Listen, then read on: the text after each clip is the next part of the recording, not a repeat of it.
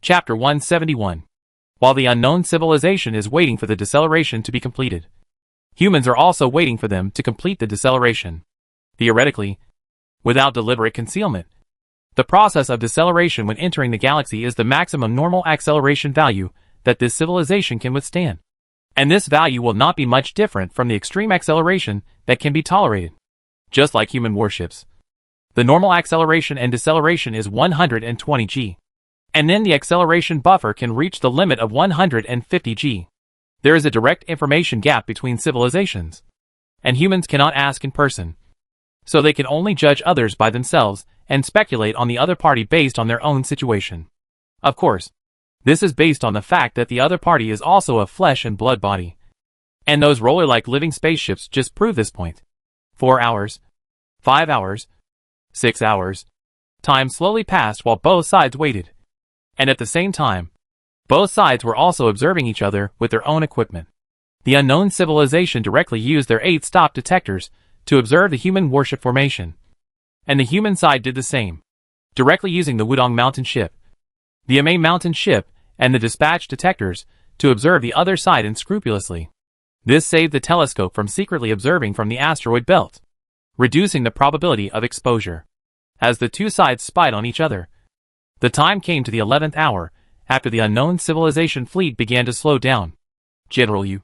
The other side has begun to adjust its posture. On the Tianqin, a voice brought Yu Yuan, who was in deep thought, back to reality. How much? Yu Yuan asked. The announcer knew what Yu Yuan was asking, so he answered while waving his hands to synchronize the data. It is divided into 2 stages. The first 5 hours is the first stage, and the last 6 hours is the second stage. After a period of time after discovering us, we observed that their thruster nozzles were obviously brighter, which should be the extreme deceleration. Taking the 2 stages into consideration, the average acceleration of the opponent is 100 g, and the limit plus speed should be higher, but not more than 110 g. After 11 hours of deceleration, we are now $6 closer, and the distance from the Wudangtian ship is about $24. Okay. Yu Yuan got up from the chair, activated the magnetic boots, and stuck himself firmly to the floor. Then said leisurely, I found that we entered the limit deceleration after an hour, so they should be infusing the acceleration buffer. Even if their limit acceleration is 110 g, it is not as good as ours. So do you think it's possible for them to decipher the information we sent in the acceleration buffer? Yu Yuan's voice was not loud, but it could be heard by every scientist in the bridge. This acceleration limit is not the gap in engine technology, but the gap in the tolerance of individual civilizations. I think it is possible. If nothing else, as long as I can see the signal on the instrument, I can do this work. The person who said this was the cryptographer Talia Sinskaya. Then, linguist Lu Xiaofan, who appeared on the big screen in the form of a video, also expressed her opinion. I think so too. We are now a paperless office. As long as the equipment is normal, the decryption work can be carried out. If we can do it, there is no reason why the other party, who is also a first-level civilization, cannot do it. In that case, the other party's supercomputer is not very good. Hearing the 2 people say this, Yu Yuan also thought it made sense. So he made such a wrong conclusion. General, maybe they started to decrypt when the stage information was sent, but found that they could not decrypt it within an hour. So they slowed down to the extreme. Yu Nafeng expressed a different opinion, because he felt that it would not take an hour to infuse the acceleration buffer. Yu Yuan nodded, indicating that he reserved his opinion, and then asked, by the way, well, what is the communication delay now? 3.6 hours. 3.6 hours. That is 3 hours and 36 minutes. Then wait. General Yu. The other fleet is still adjusting its posture, and it seems to be changing its formation. At this time, a responsible observer shouted. Yu Yuan raised his eyebrows. The screen is showing dynamics. As he spoke, Yu Yuan put his hands behind his back and looked at the big screen. There were videos from more than one angle, including frontal angles and slightly side angles. But the side angles were not real side angles, but just slightly side angles. Obviously, these were the images captured by the detectors released by the Wudangtian and Emishan fleets.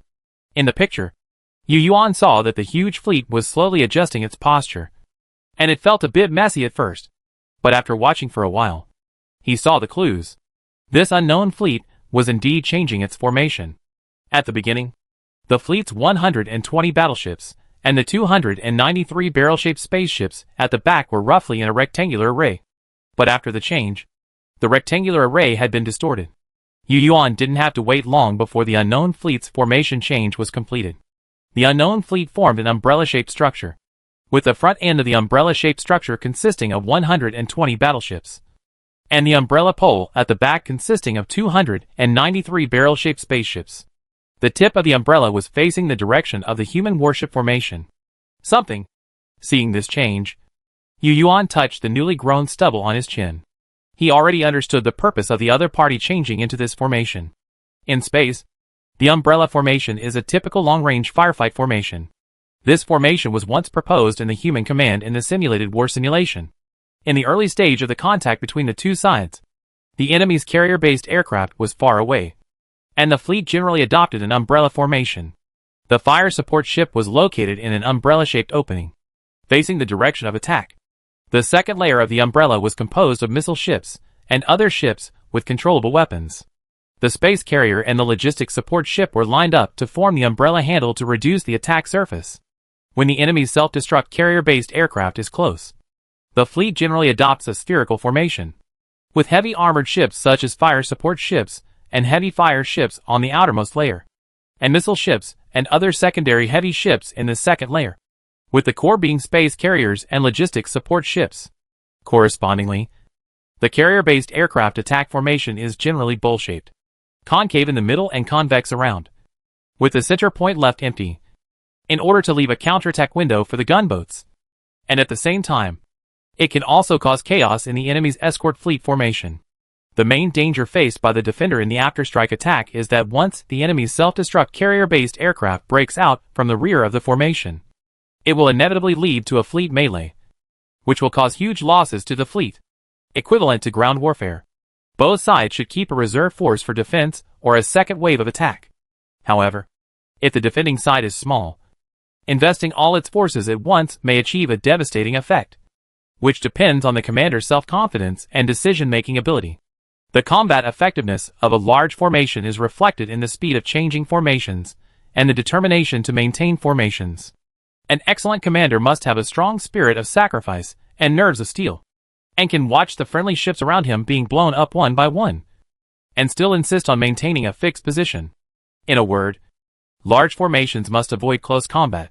Killing 1,000 enemies, but losing 800 of your own, is not the quality that an excellent commander should have. These are some tactical theories obtained by the human command from rehearsing a war at the first level of civilization. Now the unknown civilization has moved the residential spacecraft to the umbrella pole and arranged it in a long strip, which is similar in nature. However, it seems that they have to form a large formation because they want to protect those residential spacecraft. Chapter 172. At this moment, on a warship at the center of the umbrella array, the intelligent creatures inside looked heavy-hearted and seemed to be in a very anxious state. Sir Pierce, we have now completed the deceleration, but that unknown civilization still seems to be keeping strangers away. We have just experienced a long voyage and are now short of various resources and materials. What do you think we should do? A creature that walks upright on 2 feet, but is only the size of a sheep opened its mouth and emitted a sound wave in the ultrasonic range. Although this intelligent creature walks on 2 feet, it has recurved legs, flat and large soles, and is now covered by a flipper-like shoe. It also has 2 hands, but compared to humans, each of its hands has 10 boneless fingers, like octopus tentacles. Its head is flush with its shoulders, and it looks like a head attached to its chest. The top of its head is smooth and hairless, and its eyes are located on both sides of its head, similar to the distribution of most herbivores. But its eyes cannot be closed like fish eyes, because of its body structure. This creature looks very hunched and strange, especially its eyes, which give people the feeling that they are always emitting strange light. From the exposed epidermis, this creature has smooth skin that women envy, the kind that can be blown away. But the body is not very good, and the person this intelligent life is talking to is an intelligent life twice as big as him. This person twice as big as him is what he calls Mr. Pierce. Mr. Pierce is now standing in the bridge, twice as tall as the one who just spoke, and twice as big. The legs were recurved like that of the intelligent life, with 10 boneless fingers. But the body was very upright. And there was an additional thing that looked like a tail extending from behind to the floor. This thing was very large, only slightly smaller in thickness than the intelligent life that just spoke to it. But it was wrapped in some material that should be clothes, so its original appearance was unknown. Sir Pierce not only had an upright figure, but also had a bulge on his chest like a human female. But it looked like there was only one. Not only that, the face and neck of this Lord Pierce exposed outside his clothes are also very different from the intelligent creature just now, because they are covered with smooth scales. Although the eyes cannot be closed, they are now distributed in front instead of on both sides, and they are changed from round to flat. The protruding brow bone above the eye sockets is more like an embellishment for the eyes, making the eyes look like they have beauty contact lenses. Although the face is covered with scales, the eyes are closed and the mouth is clearly visible. It can be said that it looks very delicate, which is very in line with the human aesthetic of the enchanting monster. Motachuo, I've told you so many times not to rush. The enemy only has 2 Quaker-class battleships, and we have 120. Apart from the 2 Quaker-class battleships, the remaining battleships cannot break our defense.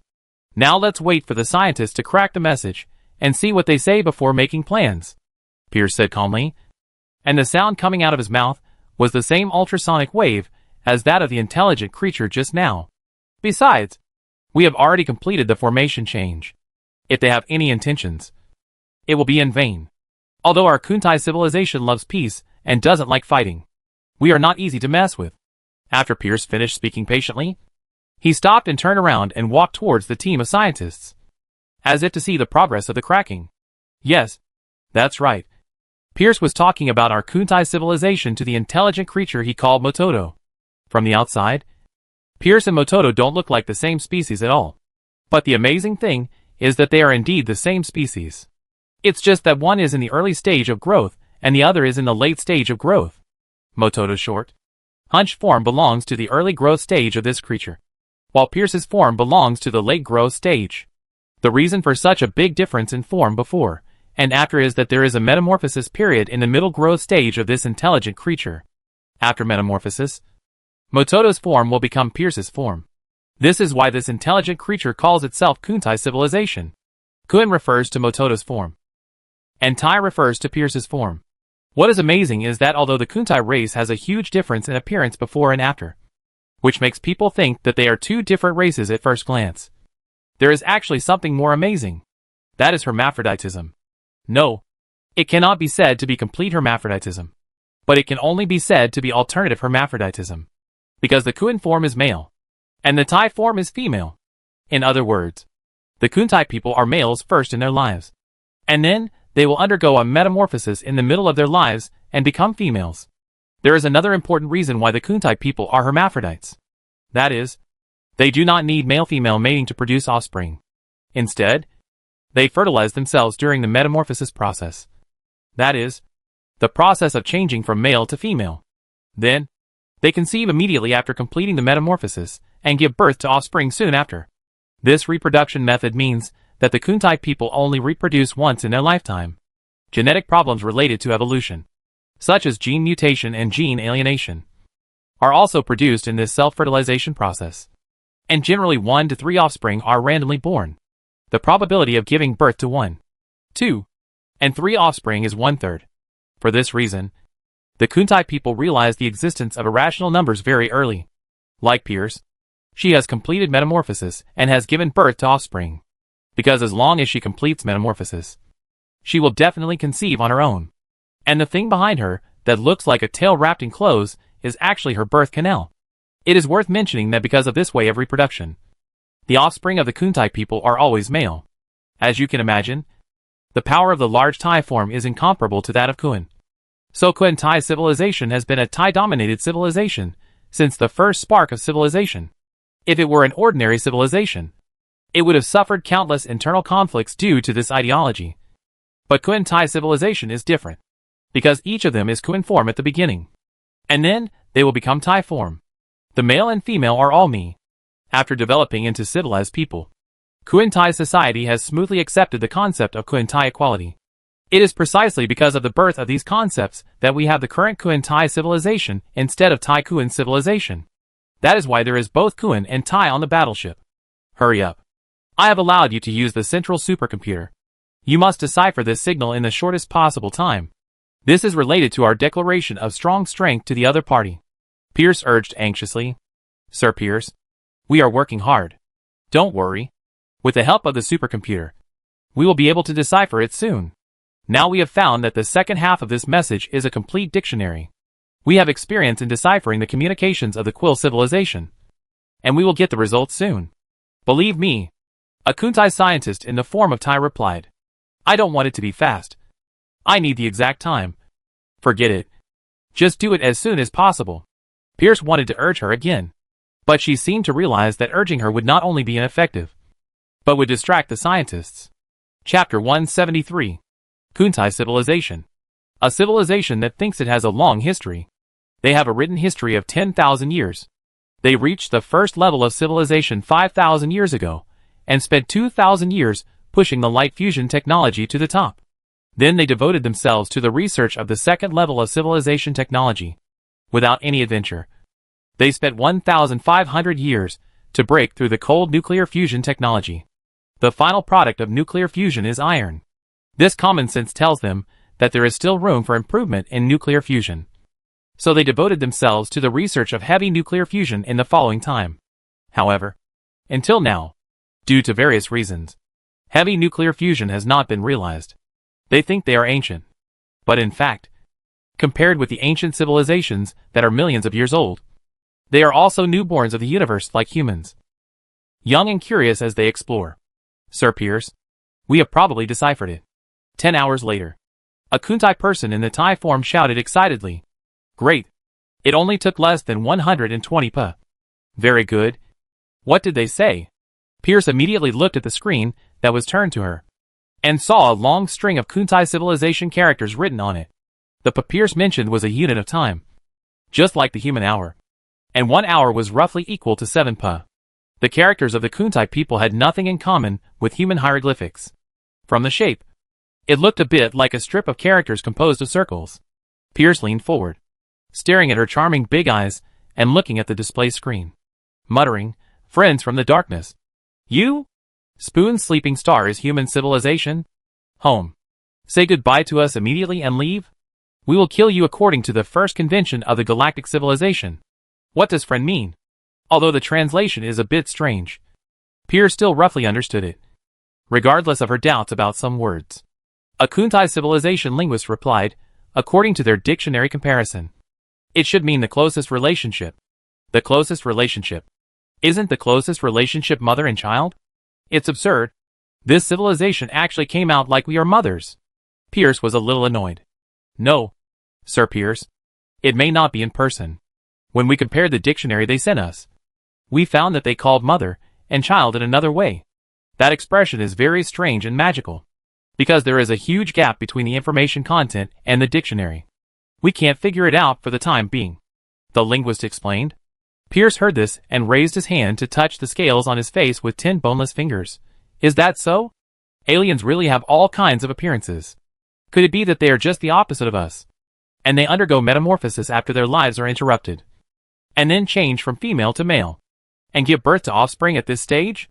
Seeing that Pierce was curious about the reproduction method of aliens at this time, Imo on the side could not bear it anymore, and he shouted directly, it is possible. But this is not the point of this message. Mr. Pierce. I know. Then let's analyze how to reply to the message now. Pierce looked down at Imo in Kuan form, and then immediately said to a staff member, as a first-level civilization, although the Kuan-Tai people communicate with ultrasound, they still have many similarities with humans in optical equipment. So now, in addition to the Kuan-Tai people in the bridge, many experts also participated in the discussion of contacting aliens through communication equipment. Mr. Pierce, at this time, a scholar spoke first to analyze. Have you noticed that there are several key words mentioned in the information of this alien? Say it. Pierce returned to his seat, then inserted his tail into the large hole reserved in the seat, and then pressed his body comfortably on it. Home. The first convention of galactic civilization. The Kuan-Tai scholar spoke with ultrasonic waves, Everyone can see the rest of the content clearly. They want us to leave here. Otherwise they will kill you. This should mean declaring war on us. Declare war? This alien civilization is quite interesting. They still use such formal words in the interstellar space. It seems that they are really a civilization with little experience. Declare war? If we didn't know where your mother planet is, and the environment of this galaxy is not conducive to attack, we would have crushed you directly. Pierce opened his mouth in contempt, making a sound that sounded like laughter. Sir Pierce, I think this civilization is not only not a civilization with little knowledge, but it is also possible that it has joined the Galactic Axis Alliance like the Quill civilization. Otherwise, how could they say something like the First Galactic Civilization Covenant? The scholar said worriedly. That's impossible. How could a civilization believe in that kind of broadcast? Pierce said in disbelief. The Quill civilization did that because we had beaten them to a dead end. Who knows? Anyway, I haven't heard of the First Galactic Covenant. But I think that, apart from the existence of the Galactic Axis Alliance, no civilization should be able to make any covenant. The scholar's ultrasonic tone revealed helplessness. If it weren't for the Quill civilization, they would still be living comfortably in the star field with their mother planet as the scope. And there would be no need to abandon their mother planet like running for their lives. The reason is that when the hateful pirate wandering civilization of the Quill civilization was about to be destroyed by them, it suddenly claimed that it had received the intelligent information of the Galactic Axis Alliance. The hateful thing is that the location is in the mother star system of the Kuntai civilization. Pierce's fleet was actually a fleet carrying out missions in other star systems.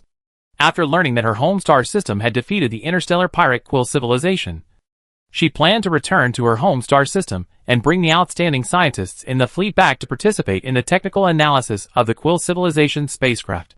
But just before she set off, she received bad news from her home star system. According to the last communication from the home star system, when the Quill civilization said that, they didn't believe it. But less than a Kuntai year had passed, and a huge spaceship suddenly appeared in the home star system. How big is the spaceship? According to the last communication from the mother planet of Kuntai civilization, it was a spaceship with a length of 800 kilometers. And the way the spaceship appeared was very strange. Pierce still remembers the last signal from the mother planet. All mission fleets should not return. The mother planet is no longer home. We saw that huge spaceship appeared in front of our fleet without any warning. The huge fleet we are proud of is as small as an ant in front of it. Then we were surprised to find that this huge spaceship was retreating. Oh, no. It was not retreating. We saw it first. And then we saw its afterimage. Oh, it was a blurred image of retreating. Not an afterimage. We scientists know what that means. Chapter 174. We didn't know what level of civilization that ship was. But after it arrived, it directly loaded all the ships of the Quill civilization into its hull. And then without saying a word, launched a bunch of equipment that we couldn't understand to our home planet. From the time they appeared to the time they launched unknown equipment to our home planet. No matter how we communicated and asked, they always ignored us, until we couldn't help but attack those equipment. The ship said, "What a pleasant surprise," recalling the last communication. Although Pierce didn't know what the surprise was, she knew what the so-called receding afterimage was. That was superluminal speed. When the observer was directly in front of the superluminal spacecraft, he could not see any image of the superluminal spacecraft. Only when the spacecraft stopped in front of him, he would see a spacecraft suddenly appear. At the same time, because the previous light had not arrived yet, another image was produced that was receding backwards. It looked like a spaceship suddenly appeared, and then flew backwards to the origin at superluminal speed.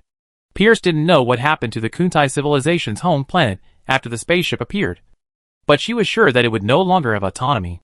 After taking a deep breath and shaking off the sad memories from her mind, Pierce said confidently that human civilization must not be a member of the Galactic Axis Alliance. The broadcast has been broadcast for so many years. If they were, they should have been picked up by the spaceship sent by the Galactic Axis Alliance. Mr. Pierce is right. That human civilization must be lying and bluffing. If it were any other civilization, they would have been fooled by them. It seems that they are frightened by our fleet. Motacho on the side was dancing with joy. Pierce ignored him and looked directly at the Kuntai people, most of whom were in the form of Tai, and said, "So do you think we should tell them the real reason why we came here?" The real reason must not be told. As soon as she finished speaking, a high-ranking Kuntai person replied, We certainly cannot disclose the information about our home planet. But we cannot avoid coming here for supplies. I think that without knowing whether the other party is a fleet or a civilization, we can first tell them that we only need the asteroid belt for supplies. And we can verbally promise them some benefits, such as cold nuclear fusion. I think this technology should be the dream of a first-level civilization. We are short of material and energy now, so it is better not to conflict with them first. Pierce agreed. Well, if they agree, then we can find out their true situation while supplying them. Our goal is to find out the situation of the asteroid belt. Only when we know this exact information, they will have no say. Sir Pierce is right. The asteroid belt is so small. As long as we can get close, there are many ways to slowly explore it. Besides, they like to bluff. And so do we. It depends on who can scare the other. Okay. Then let's reply to that friend according to this. Pierce shook his hands, indicating that the discussion would end here. By the way, Mr. Pierce, should we reply according to their code? Or send a signal of our own civilization with a dictionary attached for them to decipher themselves? There is no need to do that. Pierce shook his hands. 3 hours and 36 minutes later, an electromagnetic wave carrying a recognizable signal crossed 24 astronomical units and accurately delivered the reply of Kuntai civilization to humans. After receiving the reply, the Wadangshan ship immediately converted it into a neutrino signal and transmitted it to the Tianqin. In this way, the reply of the Kuntai civilization was presented to Yu Yuan and others. Oh, great human civilization. I am glad to meet you in this place. Before talking about business, please allow us to introduce ourselves. We are the Kuntai civilization. Kuntai is our race. As you can see, we are a fleet that has just sailed far away. A fleet for interstellar exploration for our Kuntai civilization. Oh, in your dictionary, it seems to be called an expedition team, or a vanguard fleet, because our job is to do preliminary exploration for the expansion of our civilization. I guess you are also a vanguard fleet like us, since you arrived here first. According to Article 8 of the Galactic Civilization Principles, this place should belong to you. But you should have just arrived here not long ago. How come you haven't even erected an interstellar beacon? Sorry. If you follow Article 8 of the Galactic Civilization Principles and establish a beacon in this star system, then this place will belong to you. But you didn't. So according to the Covenant, this place does not belong to you. Of course, our Kuntai civilization is not rigid. We admit that this place belongs to you. However, based on the fact that you did not build a beacon, we have the right to provide supplies here without your consent. However, in order to show respect and friendship with our Kuntai civilization, we decided to use technology to interact with you. After all, it is a fact that you came here first, and we only want resources in a small area of the asteroid belt. Oh, by the way, the home planet of our Kuntai civilization is XXX. YYY. ZZZ.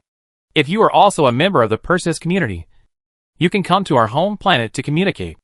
I think you should know that civilization exchanges are beneficial to both sides. Unlike the hypocritical organization of the Galactic Axis Alliance, the Persis community does not prohibit technological exchanges between civilizations of the same level, which is why we are willing to join the Persis community. Seeing this not-so-short reply, Yu Yuan pulled the corner of his mouth and could not help but remain silent. Exploration team. Advanced team. Why are they so familiar? Didn't I say that when I lied to Silver Mist back then? Yu Yuan thought. Besides, they also brought up the 8th regulations on the interaction of civilizations in the galaxy. I'm a ghost of you. You must have seen the nonsense of the first covenant of galactic civilizations that humans made up. And then, they made up the Persis community. This Kuntai civilization is really bragging. Yu Yuan saw through the fake cover of Kuntai civilization at a glance. It's not that he has a sharp eye, but human experience tells him that such things are unreliable. Otherwise, the solar system and the Centauri triple star system would not have exploded. And it was not the kind that exploded into a white dwarf, but an explosion that left nothing behind. As for the rhetoric of using technology exchange, Yu Yuan instantly thought of the experience of being seduced by Silver Mist using neutrino communication. Chapter 175. Yu Yuan guessed that the so-called interaction with technology should be true, just like neutrino communication, because only real bait can attract fish. But what if it is true? They are all first-level civilizations. What good things can they have? So, Yu Yuan told everyone his thoughts to fill in the gaps. General, I think the idea of the Yingjian community must be false. Just as we guessed. This Kuntai civilization has gone through a long journey, and is short of various resources and materials. What they need most now is definitely supplies. The Yingjian community is just a tiger skin. After a think tank member finished speaking, he glanced at Yu Yuan's face. But he didn't see any expression. So he pondered for a moment and added, "We can first see what technology they offer in exchange. And by the way, we can also find out their bottom line. As for their request to give up part of the asteroid belt, that is definitely not acceptable. Let's see what they can do." Hearing this, Yu Yuan nodded. But it didn't mean that he agreed with this meaning. "What about you?" Yu Yuan didn't rush to comment on the think tank's remarks, but looked at others. "Captain, maybe we can let them stay there. And then we can use transport ships to deliver some supplies to them from the asteroid belt, so that they can leave Aldebaran." One person expressed his opinion. "It is absolutely unacceptable to aid the enemy." Yu Yuan directly rejected this idea. There are 120 mountain-class warships on the other side. The advantage of human beings now is that they have sufficient resources. If we send supplies and energy to the other side, it will be a dead end. After hearing what Yu Yuan said, the think tank member pondered for a moment and then said, "But we have to figure out what they call technology. I think we can continue to negotiate with them. Anyway, the longer we delay, the better it is for us. Maybe we can figure out what the so-called beacon is." After the think tank member finished speaking, many experts and scholars expressed their opinions, but most of them revolved around the dialogue with Kuntai civilization. Seeing this situation, Yu Yuan had to wave his hand to interrupt the discussion. And then he shook his head. "You don't seem to understand the current situation." After a pause, when everyone was quiet, Yu Yuan continued, "The problem now is not how to communicate and test breathing. You must know that when you learn more about the other party during mutual testing, the other party will also get more information from us. And what we can't accept the most now is that they are trying to find out our true strength.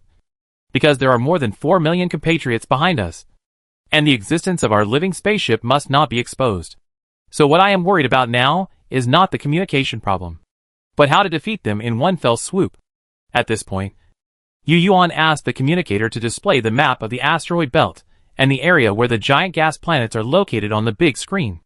Then he came to the big screen and pointed at the positions on the big screen, saying, "Look, if our living spaceship is exposed, their fleet will most likely not form a large formation like it is now, but will advance in groups from here, here, and here." As Yu Yuan spoke, the remote sensing signal in his hand was sensed by the big screen, and then the places he pointed to were marked one by one as eye-catching points and displayed accordingly.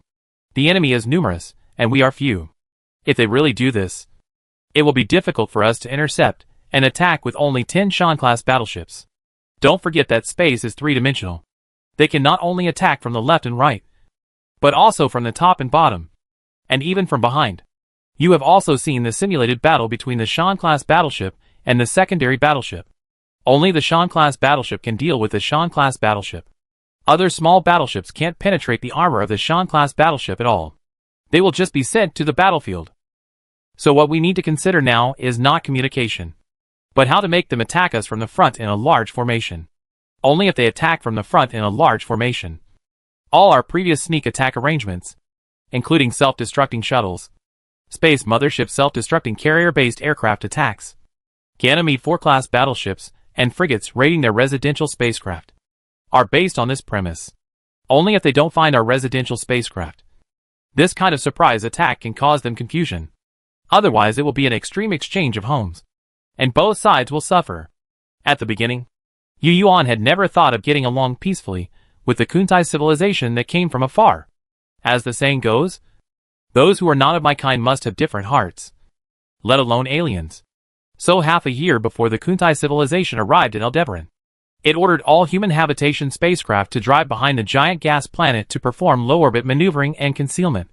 The so-called low-orbit maneuvering and concealment means that the habitation spacecraft will maintain a certain power and always keep itself on one side of the planet. The lower the orbit, the better the concealment when relying on the planet to conceal. As for why the living spacecraft was not directly landed on Aldebaran and Kongqing, there is only one reason. That is, the living spacecraft cannot land. As for the technology exchange mentioned by Kuntai civilization, Yu Yuan did not want it. but wanted to get it as a winner. After understanding Yuan's thoughts, a senior commander of the headquarters shook his head and said, "General Yu, this may be a bit difficult. Anyone with a little military knowledge knows that the asteroid belt is a place that is conducive to ambush.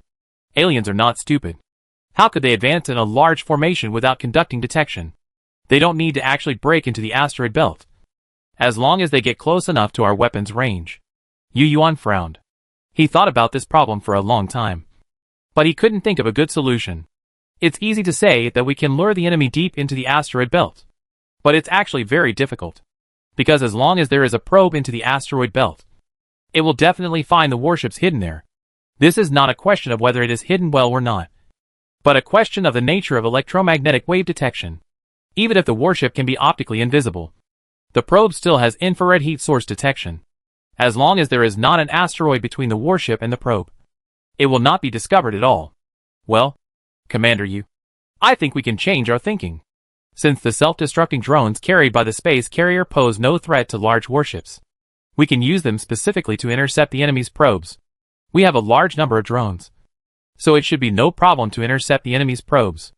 A commander and a member of the think tank analyzed, "We don't need any strategy to lure the enemy deep into our territory. We just need to destroy all the probes they send to the asteroid belt." Isn't this clearly telling them that we have an ambush? Another member asked back. So what? The think tank member who proposed his own idea smiled and then explained, "Even if they know that we are ambushing in the asteroid belt, they don't know how many there are. As long as they don't know our strengths and weaknesses, everything in the asteroid belt will be an indispellable fog of war for them." At this point, the think tank member touched his thick hair and looked at everyone, faced with the indiscernible fog of war. What would you do if it were you? Chapter 176. Before everyone answered, the think tank member answered himself, "If it were me, I would try every possible way to dispel this fog of war, because I am not sure how much is hidden in it.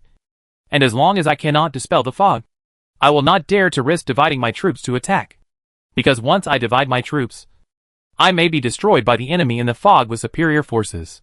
Not only that, I am also worried that after the troops are divided, the 293 residential ships behind me will be attacked by the enemy because of their weak defenses."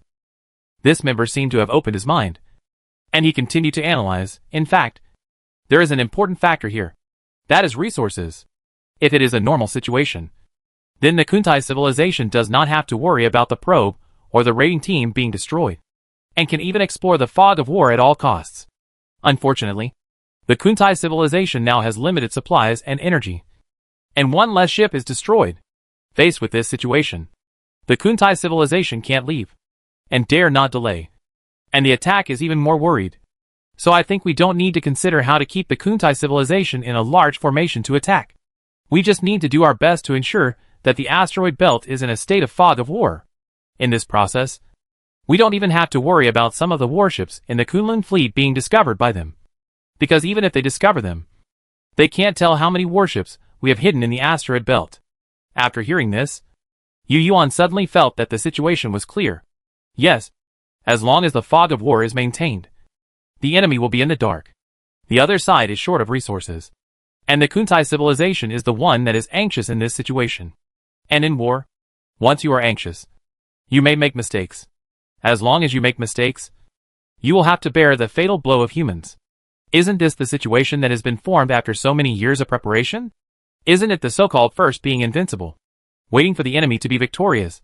Being invincible lies in oneself, and being victorious lies in the enemy? Yu Yuan felt that his previous thinking was a bit stuck in the dark. He had made so many arrangements, but he couldn't figure out the answer to this question after thinking about it for a long time. Okay.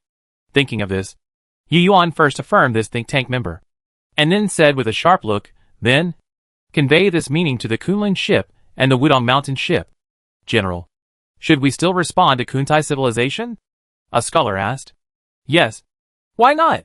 As long as the asteroid belt is kept in the fog, the longer it drags on, the greater the consumption of Kuntai civilization will be, while we don't have to worry about energy and materials.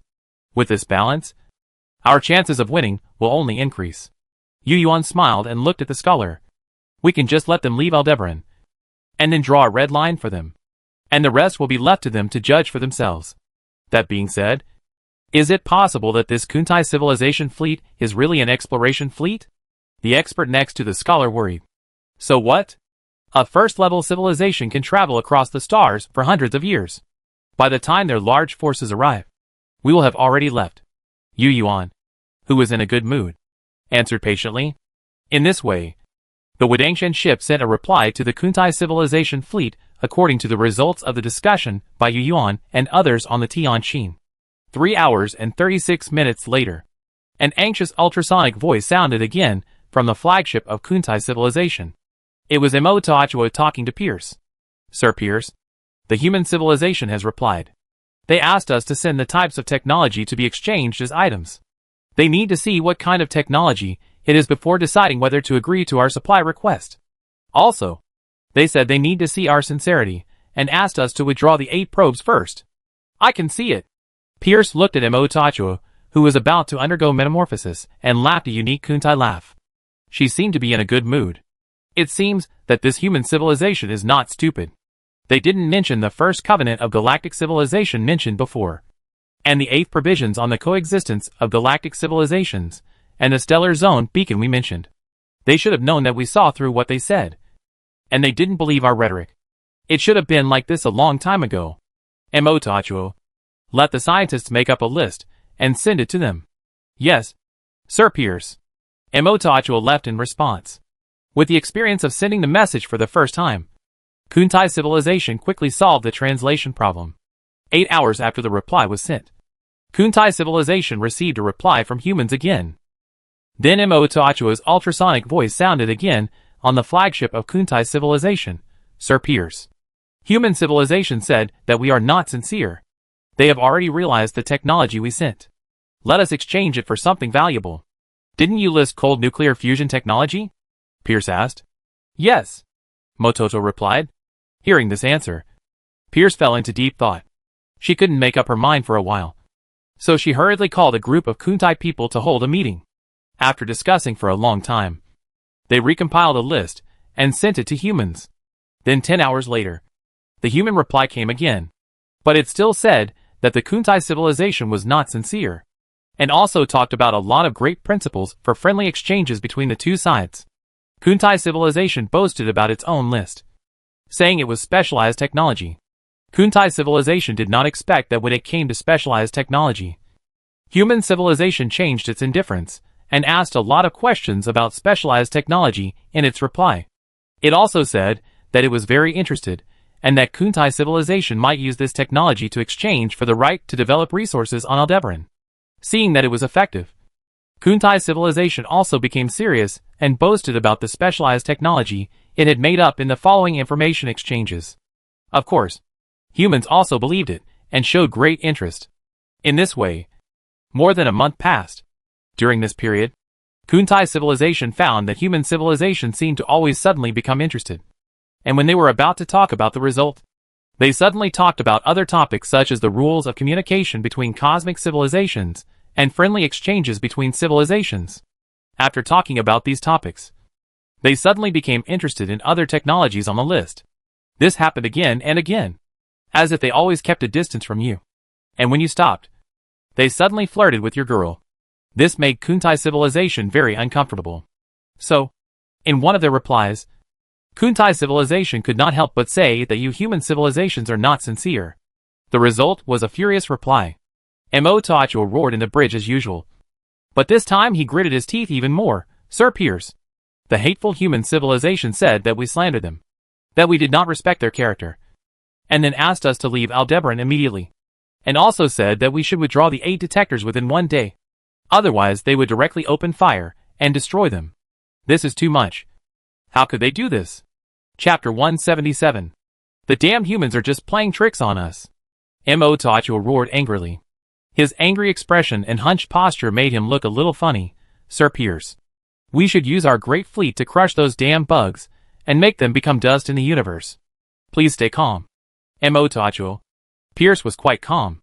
She said to Imotoachua, then looked at the map in front of her, as if thinking about something. How can I stay calm at this time? This human is not as evil as the Quill civilization, but they are more hateful than the Quill civilization. They are the cancer of the Interstellar. We should eliminate them and then take over the asteroid belt, including the 2 rocky satellites. Emotoachua waved his hands excitedly, and then looked at the interstellar map.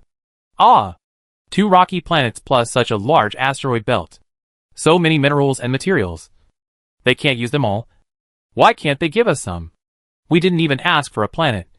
They didn't give us. We have no other choice now. Since they won't give us, then we can only destroy them. And then take it ourselves. Destroy them. This galaxy will be ours. Sir Pierce, are you worried that their main civilization is in the nearby galaxy? Don't worry. As long as we destroy them as quickly as possible and leave here after completing the supply. Their spacecraft belongs to the same first-level civilization as us. And they can't catch up with us. Oh! These despicable humans must be stalling for time. They must have sent a message to their main civilization when they found us. We can't hesitate. Sir Pierce. Pierce was silent for a while. He had already thought of what Emotoachua said. Yes, Emotoachua. You are right. Perhaps they have discovered us long ago and have sent a message to their main civilization.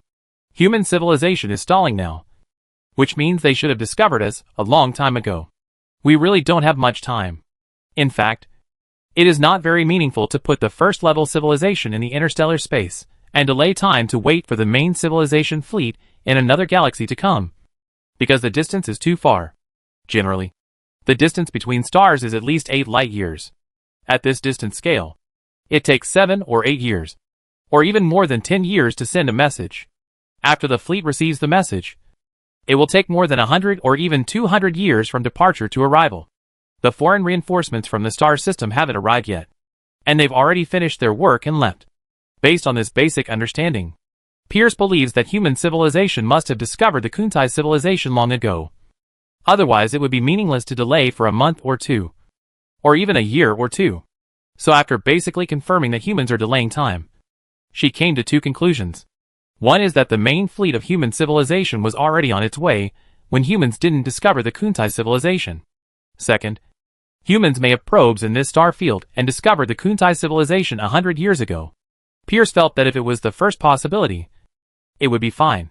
If it was the second possibility, it was very likely that there was something hidden in this galaxy that human civilization cared about very much. But no matter which possibility it was not good news for the Kuntai civilization.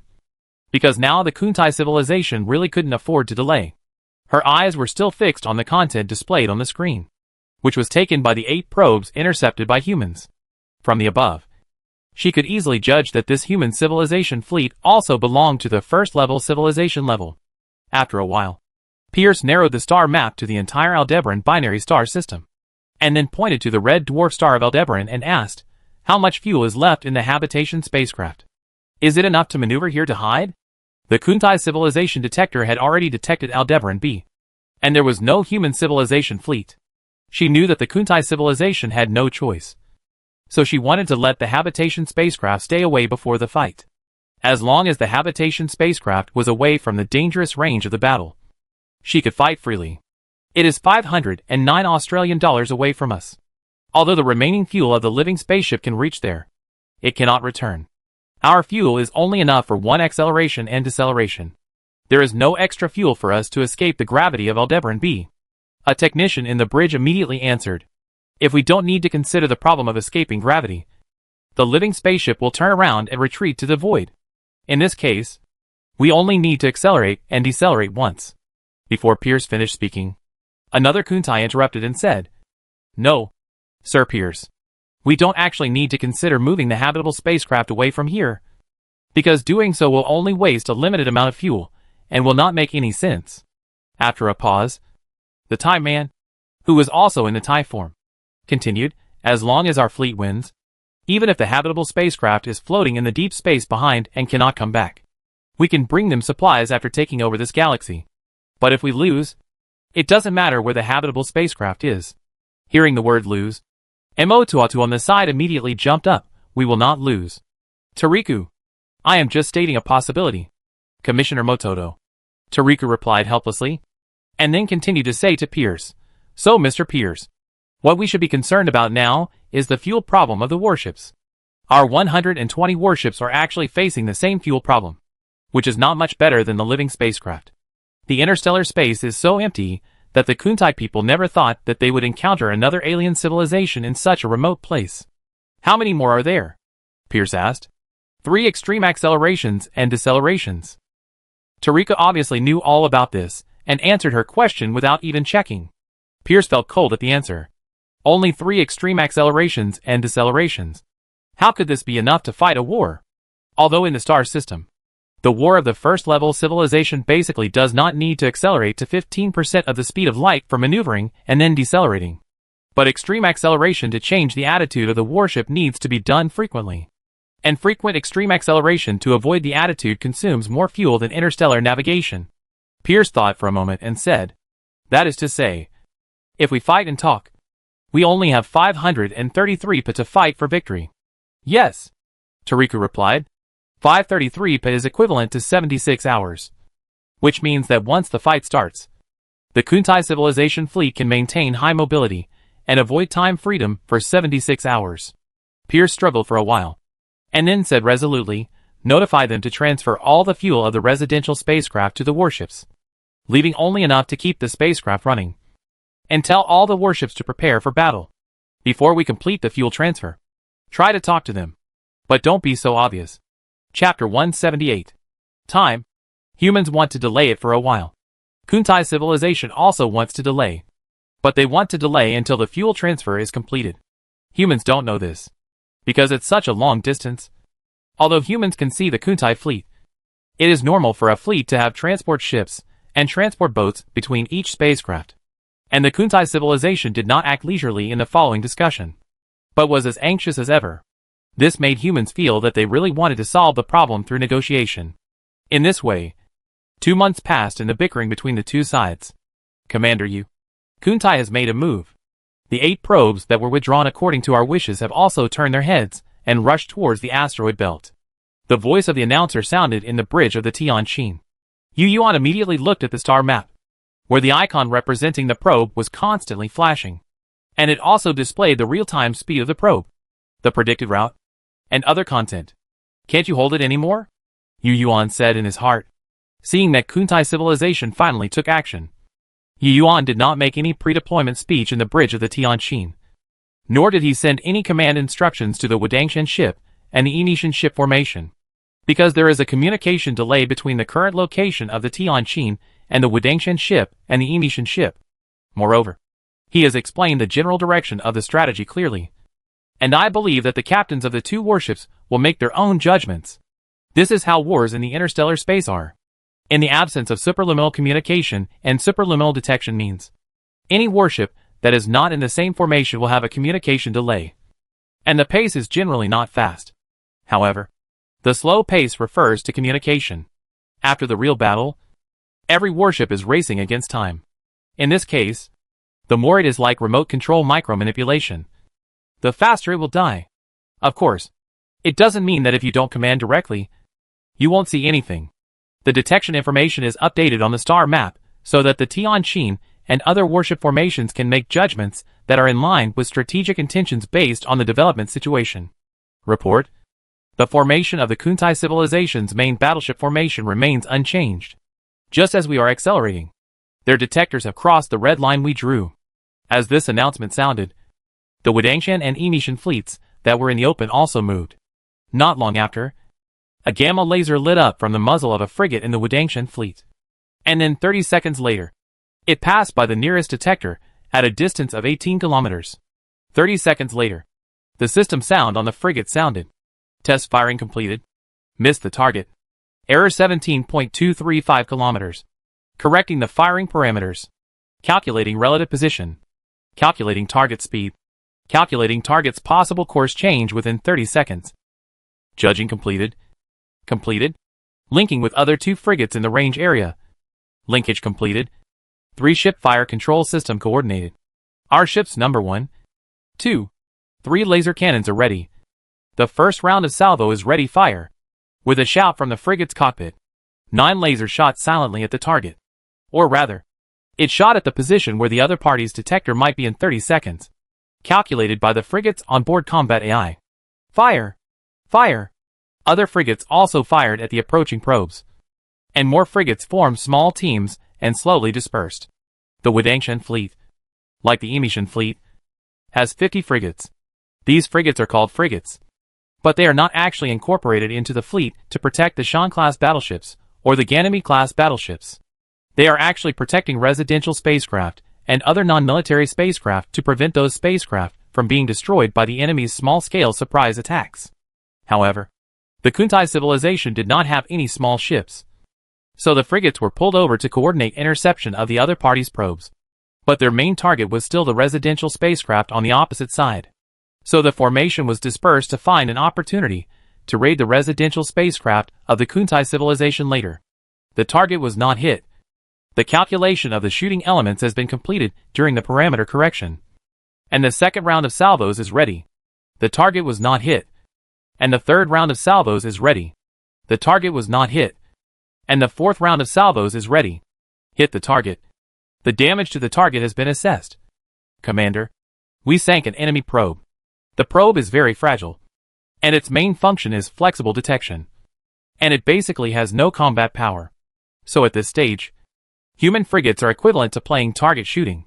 To deal with such flexible aircraft, laser weapons are undoubtedly the most suitable, because its mass is very small, basically only heavier than space nuclear missiles, and under the same nuclear fusion dynamics. It is difficult for missile weapons to hit them. Moreover, at this distance, even light takes 30 seconds to travel. If a nuclear missile is used, it can fire once and then go back to sleep before continuing to fight.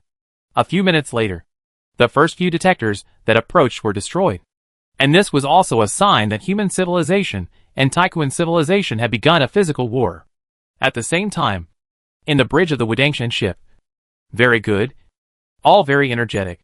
I guess you all know what we are about to face. But I will tell you again. It is the Kuntai civilization. A civilization with 120 mountain-class warships. So now tell me, are you scared? Not afraid? It would be a lie to say I'm not afraid. I'm telling you clearly that I'm afraid too. But we are soldiers.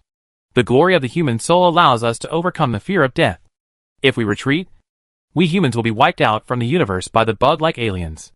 We have no way to retreat. We can only move forward, towards the enemy's artillery fire. Next, let us tell these aliens what blood and fire are. Now tell me, is there anyone trembling with fear?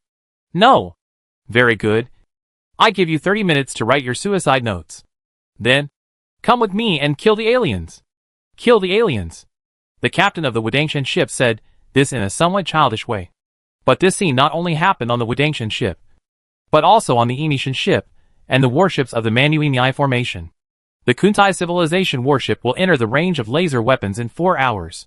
As the warships on the front line, they must be aware of life and death. As the warship formation unfolded, time was approaching the real main battlefield exchange of fire little by little. During this period, other frigates had destroyed more than a few probes that wanted to break into the asteroid belt. Attention! All ships in this formation. Please judge your own positions. Wish us good luck. With the fall of a self-blessing, the confrontation on the main battlefield officially began. Chapter 179. In the human observation, the fleet of Kuntai civilization, which was originally the front end of the umbrella formation, spewed out bright tail flames. And more than 100 mountain-class warships slowly broke away from the umbrella handle and slowly accelerated towards the asteroid belt. The Kuntai civilization has 120 mountain-class warships, but not all of them set off, but left 10 behind. After leaving the large fleet, these 10 warships immediately reorganized the formation. It can be seen that they spread out like a piece of cloth, forming a main battleship defense network, blocking the 293 cylindrical habitable spacecraft behind. The 110 warships advancing towards the asteroid belt battlefield began to change their formations while sailing after leaving their original positions.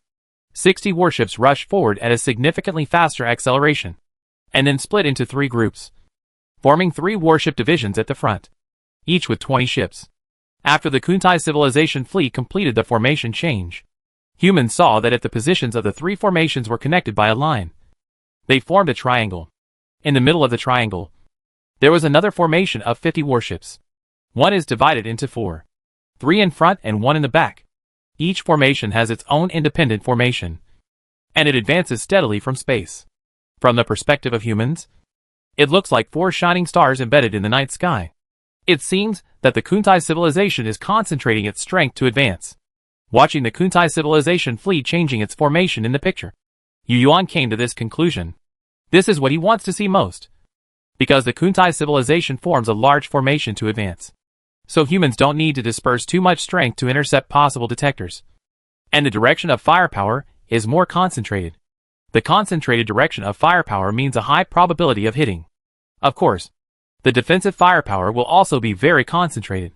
And it will be more difficult for humans to destroy it in one fell swoop. So although Yu Yuan is willing to see the Kuntai civilization fight in a large formation, he is also afraid that this large formation will rush towards a target direction without regard for its life. If they do this, even if they have an asteroid belt to cover the ambush, humans will not have an advantage in manpower. In this case, the war will proceed in a direction that is unfavorable to humans. Because there are too few Shan-class warships in the human world, and small ships like frigates can't cause actual damage to Shan-class warships. Even if there are 60 Ganymede-class warships. If the Shan-class warships of Kuntai civilization have the same performance as the Shan-class warships of humans, about 80 of the 100 Ganymede-class warships will have to be destroyed before they can be sunk. And this process is very long. So even here, Ganymede-class warships are only used to harass the enemy, using their electromagnetic railguns or nuclear missiles to harass the enemy's main battleships, as an aid to the main guns of the Shan-class warships hitting the enemy ships. Then it depends on whether you have the courage to rush into the asteroid belt all at once. Yu Yuan nervously looked at the Kuntai civilization fleet that had reached the outer edge of the asteroid belt, muttering to himself. After seeing that some of the Kuntai civilization's detectors had entered the effective range of the Wudangshan formation and were destroyed, Yu Yuan immediately made a final pre-war mobilization for the ships in his formation. As the flagship of human civilization, the Tianqin also had to participate in the battle. And Yu Yuan had made plans. As long as the Kuntai civilization fleet entered the asteroid belt, the Tianqin formation and the Kunlun formation would rush out from different positions and strive to concentrate their forces to destroy the Kuntai civilization warships that entered the asteroid belt. At the same time, the previously prepared self-destructing shuttles, space motherships, etc. will also launch the first wave of tentative self-destructing raids on the Kuntai civilization's residential spacecraft. At that time, it depends on whether the Kuntai civilization's mountain-class battleship formation chooses to continue to advance or return to defense. If they choose to continue to advance, then they will suppress all the raiding teams and make sure that the Kuntai civilization feels that their residential spacecraft is in danger. In this way, the purpose of disrupting the morale of his frontline troops can be achieved to the greatest extent. Yu Yuan and the general staff have formulated many plans, and it depends on what the Kuntai civilization chooses. As Yu Yuan waited nervously, Kuntai civilization made the next move. A batch of about 1,000 probe spacecraft were released from the main battleship and rushed towards various parts of the asteroid belt. The beginning of the war occurred when the probe spacecraft rushed and the frigate intercepted. Communicator, tell the Wudangshan ship and the Emishan ship formation. Their mission focuses on intercepting the Kuntai civilization probe spacecraft before the main formation of the Kuntai civilization makes the next decision. It is necessary to keep the asteroid belt foggy. Neutrino communication carried Yu Yuan's instructions, passing through asteroids and landing on the battlefield. At the same time, the Wudangshan and Emishan fleets took corresponding actions according to the battlefield situation. The two main battleships first withdrew to the asteroid belt for a distance, then separated up and down, maintaining the effective range of laser weapons with the other large formation. And then the 20 Ganymede-class battleships and 100 frigates in the formation all dispersed freely and began to kill the passing probe spacecraft. The space carrier carrying the self-destructive drone in the formation directly retreated behind a larger asteroid, and then released the 10,000 drones on it, forming a second line of defense at the edge of the asteroid belt. Whenever a detector missed by the frigate rushed into this range, these drones would use their advantages of small mass, large acceleration, and high speed to make up for it. For a while, the battlefield was staggered with death rays, and the nuclear missile engines sprayed tail flames like fireflies, chasing their targets. A probe ship locked by a nuclear missile had just used electronic interference to make the missile lose its target, and the next moment a light spot appeared on it. The light spot turned from red to white within 1 second, and then before the second came, it burned a hole in the probe ship. And then the probe ship was engulfed by a larger flame. That was the explosion caused by itself. Laser weapons, or energy beam weapons, cannot be detected because they are at the speed of light. And detection means being hit. The one who just destroyed the probe ship was a frigate 20 light seconds away. Before launching the energy weapon, the frigate had already targeted the probe ship and fired several nuclear missiles at it, plus several electromagnetic railguns at seemingly irrelevant places. After these physical weapons were fired, several energy cluster weapons on the frigate began to predict the target. This predictive strike not only takes into account the next turn of the other probe, but also takes into account the parameters of environmental factors, which are the experiments done by human scientists before. Chapter 180. But if that's all, it's still difficult to hit the target at a short distance of 20 light seconds. So the frigate first uses missiles and electromagnetic railguns to interfere, or block the movement route of the opposite probe spacecraft.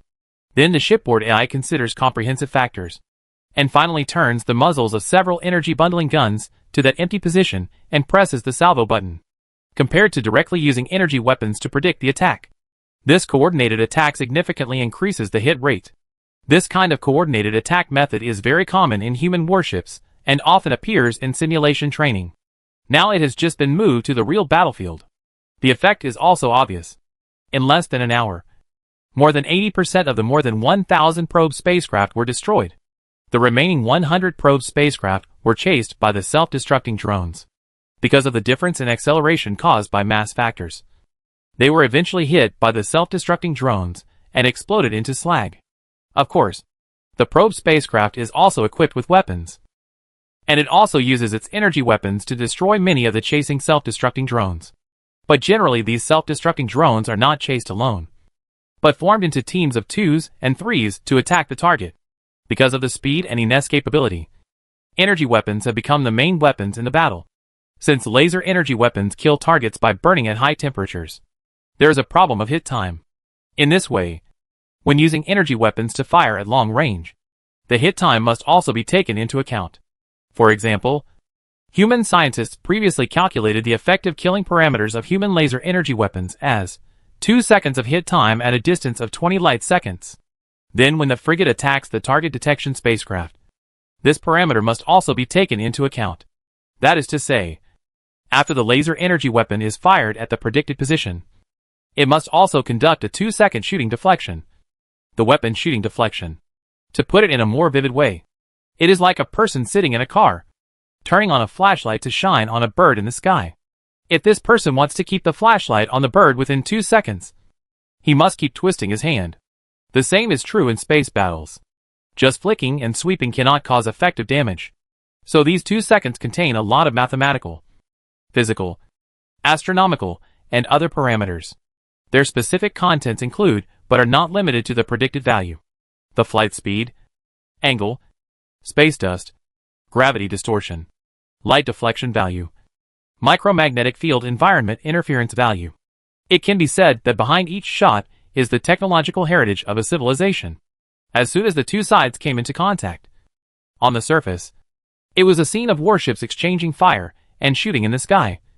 But in fact it was a competition between the two sides' computer technology and battlefield information.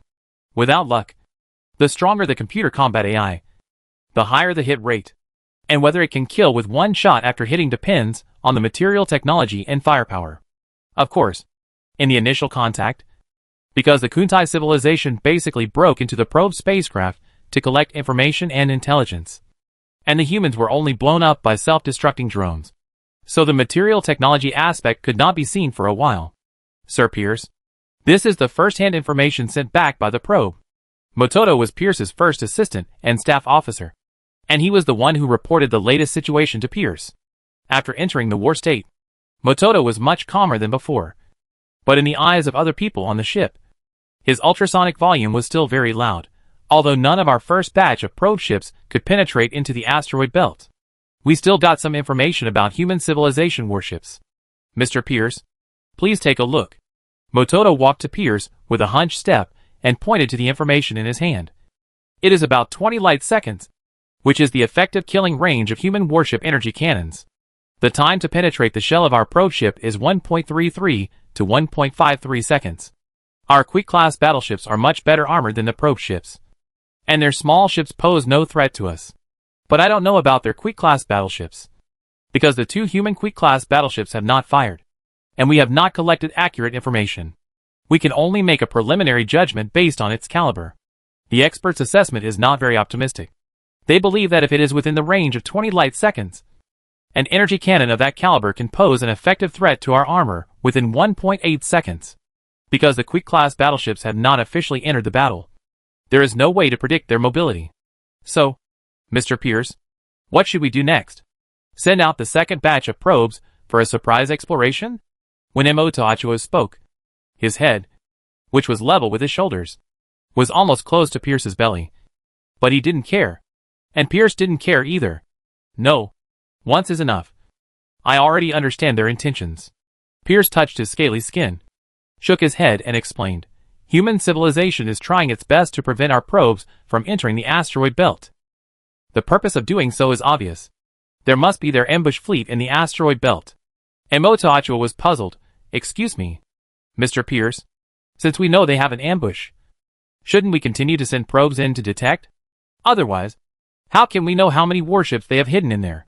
You must be very clear that as a civilization, they can't have only 2 Quick-class warships. That's right. So before our main fleet really enters the battlefield, they will definitely focus on stopping our probes. In this case, the loss of our probes is too great, and the gain is not worth the loss. Pierce analyzed it first, and then said resolutely, so I'm going to take a gamble. Give it a try. Give it a try? A member of the Kuntai staff said with displeasure and disbelief, as if he felt that 2 civilizations should not fight with something so uncertain. Yes. Pierce sighed at the air of the Kuntai people. We have no way out. Ao Zhang sang. We don't have much fuel left. We must force their main force out for a decisive battle. If they can't force them out, we rush in and force them out. We can't fight step by step, like a normal war. This is our only chance of winning. What do you bet on? The staff officer asked again. I bet that they are also like us, fleeing from the stars and coming to Aldebaran. So they also have a group of residential spaceships. As long as we know the location of their residential spaceships, we can force their main force out for a decisive battle. Pierce's eyes became sharp. Same as us? How is this possible? The staff officer said in disbelief. How can there be such a coincidence in the world? That's why I'm betting. Pierce shook his hands, as if to express his helplessness. The probability is very small, but it is possible. Don't forget the broadcast of the Galactic Axis Alliance. Chapter 181. Broadcast from the Galactic Axis Alliance? As soon as these words came out, the people on the flagship understood what Pierce meant. This star field is defined as a dangerous star field. So the low-level civilizations that receive the broadcast from the Galactic Axis Alliance have only 3 choices. One is to accept the broadcast content and accept asylum. The second is to find a way to leave this star field. And the third is to find a place to hide. Judging from the speed at which the spacecraft appeared after the Quill civilization received the broadcast, the human civilization that is still here must not have received the broadcast. So the probability is the latter 2 situations. Regardless of the latter 2 situations, human civilization must have a large number of residents here. So now for the Kuntai civilization. The problem is how to find the other side's residents. Just like Pierce said, as long as the residents are found, they can go straight to the Huanglong and force the other side to fight a decisive battle. After thinking it through, a Kuntai person immediately sprayed out an ultrasonic wave. Sir Pierce, if human civilization is an entire civilization here, they can't have only 2 Quick-class battleships in the open. They must have many more battleships hidden in the asteroid belt, which is why they prevented our probe from entering the asteroid belt. That's right. Pierce shook his tail, then turned around and said, we don't know the layout inside, and we don't know how many warships are hidden inside.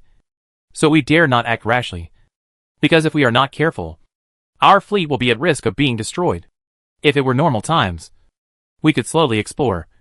But, Pierce said helplessly, but now it's not possible. We only have 533 minutes of combat time. Once our fleet really enters the war, we must fight to the end. There is no retreat. If we retreat, there will be no chance to rise again. Mr. Pierce, what do you want to do? The Kuntai leaders also understood that the Kuntai civilization had no way out. If they could not defeat the human civilization, then they would only face death. Because most of the fuel for the living spacecraft had been transferred to the warships, so they could not escape. Even if there was fuel, many spacecraft would not be able to fly to the next destination without stopping for replenishment and maintenance. Pierce did not answer directly, but asked in return, "Where do you think the human civilization will hide the residents?" "If I occupy the advantageous terrain, I will hide the residential spacecraft behind the gas giant planet." Kuntai thought for a while and answered. But as soon as she finished speaking, another Kuntai objected, "No. Anyone can think of this. Human civilization is not that stupid. I think they should hide the residential spacecraft in 3 batches, hiding them behind the gas giant planet and its 2 satellites. Separately hiding will not be wiped out. In addition, hiding behind the rocky satellite has another advantage. That is, they can freely mine the minerals on it to replenish their fleet with supplies and new warships. I think this is one of the reasons why they are so confident in delaying time. Another reason is, of course, that they know that we are short of energy. No. No. No. The most dangerous place is the safest place, because it is the most unexpected.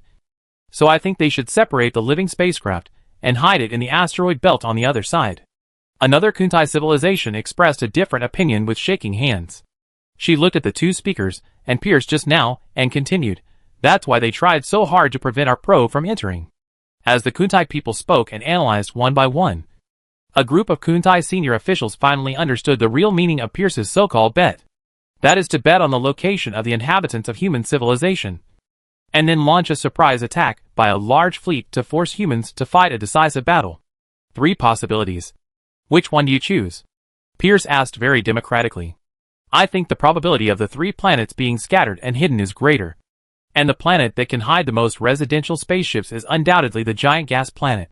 So if you want to bet, I will rotate that planet." A Kuntai person answered immediately. "What about you?" There were still various answers to Pierce, but more than half of the Kuntai people believed that the probability of the 3 planets being scattered and hidden was the greatest. And if all 3 had residential spaceships, then the giant gas planet would undoubtedly have the most. "Okay, let's do it." Seeing that most people were like this, Pierce also made up his mind. "Sir Pierce, do you want the fleet to directly raid the back of the giant gas planet?" A Kuntai man who had not yet recovered asked blankly. "It's the giant gas planet, not the back." Pierce shook his hands to indicate, and then explained, "We don't need to go around in a big circle, because doing so is not only unnecessary, but also wastes our limited fuel. Besides, the living spacecraft of human civilization can be maneuvered. If we go around, they will also go around the gas planet to avoid sight. So we can only rush directly to the gas planet and occupy its entire orbit. Then, shall we conduct a full-scale assault from the front?" The person who asked the question was Emotachuo, and judging from his expression, he seemed to disagree with this strategy. "No, Emotachuo, we will not attack from one point together, but from here, here, here, and here to conduct simultaneous assaults, and then attack the target planet together." Pierce pointed out 4 routes to the star path. 3 squadrons circled in an arc from a distance and attacked into the asteroid belt, while the main fleet attacked directly from the front of the current position. Synchronous? Mr. Pierce, forgive me for being blunt. This is a taboo in military strategy. If you rush in without knowing the enemy's true strength and the enemy's ambush distribution, you will only fall into the enemy's trap and eventually fail. A Kuntai said seriously. "We didn't choose it, ma'am. Don't you think that human civilization will choose the asteroid belt ambush tactics when the fleet is insufficient?" Pierce looked at the Kuntai people again and asked a question, then explained, "If they have enough power, there is no need to make such a layout. They can just use all their strength to attack us and defeat us in space." But they chose to rely on the asteroid belt. And after learning that we were short of energy and materials, they implemented a delaying plan. Doesn't this just show that they are not strong enough and have no confidence in defeating us in a decisive battle? In this case, we cannot fulfill their wish. As long as we press forward with our entire army, they will not be able to rely on the asteroid belt and use their superior number of warships to defeat our fleet one by one. Although this is a risky move in an unknown terrain, as I said just now, they have no confidence in defeating us head-on. So their strength should theoretically be weaker than ours. So even if they have the asteroid belt as a support and have a geographical advantage, we still have a chance of winning. Chapter 182. It is only possible. Sir Pierce, The Kuntai who raised the question just now obviously disagreed with Pierce's analysis. She shook her head and continued, if it were me, even if I had superior forces, I would not go out to fight a civilization with scarce resources and energy head-on with a large fleet, but would still rely on the asteroid belt to fight, because that would minimize the losses. None of the intelligent life forms that can become cosmic civilizations are really stupid. Although we don't understand the way of thinking of human civilization, we can see some clues from the previous negotiations and exchanges. They are definitely not stupid. So I think that their forces should not be less than ours. Sir Pierce, think about it. If they really come here as a civilization, they must have developed here for many years. A civilization with a star system has no reason to have fewer fleets than us. Right? Pierce was choked up for a moment. She suddenly felt that she had taken it for granted. There was indeed such a possibility. But she did not give up her opinion. She said in a resolute tone, that's why I said bet. We have no way out. We can only move forward. The brave will win when they meet on a narrow road. For the future of our Kuntai civilization, I believe that the soldiers will be ready to die. Sir Pierce, I don't deny this. The Kuntai man just wanted to say a few more words, but was interrupted impatiently by Imo on the side. You guys, come up with a plan. If you don't decide, we will enter the effective range of human civilization's laser energy weapons. Mototo was really anxious, because the Kuntai civilization fleet couldn't slow down now. Because once it slowed down, it would inevitably consume more fuel. But he also understood that it was not that these people, including Pierce, the top leader of the Kuntai civilization, did not discuss the plan in advance, but that the plan discussion must be based on the battlefield situation and information acquisition. Otherwise it would be empty talk. Listen to me, First Mate Mototo. The Kuntai who was interrupted just now was very patient. Perhaps because she knew that Mototo was a Kuntai person with this kind of personality. Seeing that Pierce and the others were listening attentively, Kuntai continued what he had just said. I don't deny Mr. Pierce's speculation. But war must be based on the opponent being stronger, not on the opponent being very fragile. Then let's assume that human civilization has more or similar numbers of Quick-class battleships than us. In this case, I think we shouldn't charge forward all at once. But we shouldn't send one squadron to test first, and then wait for the results of other squadrons. Since we have decided on the strategy of attacking the giant gas planet, the next actions must serve this strategy, including the main fleet where our flagship is located. So I think we can still follow what Pierce said.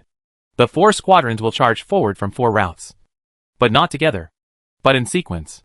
They can be divided into 2 echelons. The squadrons on the left and right sides that are farthest away will charge forward into the asteroid belt first. And then our main fleet and another squadron will charge forward at the same time. The time interval between the attacks of our 2 echelons should be calculated according to the speed of the human fleet to ensure that they cannot finish attacking one of our squadrons, and then turn around to attack another one of our squadrons. We are both first-class civilizations, and this speed is not much different when calculated with our Quick-class battleships as a reference. Of course, advancing in 2 echelons does not mean that we should let the other 2 echelons slow down and wait. Our tactical intentions cannot be exposed immediately.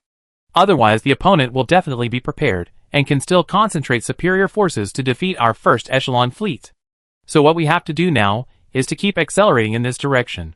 When the 3 squadrons and our main fleet are about to enter the asteroid belt, our second echelon will perform extreme deceleration and brake, allowing the first echelon to go first, so as to disrupt their deployment. If they come out to attack us while our second echelon is slowing down, that's even better. We can just turn around and fight them outside the asteroid belt. Hearing this Kuntai man talking, Pierce's mind became clear. She thought that if human civilization rushed out, it would lose the terrain advantage of the asteroid belt. And those artillery turrets and the like deployed on the asteroid would inevitably lose their function. The method of advancing at the same time and then braking suddenly can take into account both the large and small human civilization fleets, and has the effect of turning passive into active. This should be the best tactic. Okay. Notify the rest of the fleets to implement this tactic. Seeing that no one else had any objections, Pierce immediately made a decision. Order the other 3 fleets to continue to distance themselves. Mototo, you will summarize our conversation and send the tactical plan to the other 3 fleets immediately. Order the left and right fleets to be the first echelon and execute immediately. Everyone. The victory or defeat of the Kuntai civilization depends on this move. May the god of Kuntai bless us. A group of Kuntai people followed and shouted, "May the god of Kuntai bless us." On the battlefield, every decision made by each side affects the direction of the entire war. Humans naturally don't know that the Kuntai civilization is already gambling. They just see that the Kuntai civilization fleet is divided into 4 fleets and rushes forward together. It is precisely this situation that has put humans in distress. Seeing this situation, Yu Yuan couldn't help but rant in his heart. What you fear will come true. Obviously in the fog of war. Why is the Kuntai civilization so stupid? Yu Yuan paced back and forth in the bridge of the Tianjin, his mind frantically thinking about countermeasures. He felt that if the 4 squadrons of the Kuntai civilization entered the asteroid belt from 4 directions together, it would be worse than entering in a group.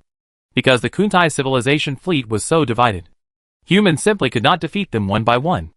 If they lost sight of one thing while focusing on another, and some warships were leaked in, the living spacecraft would be in danger. What should I do? While Yu Yuan was thinking, the voice of the communicator sounded in the bridge. Commander Yu, the Kuntai civilization fleet has entered the effective range of the Wudangshan and Emishan fleets. The 2 mountain-class warships are conducting a test attack on them according to the original plan. In addition, the Ganymede-class warships and small frigates are still scattered everywhere to prevent the opponent's second wave of probes from penetrating deeper. Yu Yuan looked at the star map and thought for 2 seconds. Then said, "Order. Wudangshan ship. Emishan ship, do not fight to the end. Maintain long-distance maneuvers. But if you hit the enemy warship and get the corresponding data parameters, you can retreat into the asteroid belt as appropriate. In addition, order the Kunlun fleet to release the space carrier. Cooperate with our fleet space carrier and the self-destructing shuttle to carry out the first wave of self-destructing raids on the Kuntai civilization residential spacecraft cluster. In addition, draw 10 Ganymede 4-class warships and 100 frigates from the Kunlun fleet to form the second wave of long-range raid detachments. Waiting for orders." Chapter 183. Yu Yuan knew that there were 10 Shan-class warships at the Kuntai civilization's residential spaceship, but he only sent self-destruct drones and self-destruct shuttles for the first wave of attacks. And the second wave was a formation of Ganymede-class warships and frigates, without sending Shan-class warships, because the raid was not to kill the 10 Shan-class warships of the Kuntai civilization, but to specifically attack the residential spaceship. Although there were 10 Shan-class warships guarding there, as long as they cooperated well, they should be able to suddenly break through the defense circle and sink the residential spaceship. The purpose of his doing so is very simple. That is, to make the large force of Kuntai civilization that is about to enter the asteroid belt worry about their backs, so that they cannot concentrate on the asteroid belt. As for the Wudong mountain ship and the Amei mountain ship, after conducting a tentative attack and obtaining the armor and artillery parameters of the mountain-class warships of Kuntai civilization, they will retreat to the asteroid belt, and then fight with the Kunlun Mountain Formation and the Tianjin Formation against the Kuntai civilization fleet that is about to enter the asteroid belt. Humanity has too few mountain-class warships, only 10, and the Kuntai civilization is now about to enter the asteroid belt. There are 110 ships, which is equivalent to 1 ship fighting 11 ships. According to the human simulation parameters, it takes about 100 Ganymede 4-class warships to defeat a Shan-class warship. So the difference in numbers is the most difficult part for Yu Yuan now. In addition, the Kuntai civilization is now launching for simultaneous raids, and Yu Yuan's heart is really a little cold. What should I do?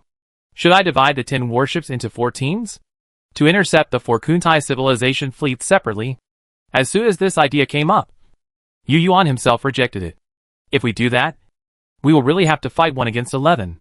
The only advantage we have is the terrain of the asteroid belt. We can't win just by thinking about it. Commander Yu, the first wave of self-destructive attack cluster has been triggered. It is expected to enter the effective range of energy weapons of the fleets on both sides of the Kuntai civilization in 3 minutes. The communicator reported the situation intelligence and quickly recorded the information in the combat system in real time with both hands. Order the second wave of assault to depart in 10 minutes. At the same time, all the remaining 1,500 self-destructive shuttles will follow the second wave of assault. Tell the captains of the 10 Ganymede-class battleships to disrupt the situation over there. There is no need to confront the enemy's 10 Shan-class battleships head-on. But I want to see the fireworks of the Kuntai civilization's residential spaceship. Yu Yuan immediately issued a second order. Yes. The communicator responded, and sent Yu Yuan's order. Because the communication delay from the Tianqin to the Kuntai civilization's residential spacecraft reached 3.6 hours. Yu Yuan could no longer give any specific tactical command for these two waves of raids. After the raid, the success or failure would depend on the talents of the captains of the 10 Ganymede 4-class battleships. "Bring up the star map," Yu Yuan shouted immediately.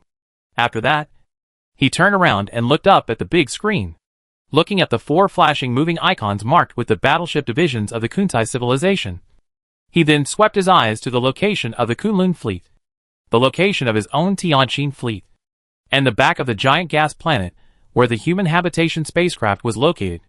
After a few seconds, Yu Yuan looked at the scientific officer on the Tianqin, and while gesturing on the star map, he said, "Old Lu, if my fleet merges with the Kunlun fleet, we can concentrate our forces to first block the enemy's central army formation, and then detour back to the orbit of Aldebaran and Kongqing to build a second line of defense. Will there be enough time?" The scientific officer, who was looking at the star map with Yu Yuan, understood what Yu Yuan meant. He entered various parameters according to the route indicated by Yu Yuan without saying anything. After the parameters were entered, the central computer on the Tianqin immediately gave the answer. So he replied, "General Yu, theoretically we have time, but we must defeat the central army within 3 hours. Otherwise, according to the speed, the remaining 2 formations will reach the orbit of Aldebaran and Kong Star before us. 3 hours? The enemy's central army formation has 50 mountain-class battleships, and the flagship is also there. I'm afraid it won't be easy." Yu Yuan shook his head. Seeing this, the scientific officer continued, "And Commander Yu, given the current location of our Tianqin fleet and the Kunlun ship, if we first block the enemy's central formation, we will have to conduct a lateral maneuver of 3 million kilometers. And by then, we will be exposed to the enemy's field of vision before the battle." Hearing this, Yu Yuan took a few steps in the bridge, and it was obvious that he was also very anxious. Indeed, as the scientific officer said, the previous deployment of the Kunlun ship formation and the Tianqin formation was based on the enemy's small team to conduct a tentative attack from the left or right side. But now the enemy is advancing in 4 directions, and if they turn back to block the middle army, they will have to run a distance before they can get into range. Damn, this Kuntai civilization is crazy. Kuntai civilization was so reckless that Yu Yuan couldn't help but curse their ancestors in his heart. He originally sent the Wudong mountain ship and the Amei mountain ship out, in addition to being a formation on the surface, to make it look like they were luring the enemy deep into the territory, so that Kuntai civilization would worry about the large number of ambushes on the shortest route in the middle. But he didn't expect that Kuntai civilization seemed to not only ignore it, but also became a reckless man who didn't care about luring the enemy deep into the territory. "General Yu, do you want to change the tactics?" the scientific officer asked tentatively when he saw Yu Yuan's tangled face. This also woke Yu Yuan from his deep thoughts. "No. Follow the original plan and wait for the attack." Yu Yuan shook his head and said this, then shouted to the communicator, "Connect me to Manuimiai." "General Yu?" After a while, Manuimiai's royal sister voice and image appeared on the Tianqin bridge screen. "Well, the enemy unexpectedly divided the fleet into 4 squadrons and advanced in parallel, and we cannot use the main battleships to block them at the same time. So our army also needs to make some adjustments. In this regard, I want to attack 2, delay 1, and let 1 go." Because there was a 3-minute communication delay between Manuimiai and Yu Yuan. Yu Yuan did not say a word and wait for the answer before speaking, but finished the strategy in one breath. The so-called attack 2, delay 1, and let 1 go means that your formation is responsible for blocking the 20 enemy Shan-class warships on the left, and my Tianqin formation is responsible for blocking the 20 enemy Shan-class warships on the right. In addition, the Wudangshan ship and the Emishan formation, plus their 100 frigates, 20 Ganymede-class warships, plus the Ganymede-class warships and frigates of Mai and your 2 formations as backup, harass and delay the 50 Shan-class warships of the central army of Kuntai civilization. As for the 20 Shan-class warship formations on the other side of Kuntai civilization, let them enter first. Lead you and my 2 formations to complete the blocking mission, and then turn around and fight back. Chapter 184. Yu Yuan paused and continued, "At that time, your fleet will only have Kunlun, Taishan, Huashan, Songshan, Huangshan, 5 Shan-class warships plus a space carrier, barely 6 ships, while the enemy has 20 ships. 6-20. Do you have confidence? 6 minutes later. On the big screen in the bridge of the Tianjin, Man Yuemi's head began to speak. Yu Yuan knew that this was the delay of communication back and forth. Please rest assured, General Yu. We have the asteroid belt as a support. And the terrain is in my hands. On the surface, it is 6-20. But in fact, we can use the advantages of neutrino communication and the visual shielding effect of the asteroid belt to achieve 6-6. Then 6-6. Then 6-3. And 3. Moreover, my fleet still has 6 ships, while General Yu's fleet only has 3 ships. How can I say I have no confidence? Soldiers fight on the battlefield, only to die. Why bother saying more? Man Yuemi is right. As long as the formation is commanded properly, it is possible to divide the 20 mountain-class warships of Kuntai civilization according to the geographical advantage. Because humans have neutrino communication, they can ignore the asteroids and various meteorites in the asteroid belt to communicate. But Kuntai civilization cannot. And Kuntai civilization is not familiar with the terrain. Yu Yuan does not believe that Kuntai civilization also has such a coincidence and mastered neutrino communication. Okay. Then after the Kuntai civilization advances to the asteroid belt in 4 directions, we will arrange it this way. Yu Yuan nodded, then stared at Man Yuemi on the screen, and said confidently, victory will definitely belong to us.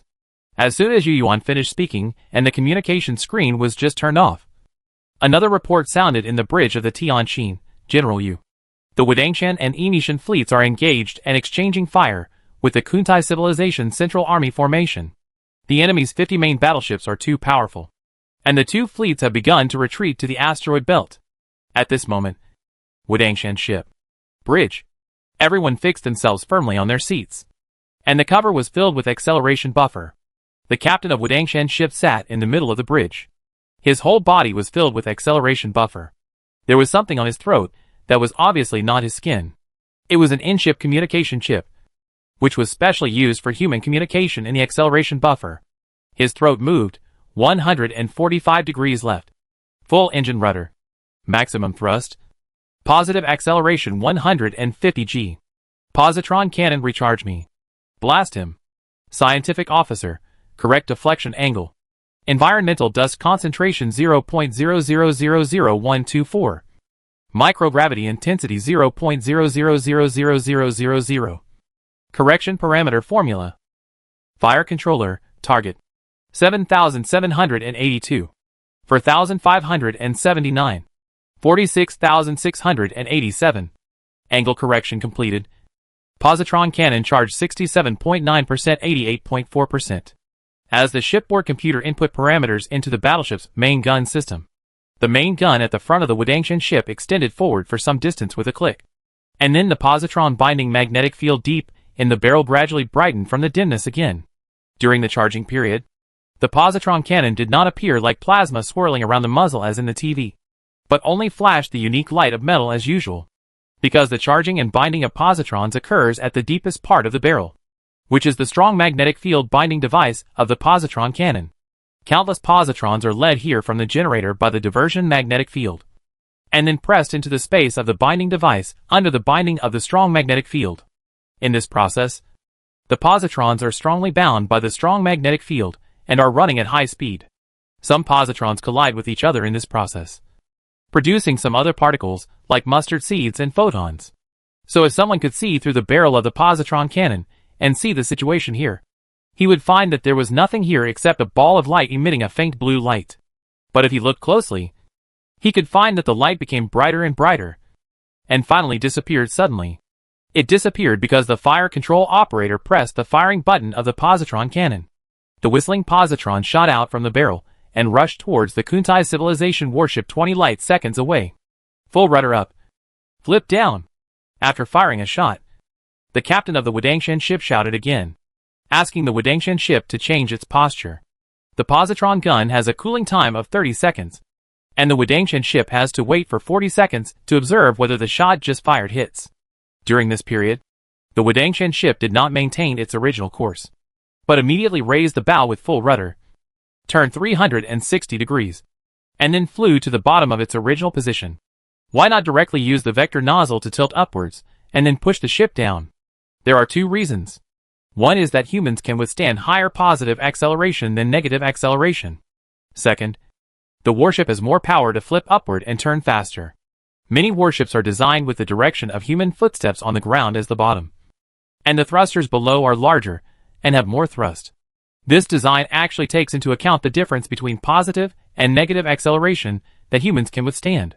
The so-called positive acceleration is simply the equivalent force when sitting in an upward accelerating elevator, and the negative is the opposite. When there is negative acceleration, the blood vessel pressure on human brain tissue is greater, even with the assistance of acceleration buffer. This law based on physical facts cannot be changed. Captain, the electromagnetic railgun is fully charged. The bridge of the Emetian ship was also busy.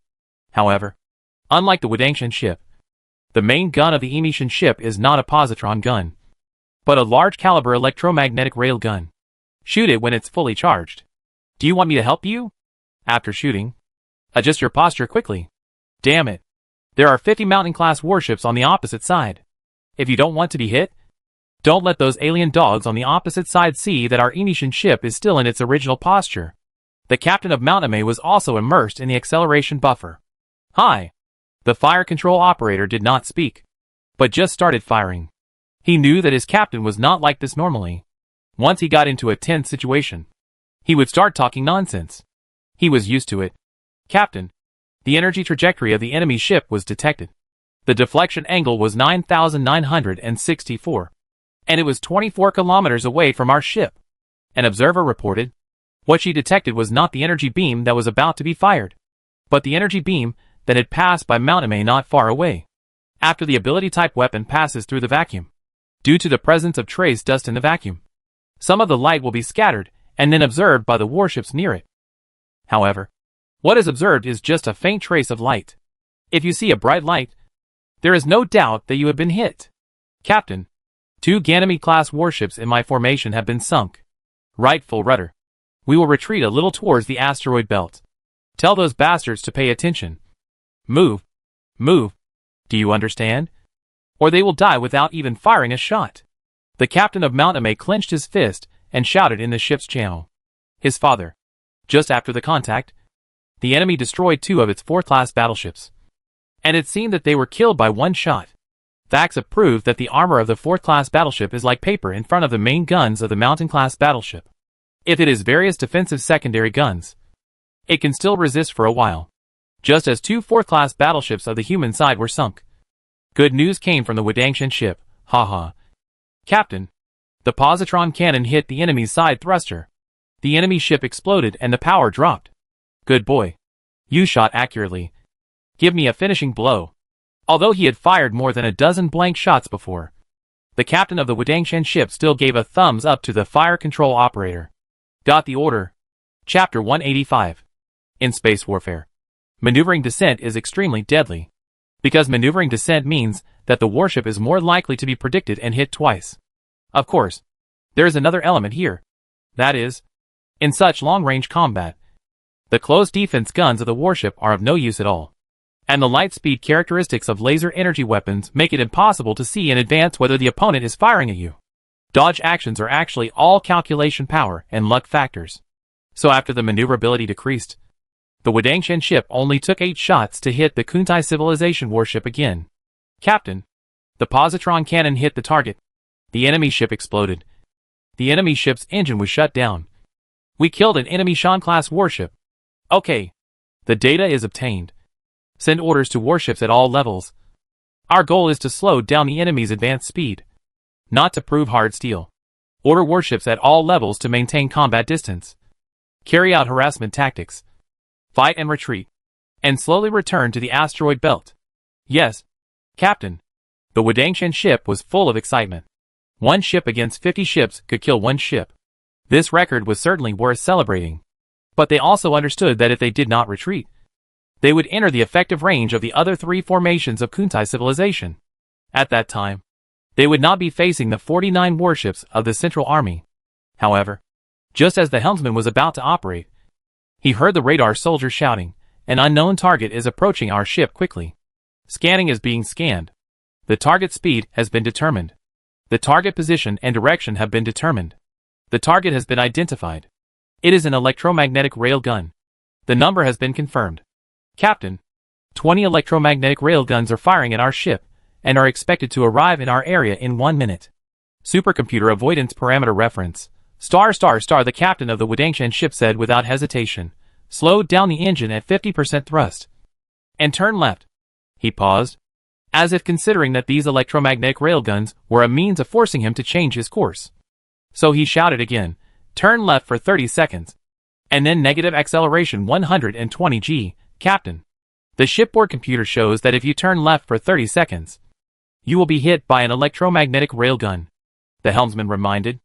Do as you say, the captain of the Wadangshan ship said resolutely. Since the captain said so, the helmsman certainly did not refute. So under the cooperation of the main helmsman and several deputy helmsmen, the vector nozzle of the Wadangshan ship twisted its direction and sprayed out bright flames. Under the strong thrust of the battleship's fusion engine, it slowly slowed down and then shifted to the right. 1 minute later, in the bridge of the Wadangshan ship, everyone only felt a tremor, accompanied by a crashing sound. Our ship was hit by an electromagnetic railgun on the port side. We are checking the extent of the damage. A close and laser cannon was destroyed, and the armor was partially damaged. Captain, the outer layer of our ship's multi-layer armor was penetrated. The cavity of the second layer of armor was damaged by 73%, and the partial circuit was damaged. Listening to the damage report, the captain of the Wadangshan ship breathed a sigh of relief. The Wadangshan ship was hit by an electromagnetic railgun, and the damage was not serious. It was just a layer of skin. At this time, the voice of the communicator sounded in the channel of the Wadangshan ship. A salvo of energy beams was detected. The number is 45, and the distance from our ship is 701 meters. Huh? It's true. The captain of the Wadangshan ship took a look at the traces of 45 energy beams and breathed a sigh of relief. If he had kept steering to the left as before, he would have been able to avoid all the electromagnetic railguns. But he would have been hit by up to 4 energy cannons. The salvo firepower of the Kuntai civilization was really strong. If he was unlucky, he would have been hit by several energy beams at once. Captain, something is wrong. At this time, the scientific officer on the Wadangshan ship suddenly said something. And then, he quickly operated on his operating table. What? The energy weapons of Kuntai civilization don't seem to be positron beams. Captain, wait a minute. Let's compare them. The scientific officer replied. The energy weapons of Kuntai civilization were too far away before, so he didn't notice it. But when the 45 beams just passed by 700 meters away, he suddenly found that the scattered light seemed to be a little different from the electron cannon. They are all light, but laser weapons are the scattering of light after hitting the space dust, while positron cannons are the annihilation reaction between positrons and electrons of dust in space and then produce light. So the spectrum here is different, and it will generate some virtual photons and vector particles, mesons and the like. As a scientific officer, he knows how to distinguish these spectra, and now he is analyzing this. After a few seconds, the scientific officer showed a strange look on his face, and turned his head to look at his captain's position. Captain, their energy beam weapons do not seem to be positrons, but just large-caliber laser weapons. Seems? Well, the preliminary data shows that this is the case, and it will take a few more observations to confirm. The science director nodded. The captain of the Wadangshan ship thought for 2 seconds, and then gave the instruction directly, send this information to the Emishan ship. Let them pay attention to it. This information is very important to us. After confirmation, it must be said directly to Commander Yu. After a pause, he asked again, oh, by the way, the 2 Ganymede-class warships were destroyed by the enemy's energy weapons. Right? Yes. Captain, if the black box is salvaged. Captain, it is too risky to salvage the black box at this time, and it is unnecessary. I believe that it can be confirmed after a few more observations. Okay. The captain of Wadangshan nodded, and also felt that it was too risky to salvage the black box at this time. However, as soon as he finished speaking, the communicator shouted to him in the channel, Captain, Emishan ship communication. Asking about communication. He said without thinking, connect. Captain Liu, what's the situation? After the communication was connected, the captain of Wadangshan asked immediately, Captain Shen, my Emishan ship took an energy beam weapon from the enemy ship and burned my ship for 7 seconds. His father. I thought he went to hell before you. But he only burned through the outer armor of my ship. The main gun of Kuntai civilization seems to be a bit weak. Captain Liu of the Mount Mei ship laughed in the channel, as if he was glad to have saved his life. The Mount Wudong ship was not far from the Mount Mei ship, so the communication was delayed by a few seconds. Oh! Captain Liu. My ship's scientific officer suspected that the enemy ship's main gun was not a positron cannon, and has sent the message to your ship. You should have received it. It happened that your ship was hit by a cannon. How is it? Is it a conventional beam weapon? Yes. I was just about to tell you about this. And you sent the information. Those alien bastards don't seem to have a positron cannon. Otherwise, I would have gone to drink soup just now. Drink soup? What soup? Mangpa soup. You old dingby. Captain Liu of the Mount Mei ship said immediately, by the way, I have sent this message to Commander Yu. I hope they are not hiding it. The captain of the Mount Wudong ship replied that since the Mount Mei ship that was hit by a shell had been confirmed, it was correct. But he was still a little worried that this was a deliberate attempt by the Kuntai civilization to hide its shortcomings. Chapter 186. What he could think of. Yu Yuan naturally thought of as well. After the news reached the Tianqin, Yu Yuan was thinking about this problem. General Yu. In my opinion, this possibility is not great. An expert from the headquarters came to Yu Yuan and analyzed. It stands to reason that if we can build a positron cannon, it is impossible for the Kuntai civilization to not build one. But think about it, General Yu. The cold nuclear fusion technology that the Kuntai civilization has. Don't we have it too? I think this may be caused by the difference in technological development. They may be too focused on nuclear fusion technology, so they invested all their scientific research efforts there. So cold nuclear fusion, a technology that should have appeared only after leaping to the second-level civilization, appeared. Secondly, we can be sure that the Kuntai civilization is short of resources and energy. In this case, they don't need to hide it, because it will not benefit them at all. If the shot that hit the Emishan ship was a positron cannon, we would have lost a mountain-class warship now. Yu Yuan nodded. Although a mountain-class warship like the Emishan ship would not be sunk directly after being hit by a positron, on a battlefield where the enemy outnumbers us, the Emishan ship will definitely not be able to avoid the subsequent blows after the loss. As the saying goes, it is better to cut off one finger than to hurt 10 fingers. The Kuntai civilization must not have failed to understand this truth. Seeing Yu Yuan nod, the expert from the command center continued, besides, the Kuntai civilization outside the asteroid belt has revealed their intentions. They know that they are running low on fuel, so they have made a move to fight us quickly with 4 simultaneous advances. Therefore, the judgment of the Mount Mei ship that the Kuntai civilization does not have a positron cannon is likely to be true. In addition, a few seconds ago, the Mount Wudong ship also sent back the same message. After the expert finished his analysis, other personnel also joined the discussion. Listening to the discussion of these experts and scholars, Yu Yuan touched his chin, turned around and sat in his seat to ponder. He also tended to believe that this matter was true. After all, Yu Yuan was not a leader who was completely in the dark about the various facilities and weapons and equipment of the warship. Compared with the conclusive report of the Emishan ship, he instead focused on the report of the Wudangshan ship. Yes, the Emishan ship confirmed that the energy weapon that hit itself was a conventional energy weapon. But the news from the Wudangshan ship mentioned that the 45 volleys of beams were also conventional energy weapons. If so, it is possible that the Kuntai civilization did not have a positron cannon, because humans can analyze the caliber of the Kuntai civilization's mountain-class warships from the data obtained from observing and hitting the Emishan ship. It is impossible for a large-caliber cannon to make a hole in the Emishan ship at a distance of 18 light seconds. And a mountain-class warship can only accommodate one cannon of such power, which is the main gun of the warship. This is also the reason why human warships do not install electromagnetic rail guns and positron cannons on the same warship. From the efficiency of long-range combat, it can be seen that the hit rate is actually very low. In this case, if the caliber is small and cannot sink the enemy ship with 1 or 2 shots, then it will be a scraping competition. Large caliber warships can take the risk of being hit multiple times by small caliber warships, continue to approach, and then take it away with 1 shot. These things are data obtained by humans through actual experiments when building ships. Then, there is no doubt that the Kuntai civilization warship can blast a hole in the Emission ship with one shot at such a long distance.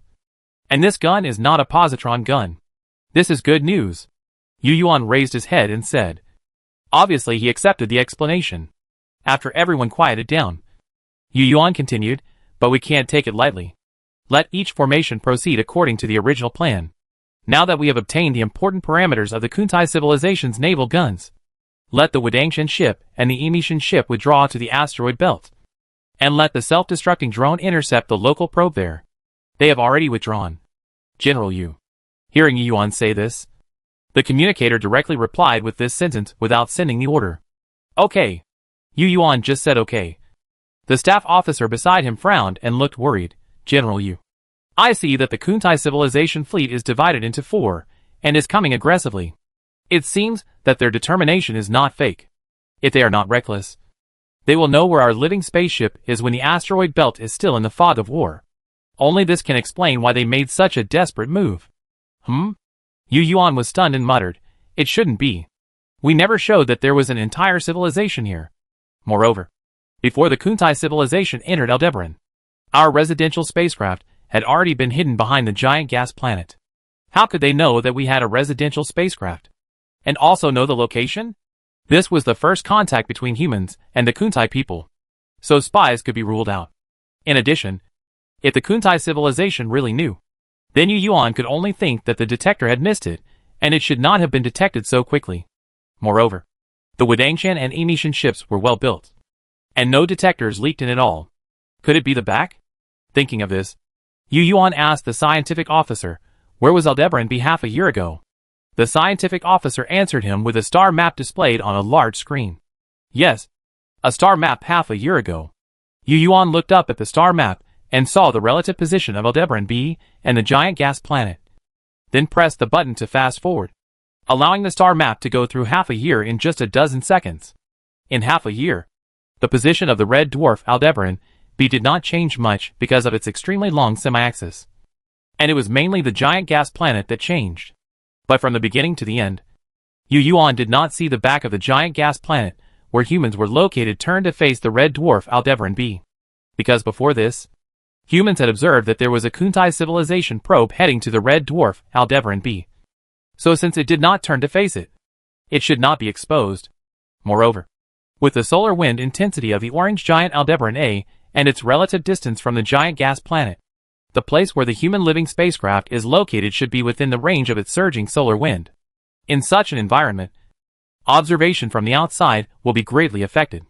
So even if we turn to the front of Aldebaran B, the Kuntai civilization detector there should not be able to see it. The staff officer also looked at the star map with Yu Yuan, and naturally knew the purpose of Yu Yuan calling up the star map. It was precisely because of this that he didn't know how to answer for a while. No matter what, this Kuntai civilization seems to be as clear as you said.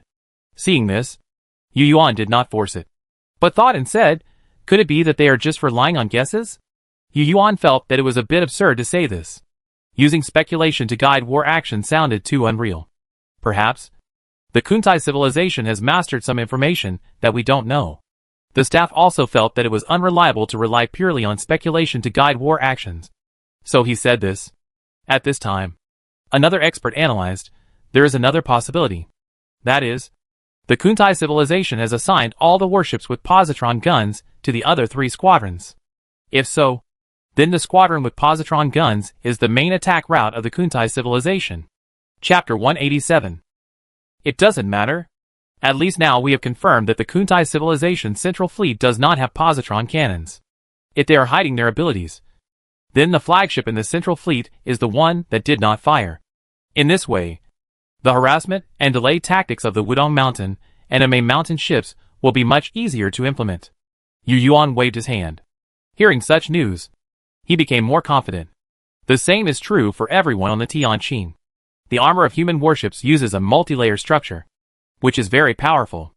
If they are not directly hit by positron cannons, they will not sink even if they are hit by dozens of shots, unless each shot can hit the same place as the last shot. General Yu, the Wadangshan and Emission fleets have retreated into the asteroid belt, and the 4 fleets of the Kuntai civilization show no signs of slowing down. Our army's first wave of self-destructive space carriers and self-destructive shuttles have passed the enemy's left and right fleets and are heading towards the enemy's residential spacecraft cluster. It is expected to arrive in 20 hours. The announcer's update on the situation was heard again in the bridge. Order the second wave of self-destructive raids to depart at the scheduled time. Yu Yuan pondered for a moment and ordered. Yes. Now the Wudangshan and Emishan fleets have withdrawn. If the second wave of self-destruction raids starts at the scheduled time, if the Kuntai civilization fleet continues to accelerate towards the asteroid belt, that time will be just before they enter the asteroid belt. Although the target of the human self-destruction raid is not the other battleship formation, it can also scare them psychologically. After giving this order, Yu Yuan looked at the time and found that it was time for dinner. So he asked some people to go eat first and come back. He sat back in his seat and continued to study the comparison of various parameters of the two civilizations. Man is made of iron and rice is made of steel. If you don't eat for a meal, you will be hungry. Tianjin has not really been put into battle yet. The staff in the bridge and other positions have entered the wartime state, but they have not reached the level of Wudangshan ship and Emishan ship. So they still eat when they should, and they can take turns after eating. If they really enter the battlefield, it will be different. In order to ensure that the power of the warship is fully utilized, all the crew members must enter the acceleration buffer like Wudangshan ship and Emishan ship. Since a war is not fought in a few minutes or hours, sometimes it takes several hours just to move from one point to another in a war in space. So in order to prevent the crew from starving, nutrients are also added to the acceleration buffer. But nutrients alone are not enough, because people have 3 urgent needs, which cannot be transferred by human will. That is why humans designed the spherical space filled with acceleration buffer into a one-way field of view. Because each acceleration buffer filling chamber is equipped with various human body pipes. These pipes are connected to automated equipment, mainly to prevent crew members from pulling into their own acceleration buffers when they are in combat, and then entering their mouths with the acceleration buffers. In the beginning, human scientists had no idea how many white hairs they had in order to design this circulation equipment, although there is also experience in the space age in this regard. After all, the times are different from the past, and the requirements are higher than those in the space age.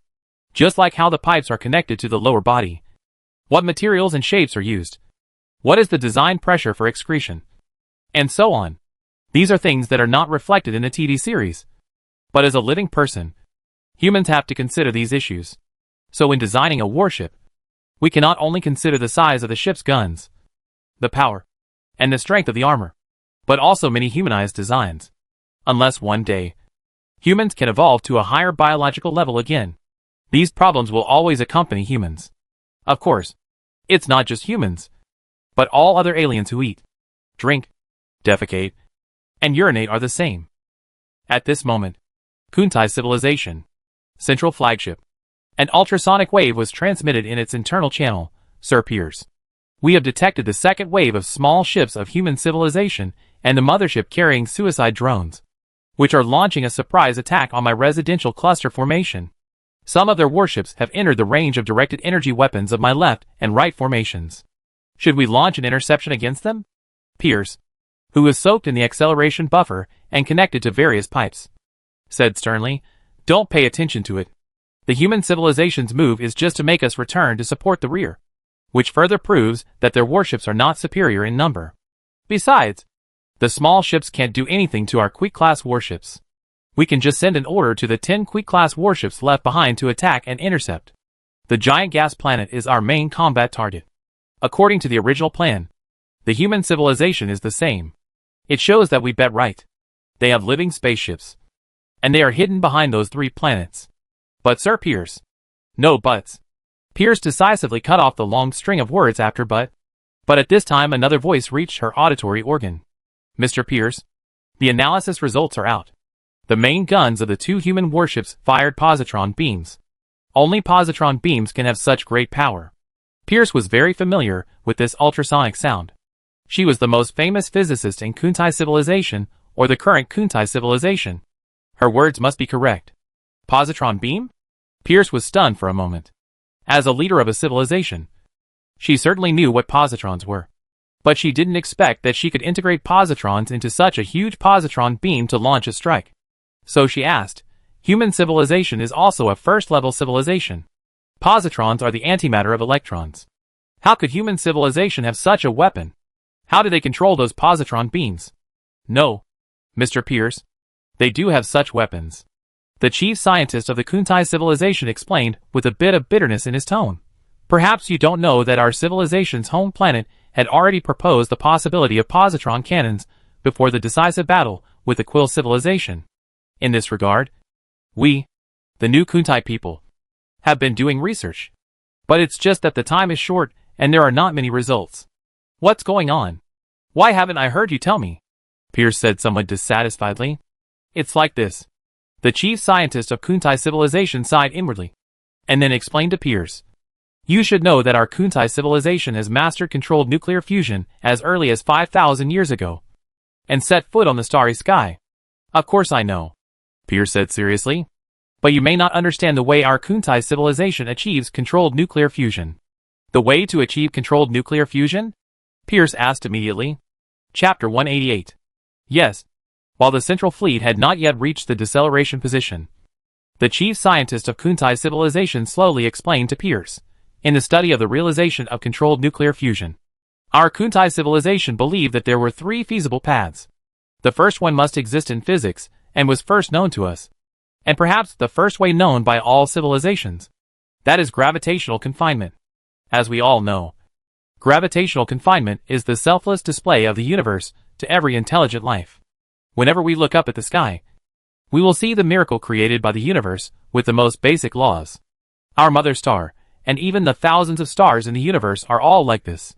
The universe uses strong gravity to gather dust and matter together, and through strong internal pressure and huge gravity, it binds the nuclear fuel tightly together. And in an extremely high temperature and high pressure environment, the nuclear fuel undergoes nuclear fusion. However, our Kuntai civilization does not have the ability to create objects of such large mass. Not to mention that we have not even figured out the nature of gravity. So there is no way to talk about making a gravity machine. Therefore, although gravitational confinement fusion is a selfless display of the laws of the universe, it can only be a patent of nature. The chief scientist of Kuntai civilization seemed to be sighing at the greatness of nature. After a pause, she continued with emotion, not only our Kuntai civilization, but other civilizations must be like this.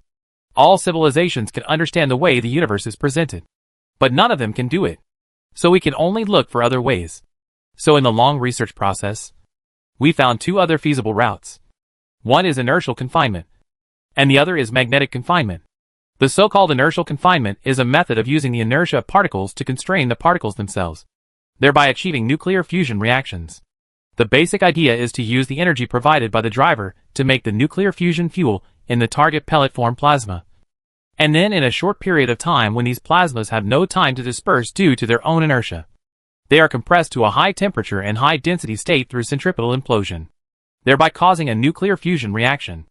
The method is generally to use multiple ultra-high power lasers to aim at the nuclear fuel pellets and stimulate the lasers at the same time, so that the surface of the pellets instantly vaporizes outwards, generating a reaction force on the inside and violently squeezing the nuclear fuel. Due to the very short time, the speed gained by the nuclear fuel is not enough to take it away, and it is pushed together to cause a nuclear fusion reaction. The chief scientist of Kuntai civilization not only has high academic achievements, but also has a clear understanding of the scientific development history of Kuntai civilization. She continued to tell Pierce in the communication channel using ultrasound, more than 5,000 years ago, scientists of our great Kuntai civilization discovered these two feasible paths almost at the same time. However, in the long historical process, our Kuntai civilization seems to have an unparalleled talent for inertial confinement-related technologies. In just 100 years, our research on inertial confinement has far surpassed magnetic confinement. You know, in that era, the attraction of inexhaustible energy, due to the rapid progress of inertial confinement, people have placed most of their investment and expectations on it. The scientists of Kuntai civilization lived up to expectations and achieved controlled nuclear fusion by inertial confinement in less than 100 years. Moreover, the research and technology in this area are changing with each passing day. As a result, our Kuntai civilization has finally set foot on the long-desired sea of stars. After we succeeded in inertial confinement fusion, the magnetic confinement fusion system has barely achieved a breakthrough from input energy being greater than output energy. You should know what this means, Mr. Pierce. Pierce followed the chief scientist and answered, yes. That means all investment will be sent to inertial confinement. Since we have already obtained inexhaustible energy, there is no need to waste energy to study another route. Yes. The chief scientist sighed at that time. After our Kuntai civilization achieved controlled nuclear fusion with inertial confinement, it did throw magnetic confinement into the garbage dump of history, and then devoted itself to digging deep into various derivative technologies of the inertial confinement route. After a long period of research, we used the derivative technology of the inertial confinement route combined with condensed matter physics, and finally broke through the last difficulty of cold nuclear fusion. However, since then, our progress in nuclear fusion technology has slowed down, especially for the heavy nuclear fusion that can be achieved in theory. In that situation, scientists racked their brains and tried every possible way, but still made little progress, until a scientific team picked up the magnetic confinement route that was thrown into the garbage dump of history and published some fruitful papers based on the magnetic confinement route. At that time, our scientists realized that it was very likely that we had not been able to make a breakthrough in heavy nuclear fusion, perhaps because we lacked the relationship between the derivative technology puzzles on the magnetic confinement route. So, from that time on, our Kuntai civilization returned to the path of restudying the magnetic confinement path. But the good times did not last long. When we just entered the right track of magnetic confinement and various derivative theories emerged, we encountered the Quill civilization. Hearing this, Pierce also understood. So she said, you mean? The way human civilization achieves controlled nuclear fusion is the so-called magnetic confinement. Yes, Mr. Pierce. Only magnetic confinement can explain why they can have positron cannons. Because only extremely powerful and complex magnetic fields can confine positrons in space without touching any matter. Only the derivative technology of magnetic confinement fusion can achieve such a strong and complex magnetic field environment. The chief scientist of Kuntai civilization sighed a little, perhaps because she was afraid that Pierce didn't know what magnetic confinement was. She continued to explain, oh, Mr. Pierce may not know much about magnetic confinement. The so-called magnetic confinement, in simple terms, is to use super-strong magnetic fields to bind charged plasma, so that it undergoes nuclear fusion reactions in the rising temperature and rapid movement. Pierce nodded secretly. She certainly knew the charged plasma mentioned by the chief scientist. After nuclear fuels such as protium, deuterium and tritium are heated into plasma, their protons are no longer wrapped by electrons, but are naked and moving at high speed. The chief scientist of the Kuntai civilization didn't know what she was thinking.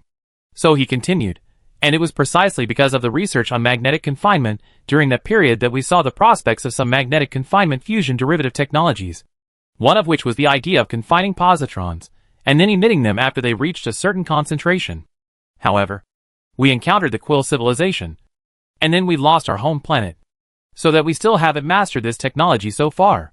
A Kuntai person asked unwillingly in the channel, can't we use our inertial confinement device instead? The chief scientist answered directly, no. The magnetic confinement route will give rise to many detailed technologies in the magnetic field, such as the magnetic confinement linear configuration and circular configuration we discovered during the research process. And these will derive many technical details that we still remain in theory. They are all extremely complex magnetic field technologies. Without completing the magnetic confinement route from beginning to end, we cannot have such precise magnetic field control technology. After hearing what the chief scientist said, all the Kuntai people in the bridge of the Kuntai civilization flagship were silent. They did not expect that the difference in technical routes would actually bring such a big gap to the ship's guns. Chapter 189. If so, then is the strategy we have formulated. The speaker was Emoto Achuo. But before he finished speaking, he was interrupted by Pierce. Don't worry. Proceed according to the original plan. They have positron cannons, but only the Quick-class battleships have them. The rest of the battleships pose no threat to us. Besides, now we are like an arrow on a string. We have to shoot. As Pierce said, the 4 squadrons of the Kuntai civilization have reached the point of breaking into the asteroid belt, even if they are collectively decelerating now, except for the main formation and the formation below that plans to decelerate. The formations on the left and right sides will also enter the asteroid belt during the deceleration process. After taking a look at the star map, Pierce then gave the order the second formation to start slowing down with my formation. The third and fourth formations continue to advance into the asteroid belt, attract the attention of human civilization. explore the situation in the asteroid belt, and create opportunities for my formation and the second formation to advance. Yes, Sir Pierce. With Pierce's order, the Kuntai civilization fleet began to change, and such changes were soon transmitted to the Tianqin. The observer who first saw the changes in the Kuntai civilization immediately shouted, "General Yu." The Kuntai civilization's central army formation and the second formation began to slow down, and the other two formations advanced into the asteroid belt at normal speed. Oh! Yu Yuan was stunned, thinking quickly about the significance of Kuntai civilization's move, and walked quickly behind the observer, staring at the work screen in front of the observer. It seems that this is the strategy that Kuntai civilization has already formulated. Well, can't I say this is a lucky coincidence? Looking at the star map on the screen, Yu Yuan's mind raced, and he remembered his own arrangements. The two formations of Kuntai civilization that were slowing down now happened to be the one he wanted to put aside first, and the other one was to implement the delaying tactic. Since Kuntai civilization is like this, then the Tianqin formation he is in and Manu Emiai's Kunlun formation do not need to transfer the Ganymede 4-class battleships and frigates to the middle to support the Wudangshan and Emishan formations. Thinking of this, Yu Yuan showed a look of confidence on his face, then turned and walked towards the captain's seat, and shouted, "Pass my order.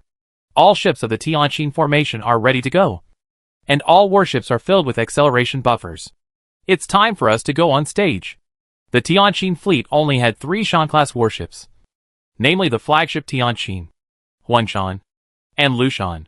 In addition, there were 10 Ganymede-class warships and 100 frigates that were originally to be transferred to support the Wudangshan and Emishan fleets. It seemed a lot, but the main combat power was 3 battleships, and the other warships were mainly for harassment.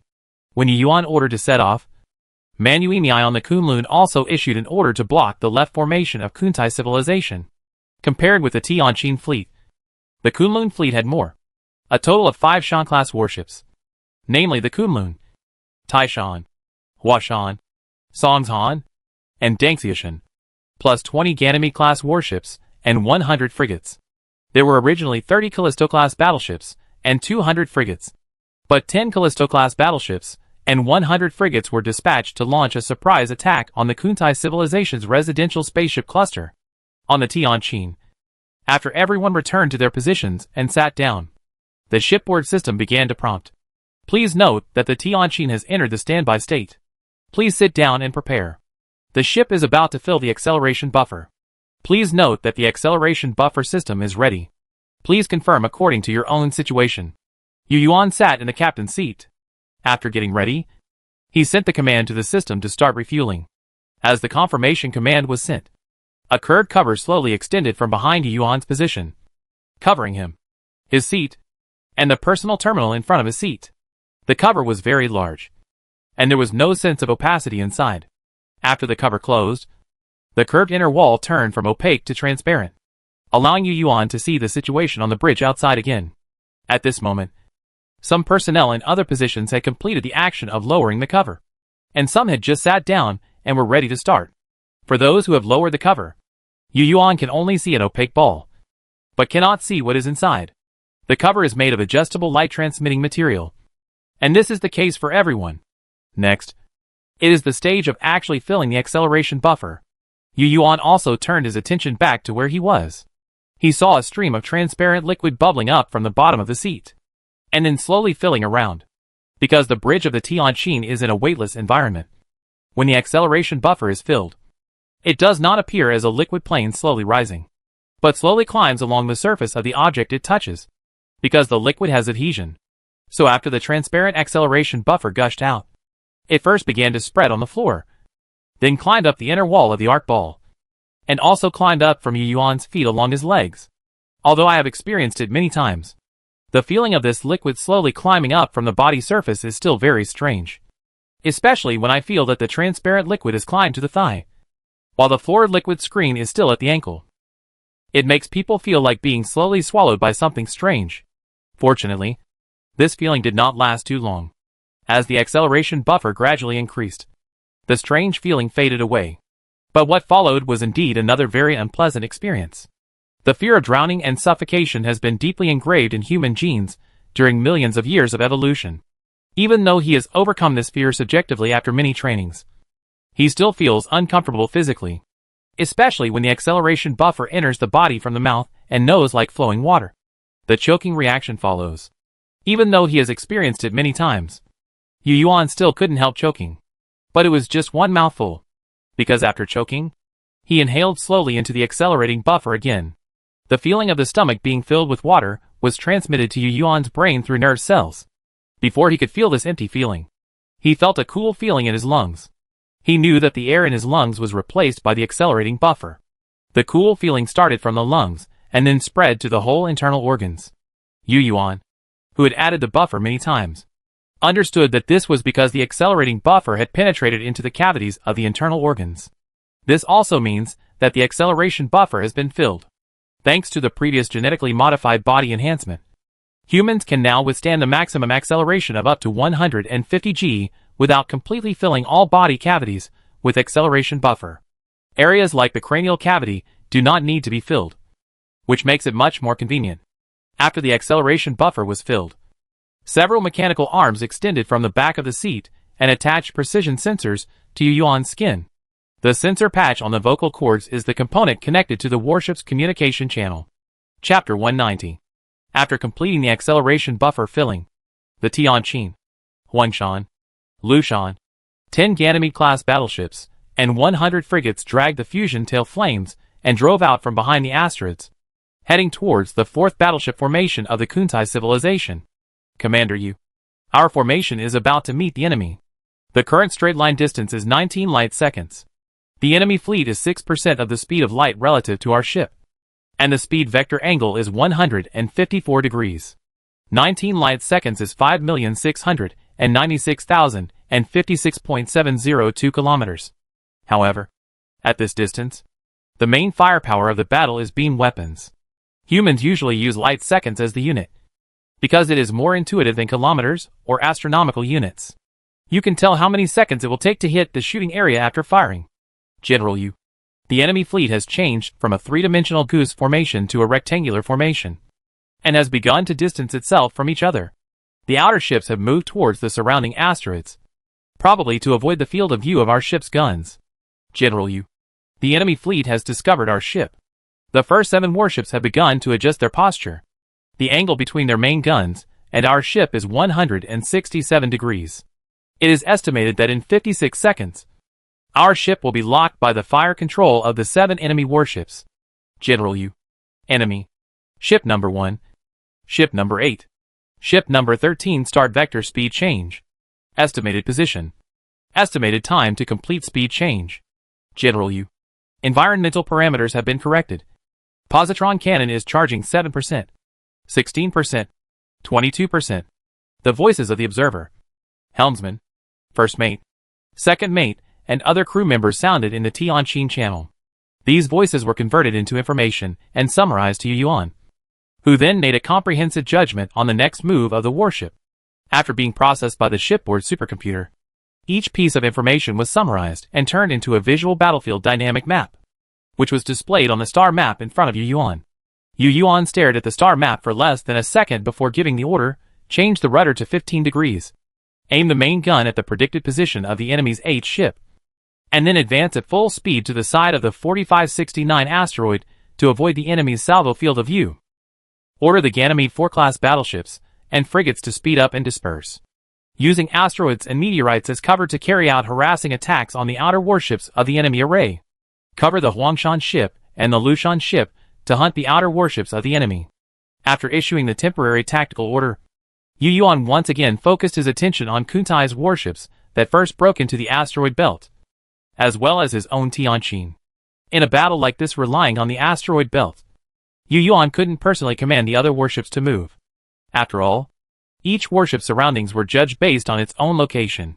So after the real contact with the enemy, he could only give a global tactical command, and then let each ship play its own role. A few seconds later, the Tianqin's positron cannon was filled, and then the fire controller pressed the fire button without hesitation. The positrons that had been bound by the magnetic field for a long time were like wild horses running away from their reins, roaring towards the target, and then leaving a faint light on their path. The result of the first shot was not unexpected. as it passed through the space 1 kilometer away from the enemy ship. It was normal to miss the target when firing at such a long distance of 19 light seconds. The Tianjin did not wait for the second shot to charge, but followed Yu Yuan's order to change speed and approach the asteroid, evade the field of vision, and then look for an opportunity to fire the second shot. If you see others, it means that others can also see you. So after the Tianjin made a sharp turn to evade, 7 faint lights whizzed past its original position.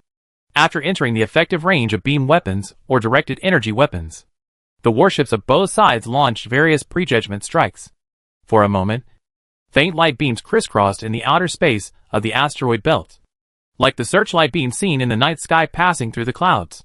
The light beams were large and small, interlaced, and their diffraction and scattered light slightly illuminated the originally dark asteroids. If you look from a god's perspective, it seems like there are constant lightning and thunder somewhere. Oh no! There is no thunder. Only lightning. At this moment, after many single-ship shootings failed, the Kuntai civilization warship launched another salvo. 9 of the 20 warships were in the salvo position, so 9 rays of light instantly crossed. No. After 18.4 seconds, they crossed the distance of 18.4 light seconds and engulfed a Callisto-class battleship that was about to show its head for harassment. 9 salvo lasers hit 2. In less than 2 seconds, the salvo energy cannon heated the armor of the Callisto-class battleship and burned a big hole. The subsequent explosion instantly submerged the battleship, and the splashing molten iron was like fireworks in the space. The remaining 7 laser energy cannons that missed the target continued to fire, and 3 seconds later, they blasted a quietly floating asteroid. The powerful laser energy burned a bright spot on the asteroid's surface at this moment. The asteroid, which was mainly composed of silicon, iron, nickel and other elements, turned into flowing liquid in an instant where the laser energy weapons were concentrated. The instantaneous expansion caused the liquid, which had turned into magma, to scatter into space, looking like a blacksmithing show in the dark. However, before the 9 warships that fired at the same time cheered, only 3 seconds after the Ganymede ship was blown up, a small flare-like bright spot appeared on the left side of an outer warship, and then a series of explosions were seen from the bright spot, spreading from its left side to the right side in an instant. After the series of explosions on this warship, other warships observed that a faint light came from far away and turned to the left side of the warship. The more dazzling light brought by the explosion shone from the hull of this Kuntai civilization Ki-class warship, splitting the warship in 2 and cutting it in half. The explosion threw the boiling hot liquid that had turned into molten iron and the broken arms and limbs that had long turned into charcoal into space. The gas that originally filled the battleship also became an accomplice of the explosion, accelerating the 2 ends of the battleship. Damn it. It's the human Qui-class battleship from before. Its main gun is a positron gun. An angry kurr sounded in the 4th formation of the Kuntai civilization. Only that kind of gun can destroy a Qui-class battleship with 1 shot. Avoid. Avoid. If you don't want to die, move. Return fire. Return fire. Ship number 8. Ship number 18. Ship number 6. Ship number 3. Follow this ship to adjust their posture and fire volleys. Quick. Quick. Quick. The volley parameters have been sent. Don't let that damn warship retreat behind the next asteroid again. Salvo firing does not mean that all guns fire at one point, but at a possible displacement direction of the enemy warship in the next step. It hits the coverage area, so the hit rate is naturally higher than that of a single ship. But salvo firing also brings a problem. That is, because each ship needs to adjust its posture uniformly. Its next move is more likely to be predicted by the opponent, and then hit by the opponent. But now the 5 Kuntai civilization warships didn't care so much, because the captain of the flagship of this small fleet was very confident that the Qui-class warship that humans had just finished shooting would move to the asteroid in front of them. She felt that this salvo had a chance to hit. After firing, the 5 warships did not maintain the salvo formation, but immediately changed the direction of their next move in an irregular way. The 5 energy cannons were like rays of light that cut through the darkness, carrying the hopes of the Kuntai people, crossing the distance of 18.9 light seconds and falling towards the target area. At 37.8 seconds after the salvo was fired, the flagship of the 4th Fleet of Kuntai civilization observed the result of the salvo as expected. Captain, we hit it. 2 main guns hit it. One shot hit the back of the enemy ship, and one shot hit the upper left string. Ha ha ha. Well done. A burst of joyful cheers rang out on the battleship of Kuntai civilization. But the captain of the flagship of this squadron was still very sober. She shouted, "The armor of human battleships is very strong, and 2 shots should not sink it. Ship number 18. Ship number 4. Follow this ship to fire a salvo according to the following parameters, and take advantage of its reduced power to give it a few more shots." Chapter 191. The 2 named warships adjusted their attitudes directly according to the parameters of the small fleet flagship. However, before the 3 warships finished charging their weapons, a hesitant voice sounded in the bridge of the 3 warships. "Captain, that human warship is fine." "It seems that it is fine." "Fine? What do you mean fine?" the captain in the acceleration buffer asked in confusion, and then shouted, "Send the image of the enemy ship over and magnify it to the maximum magnification. You have to know that 18.9 light seconds is 5.66 million kilometers, which is 14.9 times the distance between the Earth and the Moon. The detection means on the warships of Kuntai civilization are not only optical telescopes, but also a combination of radio, infrared, ultraviolet, and other detection means. This is also the reason why they can see clearly a warship of only 1,500 meters in length at 18.9 light seconds. However, the so-called seeing clearly does not mean that every detail of the warship can be seen, but the overall structure. Then, through various scientific parameters, the situation of the distant warship can be judged. The captain of Kuntai people took a look at the picture and found something strange. The human warship that was hit did not show any signs of power reduction, and there was no explosion as imagined. She felt a little uneasy. It stands to reason that no matter how strong the armor of a human warship is, when it is hit by the main gun, even if there is no direct explosion, at least there will be partial damage. And such partial damage can be observed by the detection means of Kuntai civilization, which was proven when the Central Army formation hit the 2 human Ki-class warships before. But now even the damage cannot be observed. What's the situation? Did it not hit? The captain did not think that the observer would joke at this time. Show the hitting process again. The captain hesitated and ordered again, then watched the screen carefully, frame by frame. She soon noticed that when the screen process jumped to the time when the laser energy weapon hit, 2 high-temperature spots appeared on the human warship inside, which made her sure that 2 shots had hit the target. But after the high-temperature spots appeared, the screen below did not show the explosion light observed in the past. We didn't even penetrate the opponent's outer armor? Seeing this situation, the captain was a little confused. She could understand if the human quick-class battleship did not explode with 1 shot. After all, the Central Fleet had encountered it before. But there should be a small explosion. But there was not even an explosion. What kind of armor is this? Could it be an alloy with excellent thermal conductivity? That's not right. It's impossible. The scientific team on the Kuntai civilization battleship naturally saw this situation, and the channel was filled with various speculations for a while. It can't be a problem of thermal conductivity. No matter how good the thermal conductivity is, it can't be faster than the energy beam. It's impossible. Yes, there can't be a material that can conduct away the local rapid temperature difference caused by laser energy weapons instantly. It's impossible. That's a high-temperature resistant material. High-temperature resistant material? Our main gun can instantly heat the target to tens of millions, or even hundreds of millions of degrees Celsius. It can penetrate any material we can make. As a first-level civilization, how can humans have such powerful material technology? This is unscientific. Could it be the same as the positron cannon? A derivative technology of theirs? How could this be? For a moment, the battleship's internal channel was filled with all kinds of incredible size. Shut up. Now is not the time to speculate. The captain shouted first, and then gritted his teeth and said, "Pass this discovery to the captains of each ship, and then all the battleships that have not sunk. Come closer to my ship, and aim your guns at the battleship just now. If you can't penetrate the far one, you can shoot it close. If 2 shots don't make it explode, shoot 10, 50, or 100 shots. That kind of warship is obviously different from the previous 2. This shows that there must be not many humans on this warship. Or even only 1. As long as we kill it, victory will belong to us. If I guess correctly, it should be the real main force of human civilization. Maybe their flagship.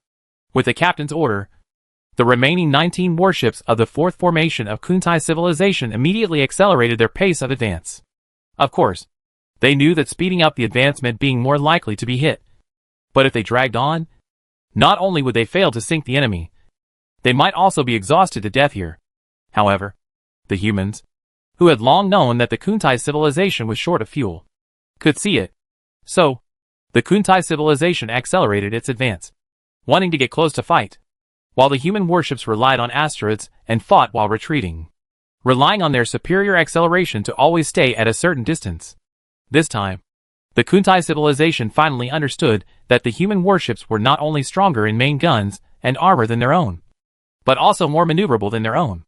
Yes, the final speed is the same, but the acceleration of human warships is stronger than that of Kuntai civilization, which allows humans to easily fire a shot and then slow down to move or distance. In fact, the flagship of human civilization, Tianqin, was the one that was hit twice before. When it was shot, the crew on Tianqin was also very nervous because they were not sure whether the opponent had a positron cannon. However, after finding out that nothing happened, everyone knew that the Tianqin was hit by a conventional energy weapon. The armor of the Tianqin is better than that of other warships. It is almost all made of materials obtained from studying alien spacecraft. It will never burn through at temperatures below 150 million degrees Celsius. As for the main guns of the Kuntai civilization, the data of the Wadangshan and Emishan ships have been obtained before. So as long as it is not a positron cannon, the Tianqin can basically move sideways. I say basically because if it is bombed by a large-yield hydrogen bomb close to the skin, it can still melt. After all, the center of the hydrogen bomb explosion can instantly generate a temperature of more than 150 million degrees Celsius. However, it is simply a pipe dream to hit a warship with a large-yield hydrogen bomb at such a long distance. Of course, even if Yu Yuan knew that the Tianqin was so powerful, he did not directly order the Tianqin to rush forward, but still adopted the original blocking tactics, because there is no need. Anyway, looking at the current posture of the Kuntai civilization, it must rush in. Humans fight and retreat, relying on asteroids as shelters to block, is the way to minimize losses. There are not many humans, and everyone is a treasure. Yu Yuan does not have to kill them for a moment of passion. The Tianqin is powerful, but other warships still cannot withstand the bombardment of the main guns of the Kuntai civilization. After discovering that the remaining warships of the Kuntai civilization were targeting the Tianqin, Yu Yuan was even more certain of this. He felt that this was just the right way to use this to create a more comfortable shooting environment for the Huangshan and Lushan ships. Chapter 192. Damn human civilization. Despicable and shameless. After 2 more warships were destroyed by the positron cannon, the captain of the flagship of the 4th fleet of Kuntai civilization warships shouted in anger. But she had no choice. She couldn't retreat, because if she did, she would have no chance to enter the asteroid belt again. It was possible to rely on asteroids for long-range mutual shooting like humans, but doing so would violate the strategy formulated by Pierce, the leader of Kuntai civilization. So she could only move forward bravely. But in the process of moving forward, one warship after another was sunk by humans, and the tactics she had previously set against the flagship of human civilization were completely ineffective. After hitting the flagship of human civilization 8 or 9 times, she felt that this tactic was the most wrong decision in her life, because it was impossible to penetrate, and even the armor could not be burned red. And humans took advantage of this gap and sank 7 warships of Kuntai civilization again. It was really 1 shot or 2 shots to sink one. When this news reached the flagship of Kuntai civilization, the entire high level of Kuntai civilization was silent, and Pierce's heart sank to the bottom.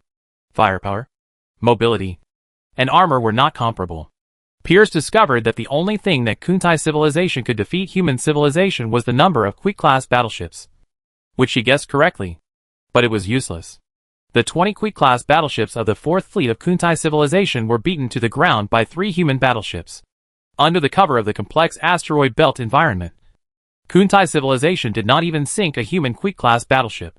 In fact, Pierce felt that if humans broke out of the asteroid belt, Kuntai civilization might not win, because Kuntai civilization did not have even a single gun that could destroy the human flagship. At this moment, Pierce found that she was really at a loss. The 3rd and 4th formations were now at a disadvantage, and they didn't know how long they could advance, or how long they could hold out. It's not a coincidence that the two formations encountered two human blocking formations as soon as they entered the asteroid belt, one of which had an almost invincible warship. Pierce's mind turned quickly, thinking of countermeasures quickly. Although she now understood that Kuntai civilization was at a disadvantage, she would not give up until the next moment. If that invincible battleship is the flagship of mankind, then mankind must have seen through my tactical arrangement. But how did they see through it? Pierce couldn't figure it out. So she stopped thinking about it, because the facts were already in front of her, and it would be a waste of time to think about it. She murmured, no matter what the reason is, if the fourth formation's guess is correct, that battleship must be the flagship of mankind, which means that mankind has dispatched its main force to stop the fourth formation. So is it a coincidence that the central army where I stopped and the other route are empty? No wonder the two warships retreated directly to the asteroid belt. No wonder humans have been trying their best to intercept our probes. The more Pierce thought about it, the more she felt that this was the case. She pondered for a moment and asked, what is the situation of the third and fourth formations now?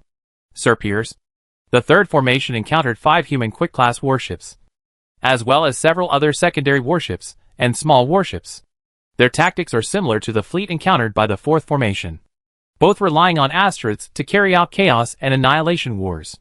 Now the third fleet has entered the middle of the asteroid belt, but due to frequent harassment and interception by the enemy, the losses are also very heavy. So far, 11 warships have been sunk, and we have sunk only 7 small human warships, 8 secondary warships, and only damaged 1 quick-class warship. The situation of the fourth fleet is even worse. Our main guns can't penetrate the human flagship at all, and we can't close the distance with it. If this continues, the fourth fleet may not be able to hold out for long. Third, how long has the fourth fleet been in contact with the enemy? Pierce asked in a deep voice. 252 pa. Sir Pierce. This answer made Pierce a little dazed again. According to the previous calculation, the fuel of the battleship can fight at full power for 533 pa. And now it is not even halfway. And the third and fourth formations have lost more than half. If this continues, they will be sunk before the fuel is exhausted. Pierce, who was silent for a while, suddenly shouted, we can't wait any longer. My fleet and the second formation will immediately speed up and rush forward. The highest speed. The target. The gas planet. Sir Pierce. Now? Imotajua was stunned. Not now.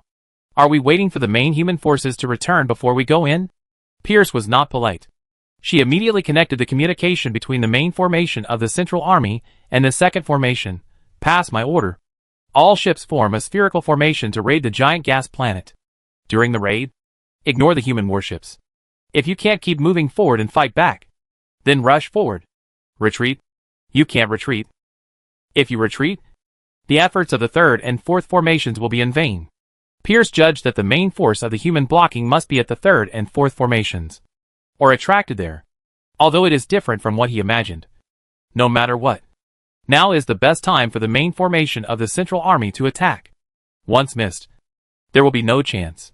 Sir Pierce, the human fleet that attacked my residential spaceship cluster has entered the range of my remaining fleet. At present, my remaining fleet is conducting an interception operation. At this juncture, a report sounded in Pierce's auditory organs again. Don't worry about it. As long as we can advance to the human spaceships, they won't dare to kill our spaceships. Besides, it is impossible for those small warships to break through the defense circle of my remaining fleet in a short time. Pierce said firmly, the life and death of Kuntai civilization depends on us. If we raid the gas planet and find the human spaceship cluster, Kuntai civilization will survive. Otherwise it will perish. Gentlemen, success or failure depends on this move. Follow me. Charge. Charge. Charge. The voices of reply rang out in the internal channel.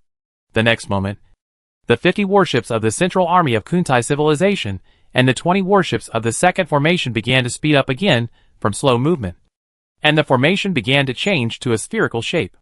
The spherical formation is a good formation for surprise attacks under enemy harassment, and is also a common formation for close-range combat in space stations. This formation will protect some warships inside, and when passing through the enemy's position, the counterattack firepower can be all round without missing a single side. Of course, it is not the case that they will charge straight ahead after forming an array, as that would be no different from being a target. During the charge, the battleship formation will still make a certain degree of lateral maneuvering to avoid possible prejudged strikes. In fact, the Kuntai civilization has not observed that the human civilization's living spacecraft is hiding behind the gaseous planet. But Pierce has no choice but to launch the final surprise attack according to the speculation. Chapter 193. Kuntai civilization chose to charge regardless of the cost, which undoubtedly bet the fate of the entire civilization on the charge. For humans, such a charge is extremely dangerous, because it means that the pulling tactics have failed to a certain extent. Admittedly, humans have many warships, but only the mountain-class warships can really sink the warships of Kuntai civilization. But now the force placed in the middle is only the Wudong Mountain warship and the Amei Mountain warship, while Kuntai civilization has 69 warships. Even though the human warships have advantages in main guns, armor, and mobility, they cannot withstand the crushing of numbers. After all, these two warships are not the Tianqin, and they will sink after a few or dozens of shots. So after receiving the news that the Kuntai civilization's central fleet and another formation were moving again, and inferred from their formation changes that they might be charging, Yu Yuan on the Tianqin understood the urgency of the matter. Immersed in the acceleration buffer, Yu Yuan looked at the star map and fell into deep thought. The star map had already installed various data displayed according to his requirements. For example, the time it takes for the Kuntai civilization to reach the giant gas planet and its two satellites at the highest speed, and the time it takes for the Tianqin to rush over from this position. After comparing, Yu Yuan found that if the Kuntai civilization really rushed into the galaxy regardless of anything, then the Tianqin would only have 9 hours now. After 9 hours, if the Tianqin did not turn around and rush to the gas planet, it would be impossible to intercept them before the Kunlun civilization arrived at the gas planet. It seems that the Kuntai civilization did guess that we have a living spaceship, and they guessed the right place. Yu Yuan muttered. Marshal Yu, if that's the case, we must take the initiative to attack and destroy the remaining 12 enemy warships within 9 hours. The captain of the Huangshan ship said worriedly in the communication. But my ship is fine now, and the Lushan ship is seriously damaged. If we rashly go out to confront the enemy fleet head-on, I'm afraid we won't be able to withstand a few shots. What are you thinking about?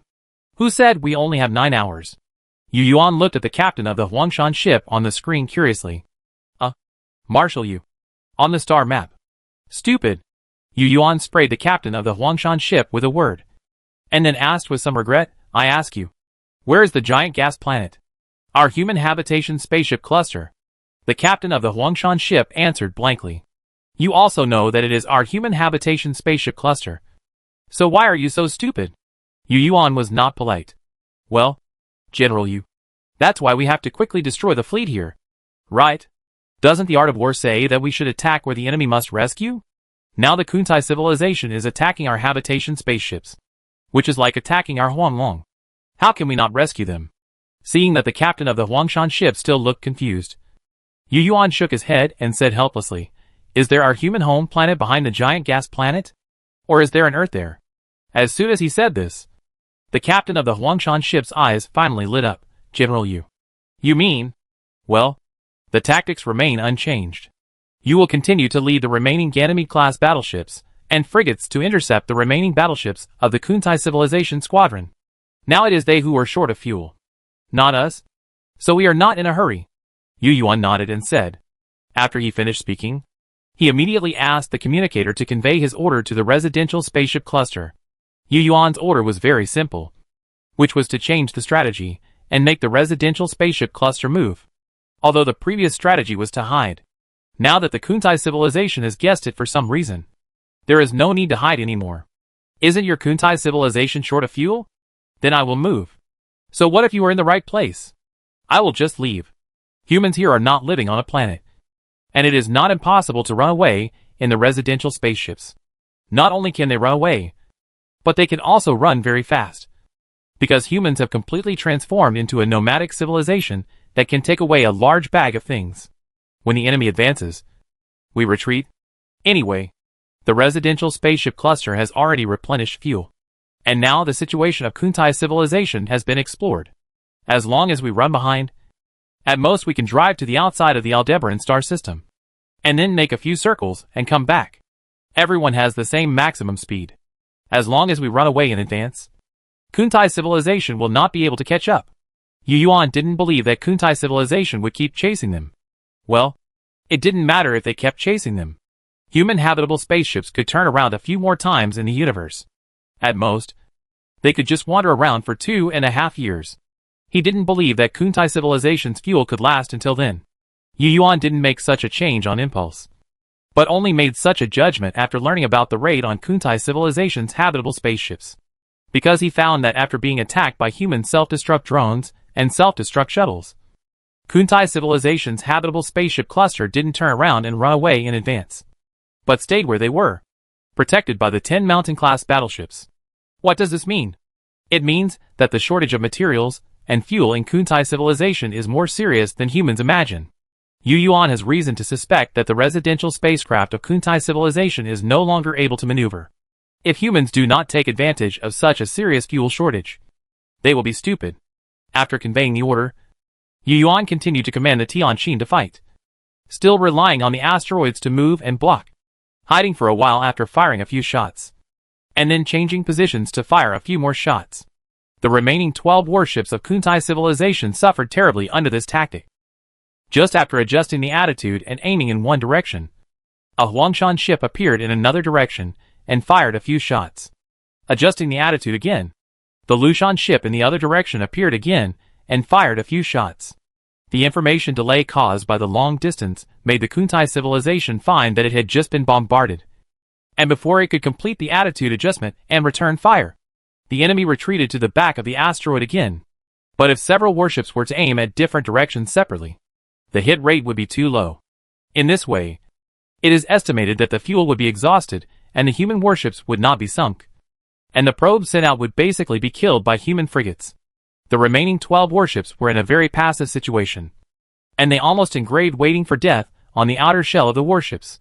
In fact, it was not only the 4th fleet of Kuntai civilization that encountered such a passive situation, but also the 3rd fleet of Kuntai civilization that was fighting against the Kunlun fleet. After all, the tactics were the same, but it was precisely this tactic that made Kuntai civilization feel helpless. When Yu Yuan ordered the human spaceship cluster to retreat tactically, the two waves of human fleets that raided Kuntai civilization exchanged fire with the remaining fleet of Kuntai civilization. Of course, it was called an exchange of fire, but it was actually a one-sided interception. The 10 Ki-class warships of Kuntai civilization intercepted the first wave of human self-destructing drones and shuttles. Chapter 194. The Ki-class battleships of the Kuntai civilization, which did not show much combat power against the human Shan-class battleships, appeared to be extremely powerful here. 80% of the charging self-destructing drones and self-destructing shuttles were destroyed by the close-in defense guns of these 10 battleships. The Callisto-class battleships in the second wave of human raids were no match for the Ki-class battleships. The only thing the Callisto-class battleships could do was to find opportunities in the chaos of the raids launched by the self-destructing drones and self-destructing shuttles, and fire at the cluster of residential spacecraft from a distance. If you want to break through the defense circle of 10 warships, you will basically be sunk. In fact, if a self-destructing shuttle can advance to the face, it can damage the Ki-class warship of the Kuntai civilization, but it can't penetrate at all. Now the target is not the Ki-class warship itself, but to kill the living spaceship cluster around. Even so, less than 20% of the self-destructing shuttles can penetrate. So you can imagine the strong close defense force of the Ki-class warship. No wonder the Kuntai civilization does not have small warships. Of course, the two waves of self-destruction raids by humans were still effective. Even if only 20% of them broke through, there were still 200 self-destruction shuttles.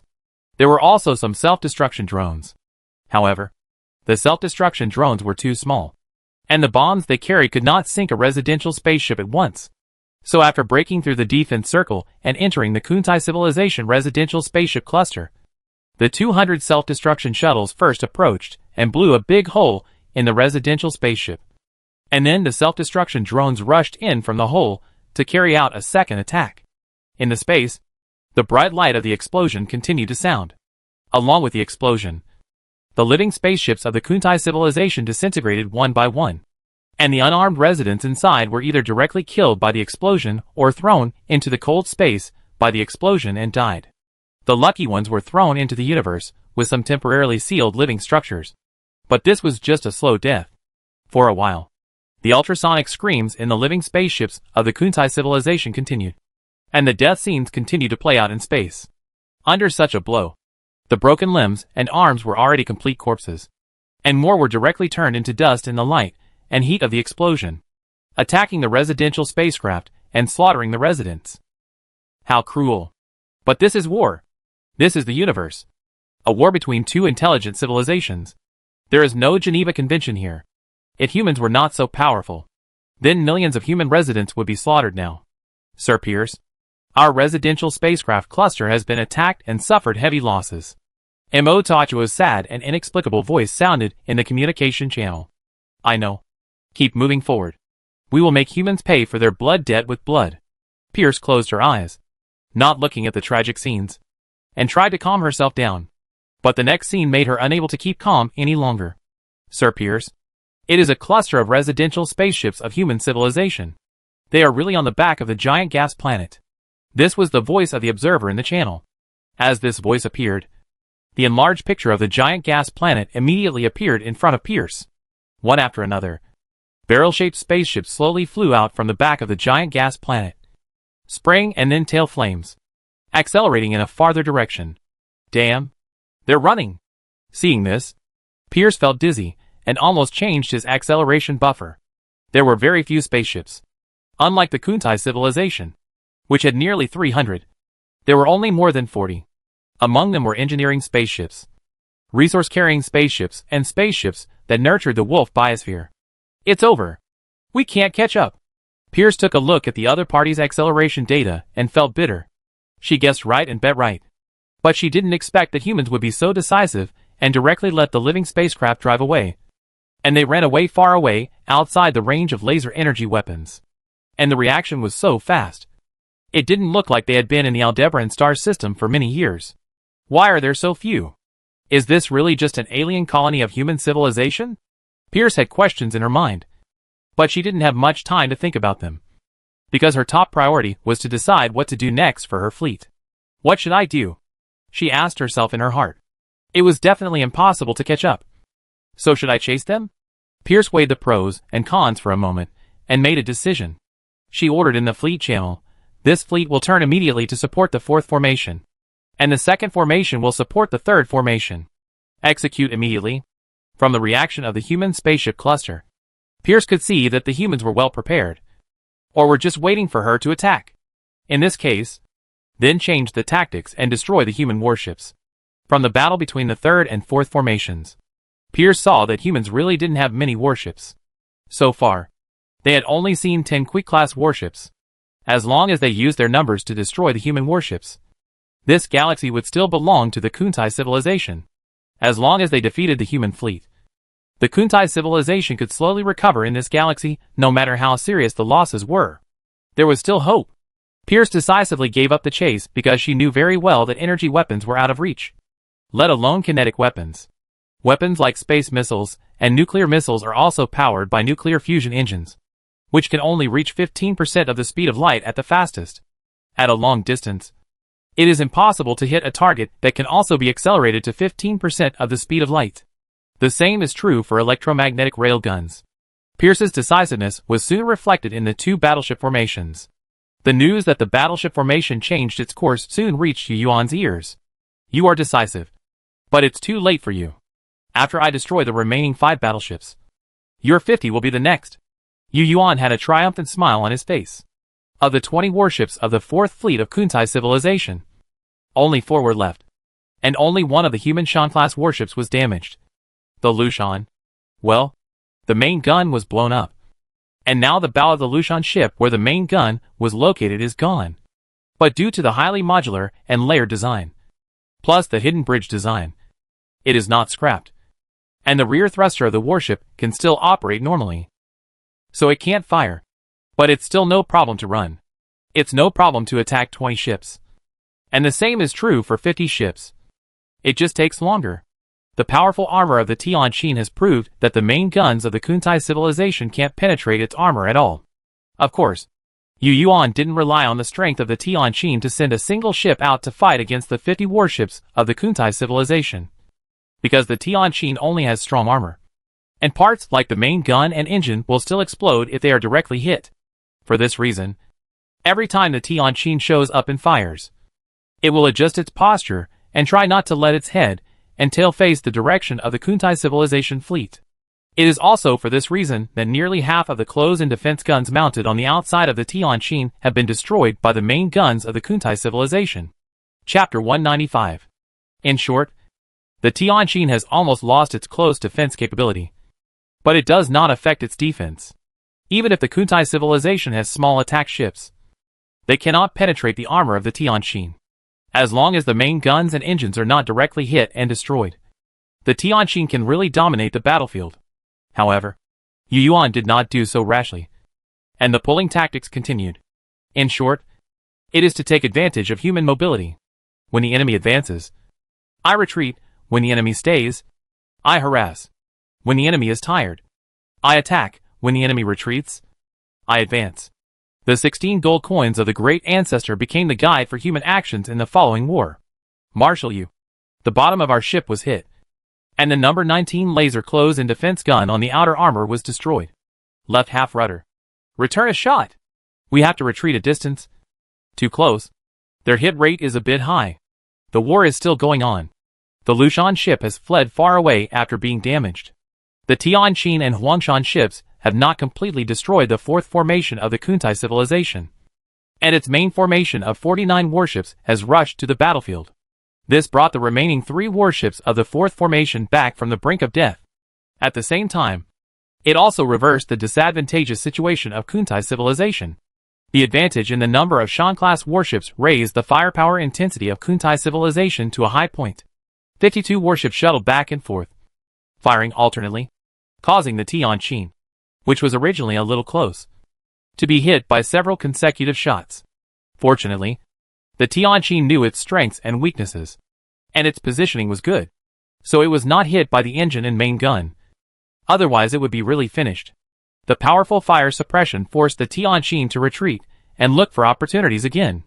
After the arrival of its main fleet, the Kuntai civilization changed from the original spherical formation to a loose formation. It seems that they also understand that in this environment, it is very easy to be hit if they form a large formation. In fact, the Kuntai civilization has now entered the asteroid belt. In such an environment, the best tactic for these 52 warships is to fight a covert war with humans. However, they have limited fuel and have to end the battle in a short time. Therefore, even if they adopt a loose and dispersed formation, the goal of the Kuntai civilization fleet is still to pursue the Tianqin and Huangshan. The longer the war lasts, the more disadvantageous it will be for Kuntai civilization.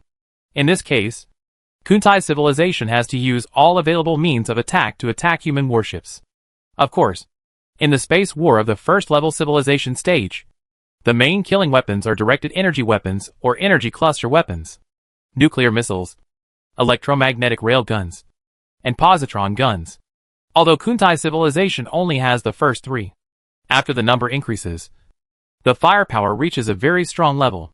In addition, they are all mountain-level warships, and their artillery caliber and nuclear missile equivalent are also large. Suddenly, bright spots appeared one after another in the asteroid belt. The nuclear explosion and the energy beam illuminated the asteroids hiding in the dark space. Electromagnetic rail guns and nuclear missiles are considered slow weapons at this distance, but they were also used by the Kuntai civilization in the battle. However, the Tianqin was like an indestructible cockroach. It could not be hit by slow weapons, and could not be killed by energy beam weapons. The Kuntai civilization became more and more anxious. But there was no point in being anxious, because this was a war in which humans had the initiative.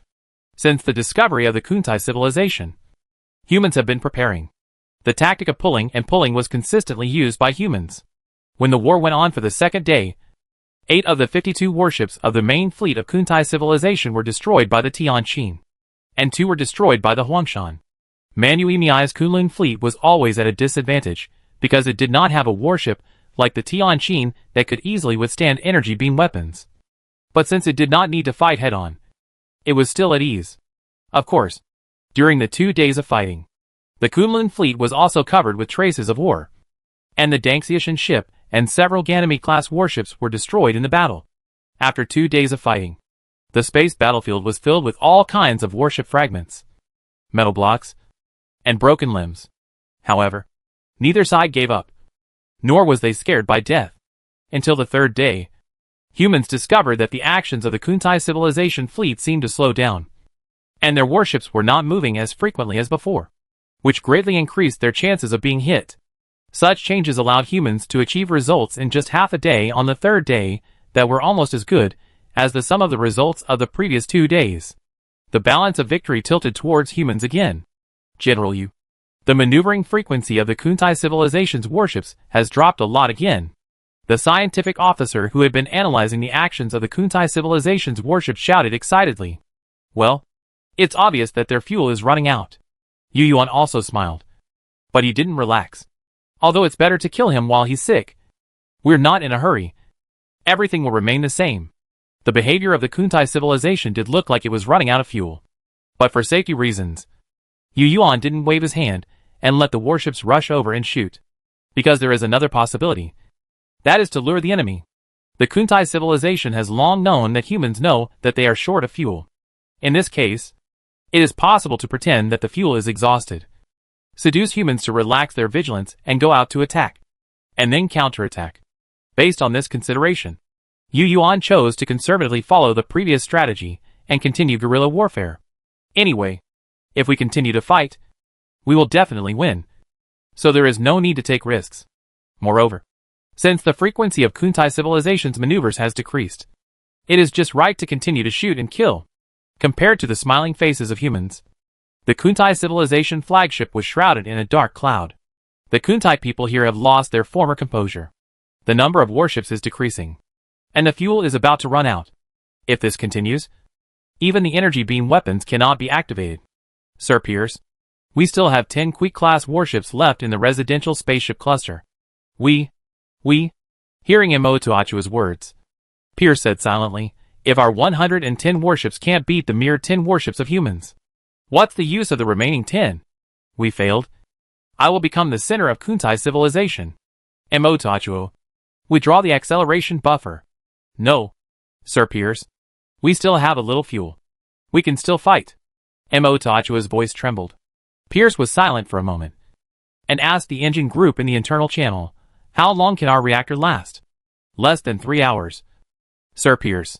The head of the engine group paused and added, if we frequently change positions and maneuvers, and frequently use energy cluster weapons as before, then there will only be 2 hours. The words of the head of the engine group seemed like the last straw that broke the camel's back, hitting the hearts of every Kuntai person on the battleship. Chapter 196. Sir Pierce, maybe we still have a chance. Imotoachua said unwillingly, we can pretend to surrender on the pretext of insufficient fuel. And when the human warships approach, we will give them a blasting attack. They only have the flagship here. As long as we destroy it, victory will still belong to us. Fake surrender. Pierce sighed with a bitter face. Imotoachuo, you have to understand that wars between civilizations are different from internal wars. Whether humans accept surrender or not is another matter. Moreover, once the fake surrender is discovered, we will face the crazy revenge of humans. At that time, our people will be deprived of the chance to survive. And our Kuntai civilization and our Kuntai people will truly disappear from the universe. But, no buts. Remove the acceleration buffer. Drive the warship behind the asteroid. And then send a signal to human civilization. Pierce's tone was full of helplessness. 52 warships. Only 3 days. Now only 7. And the humanoid flagship is still so invincible. During this period, Pierce saw the flagship being hit by energy beam weapons more than once. But except for making the warship's hull slightly hot, there was no effect. It can be said that every time the flagship was hit, Pierce's despair increased. Pierce thought it was ridiculous. She should be happy to hit the enemy. But she felt desperate. She really couldn't understand why the armor of human warships was so outrageous despite being a first-level civilization. She lamented in her heart more than once. It would be great if we also had positron cannons. Yes, positrons are the antimatter of electrons. No matter how strong the armor is, as long as it belongs to the range of normal matter, there must be outer electrons. And if there are electrons, there will definitely be an annihilation reaction with positrons. So, if the Kuntai civilization had a positron cannon, Even if the armor was strong, it would definitely be destroyed after being hit so many times. However, there is no if in the world. The Kuntai civilization does not have a positron cannon. The remaining Kuntai civilization warships, according to Pierce's instructions, each searched for asteroids for hiding. At the same time, a communication message was also transmitted to the Tianqin. Human civilization and Kuntai civilization had communicated for a long time before, so the content of the message was easily translated and presented to Yu Yuan. Yu Yuan took the time to look at the general meaning of the message. It roughly said that the Kuntai civilization was willing to surrender. But please do not kill the remaining Kuntai residents. To be honest, Yu Yuan really did not expect the Kuntai civilization to surrender at this time. So he was obviously stunned when he saw the content of the message. But that was all. In fact, Yu Yuan did not have the idea of killing all the Kuntai people, because he believed that although the Kuntai civilization was an evil alien, their scientists were still useful. But he did not reply to the message, because the Kuntai civilization fleet still had 7 warships, and surrendering at this time was a bit fake. So after receiving the message, the Tianqin continued to act and fought. At this moment, a report sounded in the Tianqin's internal channel. General Yu, the warships of the Kuntai civilization are hiding behind the asteroid. Oh! Yu Yuan raised his eyelids and looked at the screen in front of him. Sure enough, he saw that the remaining 7 warships of the Kuntai civilization adjusted their posture and headed towards the asteroid closer to them. What are you standing there for? Shoot! Yu Yuan's first reaction was that this was the best time to judge the enemy's route. If he didn't take the opportunity to fire a few shots, he would be sorry for his comrades, who died in the war. Tianqin fired a positron cannon at his shout, and it really hit the target and killed another warship. Then, Tianqin fired a few more shots at other warships. But the Kuntai civilization made various maneuvers in advance and did not hit them. After the remaining 6 Kuntai civilization warships hid behind the asteroid, the voice of inquiry sounded again in Yu Yuan's ears. General Yu, 6 enemy ships have hidden behind the asteroid, and the main guns have lost the enemy ship target. Do you want to continue to maneuver to find the target? The so-called continued maneuvering to find the target does not mean to move closer or go around to the back of the asteroid where the enemy ship is hiding, but to make a lateral maneuver at a certain distance. Because the so-called hiding in the asteroid belt does not mean that all the warships are hiding close to the asteroids, but to maneuver to a position between the target and the asteroids that is just blocked by the site. Of course, there are also some that are closer, but this situation is relatively rare. No need. Since they want to play hide and seek, we will play with them. Yu Yuan raised his hand on the screen in front of him, slid twice, and then clicked on an asteroid in the star map and pulled it to a position representing the helmsman system. Following his action, the Tianqin system automatically converted the asteroid's coordinates into numerical coordinates and transmitted them to the helmsman system, which was then received by several helmsmen.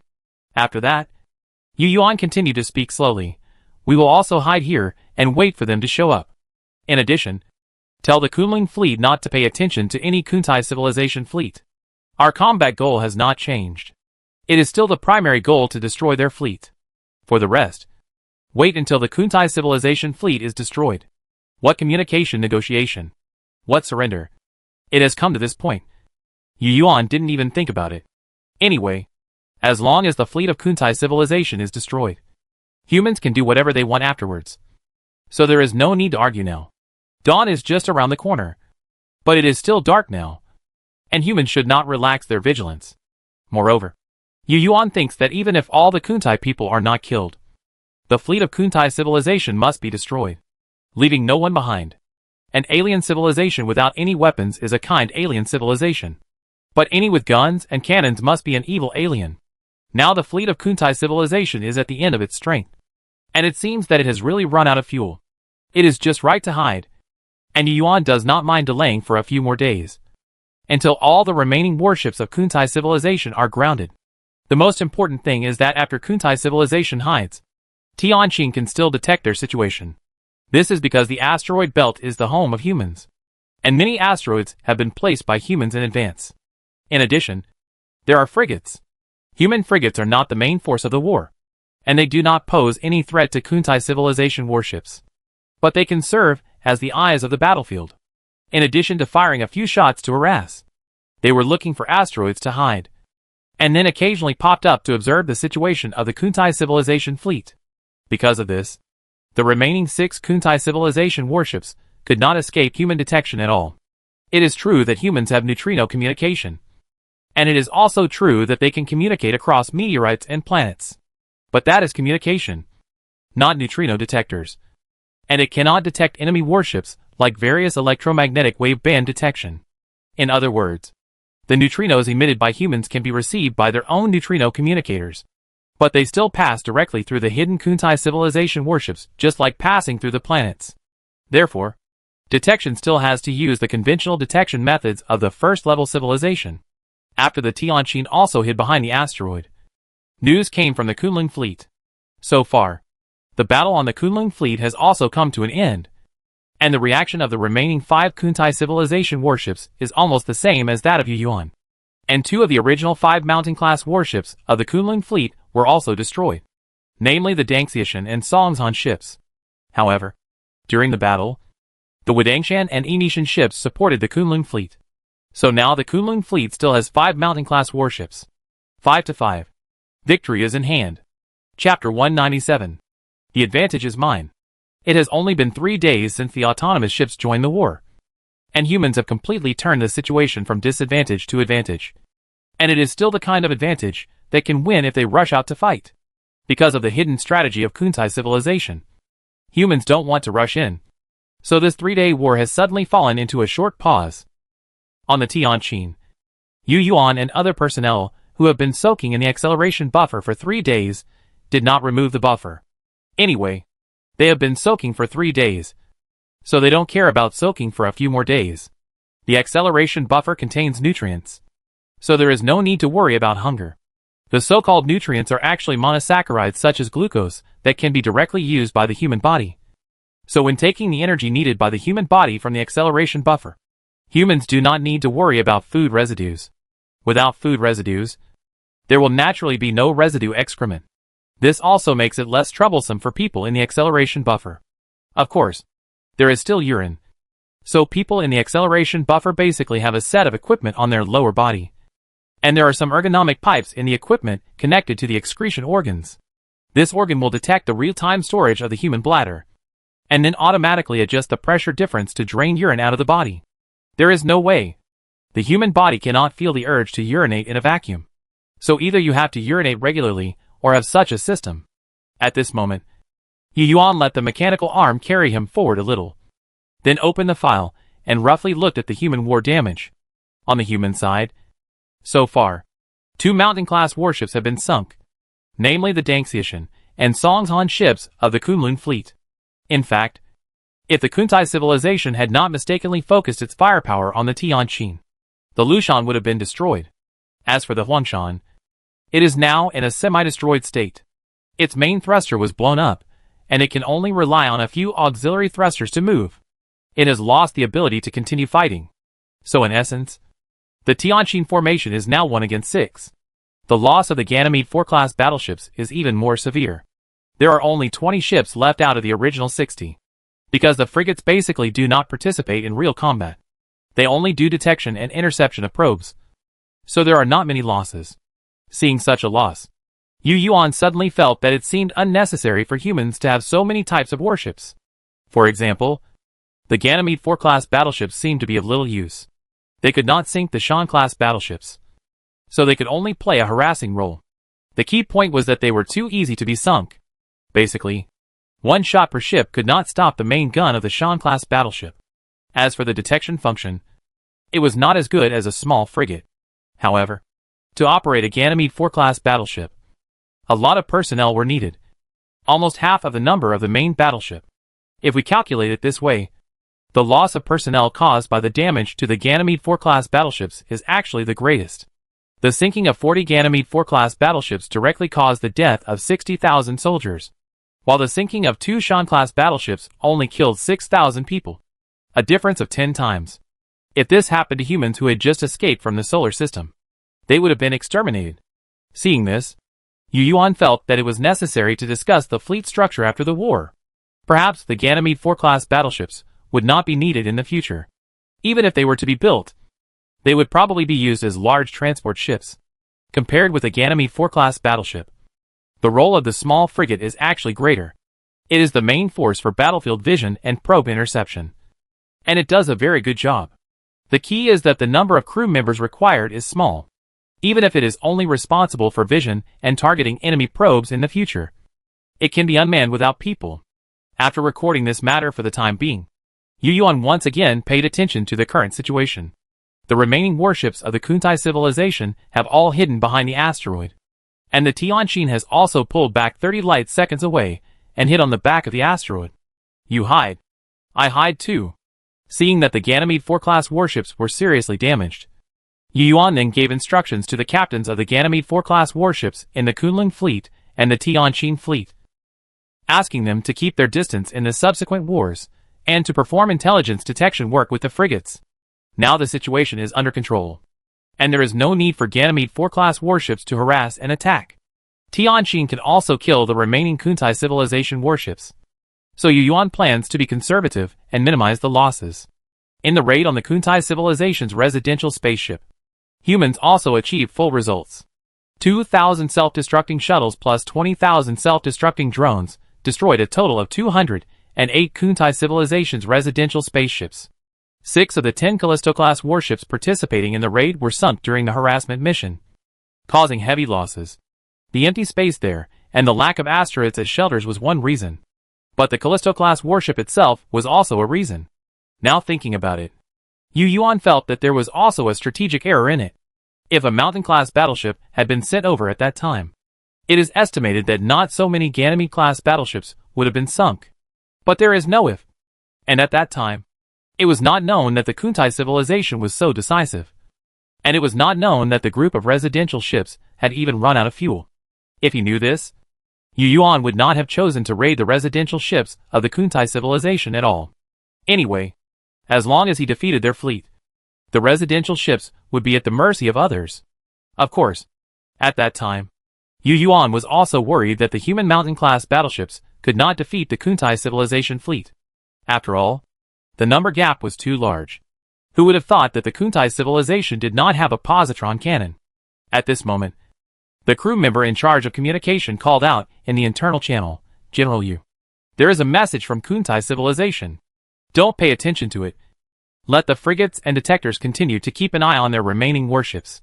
Yu Yuan responded without even looking at them. The communicator did not stop talking, but insisted this. "I think you should take a look. The message from Kuntai civilization this time is a little special." Special? At this point, what else can Kuntai civilization do? It's nothing more than some surrender agreements. Yu Yuan was a little puzzled. But since the communicator said so, he certainly would not blindly refuse again. However, when he saw the content of the message, he was also shocked, because this message was not a surrender agreement at all, but more like a declaration of desperate struggle. Human civilization, I have to say that your warships are very powerful. But if our army had not been short of resources and ran out of fuel, it would be unknown who would win. Indeed, you won. But I have to tell you, don't underestimate the determination of any civilization to survive. Chapter 198. After repeatedly asking you to accept conditional surrender and getting no response, we realize that you humans have no intention of letting any of us Kuntai people go. We know that war is ruthless and cruel, and we also understand that there are winners and losers among civilizations. But you humans want to wipe us out. You are no different from the Quill civilization. In this case, we have no choice but to resist to the end. Yes, our remaining warships are no match for you, and we don't even have the fuel to fight again. But don't forget that we can perish with you. Perish together? Yu Yuan's heart was beating fast. He continued to look down to see what else the Kuntai civilization would do when it had reached such a desperate point. Galactic Axis Alliance. Human civilization. Don't forget the Galactic Axis Alliance. As a first-level civilization, you must know their broadcasts. To tell you the truth, the mother planet of our Kuntai civilization was killed by the Quill civilization in this way. Of course, we died together. Using the same method, we can also die together with you. Ha ha ha. I believe you have figured it out. Yes, we still have the intelligent broadcasting program of the Galactic Axis Alliance. As long as we import that broadcast into our central computer, the Galactic Axis Alliance will soon send a spacecraft to Aldebaran. Just like what the human civilization did when the Quill civilization was defeated by us. Do you know how long it took from the time when the Quill civilization imported that broadcast into the central computer to the time when the Galactic Axis Alliance spacecraft appeared? To tell you the truth, they have spacecraft that are countless times faster than the speed of light. So fast that we don't have time to escape from Aldebaran. In other words, as long as we do this, you and we will be taken away by them and become the lowest level of the so-called alliance. And then be forever deprived of the freedom of a civilization and lose the qualification of being an independent civilization forever. As long as I import the broadcast into the computer, the people of our two civilizations will no longer be our people, but resources that are arbitrarily demanded and allocated in the alliance. Our scientists will also lose the qualification to explore new things. Our two civilizations will only be able to exist forever, and constantly and endlessly do alliance tasks. Yes, we don't want to lose everything. So after our home planet, the Quill civilization, was taken away by the so-called Galactic Axis Alliance, the remaining Kuntai people became the last hope, and we became the new Kuntai civilization. But now, you humans want to kill us all.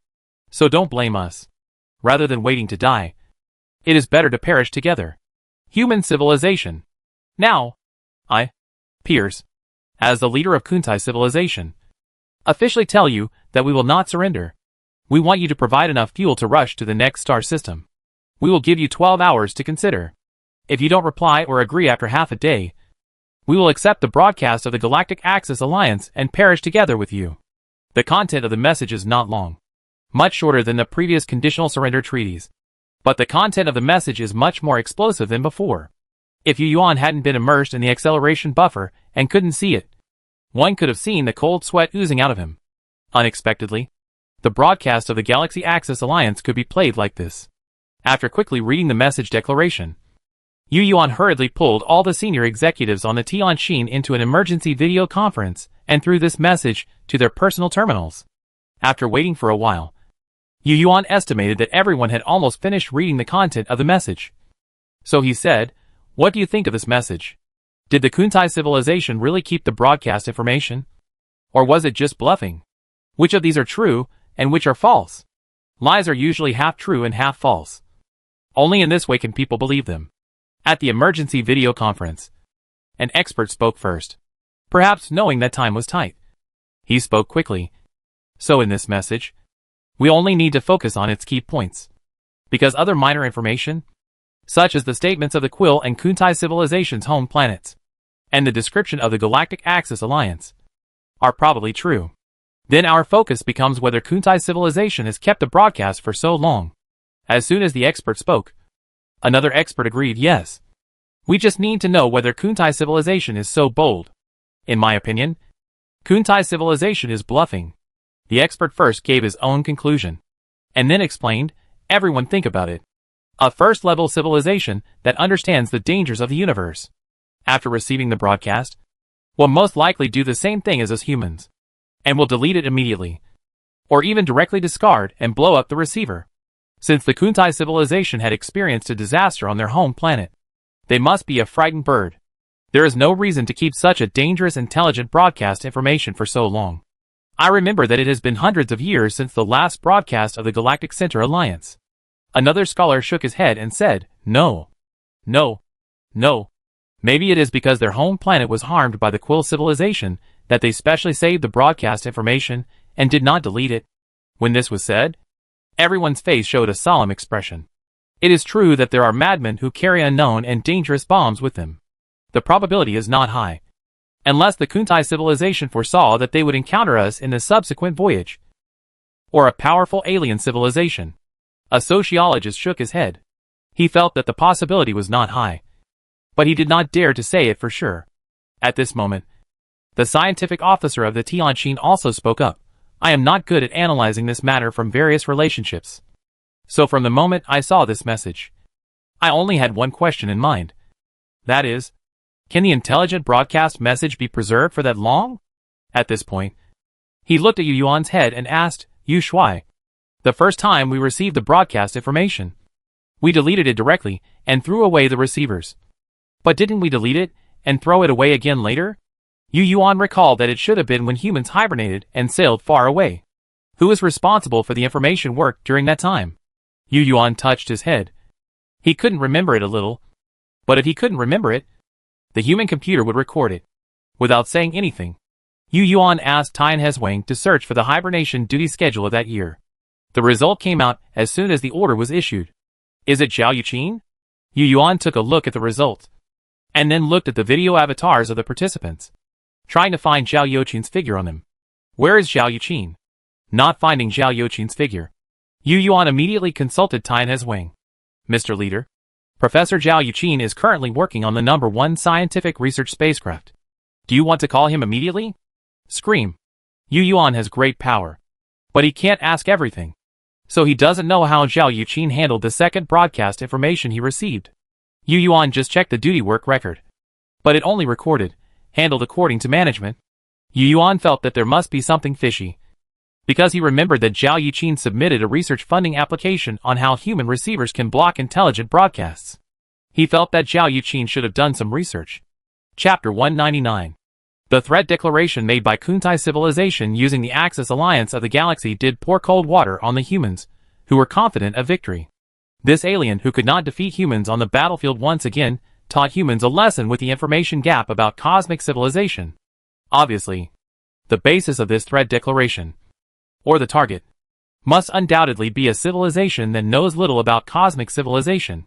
And human civilization happens to be such a civilization. Humans only heard about the Axis alliance of the galaxy from the radio, and knew nothing about anything else. And the same was true for other civilizations in the radio. So in fact, in the speeches of many scholars, there is still one thing missing. That is, Kuntai civilization's view on other cosmic civilizations, or the living environment of civilizations in the cosmic environment. Yu Yuan thought of it. So after he asked Tian Hezwang to send a communication request to Zhao Yuqin, he expressed this idea. The response was enthusiastic, but it was just a heated discussion. The result of the discussion still did not have a clear answer, only which possibility was more likely, and which was less likely.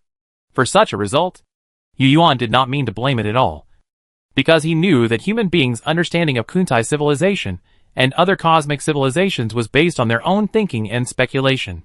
It's good to be able to come up with some probabilities. After all, these conclusions, that seem to be inconclusive, are also inferred based on facts. There is a long distance between Tianqin and the research spacecraft where Zhao Yuqin is, so it is not connected like the other people in the Tianqin formation. While waiting for the connection, Yu Yuan continued to discuss the authenticity of the information with experts and scholars. Of course, there was no practical progress, and the scientific officer's analysis from the perspective of science and technology did not have much effect. It was helpless, but it was a normal fact. 5 minutes passed like this. The video communication was finally connected. As soon as Yu Yuan saw Zhao Yuqin's head appear, he roughly repeated the content of the previous discussion on the Tianqin. However, Zhao Yuqin's reply was very slow. It was probably a few minutes after the repetition that Zhao Yuqin began to speak on the screen. Yu Yuan knew that this was due to the delay in communication. General, I was indeed on duty at the time, and I did do some research on the smart broadcast. But as of now, there is still not much progress. Zhao Yuqin's avatar spoke, and the sound from a few minutes ago could only be heard by the Tianqin now. The research project is still ongoing. Our idea is to consider modifying the operating mechanism of our own signal receiver to achieve the effect of not receiving broadcast signals directly. But you also know that it is difficult for us humans to study things of advanced civilization at this stage, because we don't know what the mechanism is. I guess there is little hope of making a name for it. As for the broadcast you mentioned, don't worry. We have no way. And Kuntai Wenming certainly can't save that broadcast information for that long. Yes, Chief. That broadcast was indeed made when I was on duty. I didn't delete it directly at that time. Instead, I disconnected the signal receiver and studied the signal for a while. But I didn't find anything. Zhao Yuqin seemed to know that the communication delay was very serious. So he didn't say a word and waited for Yu Yuan to ask before saying the next sentence. But because he had not made any preparations, his answer was not so smooth and seemed a bit confusing. Well, we have not found anything, which means we are helpless against the broadcast signal. We only know that there is a piece of information in the signal receiver, but we can't do anything about it except importing it into the central computer and deleting it. Even when testing the receiver, the testing equipment showed that everything was normal. Any software that tried to perform other operations on the information would find no such person. Just like a ghost. Very magical. But the information didn't last long. Even if we didn't delete it, it disappeared within 3 days. Just as it appeared, it disappeared abruptly. I think it was set up by the Silver Heart Alliance on purpose. Or there is another possibility. The information can't act on its own. Maybe it's a technical limitation. Or maybe it's a time limit for such technology. Who knows about things of advanced civilizations? I think it must be a technical limitation. Otherwise, why would it appear on the signal receiver and wait for the recipient to operate it? Wouldn't it be better to appear directly on the central computer, complete the manufacturing process by itself, and then send the information by itself? Obviously, the Galactic Alliance does not have such invincible technology. Superluminal? Well, I don't know how many times faster than the speed of light. And semi-intelligence, unknowability, are the characteristics of that broadcast information. Apart from that, we know nothing. Oh, by the way, it's not that we have gained nothing. In the process of research, we believe that the so-called superluminal communication should be a technology that can be achieved through information means. From the content of the broadcast, superluminal communication means do not seem to rely on specific equipment. Otherwise, it cannot be explained that we import information into the central computer, and it can automatically generate a superluminal communication program. But we have no idea what it is specifically. And this is just a guess. We can't do any theory or experiment. No. We can't even imagine what it looks like. In a word, the Kuntai civilization's claim that it used broadcasting to entice the Galactic Alliance spacecraft to perish with us is completely untrue. Unless the Galactic Alliance conducts another interstellar broadcast now. By the way, the data from my research that time is stored in the physics department file, numbered 7545999317. After hearing Zhao Youqin's reply, everyone on the Tianjin who participated in the emergency video conference breathed a sigh of relief, and also knew that the discussion did not need to continue. Yu Yuan was straightforward. He first replied to Zhao Youqin's message, and then directly announced the adjournment of the meeting. After closing the video conference, Yu Yuan retrieved the research records of that year and read them carefully word by word. It was a research report, but Yu Yuan had not made any progress in all these years. At least scientific research papers were not difficult for him. After spending half an hour browsing the research materials, Yu Yuan finally felt relieved. Zhao Youqin described the research situation at that time in detail, including every process. It seems that Kuntai civilization is really desperate. They can come up with such an idea. But it is indeed a good idea. At least it almost scared people to death. Yu Yuan smiled bitterly and closed the research data. If Zhao Youqin had not done research on this and waited for 3 days to see the information disappear by itself, otherwise humans would have been fooled this time. Chapter 200. To be honest, Yu Yuan felt that if it weren't for Zhao Youqin's research, he might really be forced to agree to Kuntai civilization's request. It's very simple. Because humans can't afford to take the risk. It's not humans, but Kuntai civilization that are at the end of their rope. But then again, if the situation turns around, humans will probably do the same as Kuntai civilization, using this fake news to fight to the death or escape. Yu Yuan, feeling happy, moved his arms and muttered, from this point of view, if the other things that Pierre said are true, then Kuntai civilization is really unlucky.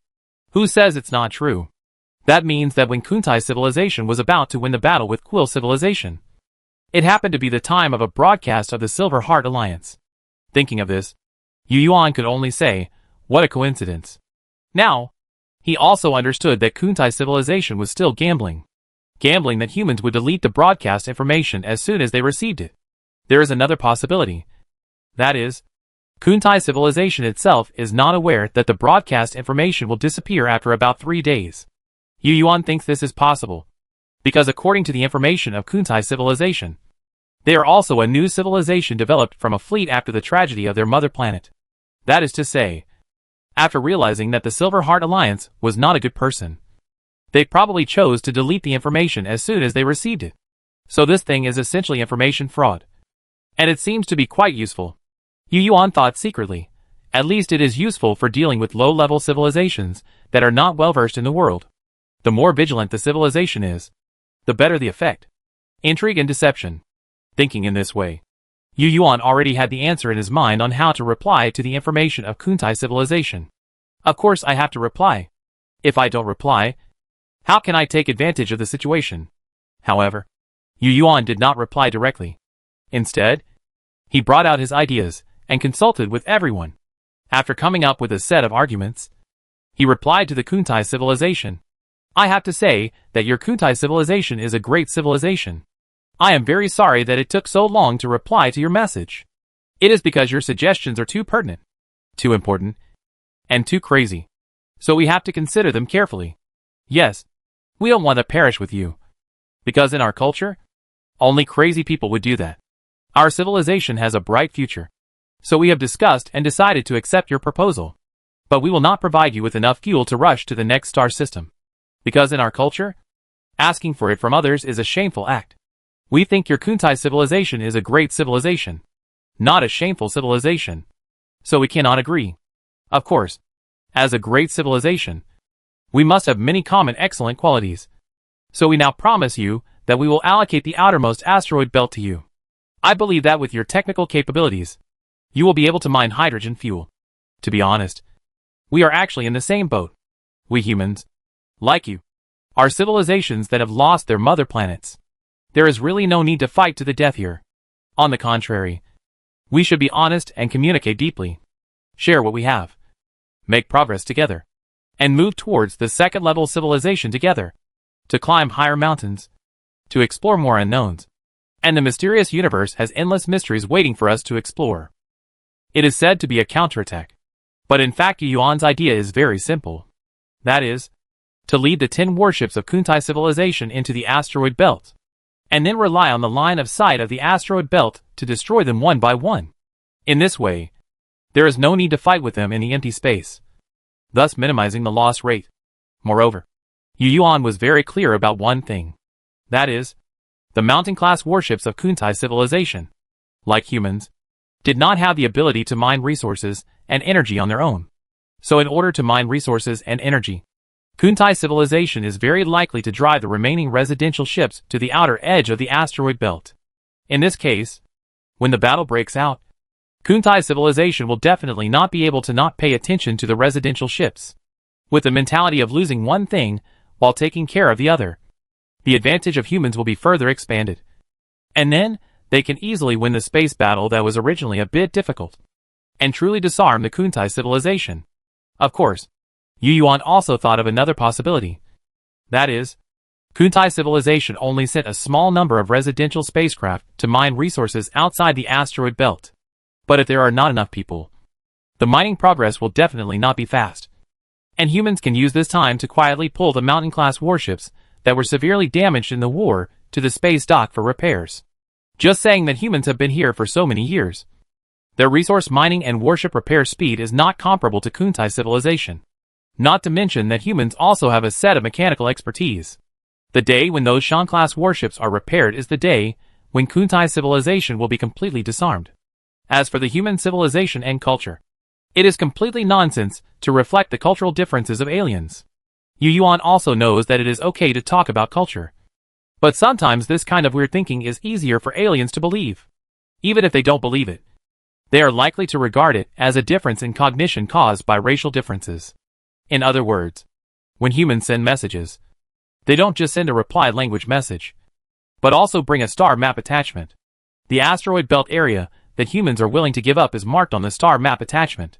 The Tianqin was not far from Pierce's flagship.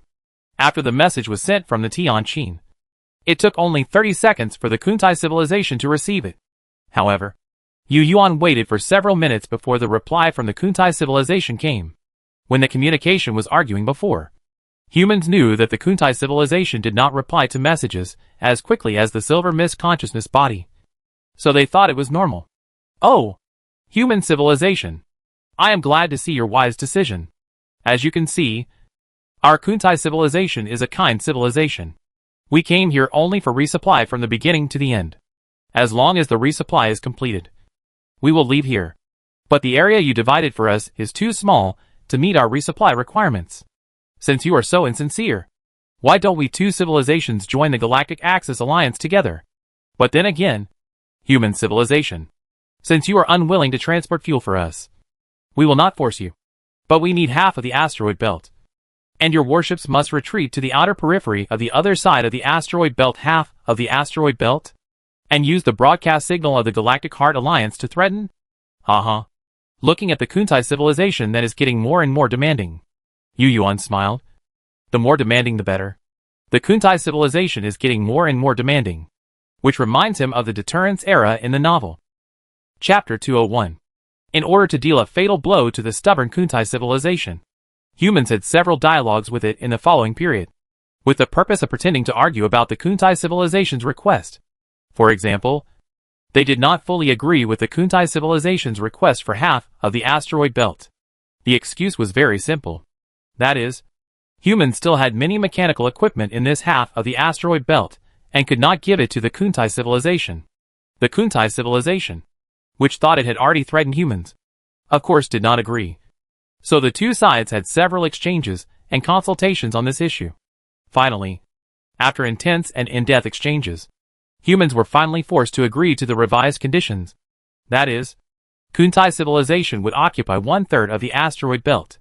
Of course, the satellites of the two giant gaseous planets would still belong to humans. However, in order to cover up the lies in the exchanges, this agreed condition did not take effect directly, but left a certain time window for humans to withdraw the previously mentioned instruments and equipment, which was half a month. In addition, human warships must also withdraw to the other half of the outer periphery of the asteroid belt. There was no objection to this point. Humans also needed to repair the Mountain-class warships anyway, and the two mobile space docks were at the residential spaceship cluster, so they could just withdraw there to do the repairs. After the matter was roughly finalized, the Tianjin turned around with a group of warships and slowly sailed away from the battlefield area. The Kunlun fleet did the same. 3 days later, the human warships arrived at the other side of the asteroid belt. After the maintenance engineers evaluated the damage to the warships, the Mountain-class warships began to be repaired in the mobile space docks. On the other hand, after the human warships retreated to the other side of the asteroid belt, the Kuntai civilization fleet also began their actions. First, the few surviving warships reappeared from behind the asteroid and headed to nearby locations, seemingly to confirm whether humans had completely withdrawn. After several days of observation, its residential spaceship cluster finally began to move. To the surprise of humans, the remaining residential spaceship clusters of the Kuntai civilization did not all set sail for the asteroid belt, but only a small part of them set sail with the 10 warships. Due to the withdrawal of the probe, humans did not observe the specific situation, but it is not difficult to guess. Humans think that there are two possible reasons for Kuntai civilization's action. One is that it failed to prevent the remaining residential spacecraft from being destroyed by humans. The second is that there is insufficient fuel.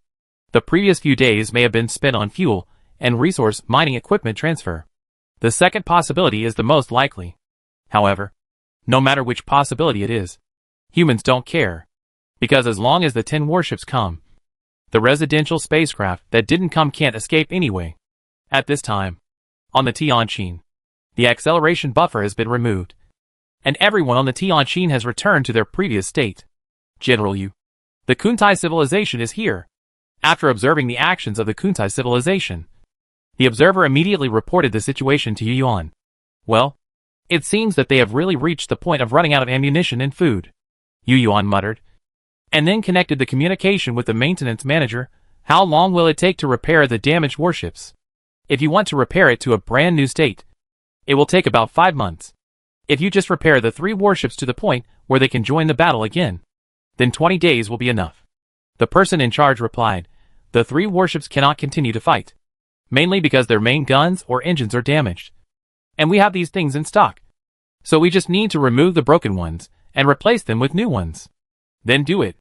There is no need to repair them to a brand new state at this stage, Yu Yuan instructed. In 20 days, Kuntai estimated that it would only be able to complete part of the asteroid resource exploration, just in time for it to obtain hydrogen as fuel. While humans were working hard to repair the warships, the Kuntai civilization began to explore the resources in the asteroid belt. During this period, while humans were repairing the warships, they were also observing the situation of Kuntai civilization from a distance. The distance was a bit far, so they couldn't see the specific situation. But humans didn't need to see the specific situation. They just needed to see the general outline. Because humans only needed to grasp the approximate progress of Kuntai civilization's resource development, they could judge when they should launch another attack. Time passed day by day. When waiting for the 15th day, humans found that the progress of Kuntai civilization's resource collection seemed a bit fast. They didn't seem to be conducting comprehensive exploration and mining, but first concentrated on mining hydrogen. This can be seen from the many spaceships that appeared near the asteroid with rich helium-3 reserves. Seeing this, Yu Yuan decided not to wait until the last battleship was repaired. After all, if he waited any longer, it would be troublesome if the Kuntai civilization really completed some fuel replenishment.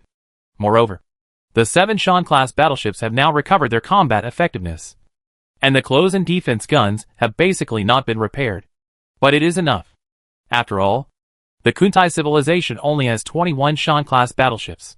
7 against 21. A sure win. As for the one that has not been repaired, it is still being repaired in the mobile space dock on the back of the asteroid. After repairing, we will see whether to join the battle. Let's go! Let's completely eliminate the Kuntai civilization. With Yu Yuan's order, 7 Shan-class warships slowly sailed out from the back of their hidden asteroids, then turned around and headed towards the Kuntai civilization warship group. This time, Yu Yuan did not bring the Ganymede 4-class warships with him, but only brought some frigates for shuttle detection. After all, the Ganymede 4-class warships are not very useful, so it is better not to bring them to reduce unnecessary losses. The actions of the human warships naturally could not be hidden from the eyes of the Kuntai civilization, and as soon as the humans set out, they discovered it. After all, the tail flames of the warships were too obvious at this distance. As expected, the Tianqin received information from the Kuntai civilization as soon as the human fleet of 7 mountain-class warships and 100 frigates turned. Human civilization, you know what you are doing. On behalf of the Kuntai civilization, I would like to give you the final advice. Please stop your provocative behavior immediately. Otherwise, we will immediately import the intelligent broadcast of the Silver Heart Alliance into our central computer and perish with you. Human civilization, please do not challenge our determination. The message was short. Yu Yuan ignored it and continued to speed up the fleet. Sure enough, after a while, the message from Kuntai civilization arrived again. Human civilization, we reiterate again. Please do not doubt our determination. If your fleet continues to move forward, we will sound the death knell of our 2 civilizations in 5 minutes. According to the speed. 5 minutes later, the human warship formation just entered the effective range of the energy weapons of both fleets. Yu Yuan still ignored the second warning message. After a while, the third warning message came. The content was almost the same, both reiterating and emphasizing their determination. However, compared with the previous 2 times, the third message was more intense, as if they were really going to perish together in the next moment. Chapter 202. Taking advantage of this time, Yu Yuan thought about it and replied to Kuntai civilization. But it was all irrelevant words. At this moment, Kuntai civilization flagship, Mo-Tachuo, Pierce and others looked ashen, and the bridge frame was shrouded in a gloomy atmosphere. The hearts of all Kuntai people were depressed to the extreme. Sir Pierce, the depressing atmosphere made Mo-Tachuo stop shouting, and his vocal organs spit out hoarse ultrasonic waves. Human civilization seems to have seen through our lies. But why? We didn't reveal any flaws at all. Did they know we were lying? Impossible. Impossible. If they knew, why would they agree to our conditions before? With their strength, if they had seen through our lies from the beginning, they wouldn't have needed to agree to our conditions. They would have continued to attack us directly, and we would have collapsed due to the fuel problem. Pierce raised her head slowly, and the scales on her face seemed to have changed color because of repression. No. Mo-Tachuo. Perhaps. Human civilization has known it for a long time. Although I don't know why they know it. The purpose of their promise to us may be to lure our warships into the asteroid belt and then destroy us at the lowest cost. Sir Pierce, do we have no chance? Mo-Tachuo asked unwillingly. Chance? Huh? Pierce looked around at the Kuntai people on the ship, feeling the blazing eyes of each Kuntai person. She knew that was the hopeful look of the guarantee letter. But at this point, what can she do? If Pierce retracted his solemn gaze and trembled his vocal organs. If we really have the intelligent broadcast information of the Galaxy Axis Alliance, will you forgive my decision? Forgive? Mo-Tachuo first questioned Pierce's wording. and then said, Mr. Pierce, you should not use the word forgive. Because if we really have that intelligent signal, people will not blame you for such a decision, but will thank you instead. Yes, in the eyes of ordinary people, it is better to live a miserable life than to die a good death. Rather than being killed by humans, it is better to join the Galactic Axis Alliance.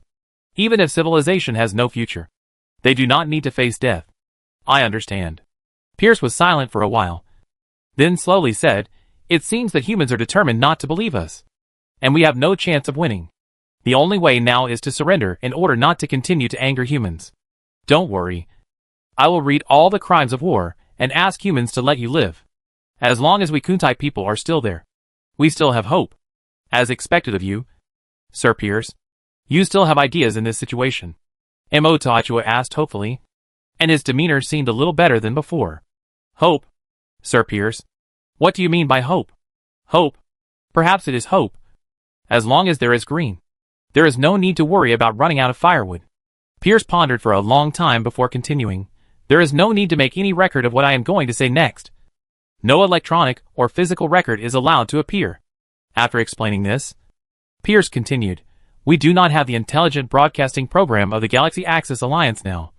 But just because we don't have it now doesn't mean we won't have it in the future. You should know the interval between the Galaxy Axis Alliance's intelligent broadcasts. As long as we Kuntai people are still alive and waiting, we will definitely be able to wait for the next intelligent broadcast. Mr. Pierce, what do you want to say? A member of the Kuntai think tank seemed to have thought of something. But before she could really ask, Pierce nodded and replied, yes. Fighting will definitely not have any chance of winning. And fighting again will completely anger humans. If we anger humans, we may really be exterminated. So we can only pretend to be submissive. It doesn't matter if we die. As long as humans don't kill our people, there is still hope. We can secretly place a signal receiver on the living spaceship. As long as we wait for the next broadcast of the Galactic Axis Alliance, we can use it to threaten humans and let them let us go. Pierce thought a lot. From the previous conversation, she felt that humans did not seem to have the intention to kill us all.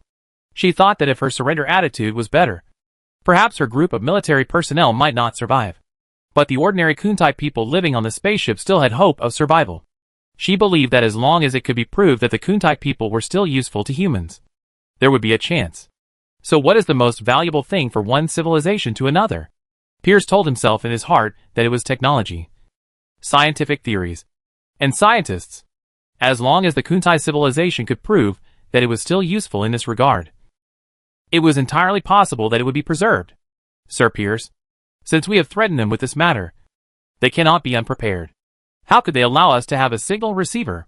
Mototo's mind moved, but he still had some doubts. There will definitely be defenses. But Mototo, you have to understand that we have more than one residential spaceship. We have 87 residential spaceships. And the spaceships must communicate with each other. So signal receivers must exist. Pierce slowly talked about his plan. Even if humans are prepared, they can't replace all our signal receivers in a short time. As long as the Galaxy Axis Alliance broadcasts before they completely replace all our signal receivers, we can turn the tables and even escape. And we can hide our best programming experts. Even if humans replace all our signal receivers, we still have hope of counterattacking. Next, I will delete all the identity information of those top experts. Give them ordinary identities. And then hide and wait for the opportunity. More than that, everyone, you should know that the living environment of each civilization is different. It is conceivable that if our people can survive, then humans will definitely not be able to directly send people to manage us. In other words, it is either robots or ourselves who manage our people. After Pierce finished speaking, Motoachua said excitedly, as expected of Mr. Pierce, I think this plan is feasible. Do you have anything to add? Pierce looked at other Kuntai leaders. The undercover personnel must be absolutely reliable, and must have a firm belief in our Kuntai civilization. A Kuntai answered. Of course. Pierce said seriously. The glory of Kuntai civilization is supreme. Every one of us Kuntai people knows that only when Kuntai civilization exists can Kuntai people have dignity, and stand tall in the universe. After saying this, other Kuntai people made some additional comments on this plan. After a while, seeing that no one continued to add, Pierce made a direct decision. Okay. Then we will execute this plan. You and I will be responsible for drafting the surrender letter. Of course, we surrender unconditionally.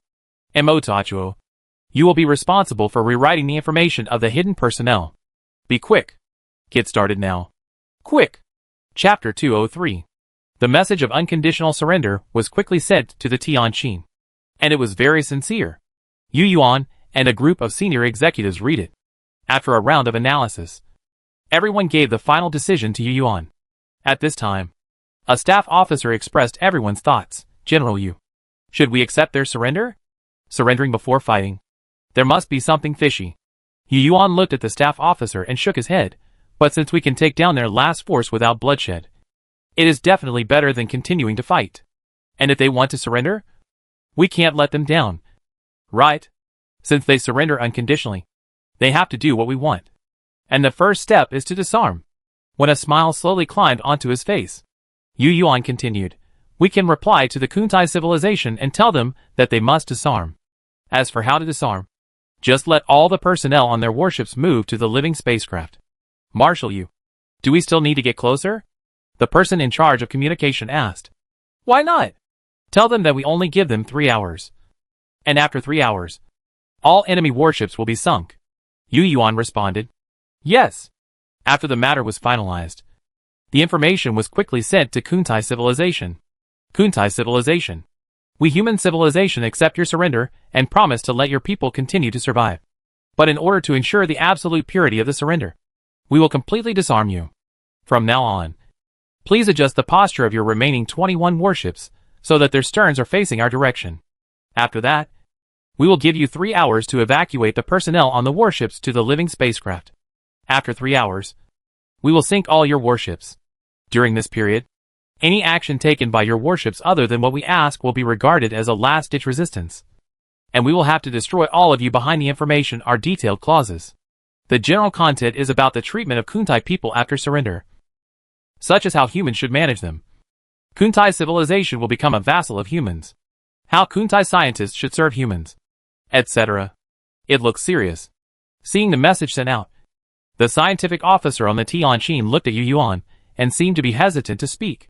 What's the problem? Yu Yuan looked over. General Yu, do we really have to accept their surrender?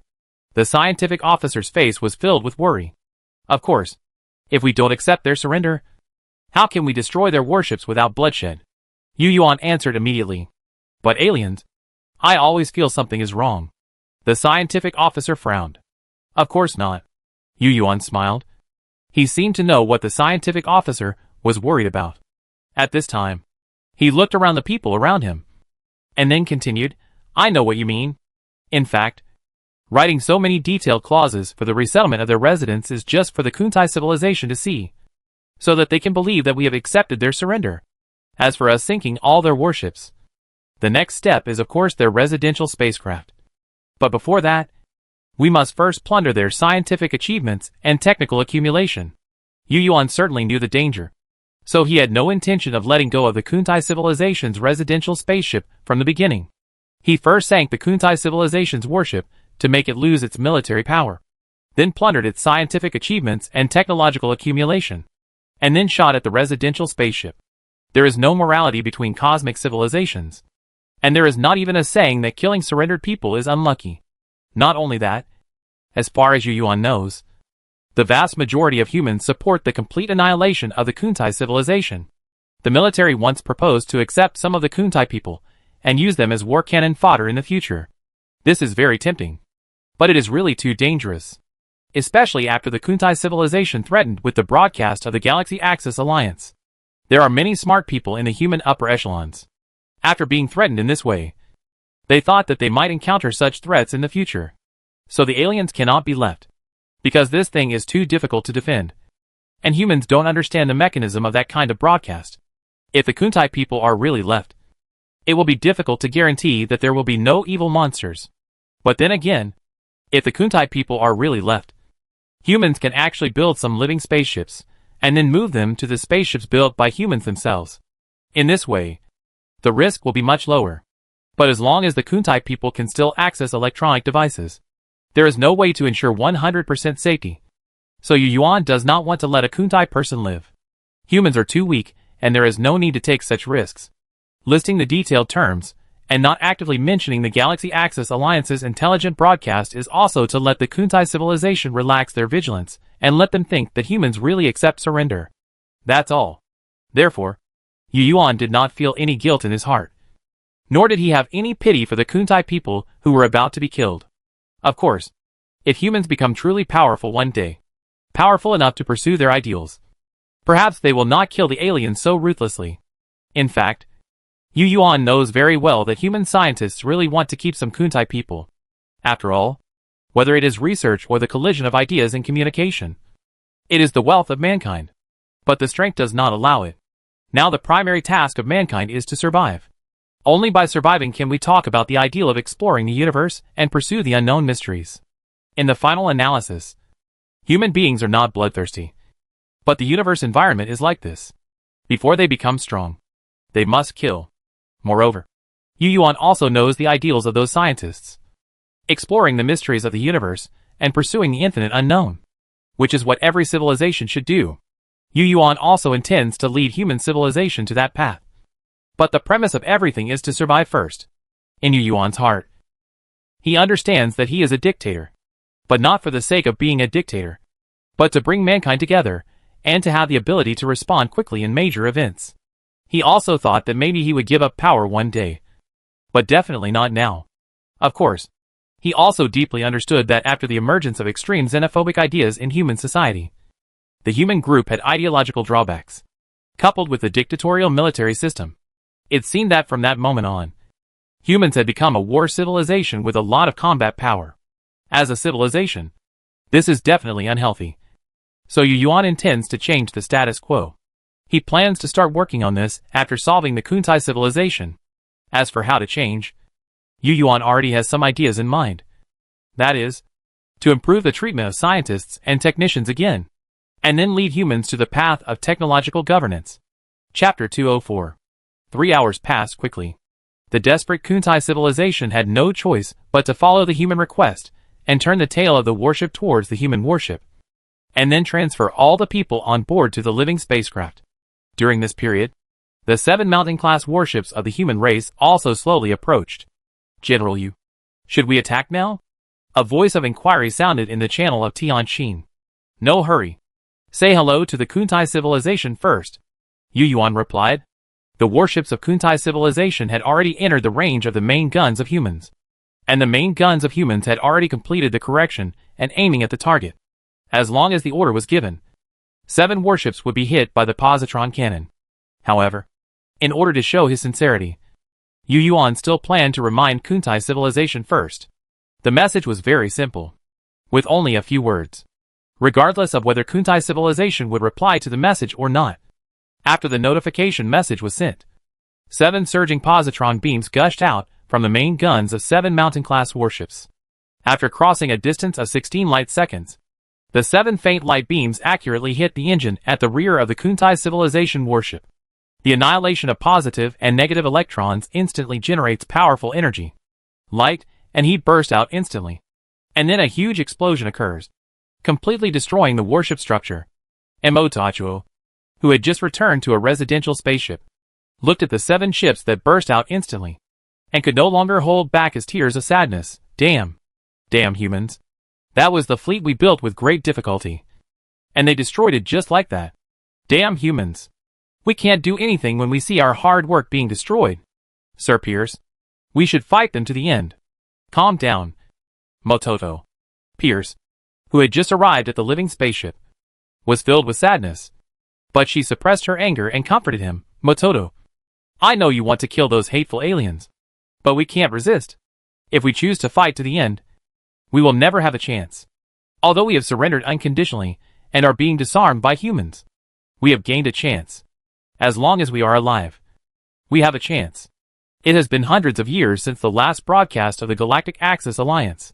If the broadcast is normal, I think the next broadcast time will be only 50 to 100 years. It's only 100 years. We have to hold back. Mototo lowered his head, which was not high to begin with, and uttered a series of whimpering sounds that were unique to the Kuntai people. Sir Pierce, I know. Of course I know. But seeing our warships being sunk by humans, like shooting at targets, I feel bad. Unlike him, Pierce stared at the fireworks with her eyes wide open. And she wanted to remember this scene firmly in her heart. Mototo, raise your head. We must face failure and sadness, so that we can imprint it in our hearts and remember today's pain. Pierce spit out the ultrasonic wave resolutely. Remember the pain today. When the broadcast of the Galaxy Axis Alliance comes again, it will be our chance to turn things around. During this period, we must be dogs for humans. And be docile dogs, no matter how humans treat us. Whether it is dissection or keeping us like animals. We cannot have any dissatisfaction. Not only can we not have dissatisfaction, we must also do our best to cater to humans, so that we can gain their trust. The more they trust us, the greater our chances of success. Emotachuo, I will. Mr. Pierce. The Kuntai people who returned to their living spaceships from the warships felt the light coming from the universe. Some of them turned around in grief and anger to face the sad hatred, while others bowed their heads and cried loudly. 7 warships were sunk in one salvo. After only 3 salvos, the last 21 Kuntai civilization warships turned into cosmic garbage, floating in the space of the Aldebaran star system. At this moment, all the Kuntai people in the remaining living spaceships of the Kuntai civilization felt a sense of sadness and despair, and dark clouds enveloped the hearts of all the Kuntai people.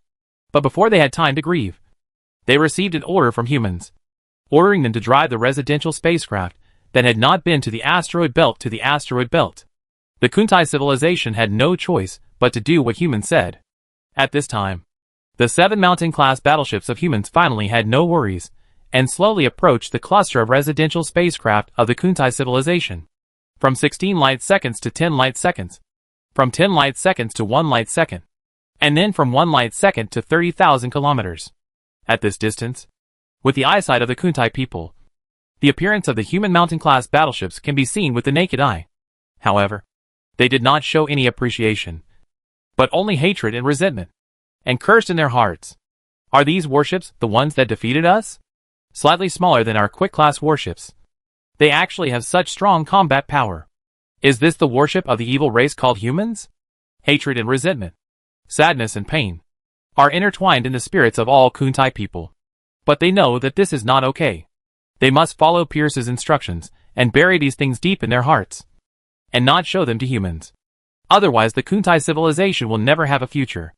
Just when the Kuntai people were filled with grief and anger, human civilization sent them another message. A message different from the previous one. Or a communication signal.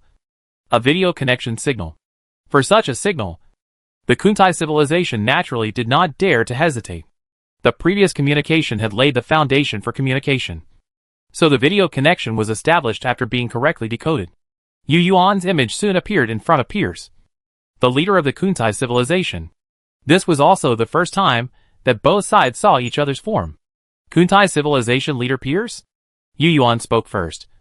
And after he spoke, his words were translated into a recognizable signal by the light of the Milky Way, and then transmitted to the instrument used by Pierce, and then converted into an ultrasonic signal familiar to the Kuntai civilization.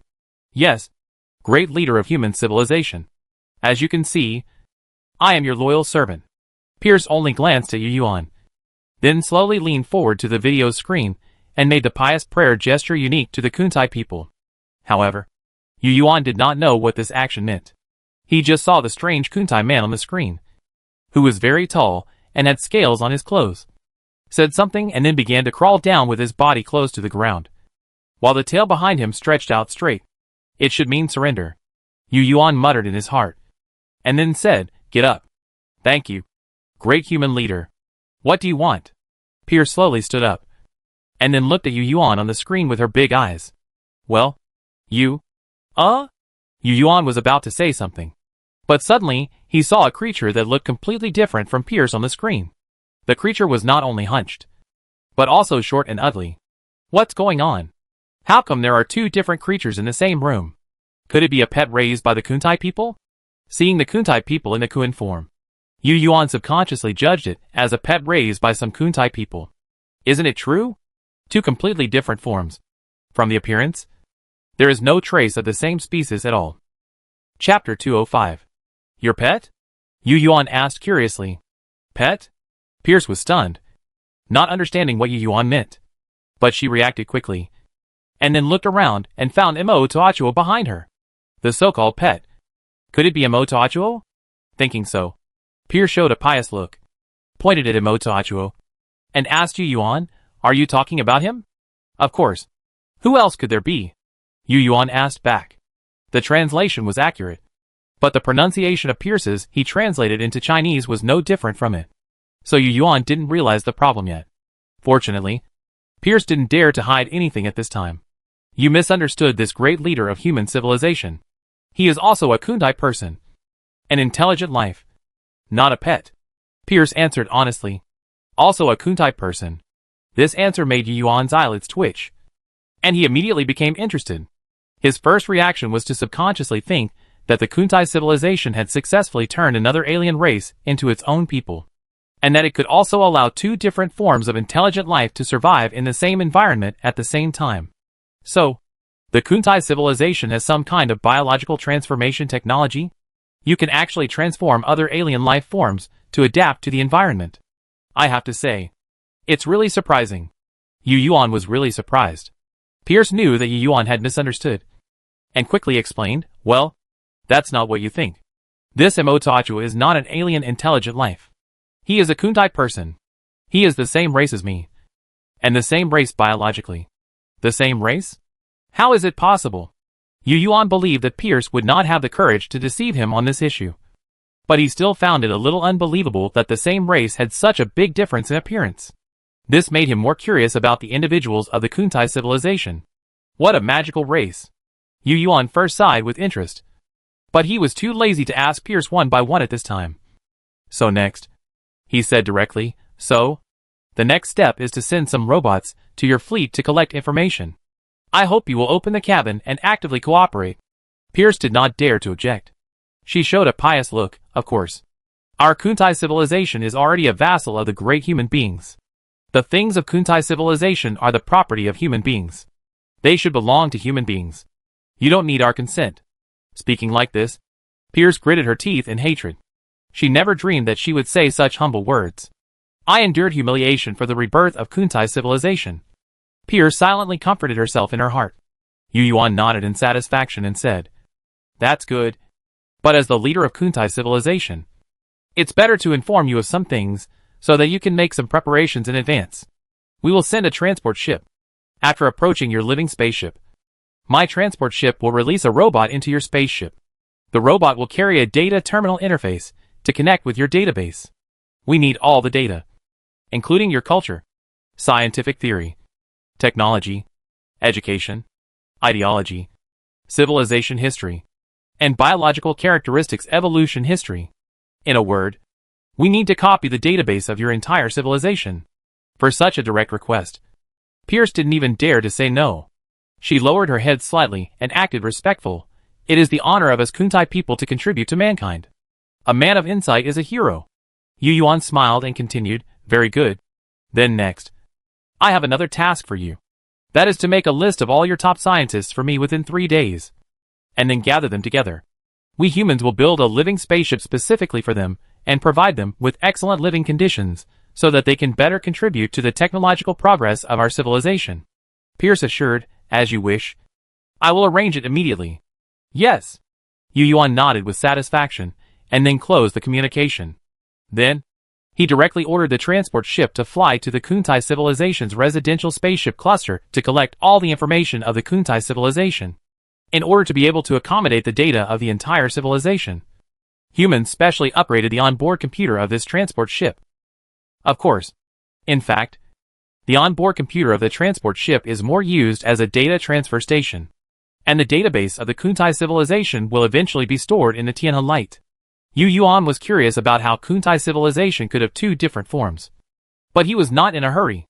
Anyway, he had collected the data and knew everything.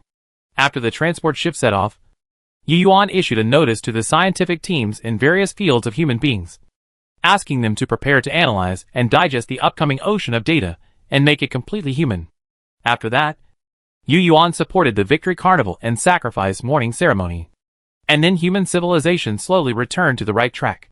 The residential spaceship cluster, scientific research spaceship fleet, an engineering spaceship, that had run away before all returned to Aldebaran Kong Star to continue mining, continue to extract resources, and fill human inventory, make adequate preparations for the next voyage.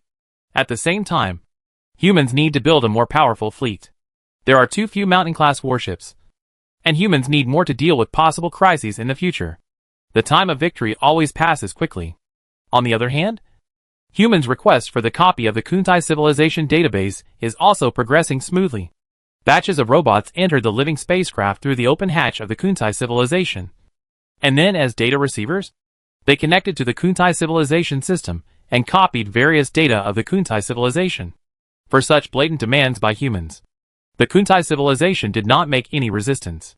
Of course, some Kuntai people also raised the banner of resistance, but they were suppressed under Pierce's organization. The action of requesting data can be said to be extremely smooth. In this way, the huge amount of data was transmitted to the transport ship transfer station through the robot connection port, and then transferred to the human database for storage. At the same time, the human science team, which had been prepared for a long time, also became busy when the data was obtained. All experts in all fields were busy.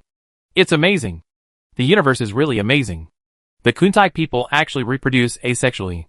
A cry of surprise rang out in the Biological Research Institute. Isn't it true? The difference between the two forms is actually due to different genders. And it is also a result of abnormal development. It's really incredible. This is their genetic map. Look. It's really amazing. Yes. It's amazing. I think these data will set off a biotechnology revolution in the near future. For sure. Chapter 206. After seeing the two forms of Kuntai people, human biologists felt like they had seen a rare treasure. They were like babies who were curious about everything, and had a strong interest in the form change of Kuntai people. The offspring must be male. And after metamorphosis, they must become female, and give birth to offspring at the same time. Such a model is simply unheard of. They had thought of many forms of alien existence, but most of them were based on the combination of two sexes. They had never thought that there was such a creature that actually reproduced asexually, but was clearly divided into two sexes. This is simply amazing. Completely breaking the traditional thinking of human biologists about biological evolution. It was also at this moment that humans realized that the tail of the Kuntai people in the Tai form was not actually a tail. It is no wonder that they are so excited. After all, this is the first time that humans have truly obtained the physical data of aliens. It is also the first time to truly contact with individual aliens. Before, the Mach people only had video records, which is completely different from the entire database now. The difference is like the difference between seeing a photo of a person and getting a human gene map. No wonder some scientists say that this will set off a biological revolution. In addition to the excitement of biologists, our data on Kuntai has also aroused great interest among sociologists, because they found that the majority of Kuntai people are actually Tai. That is, the stage after metamorphosis, and almost 80% of the positions are occupied by Kuntai people in the Tai form. Compared to the Kun form, the Tai form has a larger body, a stronger body, and a smarter brain. Of course, there are some smart people in the Kun form, but they are relatively rare. And the most interesting thing is that after the Kun Tai people undergo metamorphosis, their intelligence level will be further improved. From the Kun Tai civilization database, humans can easily understand the extent of this change. If you are a fool in the Kun form, then after metamorphosis, you will become a normal Kun Tai person with normal intelligence. If it is a normal Kun Tai, then after metamorphosis to the Tai form, her intelligence will be greatly improved, and she will become a very smart Kun Tai with a good memory. If she is already very smart in the Kun form, then after metamorphosis, the probability of this Kun Tai becoming a great scientist is very high. This is true for brain power and physical fitness. It can be said that after metamorphosis, the overall quality of Kuntai people has improved by an order of magnitude. Humans think this is a very magical phenomenon. When biologists looked up relevant information about the Kuntai civilization, they found that the Kuntai people also had some research on this phenomenon. They believe that the root of all changes lies in the process of metamorphosis. However, at this stage, the Kuntai people, like humans, have not been able to fully understand every secret of their own race. They only know that all changes of the Kuntai people are completed in the metamorphosis stage. And if they want to strengthen themselves biologically, they must do so at this stage. The more biological research experts understand, the more they feel that there is some secret of biological evolution hidden in it. In this case, Ikai, as a leader in life sciences, immediately made a video call to Yuan. Is it Lao Yi? What's the matter? At this moment, Yuan was carefully browsing the history of Kuntai civilization, from which he learned about the existence of Quill civilization. General, we can't kill all the Kuntai people. We have to leave a group for us to do life science research. Ikai got straight to the point. Upon hearing this, Yuan immediately shook his head and put on a serious face. Professor E, I know what you are thinking, but that is too dangerous. No, General. You may have misunderstood me. Ikai obviously did not give up. He waved his hand and explained, we don't need to provide any special living environment for the Kuntai people. Nor do we need them to continue to exist as a group. We just need samples for research. You mean freeze them? Yuan understood Ikai's meaning immediately. Yes, Chief. Ikai groaned. Then said, we only need to freeze a sufficient number of Kuntai people in hibernation chambers, and wake them up when they are needed for life science research. Due to their special morphological changes, we only need to freeze the Kuntai people in the Kuin form. Faced with Ikai's proposal, Yuan pondered for a moment, and then gave a positive reply. Well, 10,000 is enough? 10,000 people. Ikai seemed very happy. Great. We only need to prepare some hibernation chambers for these Kuntai people. It is best to manufacture them according to the Kuntai people's own hibernation chambers. We have all the data. I estimate that it is enough to just free up a ring of space in the scientific research spacecraft. Freezing the Kuntai people in hibernation is very safe, but it requires certain operations. Now the Kuntai people still have 96 residential spacecraft, each of which has about 70,000 Kuntai people. That is to say, if we don't count the Kuntai people who died on the warship. In this war, the Kuntai civilization has lost 13.79 million Kuntai people because their living spaceships were destroyed. Now there are about 6 million people left. It is easy to find 10,000 people out of more than 6 million people to hibernate. 10,000 people is not a small number. Not to mention that the reproductive mode of the Kuntai people has an advantage. That is, there is no worry about inbreeding caused by a small population, because they reproduce asexually, and gene mutations also occur in the metamorphosis stage. While Yuan and Ikai were communicating, another scientific team of mankind was also excited. Great. It's really cold nuclear fusion technology. Not only the technology, but also the whole set of theories is really a great gift. Academician Su. Look at what this is. A researcher opened an article and shouted to Suzhini. Research report on the relationship between cold nuclear fusion and condensed matter. Suzhini leaned over and read it carefully. In addition to this report, there are many research papers on cold nuclear fusion materials in the database.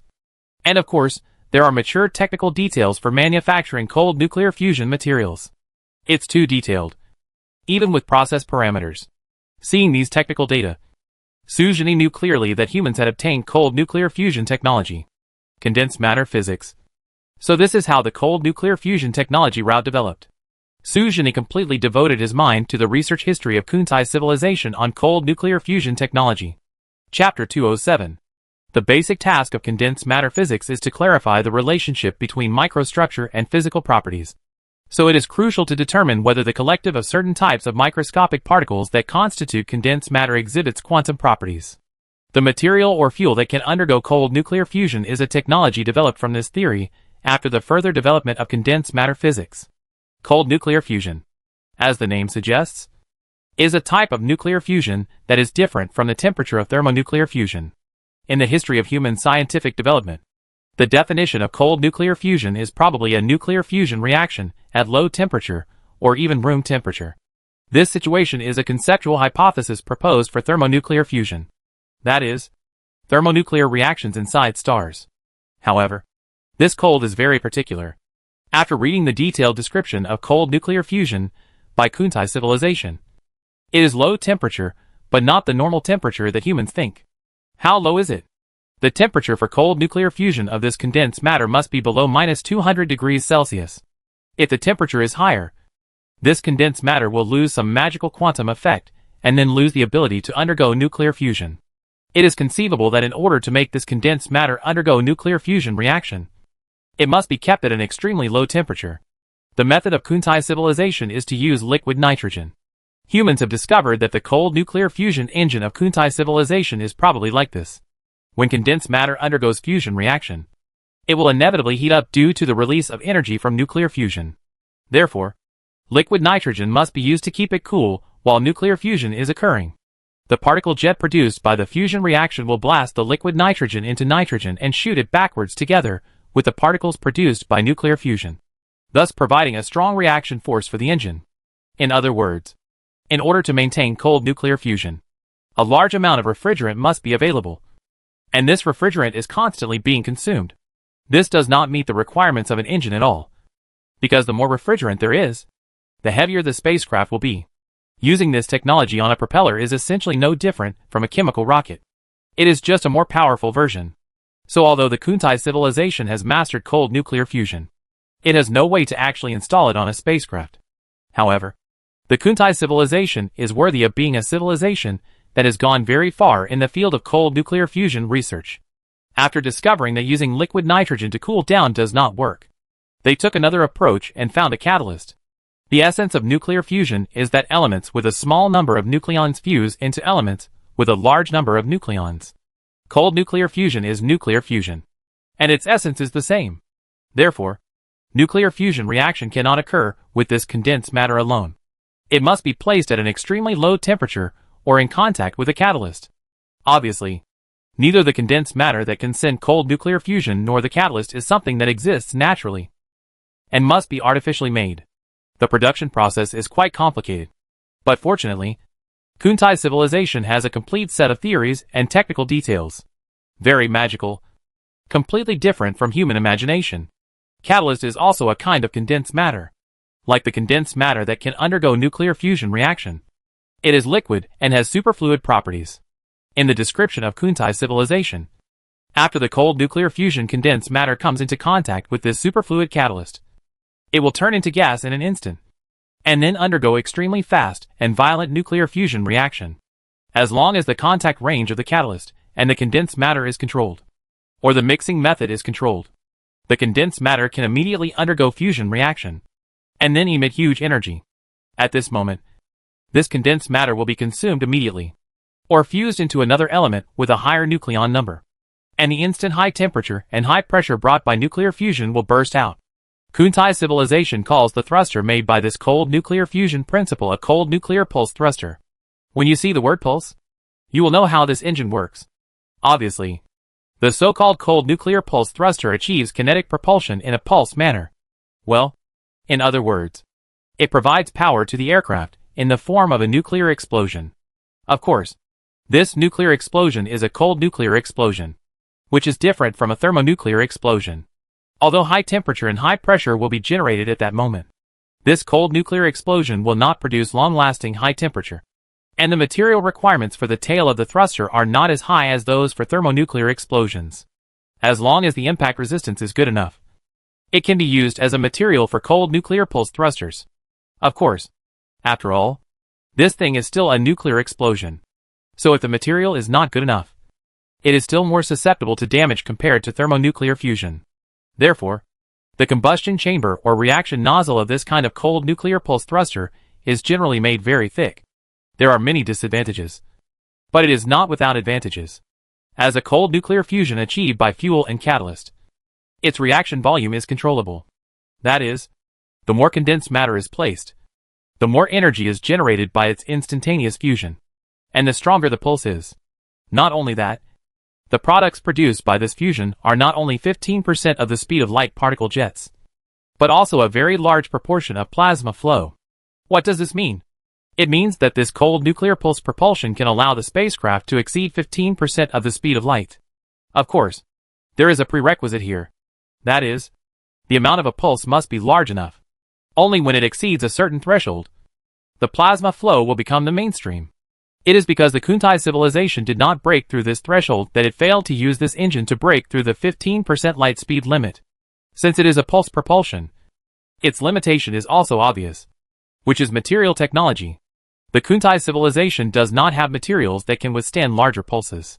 Seeing this, Sujini was really excited, because he had already browsed the material technology of Kuntai civilization before.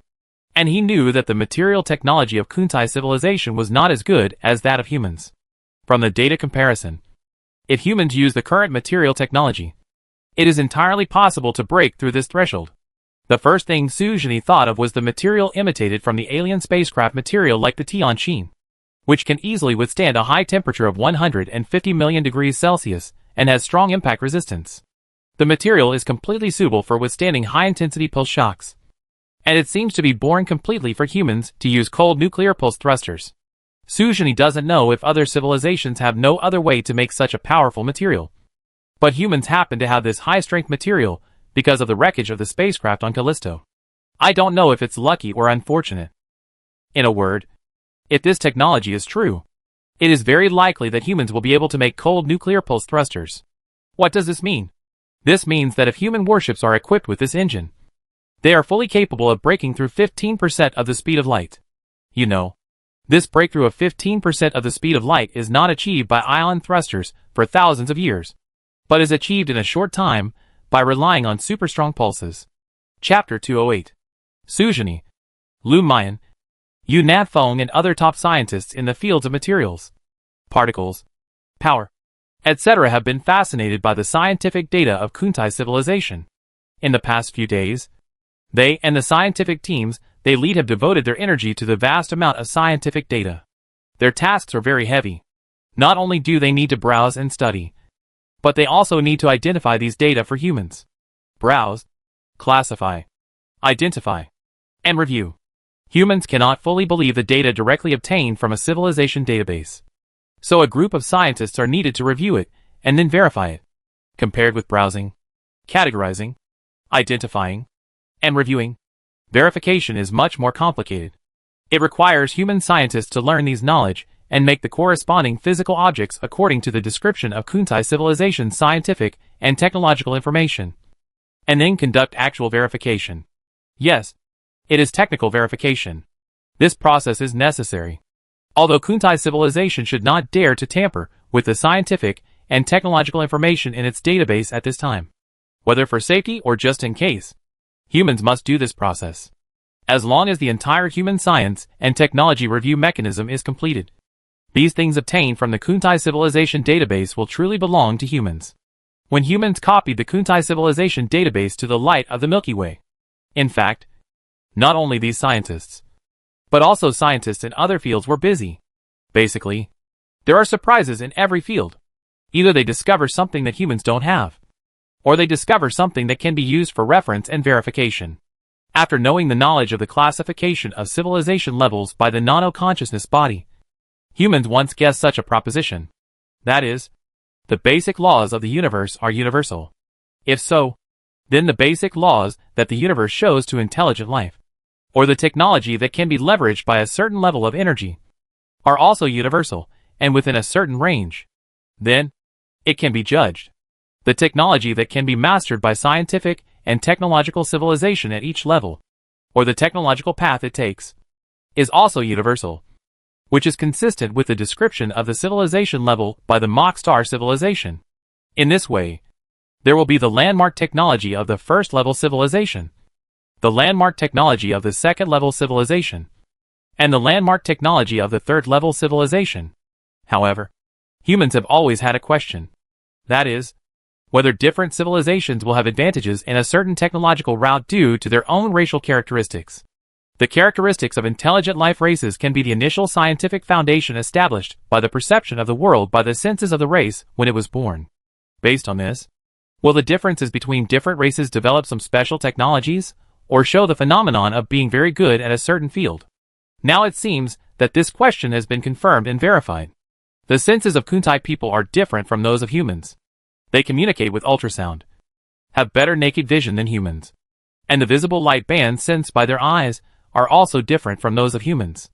Under these conditions, the Kuntai people's feelings about the same real things are different from those of humans.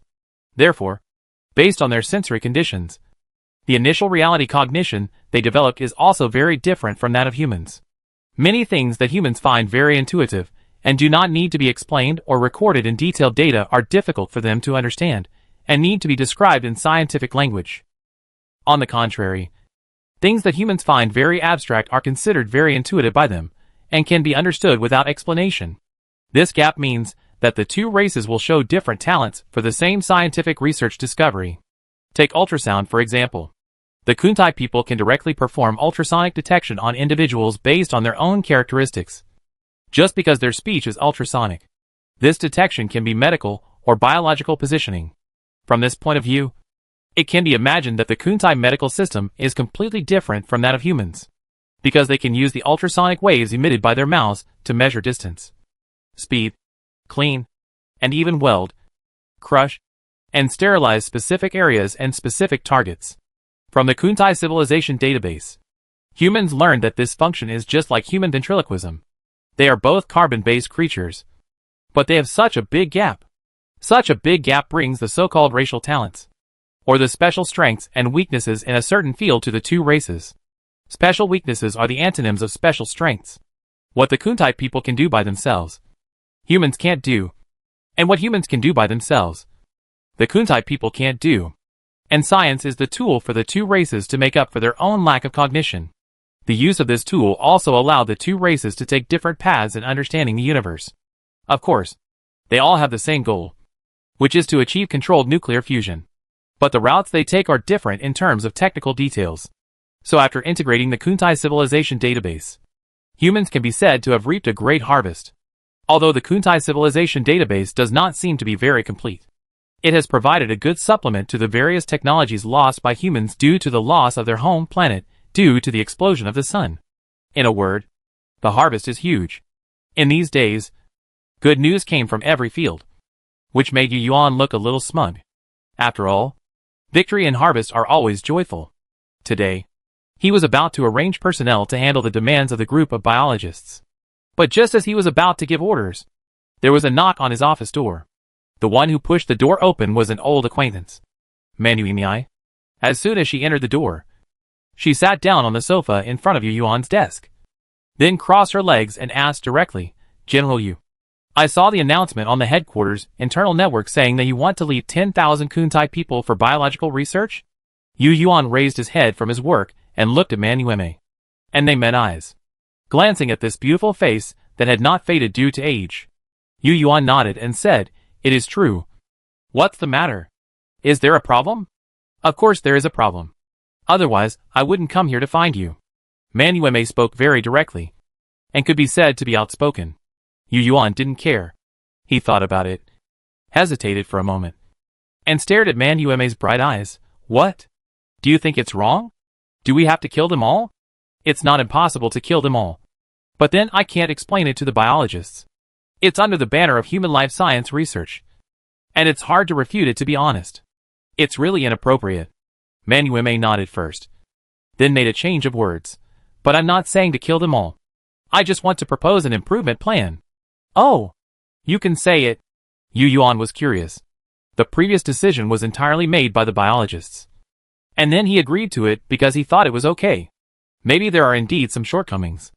Manuimiai stood up, took 2 steps forward, and then put her hands on Yu Yuan's desk. This action really showed her proud figure. Manuimiai lowered her voice a little and said, "Freezing 10,000 Kuntai people alone still has risks, because those people must be selected from the current Kuntai people. Even if they are only male Kuntai people, there are risks, because they witnessed the whole process of us annihilating their fleet and even destroying their living spaceships. Even if they didn't see it, they would find it when they are thawed and woke up. So they must still have hatred in their hearts. Where there is hatred, there is risk. So I think we don't need to freeze those people, but find some Kuntai people who are about to enter the Tai form of metamorphosis. And after they enter the metamorphosis, take away their new offspring, and freeze their offspring who are still a blank slate, so that we can eliminate all hidden dangers." Chapter 209. That makes sense. Yu Yuan looked up and looked at Manuimiai, then leaned against the back of the chair. "But if that's the case, we still have to confirm one thing. That is, whether the newborns of the Kuntai people have the ability to inherit memories. Have you consulted Professor Ikai about this?" Recently, Yu Yuan has been busy with his own things and has not paid much attention to the special information of the Kuntai people. So he still doesn't know whether the Kuntai people are a race like humans, where newborns need to learn from scratch. The universe is so vast that nothing is impossible. Since Manuimi mentioned this, Yue Yuan naturally thought about the racial characteristics of Kuntai's civilization. Although memory inheritance sounds magical, since asexual reproduction and abnormal development can appear in the same race, and it is also an intelligent life, it is possible. That's not the case. Manuimi shook her head, slowly straightened up, and then turned back to sit on the sofa. I just felt that the way it was handled was a bit inappropriate. So I came here on the way. In that case, I talked to Ikai about this in person later. Yu Yuan pondered for a moment, then operated a few times on the computer to transfer a file from the computer to the wireless storage chip on the desktop. After that, he picked up the chip, stood up, and sat down next to Manuimi, and handed the chip to her. This is the parameter report of the cold nuclear pulse thruster. You can take a look at it later. After the engineering department completes the verification, we will install this thing on the new exploration spacecraft. The exploration spacecraft and warship projects are all military projects, so you have to follow it. Cold nuclear pulse engine. This thing is also on the Kuntai civilization warships. I remember that they couldn't use it at the beginning. It seems that they lack cold nuclear fusion fuel.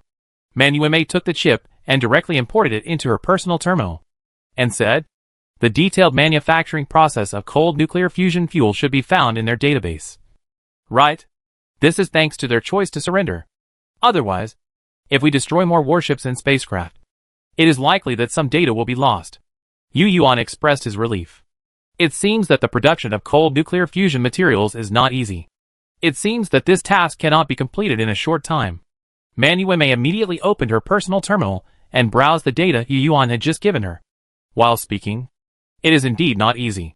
Since it was nothing serious, Yu Yuan began to tell Manuime about the relevant cold nuclear fusion thrusters. As a military commander, the performance of warships must be understood. Of course, the specific manufacturing process of the fuel may not be clear, but the manufacturing cycle, what raw materials are needed, what kind of factory production is required, and what kind of process, these things must also be roughly understood. The fuel for cold nuclear fusion is a condensed matter. That is, it does not exist in nature and must be artificially produced. Production requires production equipment, production workshops, and production lines. So after humans get the manufacturing method, they must first solve these problems. And then the raw material problem. Kuntai civilization has ready-made equipment, workshops, and production lines, and also has design drawings. Humans can just take them directly from them, or make them according to the drawings. As for the fuel, humans need to mine it themselves. Mine it according to the material table of Kuntai civilization, and separate the required chemical elements. Yes, cold nuclear fusion fuel is not like thermonuclear fusion fuel, which can be directly collected from nature in large quantities. It needs to be prepared twice. It is a way of energy storage. It should not be considered an energy source. But the magical thing is that the energy required to prepare it is much smaller than the energy released by its nuclear fusion. So from this perspective, it is indeed an energy source. Unlike the thermonuclear fusion form of star burning, this is an energy source hidden by the laws of nature. Only civilizations with sufficient technology can discover and use it. After talking about the cold nuclear pulse thrusters, Yu Yuan changed the subject and asked about the post-war situation. By the way, how is the post-war battlefield cleaning and possible rescue of survivors going? Manuime was in charge of this matter, and she answered without thinking too much. All Ganymede 4-class battleships and frigates have participated in the battlefield cleaning and rescue work. The battlefield cleaning is proceeding in an orderly manner. Many usable module parts have been found, but there is no progress in the rescue of survivors. Yu Yuan nodded. There was no progress. That is, no survivors were found. Although he knew that in a space war, once a warship was destroyed, it was very likely that all the crew members on the warship would die, and he was mentally prepared. But he still felt bad when he heard the exact news. In this war, a total of 69,771 humans died, most of whom died when the Ganymede 4-class warship was sunk, and the Kuntai civilization was killed a total of 14,010,000, most of whom were residents of the spaceship. The difference in casualties between the two sides was huge, but Yu Yuan still felt very heavy. Compared with the battles inside the planet, the space war is fine if there are no casualties. But once there are casualties, it means that there will be mass deaths. However, there is no way around it. The battleship is so big that it cannot form combat effectiveness without so many people. AI can certainly replace many jobs, but as of now, human AI technology still cannot completely replace human positions.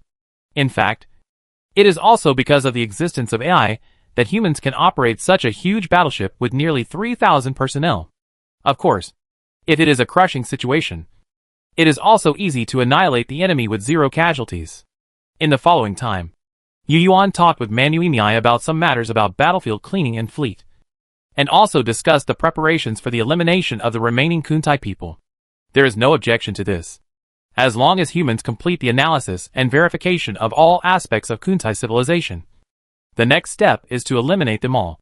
Of course, before doing this now, there is another thing that needs to be confirmed. So after Manu Imei left the office, Yu Yuan got up and went to the Life Science Research Institute. He needed to find Ikai to confirm this matter.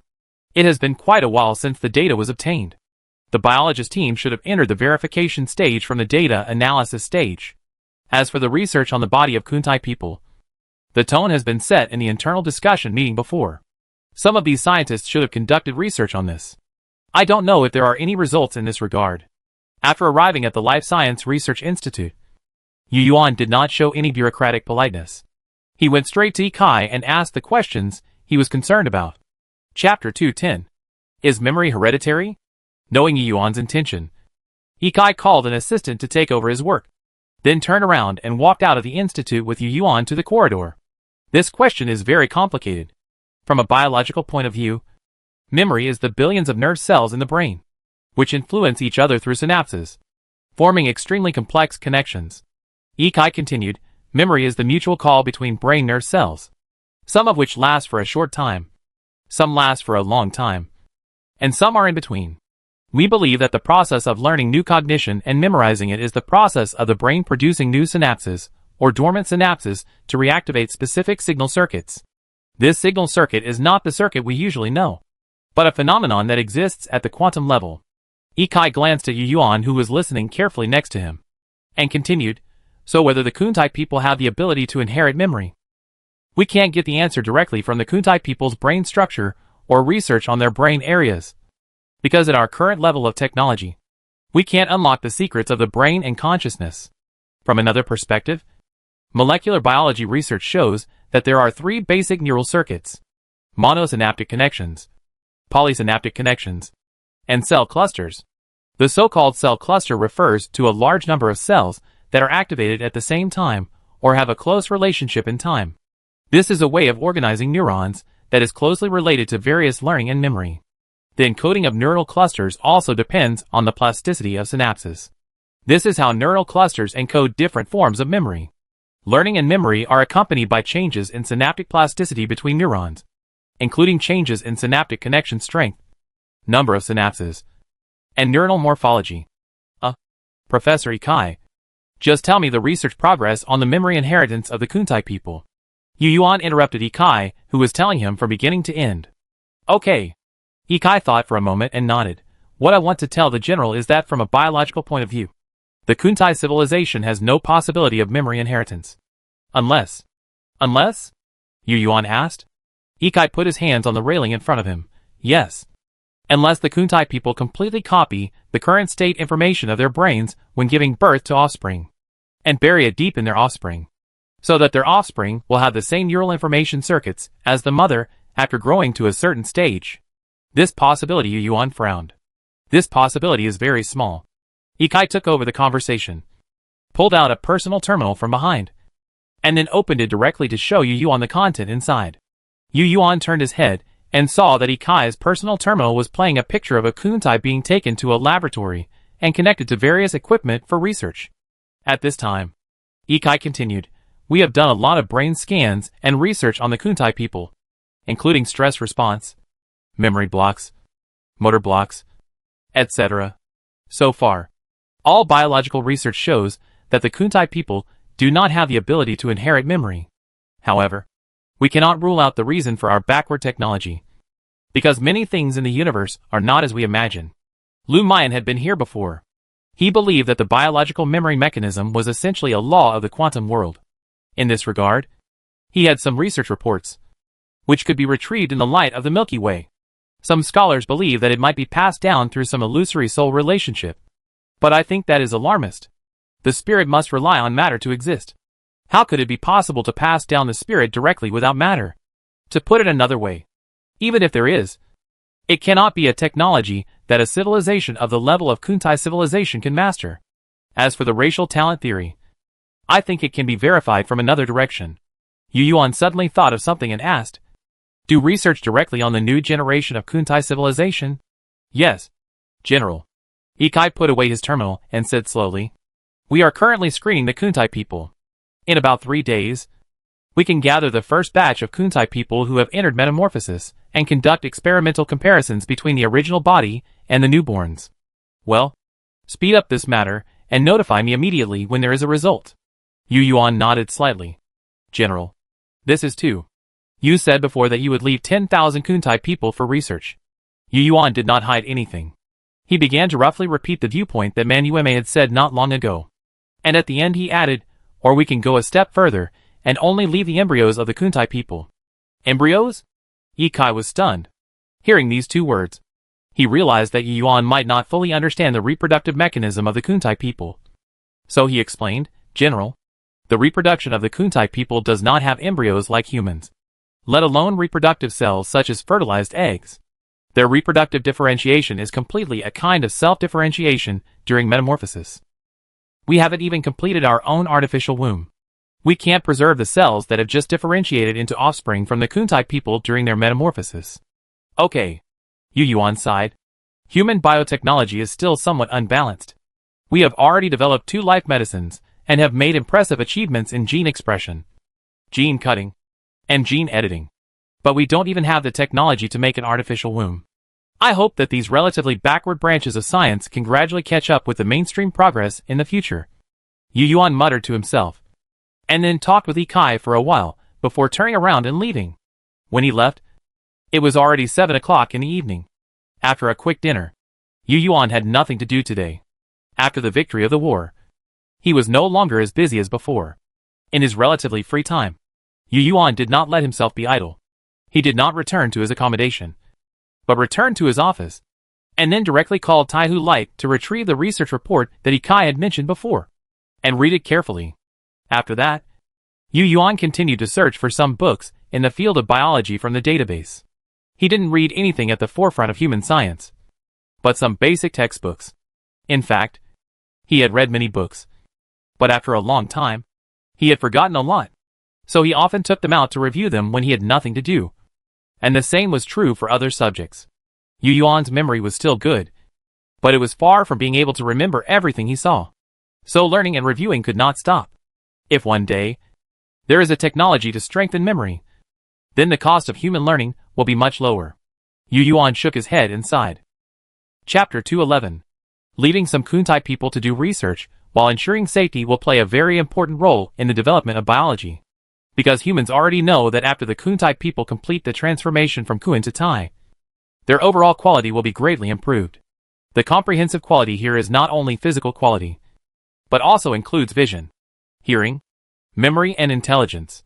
If humans can study some tricks from it, and then use them on themselves, then it is possible that humans will be strengthened in all aspects again. Memory enhancement is not a dream. From the database of Kuntai civilization, humans learned that Kuntai civilization is much behind humans in biotechnology. So even though they know that Kuntai civilization has done a lot of research in this area, but has not made much progress, human scientists are very confident. Apart from other things, human technology in lifespan and genes is far superior to Kuntai people. As long as they find the gene fragment that enhances the comprehensive quality of Kuntai people, humans are confident that they can research something. Of course, unnecessary functions must be cut out. So this requires humans to fully master the gene map of Kuntai people, and then figure out the role of each pair of bases like human genes, which is undoubtedly a huge project. Fortunately, Kuntai people have also studied their own genes, so humans don't need to start from scratch. They just need to stand on the shoulders of Kuntai people and continue to climb. Of course, having said that, the project is still very heavy. In addition, humans originally faced the problem of insufficient population. And now with the addition of Kuntai's scientific system, humans are facing a serious shortage of talents in all aspects. Recently, Almost every laboratory, research institute, and research institute has been recruiting interns. In addition to practical subjects, the Ministry of Education also updated the learning materials for human beings based on various scientific theories obtained from the Kuntai civilization data. Many theories and technical descriptions have been supplemented, and various scientific branches have also been further developed during this period, which has made human textbooks thicker. The increase in knowledge accumulation has made human beings present a thriving scene in science. Often, there are several scientific teams trying to make breakthroughs in one scientific branch. Yes, there is still a shortage of scientists and researchers, but the overall trend is still upward. And because of the increase in knowledge, the cost of learning for humans has also become greater. A person starts formally studying at the age of 5 and graduates from university at the age of 22. He can only be considered to have learned some basic scientific knowledge. If he wants to become a talent useful to the development of human science, he must continue to learn. In other words, the original university courses can no longer keep up with the pace of scientific development. According to the Ministry of Education, if a person wants to have the knowledge of the current cutting-edge science after completing his studies, he will have to study for at least 50 years at a normal learning pace. In other words, this person will not graduate until he is 55 years old and start working. In the first 40 years, he has been exposed to and learned about the knowledge of various branches of human science. In the last 15 years, he began to choose the branch he is good at for further study, and then continued to practice in society, and then studied for a master's degree and a doctorate, so that he can keep up with the most cutting-edge scientific and technological highs of mankind. It is conceivable that if science and technology continue to advance, more technical branches will emerge and more advanced knowledge will be born. At that time, the learning time will increase further. The Ministry of Education predicts that if human wisdom and memory cannot be improved, in the long run, the knowledge to be learned will increase, and humans will need longer to learn. Hundreds of years, or even hundreds of years. Fortunately, human life expectancy has been greatly improved, so this problem is not acute. However, some people are worried that when technology develops to a certain level, there will be a bottleneck. That is, humans will not be able to learn the latest knowledge in their lifetime. If so, humans will never make any progress in scientific development. It is possible, although it seems too early for this to happen. It also reminds humans that they must use science and technology to make humans more advanced in the future. Scientific progress is not just about physics, but also requires mathematics, philosophy, and other disciplines to take the lead. Judging from the current situation, the increase in learning time has also prompted the new government to adjust the education system. In addition to adjusting the textbooks, the study hours at each stage must also be adjusted. The division has not changed, and it is still divided into 3 stages: small, medium, and large. But the study time at each stage has increased significantly. According to the division of knowledge depth, the study time of the 3 stages has increased to varying degrees. After this, a new human being who wants to enter a cutting-edge science and technology branch and become a member of it must at least be a graduate student. And a 55-year-old university graduate has basically become a talent with a skill in society. They, who were not able to enter the frontier research field, became the main force of production. The increase in learning costs also made the new government make many changes to previous policies. For example, the conditions for using the longevity potion, which previously required offspring to use, were also relaxed a little. After all, if no changes were made, then people who were still in school would have children, and they would not even be able to support themselves, let alone their offspring, if they had to wait until they graduated to use it. Then there would be no doubt that almost everyone's appearance would be fixed in their 50s. This is unacceptable to society. No one can bear to live with an old body for hundreds of years. Therefore, the new government allows humans to have the power to use Life Potion 1.0 after adulthood, which will make humans fixed in a certain age for 200 years. A young body means youthful vitality and vigorous energy, which is also helpful for learning. However, Life Potion 2.0 still uses having offspring as the standard for measuring practical power. After all, the human population is less than 5 million, which is still very small. The population increase policy needs to be continued. Time passed slowly while dealing with various post-war matters. It took humans 2 full years to digest all the information in the Kuntai civilization database. It was at this time that Ikai found Yu Yuan with a proud face. Director, The research on the memory inheritance of the Kun-type people has come to a conclusion. In the past 2 years, we have screened about 30,000 Kun-type samples for research, mainly focusing on their newborns. We have conducted various observations and tests from many aspects, and no signs of genetic memory have been found. Chapter 212. After saying this, Ikai introduced to you on the various studies that the School of Life Sciences had conducted on the Kun-type people in the past 2 years. There were various epigenetic feedback tests on newborns, studies on the changes in the mother's body before and after the transformation from the Kun form to the Tai form, various brain scans, and various studies at the genetic level. All the studies showed that the Kun-type people did not have such a talent. Yes, it was a talent. After all, the Kun-type civilization is only a first-level civilization. It is impossible for the race to achieve this ability through technical means, so it can only be a natural talent of the race. Now that this result has been obtained, Yu Yuan is relieved. Okay. Next, you will select the Kun-type people you need. After they give birth to offspring, it is time for us to end the matter with the Kun-type civilization. Yu Yuan also looked at Ikai happily. After 2 years, he finally got the answer. As he spoke, he stood up from the sofa and slowly walked out of the office. Then he walked towards the bridge of the Tianjin and said to Ikai, who followed him, "Oldie, in addition to this conclusion, there should be a lot of gains in other research in the past 2 years. Right?" Yu Yuan looked back at Ikai while speaking, but found that Ikai shook his head and sighed. It depends on what the gains are. If the general manager is talking about breakthrough progress, then there is no, because there is a shortage of talent now. And many studies on the abnormal mechanism of Kun-type people are still in the project design stage. If you can say it is progress, it is. For example, we have actually found the trigger mechanism for the abnormal development of Kun-type people, although we still don't know which gene is responsible for the appearance of that thing. Oh, tell me what happened. Yu Yuan became interested. Of course, he also knew that it was impossible to figure out the various mechanisms of the Kun-type race in 2 years. Well, how should I put it? Ikai muttered, paused for a moment, and then continued, it is a magical hormone. It will appear in large quantities around the middle of the life of Kun-type people. It is that hormone that causes Kun-type people to enter abnormal development. So we call that hormone abnormal hormone. Metamorphosis hormone. That's quite appropriate. Yu Yuan thought to himself. Ikai continued to talk. It's magical because that hormone only works on the bodies of Kun-type people. We have done many in vitro experiments and even injected it into other animal creatures of Kun-type civilization.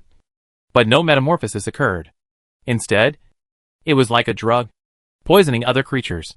So far, we still don't know the corresponding relationship between metamorphosis hormone and Kun-type people's cells or their genes. Hearing this, Yu Yuan nodded and said, well, these things can't be rushed. Take your time. I understand. After all, the abnormal development mechanism of the Kun-type people is very complicated, almost including all the secrets of their race. And it is indeed difficult to crack in a short period of time. As he said this, Ikai suddenly laughed, and then his tone changed. But there are some interesting experimental designs or some arguments. Seeing Ikai like this, Yu Yuan knew that this guy was going to keep it a secret again. So he raised his eyebrows and signaled Ikai to speak quickly. Hee. Ikai stroked his beard. In general, some researchers have designed many experiments to demonstrate the possible reactions when the abnormal mechanism of Kun-type people is applied to us humans. Turning into a monster? Yu Yuan asked curiously. Well, that won't happen. If you have something to say, please speak up. Well, this Ikai and Yu Yuan stepped into the bridge and said at the same time, some teams are looking for the relationship between abnormal development mechanism and all-round physical quality enhancement. Some progress. As long as we find it, we can distinguish the two. However, according to the current research progress, the two may be in the same gene fragment, which means that comprehensive quality enhancement must be accompanied by changes in body shape. Of course we can't accept it. So some research groups started from another perspective, based on the fact that Kun-type people enter metamorphosis in the middle of their lives. They believe that there must be a certain gene fragment that dominates or controls the lifespan of Kun-type people. Finding this gene fragment means that we have found a gene that can determine lifespan at the genetic level, which may mean that we can understand the operating mechanism of lifespan potions at a deeper level. Well, this is a good discovery. Yu Yuan affirmed that Kun-type people are very special. Basically, As long as they enter metamorphosis, we can know how long they can live. Of course, there are many other topics and papers, arguments and technical prospects, Ikai said again. As soon as he said this, Yu Yuan knew what this guy wanted to do. That must be the research funding. Although he knew it, Yu Yuan did not directly expose it, but continued to listen to Ikai's introduction to the prospects of studying the metamorphosis mechanism of Kuntai people. In Ikai's words, if the big project of studying Kuntai people is a great success, then humans will have the ability to actively enhance themselves in all directions. Ikai openly called this ability, which is still in the research prospect description, human body overclocking. Since the energy consumption of Kuntai people in the Tai form is also greater than that in the Kun form, Ikai believes that this is an ability that doubles both the energy and consumption. When the abnormal mechanism of Kuntai people can be used on humans, humans can usually maintain a normal state to reduce energy consumption. After the mechanism switch is triggered, they can actively enter the human body overclocking state. After finishing his empty promise, Ikai smiled and looked at Yu Yuan, saying seriously, General, have you heard of Super Scion? Super Scion? Yu Yuan was stunned, stopped and recalled, turned his head and said, it seems to be a race and an animation thousands of years ago, and it seems to be able to transform into a killer. You mean, if this research project on Kuntai people is a great success, humans may have the ability to transform? General, that's just a metaphor. Not that exaggerated. It's just human body overclocking. Yes, it's human body overclocking.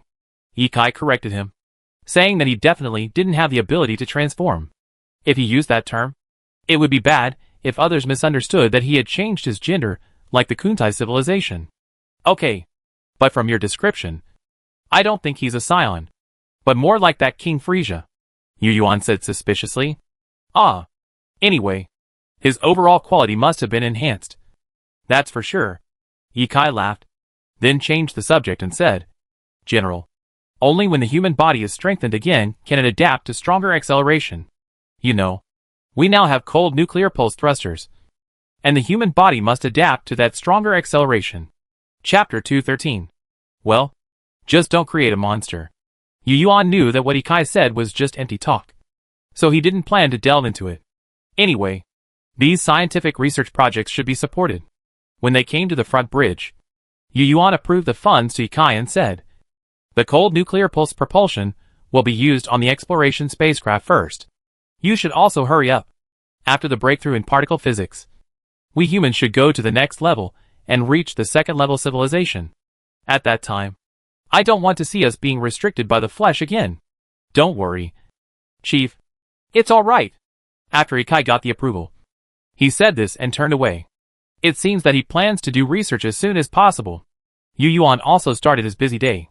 Now that the biology department has confirmed that the Kuntai people cannot inherit memory, the next step is simple. After dealing with some urgent matters, Yu Yuan immediately called Manuimiai and asked her to return to the Kunlun ship to prepare. As for himself, he began to arrange the screening of the Kuntai people. Now the entire Kuntai people are under human control, and there are still a lot of them. About 6 million left. With such a large number, there must be many Kuntai people who are about to enter the metamorphosis stage. So the screening is very smooth. Just use the computer to classify and search, and all the suitable lists will come out. Then humans don't even need to send robots to capture people. They can directly let the Kuntai managers go and get people themselves, and then send them to the spacecraft prepared by humans. There are more than 13,000 people in total. In the process of asking for the selected Kuntai people, humans did not give any reason to the Kuntai managers. They just threw the corresponding list to the managers of the corresponding living spaceships and let them think of reasons. The list is full of Kuntai people who are in Kun Rutai. The smart Kuntai managers can think of what humans want them to do. It must be to participate in experimental research. The managers who execute human orders know very well that it may be research like mice, but they can't refuse, and they dare not refuse. Among these selected Kuntai people, there is one named Mo Toachuo, who is also about to enter metamorphosis. At this moment, he is saying goodbye to Pierce. Sir Pierce, goodbye forever. Mo Toachuo, goodbye forever. Pierce replied with a complicated sentence. She wanted to say, Kuntai civilization will never forget your sacrifice, and I will always remember the atrocities committed by humans against us at this moment. This is the darkest moment of our Kuntai civilization. And all Kuntai people will remember it silently in their hearts, until one day, we have to fight back. But now everything on the Kuntai civilization's living spaceship is under human surveillance. Especially her words and deeds as a leader. So she dare not say anything. She can only be very submissive. And even speak for humans against her will. Motachuo. The great humans want you to serve them. Please do your best, and don't let the great humans down. Pierce's words were somewhat insincere. But Motachuo, who was already very smart, understood what she meant. So Motachuo responded solemnly, I will definitely use my wisdom to help the great humans. The farewell was brief. And the separation of life and death seemed to have become mutual encouragement for the future survival of Kuntai civilization. After more than 13,000 Kuntai people in Kuin form boarded the spacecraft prepared by humans, they were sent to a large turntable of the living spacecraft designed specifically for the environment of Kuntai people. The speed of this turntable is also set according to the customary gravity environment of Kuntai people. And the various facilities inside are also arranged according to the habits of Kuntai people. Each Kuntai person has a separate room with complete facilities, which is better than the conditions of the living spacecraft of Kuntai people themselves. Every Kuntai person who came to the new environment, including Motachuo, was worried and always imagined that they would be sent to the laboratory by humans and put on the operating table for inhumane dissection. However, what they didn't expect was that after coming here, humans not only did not capture anyone for guinea pig experiments, but also provided them with good food and drink according to the best dietary standards every Kuntai day. After several Kuntai days of confusion, a video screen finally appeared in the room they were in. And the content of the video told them the purpose of humans letting them come here. You must be very curious about what we let you do here. Maybe some of you think that you will soon become experimental mice and be put in the laboratory for research. No, you are wrong. Now I tell you, we will not kill you. We just want to observe the process of your race's reproduction. Yes, some careful people may have discovered that the room where your room is located is full of various cameras and scanners. It's that simple. You just need to complete your metamorphosis here. When we collect data, we will let you return to your living spaceship. Okay. Once again, on my behalf, I would like to thank you for your contribution to life science research. The speech on the video screen was brief, and it just stated the purpose and then closed. In the following days, just like the video speech, every Kuntai day, robots brought a lot of food to these Kuntai people.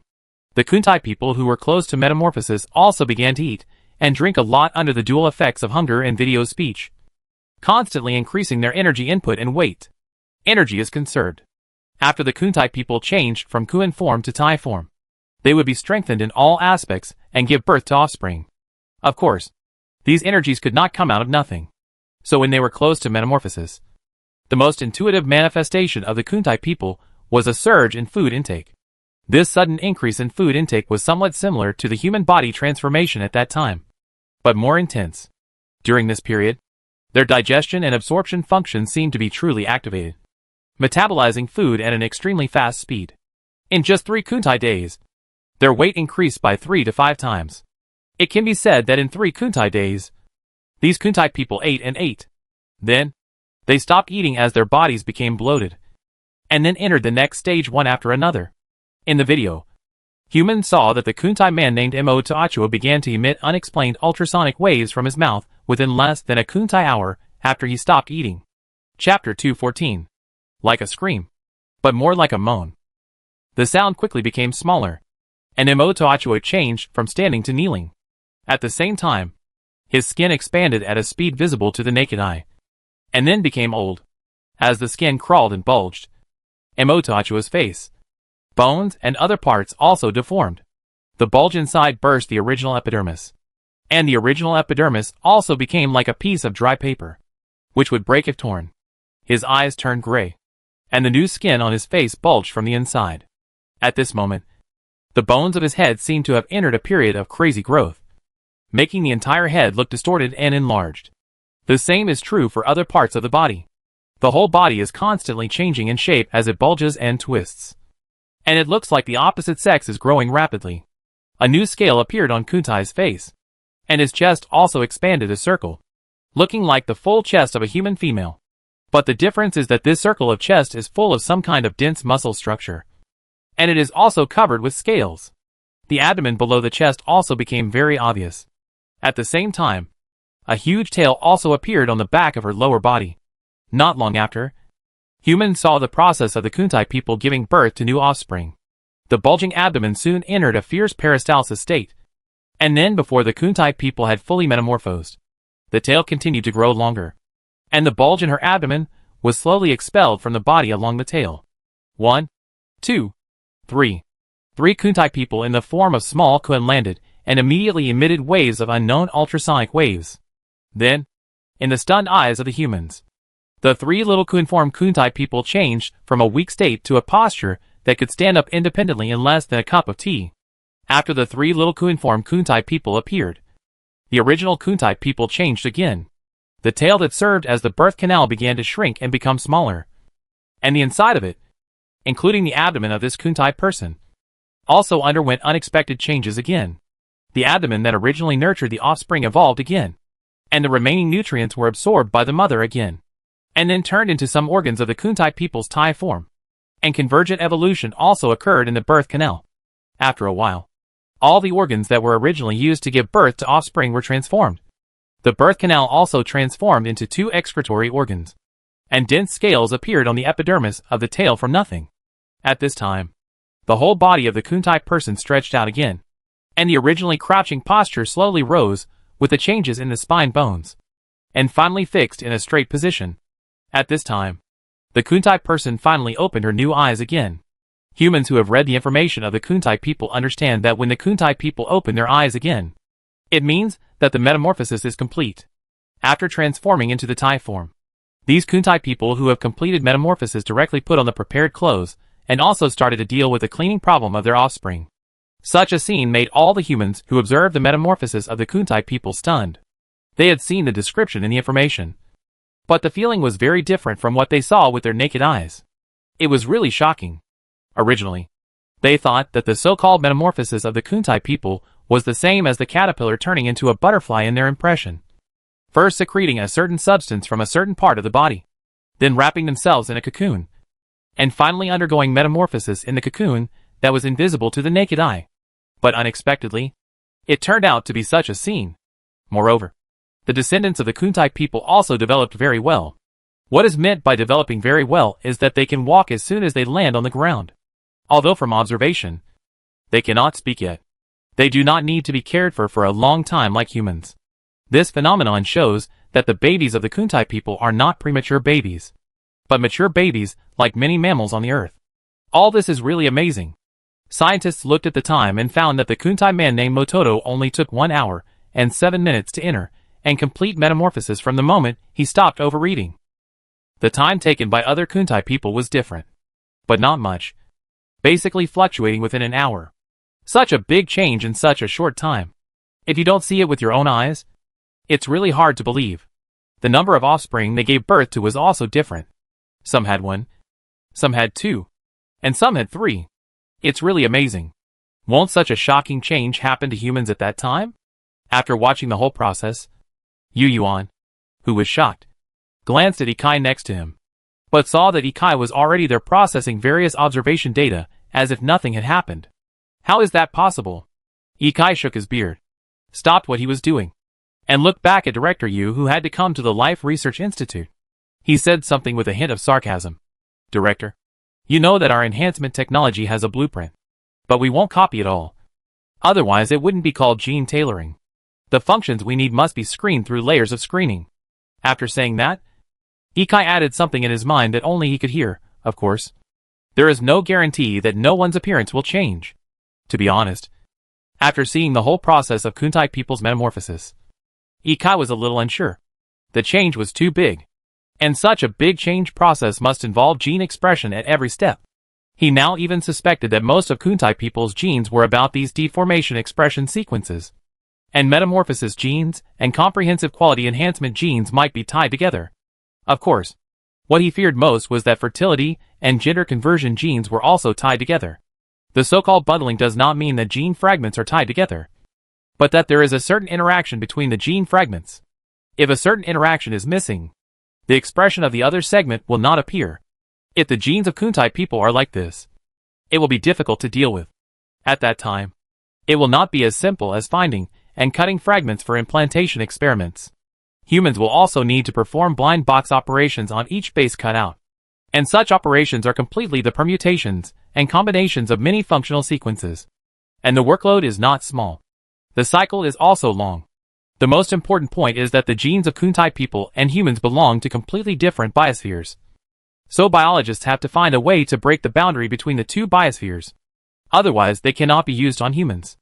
This is not a matter of before and after. But the research should be carried out simultaneously. Otherwise, God knows whether what succeeded in the biosphere of Kuntai civilization species will succeed in the human biosphere. I hope so. Yu Yuan exhaled a long breath, then turned and left the Institute of Life Sciences. After stepping out of the door, Yu Yuan opened Zhu Pit's communication and asked him to arrange people to send all the Kuntai people who had turned into Tai forms back to the Kuntai civilization's living spacecraft. After hanging up the communication, he then called Manuimei and asked her to command the human fleet and prepare to take action. As for putting the newborn Kuntai people into the hibernation cabin for freezing, he didn't need to worry about it. The staff of the Institute of Life Sciences had already arranged it, and it would be carried out as long as their mother bodies were sent away. Chapter 215. After sending the mothership away, the human fleet, under Yu Yuan's order, destroyed and massacred the remaining residential ships of the Kuntai civilization. Except for the Tianqin, all other Shan-class warships were present, including all the human Ganymede-class warships and frigates. Under Manuimei's wave, they all started to massacre the residential ships of the Kuntai civilization. 97 residential ships and more than 6 million Kuntai people had no resistance. In less than 10 minutes, they were all turned into space garbage under the intensive artillery fire. Pierce's plan to wait for the Galactic Alliance broadcast also turned into dust floating in the Aldebaran star system along with the roar of human cannons. It can be said that Yu Yuan was the culprit of the real Kuntai massacre. But he did not feel guilty at all. Of course, he was actually not aware of Pierce's plan.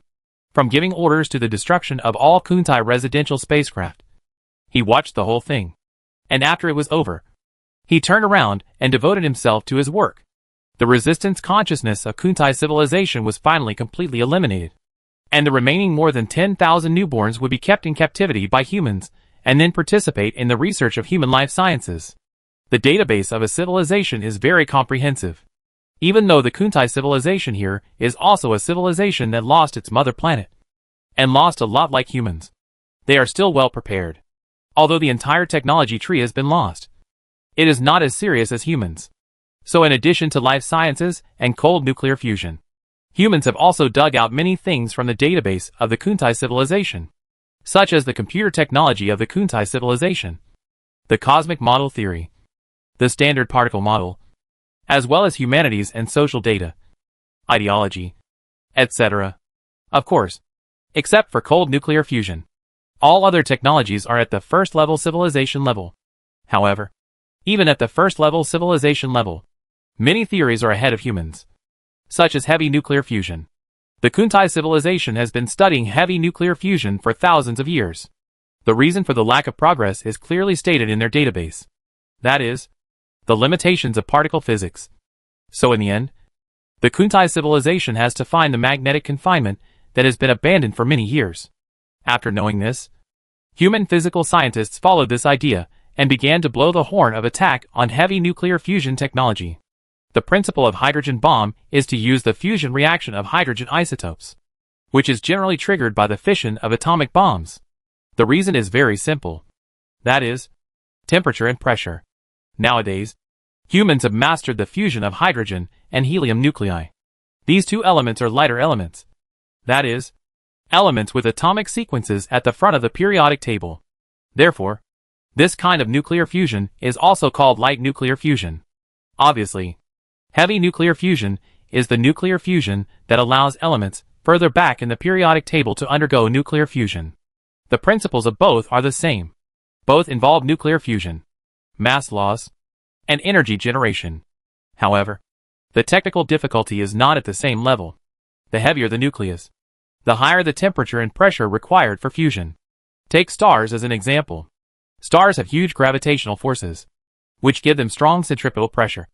So the temperature requirements for nuclear fusion in stars are relatively low.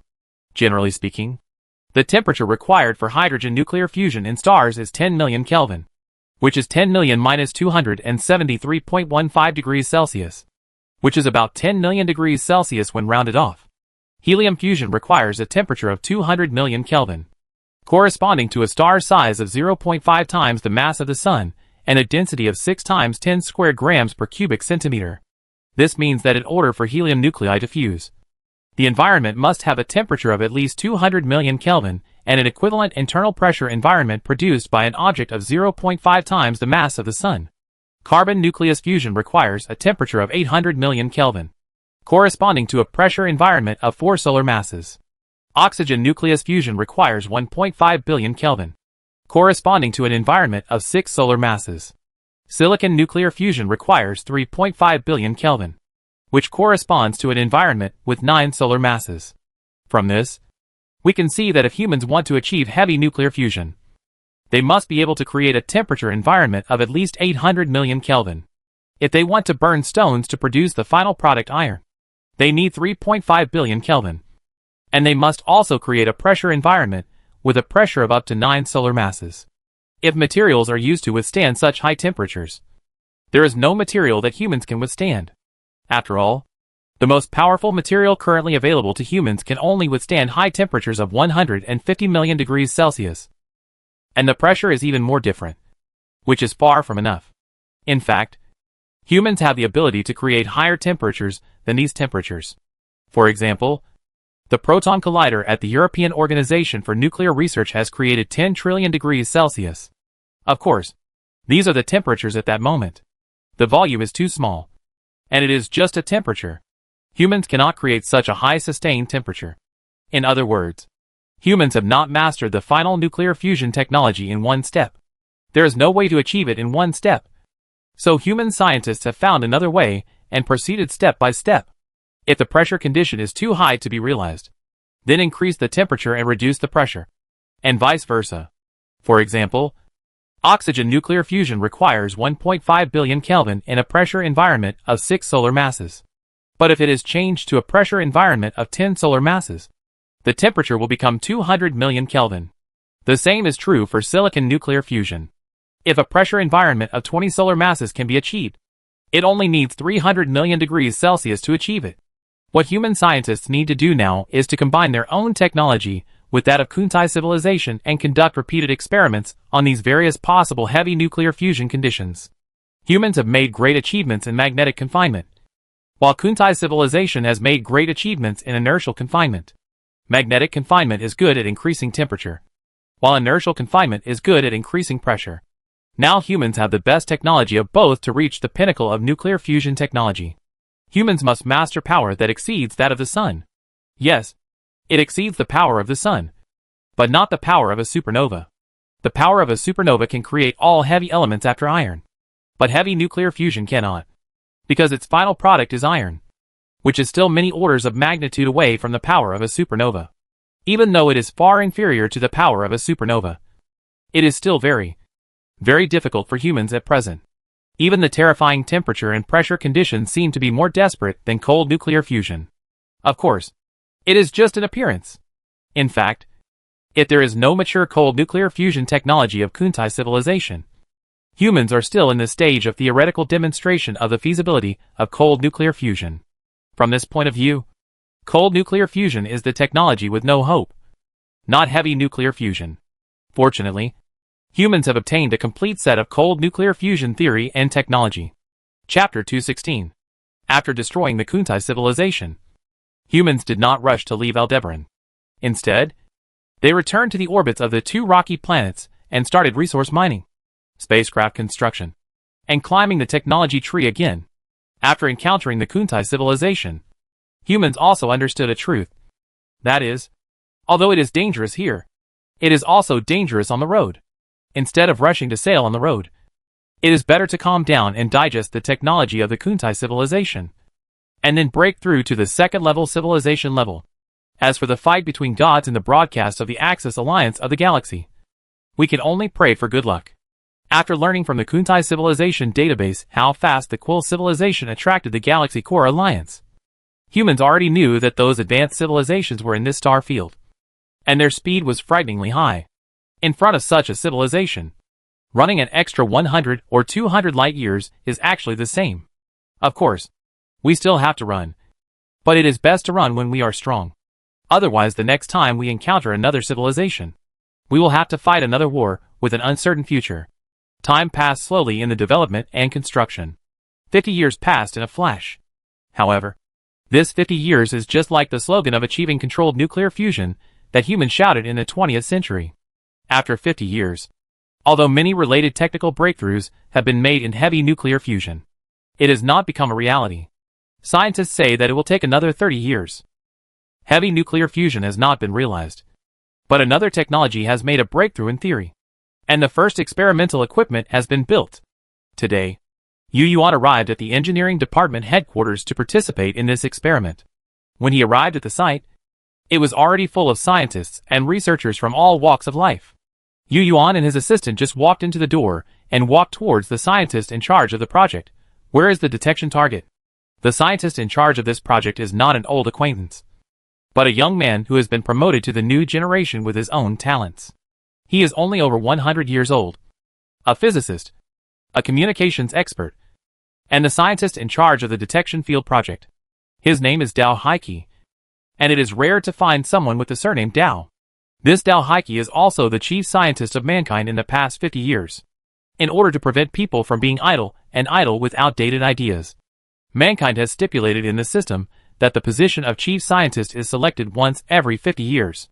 The last term was Ikai, and this term is Dao Heike. Dao Heike seemed very happy to be able to achieve results during his term of office. When he turned around and saw that it was Yu Yuan, he immediately greeted with a smile, and then replied, "General Yu, the target is on the back of Aldebaran A, and the location of our experimental detector is here." Dao Heike turned around, raised his hand, and pressed the remote control in his hand, making a small circle on the screen showing the star map. Yu Yuan looked up and found that the location of the detector was exactly 2 planets away from the detection target. One was naturally Aldebaran A, which was an orange giant, and the other was a giant gas planet. There were 2 planets between the detector and the detection target, so this experimental method was obviously very special, precisely because of its specialness. Anyone who knows a little physics knowledge knows that this must be an experiment about neutrino detectors. It is a detector, not neutrino communication. The difference between the two is that the former uses neutrinos to detect and identify unknown targets, while the latter relies on 2 neutrino transmitting and receiving terminals for communication. Neutrino communication has been available to humans before, and it is the technology given by the Mach people. But at that time, humans only knew how to make it, and did not know the principle. Now that the experiments of neutrino detectors have come out, there is no doubt that the so-called theoretical breakthroughs of humans in the past 50 years are about neutrinos. As for what was at the engineering department headquarters, it was not the detector itself, but the control end of the detector. The detector itself was located at the place where Dao Heike had circled on the screen just now, and it was carried on a detection spacecraft. The detection target was a Mountain class and several Ganymede class warships. After Dao Heike's introduction, Yu Yuan also understood the general idea of the entire experiment. Next, he asked a few more questions about the detection experiment, such as whether the preparations were in place, whether they were confident, and when to start. As a leading scientist, Dao Heike naturally had answers to these questions. However, when he heard that there was still some time before the experiment, Yu Yuan became curious about its principle. He was very curious about how neutrino detection was achieved, because according to common sense, neutrinos have very strong penetrating power, and even if they penetrate a star, they will not be reflected back. And the so-called conventional detector detection is obviously the same as radar, which needs to be reflected back to detect the target. With doubts in his mind, Yu Yuan asked this question. Facing Yu Yuan's question, Dao Heike didn't seem to need to think, and said, "This is actually a detection method based on microscopic quantum effects. Neutrinos are also microscopic particles, and microscopic particles all have quantum effects. Well, just like we call photons light quanta, photons themselves have quantum effects, and so do electrons and neutrinos." Listening to Dao Heike's words, Yu Yuan nodded secretly. He knew that the microscopic particles Dao Heiqi mentioned did not refer to all microscopic particles, but to indivisible microscopic particles. Quantum is a concept, which means that if a physical quantity has the smallest indivisible basic unit, then this physical quantity is quantized, and its smallest unit is called quantum. It is not like photons and electrons that really have a quantum. So the quantum effect naturally refers to the macroscopic effect manifested on various microscopic particles, or the overall quantum phenomenon presented by the macroscopic system composed of a large number of microscopic particles. Yu Yuan's scientific literacy is not bad. So when Dao Heiqi said this, he understood the general idea. Because of this, Yu Yuan understood that Dao Heiqi didn't get to the point. So he pricked up his ears and listened carefully. Sure enough, the next moment, Dao Heiqi continued, the theoretical basis is the law of parity non-conservation. 20 years ago, we studied this problem based on Yang-Mills theory, and later found that electric neutrinos, muon neutrinos and tau neutrinos will have a magical quantum effect under a certain weak force field. This magical quantum effect allows us to obtain pairs of entangled neutrinos with certain equipment, just like obtaining light quanta. We found that these neutrinos with magical quantum effects will change their own spin direction to varying degrees when passing through different substances.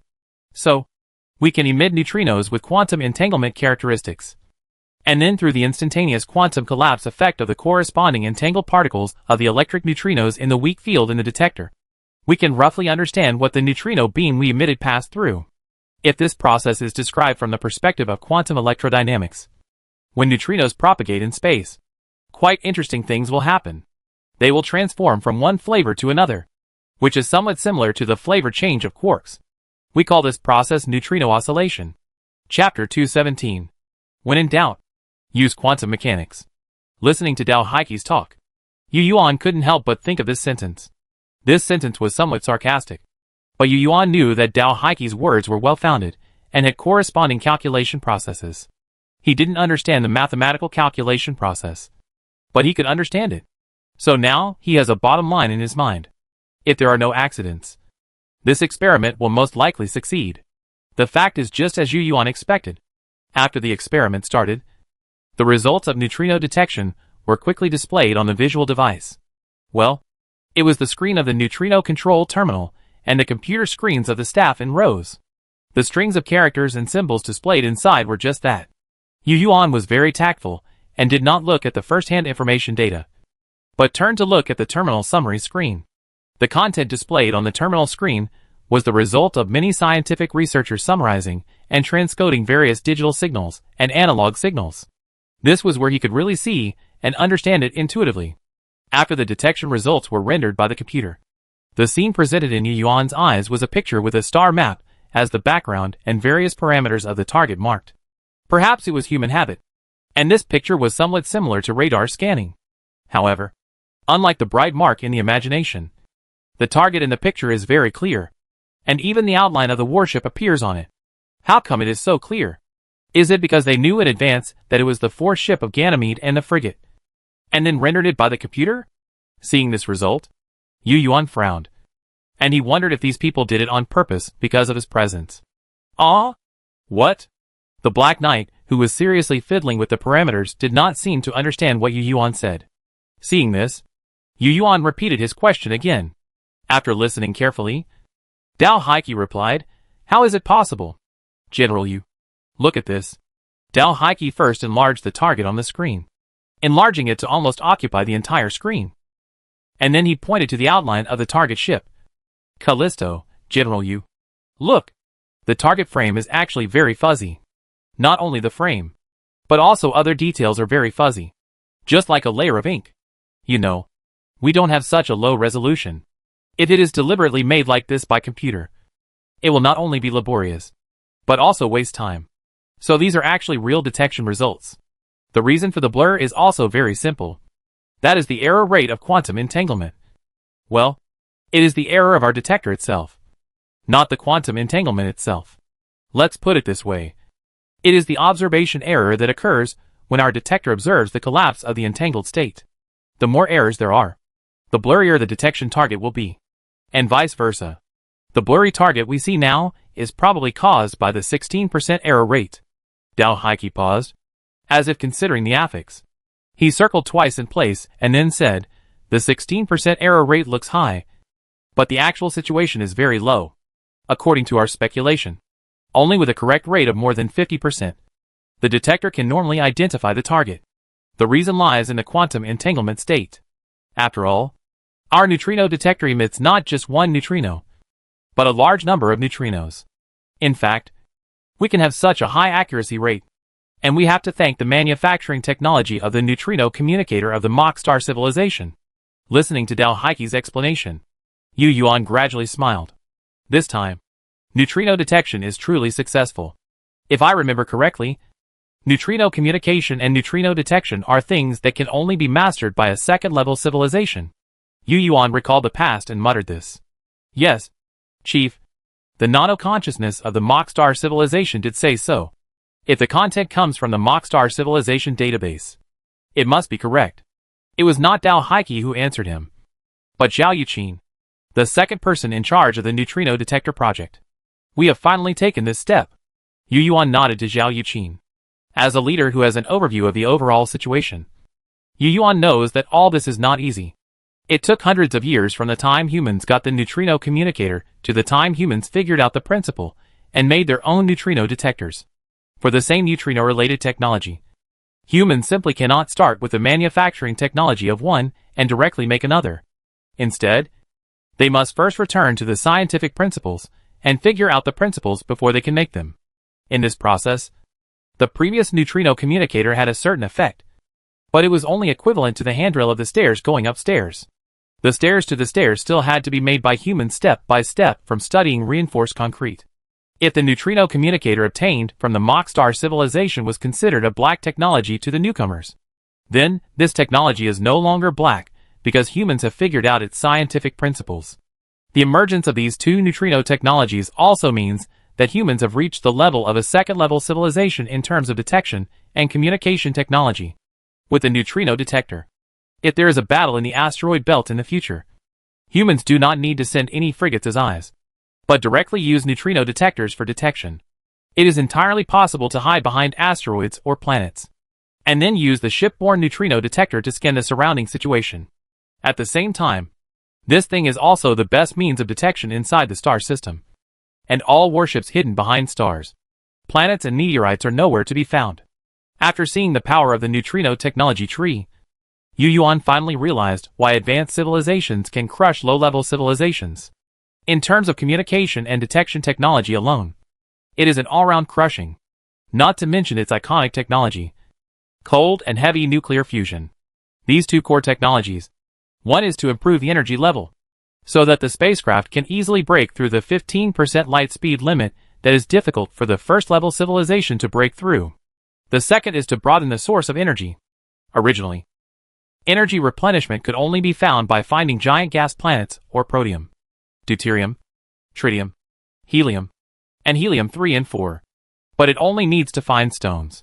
It can be said that with the mastery of these two core technologies, the universe is full of energy supply sites. A civilization that reaches this level is completely free from energy constraints. Of course, it still depends on the star system. Heavy nuclear fusion and cold nuclear fusion will bring more changes after they succeed, but they will not be truly realized until humans master heavy nuclear fusion. According to relevant scientists, if everything goes well, heavy nuclear fusion will take another 30 years. For a space-class civilization, 30 years is not a long time. It is not even enough to witness the entire process from a person's birth to the completion of his studies. Nor is it enough to witness any human being grow old. Chapter 218. However, the change from quantitative change to qualitative change has made humans truly feel how powerful the secondary civilization is. Of course, scientific advancement is never achieved overnight. Humanity's achievement of heavy nuclear fusion is also the result of countless years and the accumulation of countless related technologies. The process of winning the crown of heavy nuclear fusion technology is also achieved step by step. In the past 80 years, humans have continued to climb on the basis of helium nuclear fusion. The first to be achieved was carbon fusion into neon, using high temperature and high pressure resistant materials as fusion furnaces. Humans relied on materials copied from the crashed alien spacecraft on Callisto to withstand the high-temperature environment of carbon fusion into neon. However, when it comes to the stage of neon fusion into oxygen, this material can no longer withstand it, because the temperature required at this stage has exceeded 150 million degrees Celsius. And this temperature is obviously higher than the melting point of this metal. Fortunately, humans did not foolishly use materials to resist it, but built equipment and high-temperature and high-pressure resistant components based on this material, and then constrained the fusion products through super-strong magnetic fields. With the participation of magnetic field, there is no need for materials and equipment to directly bear high temperature and high pressure. This is easy to imagine, because the high temperature and high pressure required for fusion is not the high temperature and high pressure of the inner wall of the container, but the high temperature and high pressure of the fusion material itself, under the condition of magnetic field confinement. As long as the environment of the fusion material itself meets the fusion environment, nuclear fusion can occur. Humans also use this point to complete the breakthrough of neon fusion into oxygen. Oxygen nuclear fusion is the fusion of oxygen nuclei into magnesium, and the lowest temperature is 200 million degrees Celsius with the pressure environment generated by the gravity of 10 suns. For humans, it is obviously easier to increase the temperature than to work in a harsh pressure environment. With the experience of neon nuclear fusion, humans quickly thought of a solution, or a way forward. That is to continue to strengthen the magnetic field, and then continue to increase the speed of the plasma jet to increase the temperature. When the temperature increases, the pressure requirement will naturally decrease. Finally, after 17 years of struggle, humans have made a breakthrough. The breakthrough in magnesium nuclear fusion was actually when the relevant scientists said it would take another 30 years. Students who have memorized the periodic table know that after magnesium comes aluminum, and after aluminum comes silicon. And silicon fusion is the goal of human heavy nuclear fusion. Creating pressure-bearing pressure is more difficult than raising temperature-bearing temperature. So human scientists decided to use the old method and old route to continue to increase the temperature and increase the speed of the plasma flow. Raising the temperature and increasing the speed of the plasma flow is simple to say, but it is actually very difficult. As we all know, nuclear fusion raw materials are not directly thrown into the fusion furnace, but the fuel material is first heated and gasified into plasma before being pumped into the reaction chamber, because only plasma can be constrained by magnetic field. Normal matter without charge cannot. You can imagine how high the technical requirements are here. First of all, humans must have enough ability to gasify matter into plasma. And here, confined fusion technology plays a key role. And the so-called pumping into the reaction chamber requires humans to have a super strong magnetic field to accelerate the plasma to the extreme. Only super strong magnetic field can ensure that the reaction chamber made by humans will not be broken down by ultra-high-speed plasma. So the 30 years mentioned at the beginning were actually mostly spent on research on how to increase the strength of the magnetic field and how to control the super strong magnetic field. How to obtain a super strong but stable and controlled magnetic field has also become a topic that humans have been studying hard for the past 30 years. So how to enhance the magnetic field? The answer is in Maxwell's equations. First, the current. The magnetic field generated by passing current through a conductor is the electromagnetic field. So the magnetic field strength can be increased by increasing the current strength. Second, the solenoid. Winding a wire around a solenoid and passing an electric current through it can also create a strong electromagnetic field. The more layers of winding, the stronger the magnetic field. Third, the reflector, also called the electromagnetic wave reflector. The principle is to reflect electromagnetic waves through the reflector, thereby enhancing the magnetic field strength. Fourth, the laser can be used to create high-frequency electromagnetic waves. And high-frequency electromagnetic waves gathered together will produce extremely strong magnetic fields. Fifth, high-voltage discharge. Using high-voltage discharge, a very strong magnetic field can be generated in the surrounding environment. But this method is generally only used to study the behavior of electromagnetic fields in different environments. There seem to be many ways, but in the end, it's still current and coils. And this goes back to the issue of material science and the research and development of super strong magnetic field superconducting magnets. Only superconducting magnets can allow humans to obtain super strong magnetic fields with very small changes in magnetic field intensity and remain stable, because the material properties of superconductors enable them to generate stable magnetic fields in the eternal current mode. And there is no need to worry about the heating of conductors due to super strong currents. So how do you get superconducting magnet materials? This is not a big problem. After all, as early as the 21st century, scientists used refrigerator conduction cooling to make superconducting magnets, which produced a magnetic field of more than 10 T without the use of liquid helium. Some countries have even successfully established strong magnetic field laboratories of more than 20 T through research on superconducting magnets. T, or Tesla, is a unit of magnetic field. The magnetic field strength of 1 T is about the magnetic field strength of a magnetic magnet in a 13 kilograms large loudspeaker. The MRI machine in the hospital is about 3 T. The magnetic field strength of sunspots is about 10 T. The laboratory that can make a frog levitate in the air can generate a magnetic field strength of about 16 T.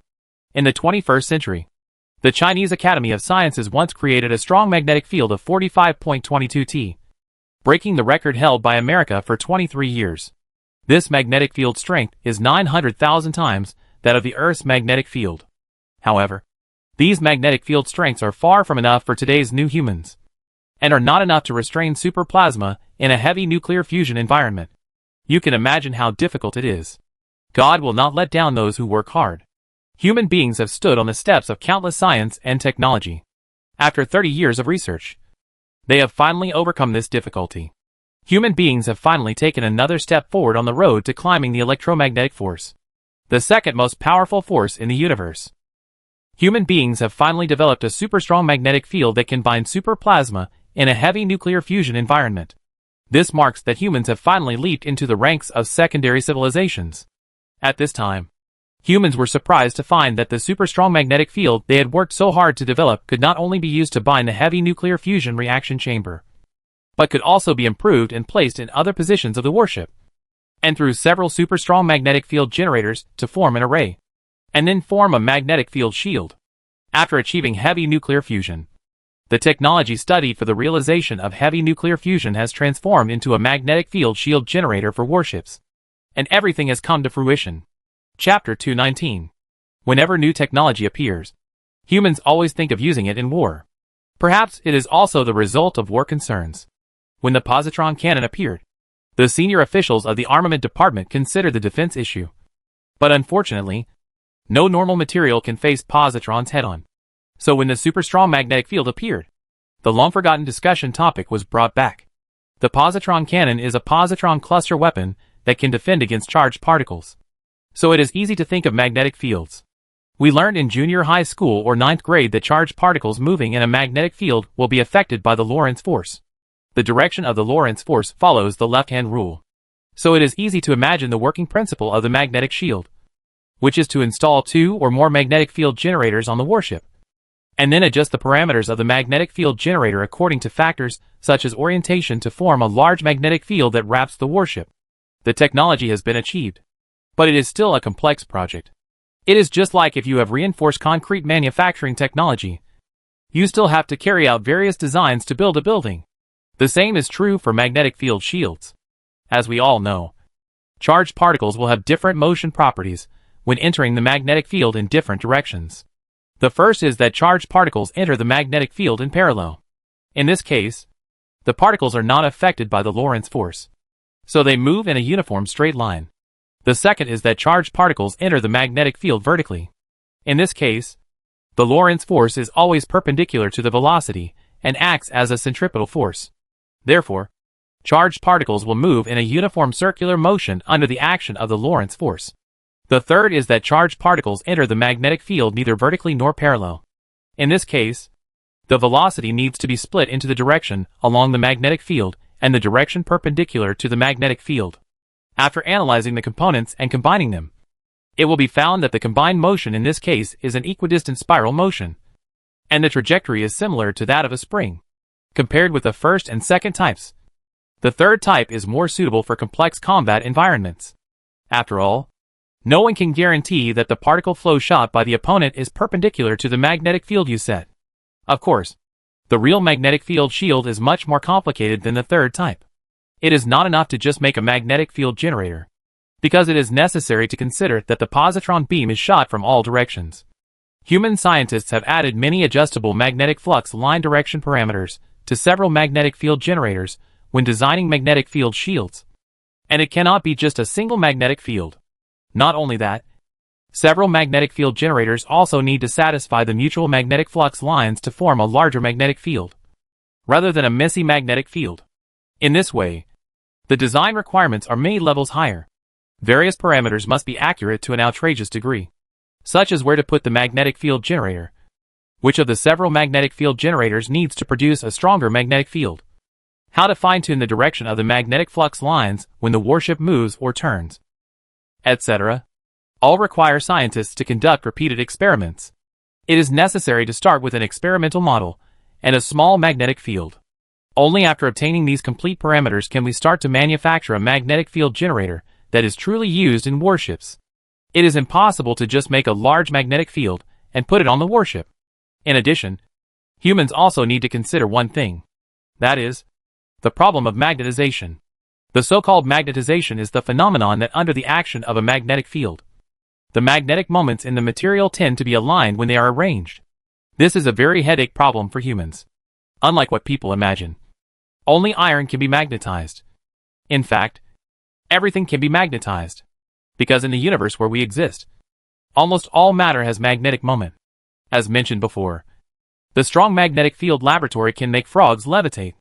This is actually the frog being magnetized in the 16T magnetic field. The magnetic field shield suitable for warships is much stronger than this magnetic field. So humans have to consider the problem of everything in the warship being magnetized, including the human body. It can be said that if the magnetization phenomenon is not taken into account, once the magnetic field shield is opened, before the opponent's positron cannon is fired, the equipment and personnel inside the warship will be magnetized first. All electronic equipment will malfunction, and people exposed to the strong magnetic field will die. Being killed by your own shield is a big joke. So if the warship wants to install a magnetic field shield, it must be prepared to prevent magnetization. So how to do it? This is certainly not difficult for human scientists. Preventing magnetization is to shield the electromagnetic field. So the first thing scientists think of is magnetic shielding materials. As the saying goes, only magic can defeat magic. Humans use strong currents to generate strong magnetic fields to obtain magnetic field shields. So the only thing that can shield this electromagnetic field is the electromagnetic field. As you can imagine, this electromagnetic shielding material is also made of metal materials. Its basic principle is to confine electromagnetic waves to a certain area through shielding bodies such as metal shells, boxes, and plates. Of course, magnetic shielding of the entire interior is much more complicated than this.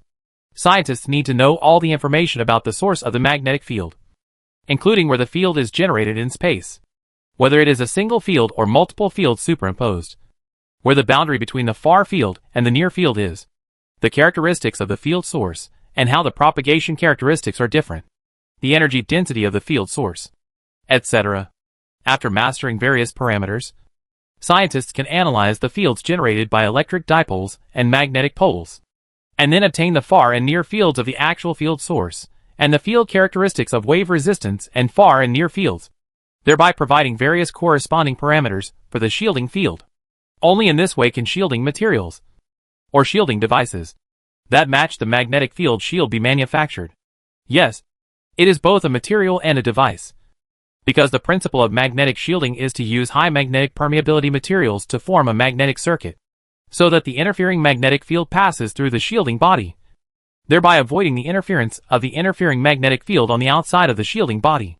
Specifically, when the shield is close to the magnetic field source, it will sense the magnetic field of the magnetic field source and generate a corresponding induced current in the shield.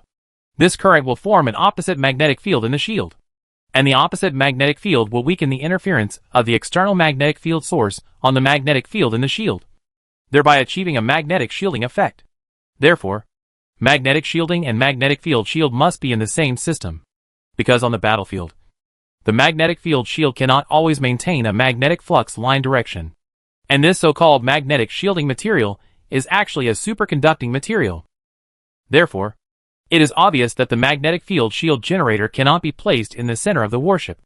In the design of engineers, the magnetic field shield generator should be distributed in the front, back, top and bottom of the warship, outside the warship's cabin and various equipment cabins.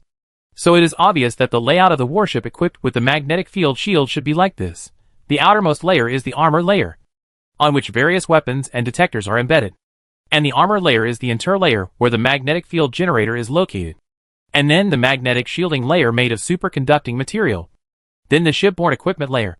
Then various heat insulation layers, radiation protection layers, and finally the personnel activity layer. Chapter 220. It can be said that the layout of the warship equipped with magnetic shield is completely different from that of the Shan-class warship. So humans must build new ones, and also build new ships. There are many reasons. First, the plan to make major changes to the original Shan-class warship is not only time-consuming and labor-intensive, but also completely unfeasible. The impracticability here is not just a design problem, but a combination of various factors. The power system of the Shan-class warship is also unable to support the surging energy required by the strong magnetic field of the magnetic shield. The main reason is that the Shan-class warship is not big enough. It is impossible to cram huge magnetic field generators into it while ensuring living space. Of course, there is another reason why it is not big enough here. That is, the heavy nuclear fusion engine is really big. Huge magnetic field generators, huge heavy nuclear fusion engines, no matter which one, require humans to build larger warships. Humans call larger than Mountain-class warships Lake-class. The name of the first Lake-class warship was decided by the new humans during the design stage, and it was the Daunting warship. In the years after heavy nuclear fusion was achieved, the biggest and most important project for the new humans was shipbuilding. From exploration to design, to feasibility verification, and then to actually preparing various materials for shipbuilding. After the ship was built, it had to go through various sea trials, and finally adjust the warships according to various experimental data. After everything met the design requirements, it was mass-produced. This process took a very long time. In this process, humans also had to face a problem that must be faced when building a giant ship. That is, structural strength. Because in the design, if the warship wants to accommodate both heavy nuclear fusion and cold nuclear fusion dual fusion systems, and carry a magnetic field shield system, it must be at least twice as large as the Mountain-class warship. After all, it is a warship powered by burning stones. And the fuel storage warehouse is also very large. According to the design of the Design Institute, its length must be at least 3 kilometers, and its width and height must be at least 1.2 kilometers. This is the minimum requirement. If you want more redundant space, you have to build it bigger. Of course, as the first Lake-class warship, the Daunting ship was built according to this minimum standard. The reason why the warship is designed with such a poor length and width-to-height ratio is entirely because the main gun and engine occupy a large space, let alone the heavy nuclear fusion engine. Just imagine the planetary engine in the movie. That thing is huge. In the movie, its single engine is as high as 11 kilometers. The main body diameter is 30 kilometers, and the base diameter is 60 kilometers. Of course, the heavy nuclear fusion engine of the new human is not used to push planets, but is used on warships. So naturally it doesn't need to be so big. On the contrary, it should be made smaller. It can be made as small as possible. But even so, it is still very large. So large that 1/3 of the length of the Daunting ship is occupied by the heavy nuclear fusion engine. The cold nuclear pulse engine is smaller. According to the design, they will be divided into multiple ones and distributed around the heavy nuclear fusion engine at the stern.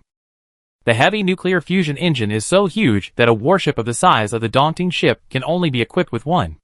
As for the steering engine, it still needs traditional hydrogen nuclear fusion and the new cold nuclear pulse engine. And larger warships, of course, need to be equipped with larger caliber main guns. Because of the emergence of magnetic field shields, the main guns of new warships have also changed. It is no longer that every ship is equipped with a positron gun as the main gun, but is configured according to the formation. After mass production, the warships that form a formation with the Daunting ship will have at least one equipped with a super large positron gun and another equipped with a large caliber electromagnetic rail gun. A small formation must have 3 different types of main guns. Like the Daunting ship, it is designed to be equipped with a super large gamma ray cluster gun. It is not an exaggeration to say that the main space of such a warship is occupied by the main gun and the engine. And such a large design also requires the Daunting ship to change the design concept of the previous Shan-class warship. And many spaces appear much smaller. However, the most different design is not the redundant space size, but the bridge design. The Lake-class warship no longer adopts the movable bridge design of the Shan-class warship, but directly adapts to the core built-in design. In other words, the bridge of the Dongting ship will always be located in the core part of the warship, where the armor defense is the thickest.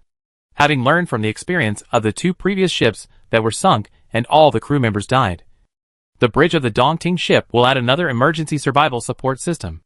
In simple terms, in addition to the built-in bridge, a layer of special material armor will be installed. The armor layer is made of a material with a melting point of 150 million and can withstand ordinary nuclear explosions, and forms a hole with the bridge. This bridge design is equivalent to putting a steel egg inside the warship. When the warship is hit by a fatal blow and loses its combat effectiveness, the steel egg will activate the emergency system, close all the armor structures, and turn the bridge into a curled-up pangolin to wait for post-war rescue. Human mechanical expertise allows humans to do this.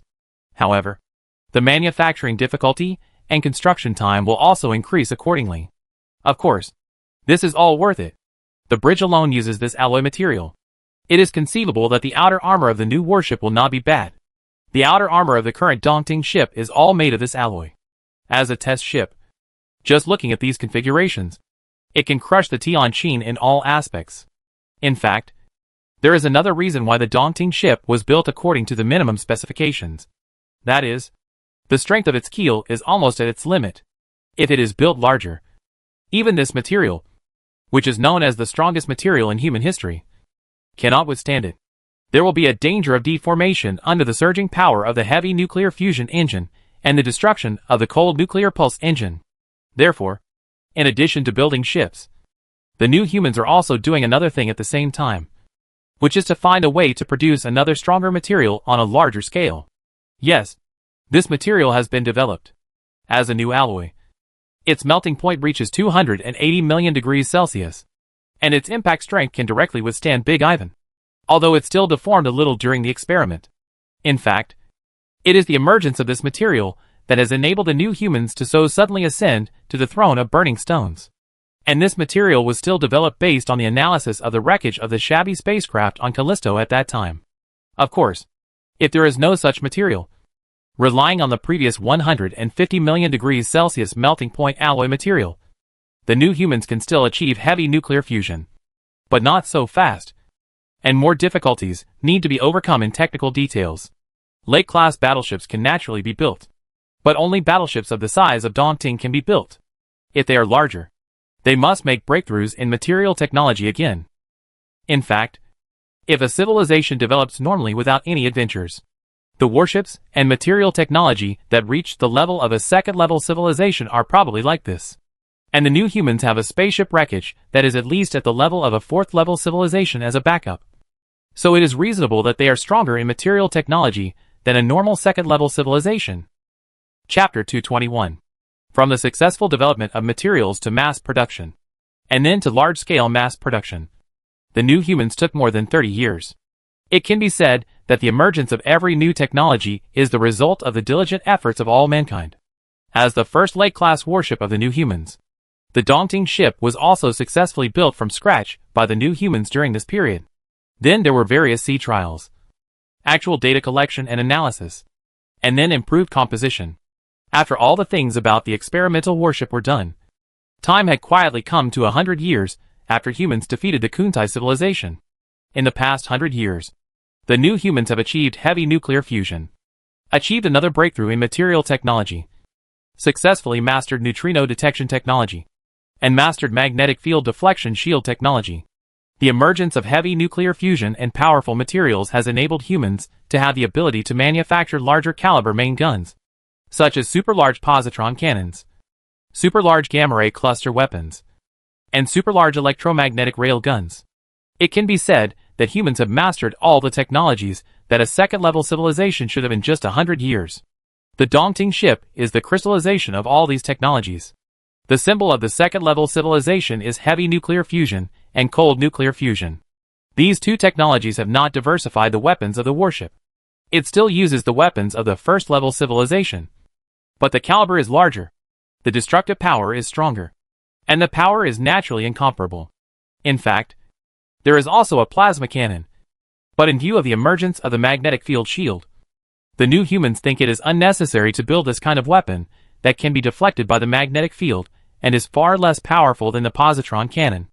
Of course, the types of weapons have not changed, but it does not prevent the new humans from adding some fantastic ideas on the original basis. For example, the super large electromagnetic railgun. The original electromagnetic railgun shells were just a lump of iron, relying purely on strong kinetic energy to kill enemy ships. The current super large electromagnetic railgun is different. Its shells have been redesigned by humans. In addition to being able to kill enemy ships with strong kinetic energy, it also has an explosion function. As for what kind of explosion function it is naturally a hydrogen bomb. For a level 2 civilization, hydrogen bombs sound very primitive. And they are indeed primitive. But hydrogen bombs have an advantage that many other weapons do not have. That is, their power has no upper limit. As long as your equivalent is large enough, its power will continue to increase. If the technology is strong enough, you can keep stacking equivalents, and finally make a massive star, and throw it out to make a supernova explosion. Of course, if we are strict, supernovas are no longer in the category of hydrogen bombs. And hydrogen bombs also have an upper limit.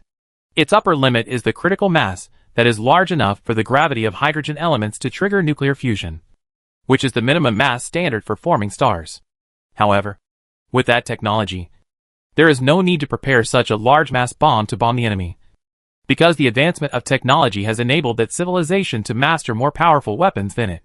In other words, the reason why the super-large electromagnetic railgun is called super-large is because the shell has become a shell carrying a hydrogen bomb, so its caliber will be greatly increased. The reason is still the super-strong magnetic field. After the hydrogen bomb is incorporated into the shell of the electromagnetic railgun, a layer of magnetic shielding material must be placed on the outside. Otherwise, the hydrogen bomb will be under the continuous influence of the super-strong magnetic field, and it is very likely to cause an explosion or damage due to the magnetization of the internal structure. The main reason why the first-level civilization stage did not do so was that the magnetic field technology was not up to standard, and there was no ability to do so. In addition, there was the impact resistance of the hydrogen bomb structure, because the kinetic energy of the electromagnetic railgun was extremely large. The original hydrogen bomb structure could not withstand its impulse at all. Therefore, in the new design, the hydrogen bomb, which is the special warhead of the electromagnetic railgun, has been reinforced and modified by the new humans. And the number 1 alloy material is also used on it. The number 1 alloy material is the alloy material with a melting point of 150 million degrees Celsius. The new humans named it to distinguish it from the newly developed material with a melting point of 280 million degrees Celsius. As for the material with a melting point of 280 million degrees Celsius, it is naturally the number 2 alloy material. After completing various experiments on the Lake-class battleships, the human race's new shipbuilding plan was immediately put on the agenda. This time, humans learned the lesson of the Ganymede 4-class battleships and did not build many Mountain-class battleships, but focused all their energy on building Lake-class battleships. Because the test results have shown that 100 Mountain-class battleships cannot defeat one Lake-class battleship. The maximum caliber laser weapon of the Mountain-class battleship cannot burn through the Lake-class battleship armored with number 2 alloy material. The positron cannon can work, but once the Lake-class battleship supports the magnetic field shield, it will become a decoration. Therefore, the new humans abandoned the idea of coordinating the battles of different types of ships of different sizes, and instead focused on how to improve the coordinated operations of different types of main guns of the same class warships. As for small frigates, they will not be included in the battle queue. Even their original intelligence gathering work is completed by low-cost and fully AI-controlled detection spacecraft. And neutrino detection. So they no longer have any place in the new fleet. They can only become the duty ships of the new Human Security Department together with the Ganymede 4-class battleships. To really fight the aliens, you have to use the strongest and largest warships. Going up with other ships is tantamount to committing suicide. There is no need at all. Of course, the reason why small ships lose their detection function is that there is no superlight speed and ultra-long distance communication. This means that even if a small ship at a distance detects that the enemy ship is firing at its own warship, it cannot convey this information to its own warship as quickly as energy weapons. There are many other secondary reasons, such as large warships are both offensive and defensive, and have complete functions. In fact, Some people in the military have previously proposed that small ships are more flexible and faster. This statement is indeed correct. Small ships are indeed more flexible than large ships. But the final speed is the same. Well, strictly speaking, in a short period of time, small ships have a smaller mass, which allows them to have a greater acceleration and thus a faster speed. But this faster speed is not so outrageous. In other words, it is not as people imagine that large warships are turtles and small warships are flying birds. Another point is that in the military actual combat exercises, people have seen that no matter how flexible the small ships are, they are not as flexible as the close-in defense guns of large ships. Simply put, even if you make 80 turns with great effort and keep changing your position up, down, left, and right, the close-in defense guns of large-scale construction only need to slightly adjust the design angle, and countless light-speed laser guns will be directed at you. And even if you rush to the face of a large ship, what can you do? For example, a frigate. Not to mention that it is completely unable to blast open the armor of a Lake-class battleship, even if it approaches the magnetic field shield range of a Lake-class battleship. It can be magnetized and cause equipment failure and destruction. Chapter 222. It can be said that warships without magnetic field shielding systems cannot remain safe within the magnetic field shield range of Lake-class warships. It is precisely because of the magnetization phenomenon of the strong magnetic field that the Lake-class warship is like a king with domineering aura. When dealing with small captains like Moss, they don't even need to fire their guns. As long as the shield is turned on, the small warships will lose their combat effectiveness, like minions receiving the impact of domineering aura. After all the tests of the daunting ship were completed, the new humans finally entered the stage of large-scale industrial shipbuilding. For the new fleet, the design and manufacturing departments of the new humans jointly proposed a 100-year plan. This plan was officially implemented after being approved by Yuan. The first phase of the plan is to expand the space docks used to build Lake-class warships from 1 to 50 in 50 years, at an average construction rate of 1 space dock per year. With the experience of building the daunting ship, the new humans roughly know the construction cycle of Lake-class warships under sufficient resources. Roughly, each dock can build a Lake-class warship every 2.5 years. Then the second stage is to start construction at the same time in 50 docks, and build 1,000 Lake-class warships in the next 50 years. After becoming a second-level civilization, under the current human computer technology, a Lake-class warship requires about 5,000 crew members, and 1,000 warships. That is 5 million crew members. This number has exceeded the human population 80 years ago. However, now the human population has about 10 million. In another 100 years, it will be no problem to break through from 10 million to 50 million. From 50 million people, it is no problem to recruit 5 million people to become soldiers under the military and political system of the new humans. Of course, the pressure is only in this 100 years. After that, the population of the new humans will steadily increase. When it reaches hundreds of millions or even hundreds of millions, the population problem that restricts the size of the fleet will not be a problem. As long as the environment is relatively stable and there is no long-distance voyage in the Great Hibernation, the population will inevitably increase. In other words, in this 100-year plan, the new humans actually have to build not only warships, but also other types of spacecraft at the same time. After all, with more people, there must be a place for them to live. After all, humans do not plan to build a ground base on this barren planet for long-term residence. This requires more and larger residential spaceships. If you want to have more spaceships, you have to mine resources faster, which requires more engineering equipment, spaceships of all kinds. One thing leads to another, and the scale of all kinds of spaceships of the entire human race will experience explosive growth in this century. In the 100 Years Plan, human civilization will also specialize in various derivative technologies of secondary civilizations, and then use them in various fields of society. There are so many things to say. It can be said that as long as this 100-year plan is completed, then mankind will truly become a mature secondary civilization. Of course, in addition to various large-scale projects and industries in the general direction, mankind also needs to carry out a series of internal reforms. The first is to carry out a series of reforms on the new government to alleviate some of the class solidification problems caused by military rule. Military rule is not a big problem when there are few people. But when there are more people, many contradictions that were temporarily suppressed because of the leader's prestige will gradually emerge. For example, Class solidification. Of course, class solidification is not only found in the military and political system, but also in any system. As long as humans live long enough and sit in a certain position long enough, it will definitely exist. The best way to solve this problem is naturally the term responsibility system. But in the interstellar era, the term system will also cause another problem. That is, the conflict between the frequent replacement of the person in charge and the long rhythm of interstellar life. For example, the term of office of a person in charge is only 20 years, but the plan he is responsible for is likely to reach 100 years or hundreds of years. And human civilization often sails for hundreds of years. This will cause unnecessary internal friction. Therefore, Yu Yuan will never allow the American-style democracy to sprout among the new humans. Of course, Yu Yuan does not have too many concerns about this, because the growth environment and education system of the new humans have made them take the current system for granted. However, it is necessary to appropriately relax the policy pressure on the people.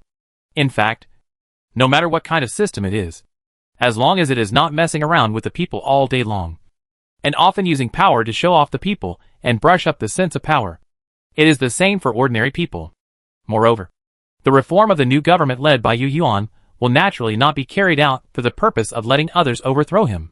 His ultimate purpose in doing so is actually to introduce the concept of governing the country with technology that he had always wanted to implement at that time. The so-called governing the country with technology does not mean that scientists should be the leaders. Anyone who is immersed in bureaucracy all day long is still a theoretical scientist. But he has a higher status, and is given a higher spiritual symbol in society. This is conducive to the formation of the concept of science supremacy in human society. And the concept of science supremacy will allow human civilization to move towards a higher level of civilization faster. Of course, there are still some specific measures. For example, the way of selecting talents needs to be changed. In the concept of technological governance, decision makers are selected based on their expertise in a given area of responsibility, especially in scientific or technological knowledge. This system is very different from the democratic concept that voter representatives should be the main decision makers of the new government. Of course, this does not mean that all representatives of public opinion should be eliminated. Different treatment can still be given in other fields that do not involve science and technology. In this concept, decision makers' leadership is selected based on their expertise and performance, rather than political background or meeting skills. Yu Yuan decided to work with other experts in this regard to develop a feasible system in the future. Admittedly, this change will weaken his dictatorial power to appoint anyone to a position. But such power is unnecessary and unreasonable. So after humans have transformed from a weak country with a small population to a truly populous civilization, changes must be made. Otherwise, not only will the power expand, but it will also harm the scientific progress of mankind. He does not want absolute dictatorship, but enlightened dictatorship. This kind of technical bureaucracy appeared as early as the 20th century and belongs to utopian socialism. Of course, the new human beings now cannot copy the previous theories. They just formulate a system based on this concept that conforms to the current situation of human society and is beneficial to the provision of scientific literacy. Time is spent in the proposal and completion of one thing after another. Chapter 223. When the time came to the 42nd year of the Centennial Plan, a piece of good news reached Yu Yuan's ears. The one who delivered the good news was not his assistant, but the chief scientist in charge of the project, Kai, who has always been the #1 in the field of life sciences with his outstanding talents. When Kai found Yu Yuan had just returned from the space dock and was about to return to the office to continue working.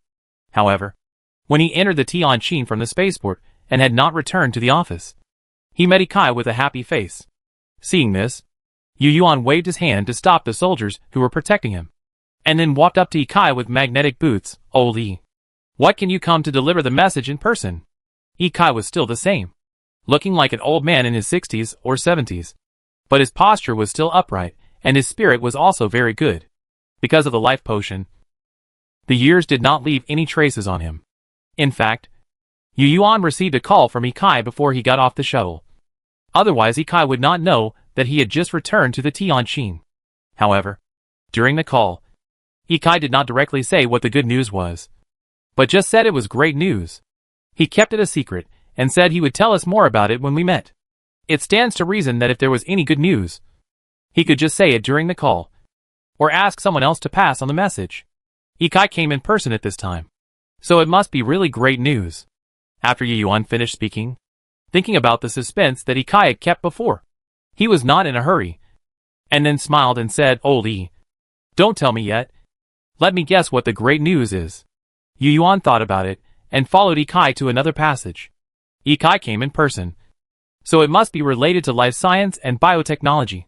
So Yu Yuan did not rush back to the office, but went to the Institute of Life Sciences with him. After taking a few steps, Yu Yuan said to Ikai beside him, "I guess the research on the Kuntai people's gene project has been completed." The general manager has a keen eye. It is indeed the Kuntai people's gene research project that has been completed. And there is another surprise, which the general manager may not be able to guess. Ikai showed a very genuine smile. Yu Yuan could clearly feel that this smile was completely different from the Ikai he had seen the last few times. Although he had smiled before, this time he gave Yu Yuan a different mental state, and he seemed really happy. The human overclocking clinical experiment was successful? Yu Yuan raised his eyebrows. Hee. Upon hearing this, Ikai suddenly showed an expression that you really couldn't guess, and then raised his right hand and snapped his fingers briskly, looking like a 21st century teenager. As the sound of the snap echoed, Ikai's words continued. Of course, the human overclocking clinical experiment was successful, but this is included in the Kuntai people's gene research project, which is considered a practical technology of research results. Not another surprise. Oh, is there any progress in the wolf biosphere research? We have successfully cracked the secret of left-right rotation? Yu Yuan was stunned, but he quickly thought of another project. Yu Yuan basically knew all the projects about life research, and the important ones that made Ikai personally come over to pull him over to see the results were probably only these two.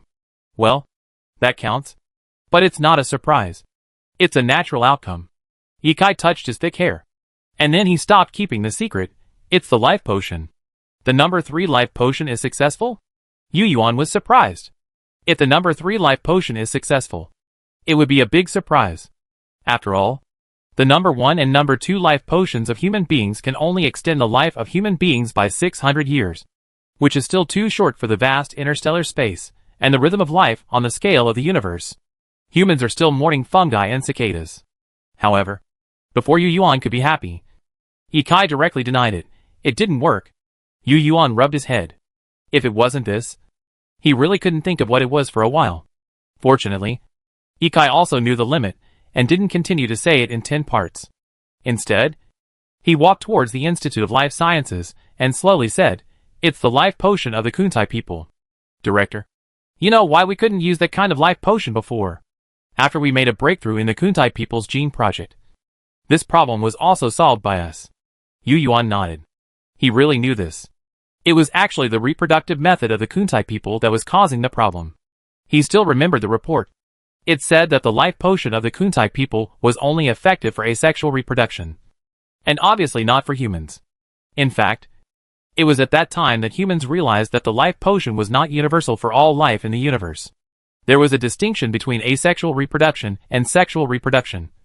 Or it might be because the reproductive method of the Kuntai civilization itself was too special. It was also at that time that Yu Yuan realized how lucky he was to have inhaled the gas on Callisto. Perhaps the civilization to which the crashed spacecraft belonged was also some kind of bisexual reproduction life.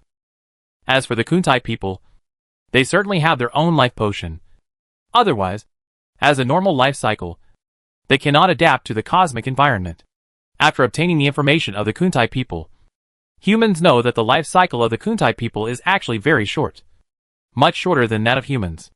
Their life half-cycle from birth to metamorphosis is only 25 Earth years. That is, their theoretical lifespan is only 50 Earth years. This is the theory. But it is even shorter in reality.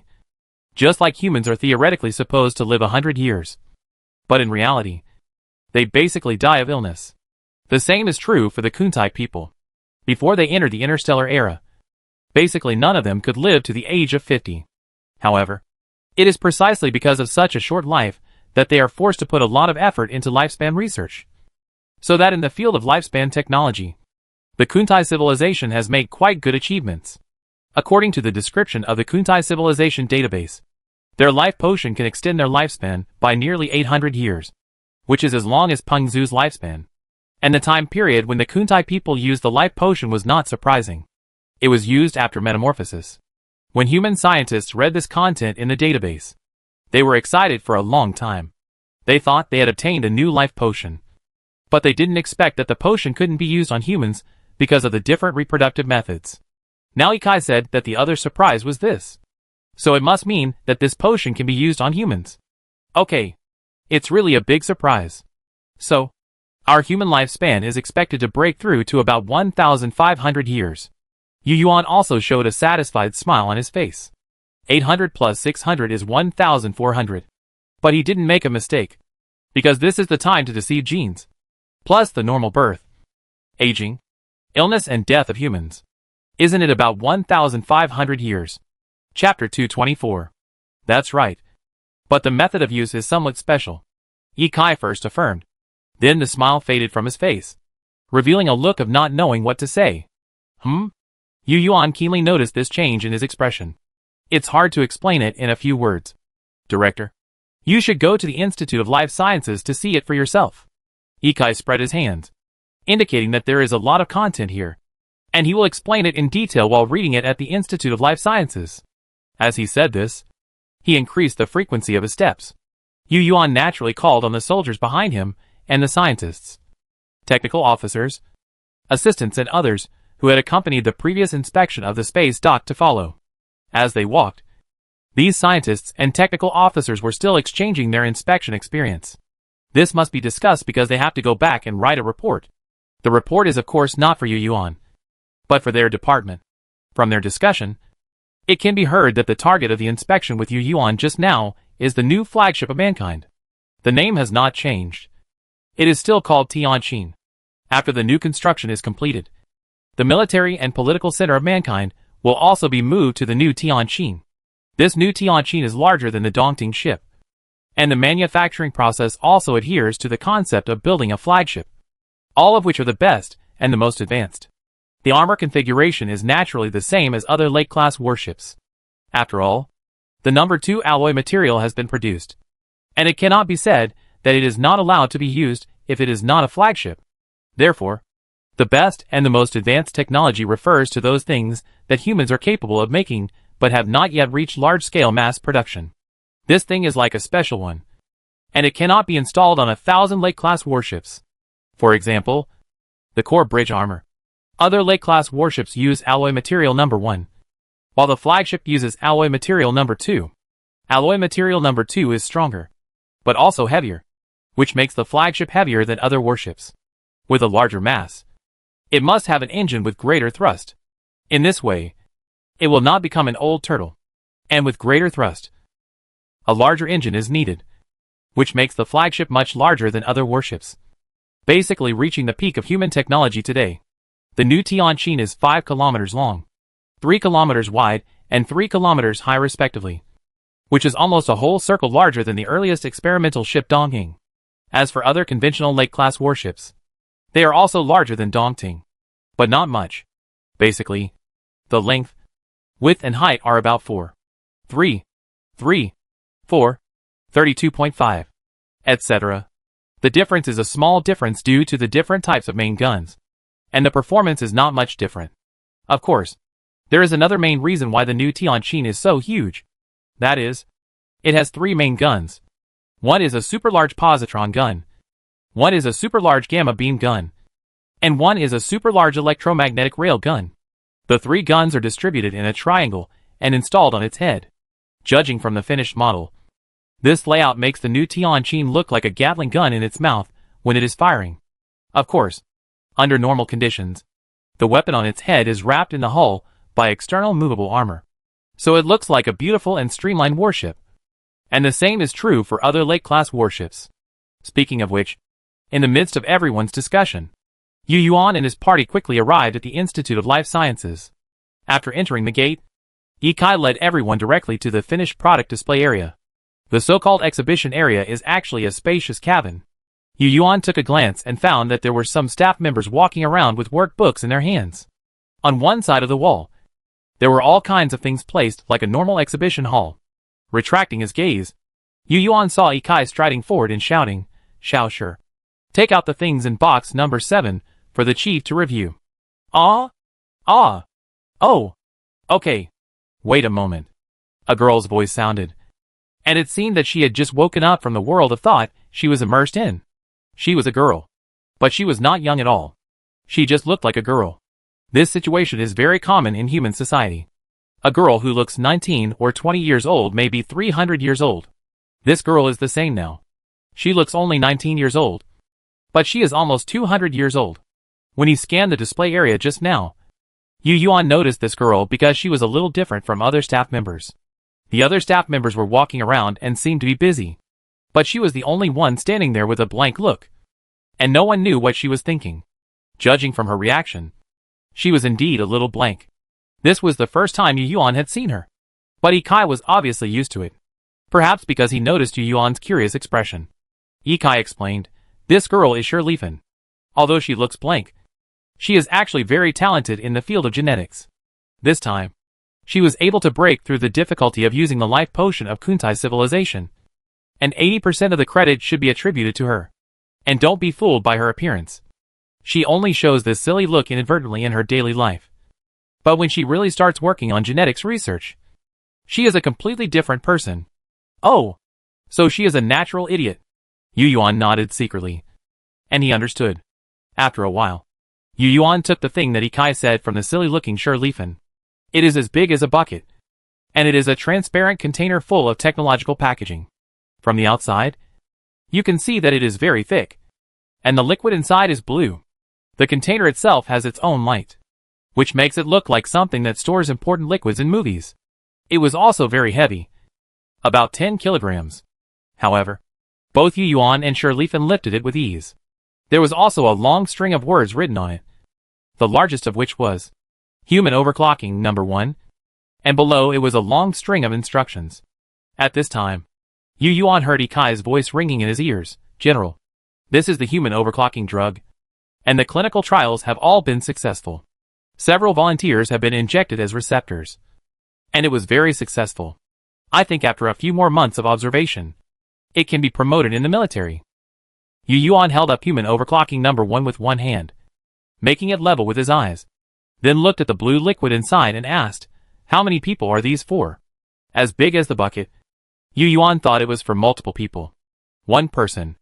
Ikai answered immediately and explained, "General, the state of human overclocking is somewhat unexpected. And to use the life potion of Kuntai people, you must first inject the overclocking potion. In other words, only humans with the ability of human overclocking can use the life potion of Kuntai people. And it will still be effective after using it and exiting the overclocking state." Yu Yuan nodded and said, "It's not a big problem. We developed the body strengthening technology to make it available to all mankind." As if he felt that he had not expressed himself clearly, Ikai continued, "That's true. But the appearance of humans in the overclock state is a bit, very exciting. It's hard to describe. Several volunteers are in front. General Manager, follow me. You will know at a glance." "What do you mean by hard to describe? Can it turn into a monster? Is it like the Tai form of Kuntai people, with a tail growing out? Or is it like the Kuin form, with a hunchback?" Yu Yuan, curious, followed Ikai to the other end of the exhibition area.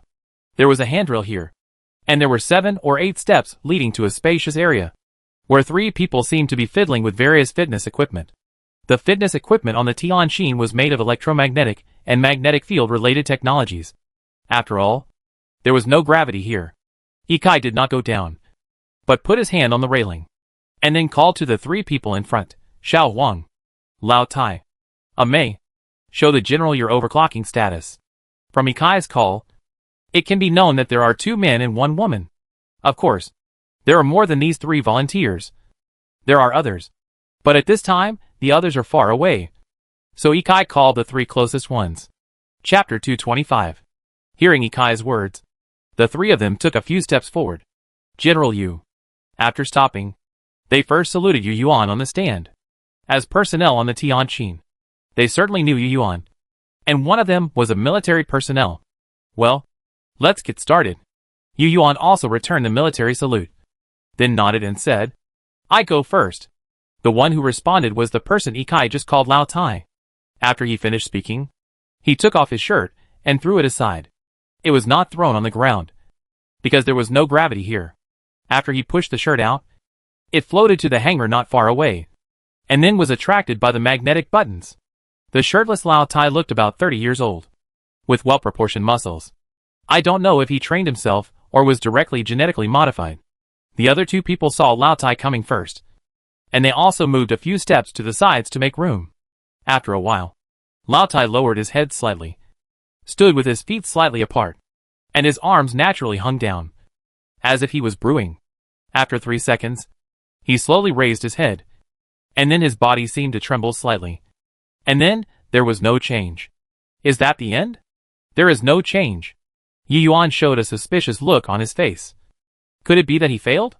At this moment, another volunteer Xiao Huang shouted the answer. Fuck. Can you do it, bro?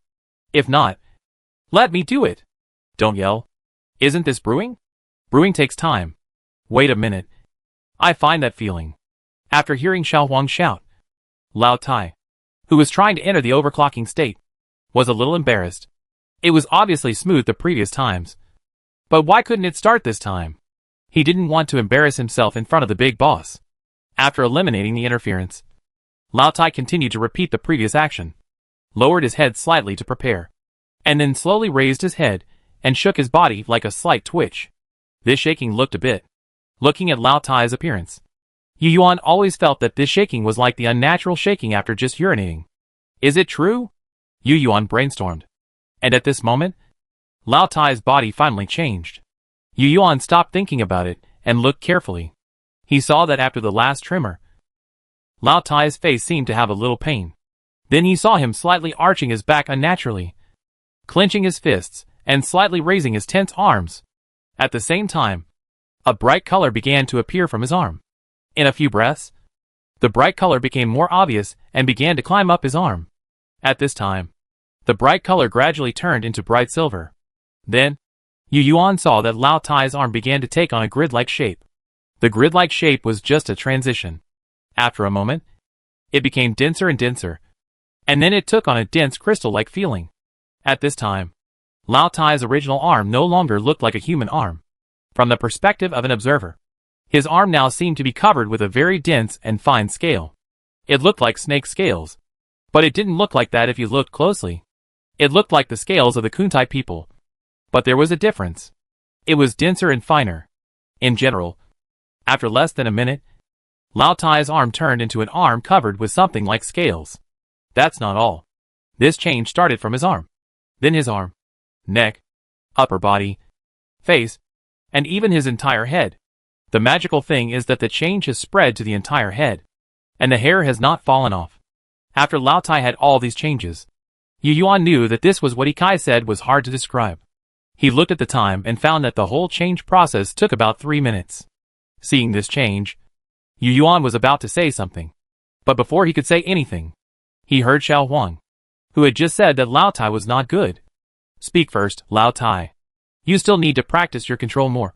Watch me.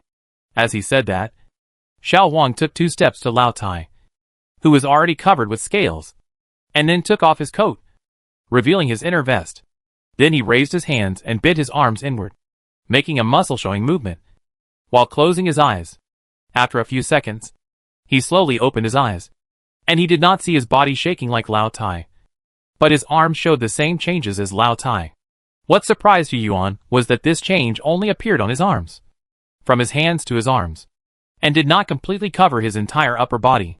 See, this is called a unicorn arm. A minute later, Xiao Huang, who had completed the transformation, raised his arms to show off in front of Lao Tai.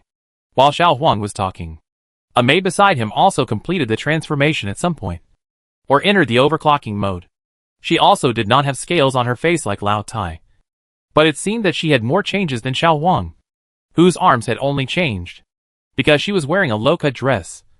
You can see that her entire upper body has changed. Unlike Lao Tai and Xiao Huang, who were scolding each other, Amei seemed to be more taciturn. After completing the transformation, she took the discus next to her without saying a word, and then punched it with all her strength. The discus, which was a good sports equipment, was punched with a fist mark. Seeing that the effect was all there, Ikai shouted directly, "Okay. You can change back." Hearing this, the three of them changed into their own states. Yu Yuan was also curious about how they changed back. It was beyond his expectation again. Yu Yuan thought that changing back would also require shaking and brewing like Lao Tai. But he didn't expect that within a few seconds after Ikai finished speaking. He didn't see the three people making various movements as before. They just stood there for a while, and saw changes on them. The bright silver scales faded faster than they appeared. In less than half a minute, the appearance of the three people changed back to their original human appearance. The whole process of entering the overclocking state to exiting the state, and the appearance change to restoration, took less than 5 minutes. In such a short time, the three people's appearance changed from human to non-human, and then changed back. It is hard to imagine what kind of changes have occurred in their bodies in these few minutes, compared with the so-called changes in appearance. Yu Yuan is more curious about how these biologists did it. So when he turned around and walked back to the exhibition area, he looked at Ikai and said, "How did you do it?" I saw that the three of them entered the overclocking state in different ways. But it seemed that they all went through a brewing process. And it seemed that the old iron didn't seem to be very familiar with this brewing process. This thing depends on talent? After watching the entire human overclocking process, Yu Yuan always felt that there was a sense of fantasy. Chapter 226. Ikai answered as he walked, "It's called talent.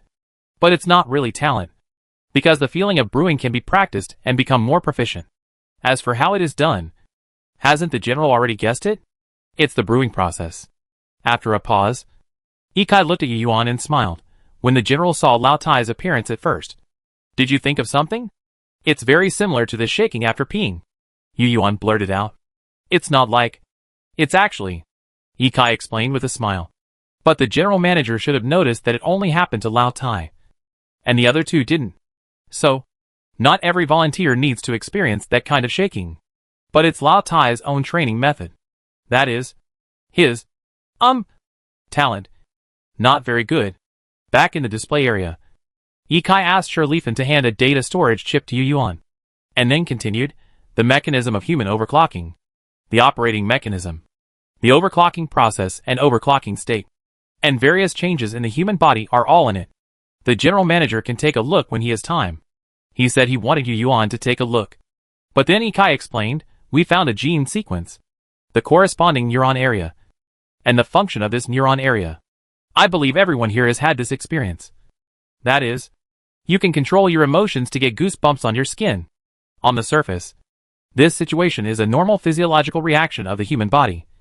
But in fact, if you look deeper, it is not independent, but is related to the various microsignal transmissions and neuronal conduction of the human body. The so-called emotional control or emotional adjustment that causes goosebumps is actually a certain ability of humans to control brain waves, and the human body is overclocked. Simply put, we found this set of reaction mechanisms of the human body, and then at the genetic level, replace the original neural signal that controls goosebumps with the signal to start the overclocking mode." Listening to Ikai's talk, an accompanying expert couldn't help but ask, "The legendary mental power?" No. No. No. Everyone. This is not mental power. Imagine lifting a stone in your mind, and the stone will be lifted up. That is the so-called mental power, or telekinesis. Ikai shook his head very straightforwardly and said, "There is no scientific theory that clearly proves the existence of mental power. Of course, we don't have the ability to use it.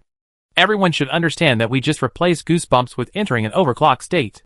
We are just using the biological mechanism that already exists in the human body. That is a kind of nerve conduction.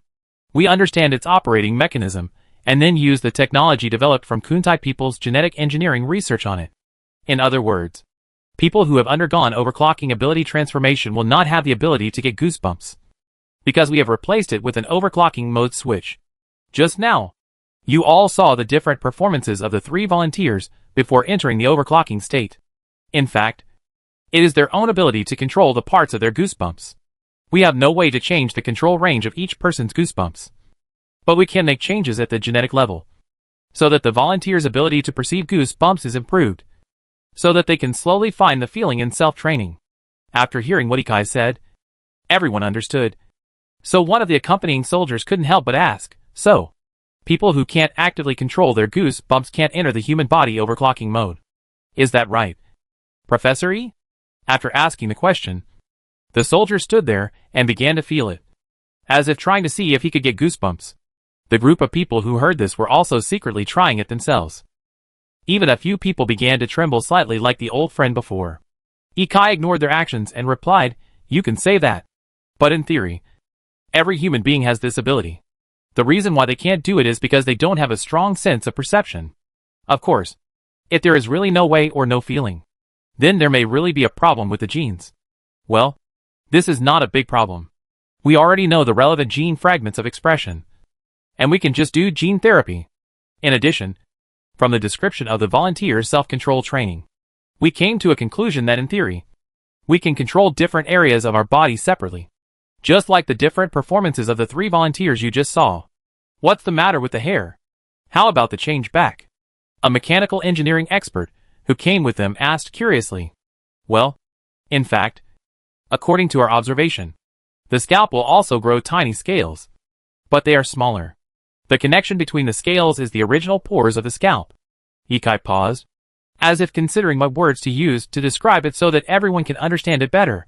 After 2 breaths, he looked at the expert outside the body and said, "As for the change back, this involves the abnormal development mechanism of Kuntai people. It is difficult to explain it in a few words. To put it simply, after the overclocking transformation, the cells of the human body will be endowed with a kind of metamorphosis ability, which you can understand as the ability to deform. Under normal conditions, it will not be activated. It will only be activated after the goosebump switch is turned on. And you said that what you saw was changed back. But in fact, in the body change mechanism, it was not changed back, but a new round of metamorphosis. What we see is the change in its epidermal cells. But in fact, the cells in the body also participate in this process. They perform their duties according to the rules set by organisms for billions of years. Some provide various nutrients for this change. Some provide information transmission channels. And some carry feedback mechanisms. That is to say, what we saw just now, whether it was the scaly skin state or the human skin state, was a forward metamorphosis. This process is not reverse. Well, to make an inappropriate analogy, it's like turning on and off a light. Press it once to turn it on. Press it twice to turn it off. The words are rough, but the logic is true. Although this analogy is indeed not quite appropriate. Everyone nodded, presumably with their own understanding. Seeing this, Ikai continued to talk about some other situations of human overclocking. Everyone saw a maze punch just now. In fact, after entering the human overclocking, not only the ability to resist blows has been improved, but also the strength, speed and other aspects have been comprehensively improved. This is the same as the difference before and after the Kuntai people's appearance development. Since we already have a foundation for physical strengthening, if we enter the overclocking mode based on that foundation, the human body will be able to easily withstand an instantaneous impact force below 300 G. And can you imagine that 300 G is not actually the upper limit of the overclocking state? Because it is not the body that is changed after the overclocking state that restricts it, but the unchanged skeleton in the human body. So the next step, the focus of life science research will be on bone strengthening. You should still remember the steel crustacean in the wolf biosphere. That project has been ongoing. If everything goes well, one day all of us humans will have a biologically produced titanium alloy skeleton. Chapter 227. Body Enhancement. Human Body Transformation. Genetic Engineering. Life Potion. Human Overclocking. After stepping into the starry sky, humans have mastered one transformation technology after another for their own bodies. And the starting point of these technologies is to make humans adapt to the survival of the universe. Whether it is a spaceship, high-G acceleration and deceleration of a warship, or long-term warship life, or landing on planets with different environments, humans need to have a strong physique. Humans have warships, spaceships, and tactical armor for individual soldiers. But these additional protections are also based on the lower limit of the human body's own strength. Therefore, human body transformation is imperative. After returning from the Institute of Life Sciences, Yu Yuan soon convened a group of senior executives and held meetings for several consecutive days. The main content was to discuss human body transformation. Other enhancements were basically supported by all votes. But some people were opposed to human body overclocking technology. Of course, they were not opposed to the overall quality improvement brought by human body overclocking, but the appearance of being covered with scales.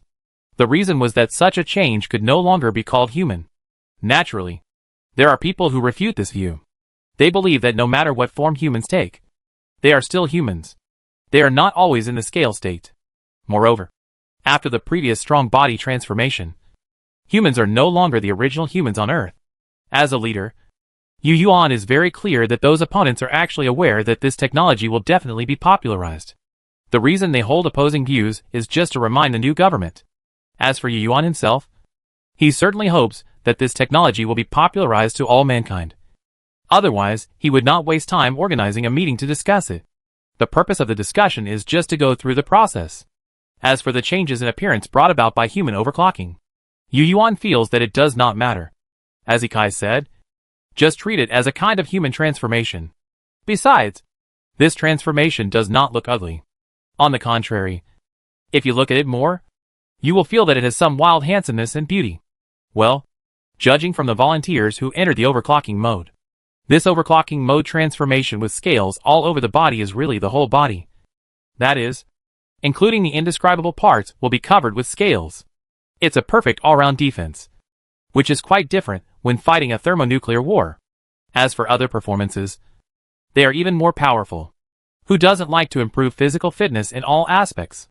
It can be said that after entering the overclocking mode, humans can completely do without relying on the acceleration buffer. In this way, whether it is fighting in battleships in the universe or driving tactical armor to land on planets, it is more than many times more convenient. Therefore, Yu Yuan plans to open up human overclocking technology in about 10 years, so that all mankind can accept overclocking transformation. It is true that human overclocking technology has been clinically verified, but when it comes to the transformation of all mankind, we cannot rush it.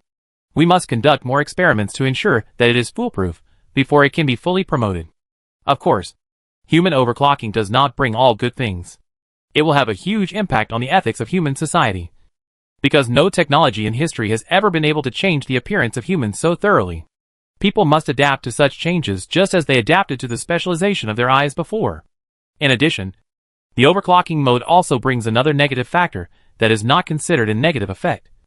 That is, energy consumption. According to experimental data, after the human body enters the overclocking mode, its energy consumption is also several times greater than the normal state. The specific amount varies depending on whether it is full overclocking or partial overclocking, ranging from 5 to 10 times. In other words, the energy required for humans in the overclocking state also increases accordingly. If a normal person does not take an energy after entering the overclocking state, it can only last for about an hour, and will return to normal due to the emptiness of the stomach. This means that if humans who enter the overclocking mode want to maintain the state for a long time, they must find a way to have enough energy supply.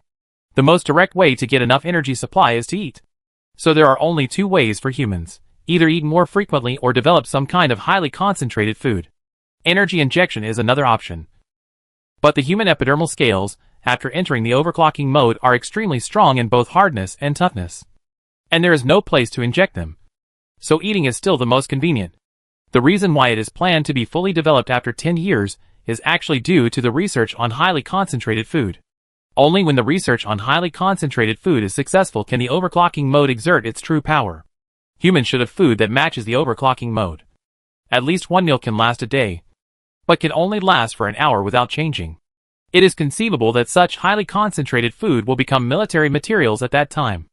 As for civilian use, it is enough to be able to transform for an hour, and after changing back, you can go home and eat and drink as much as you want, which is not a big problem.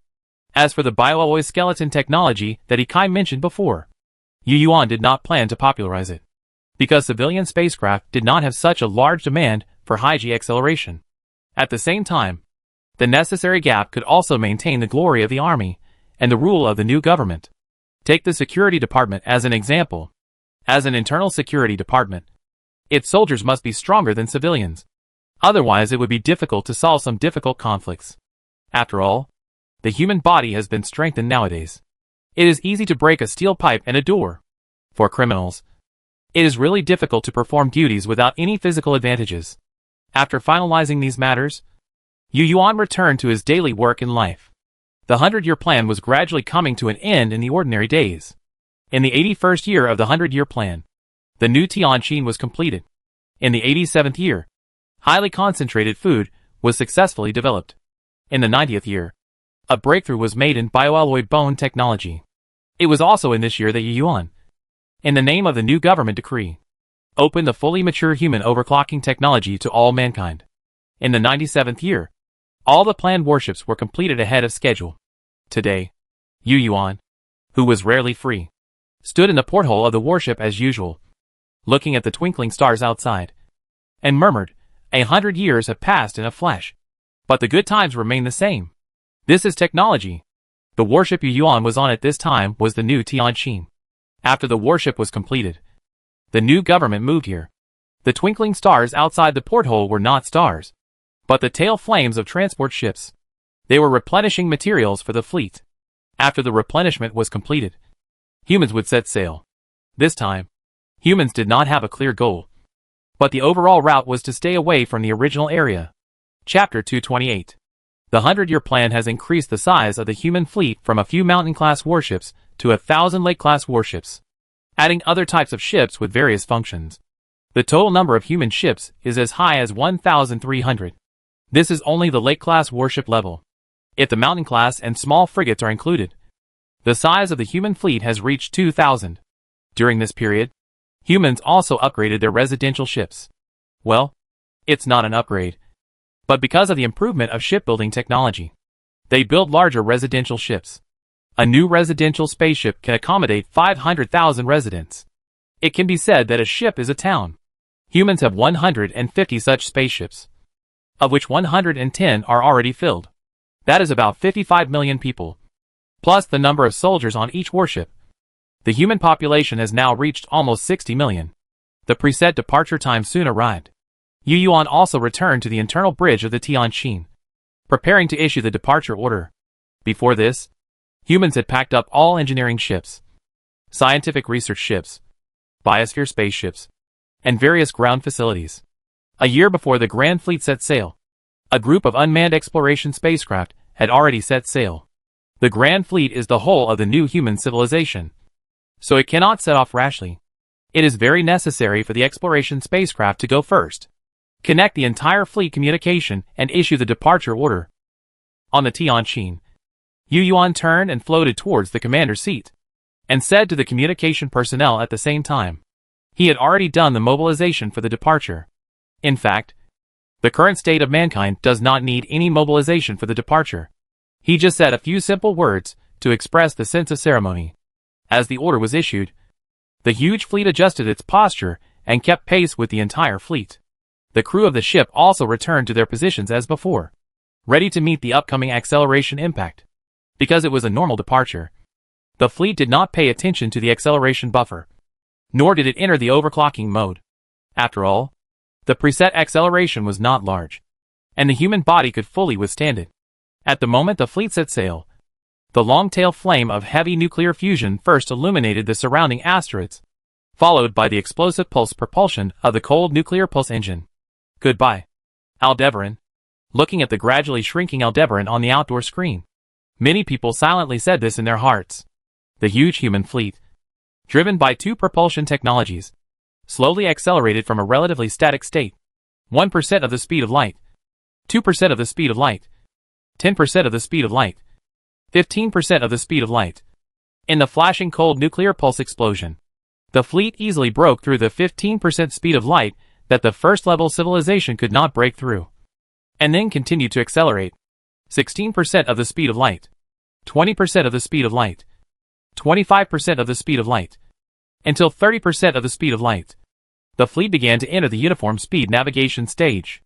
Of course, if the thrusters were kept on, the fleet could still continue to speed up. But since the maximum speed of the cold nuclear pulse's reverse thrust particles had almost been reached, the cold nuclear pulse could no longer provide much power to the warships. It was certainly possible to continue to accelerate with the light pressure alone, but the fluidless thrust brought by that little light pressure was already a drop in the bucket for the huge warships.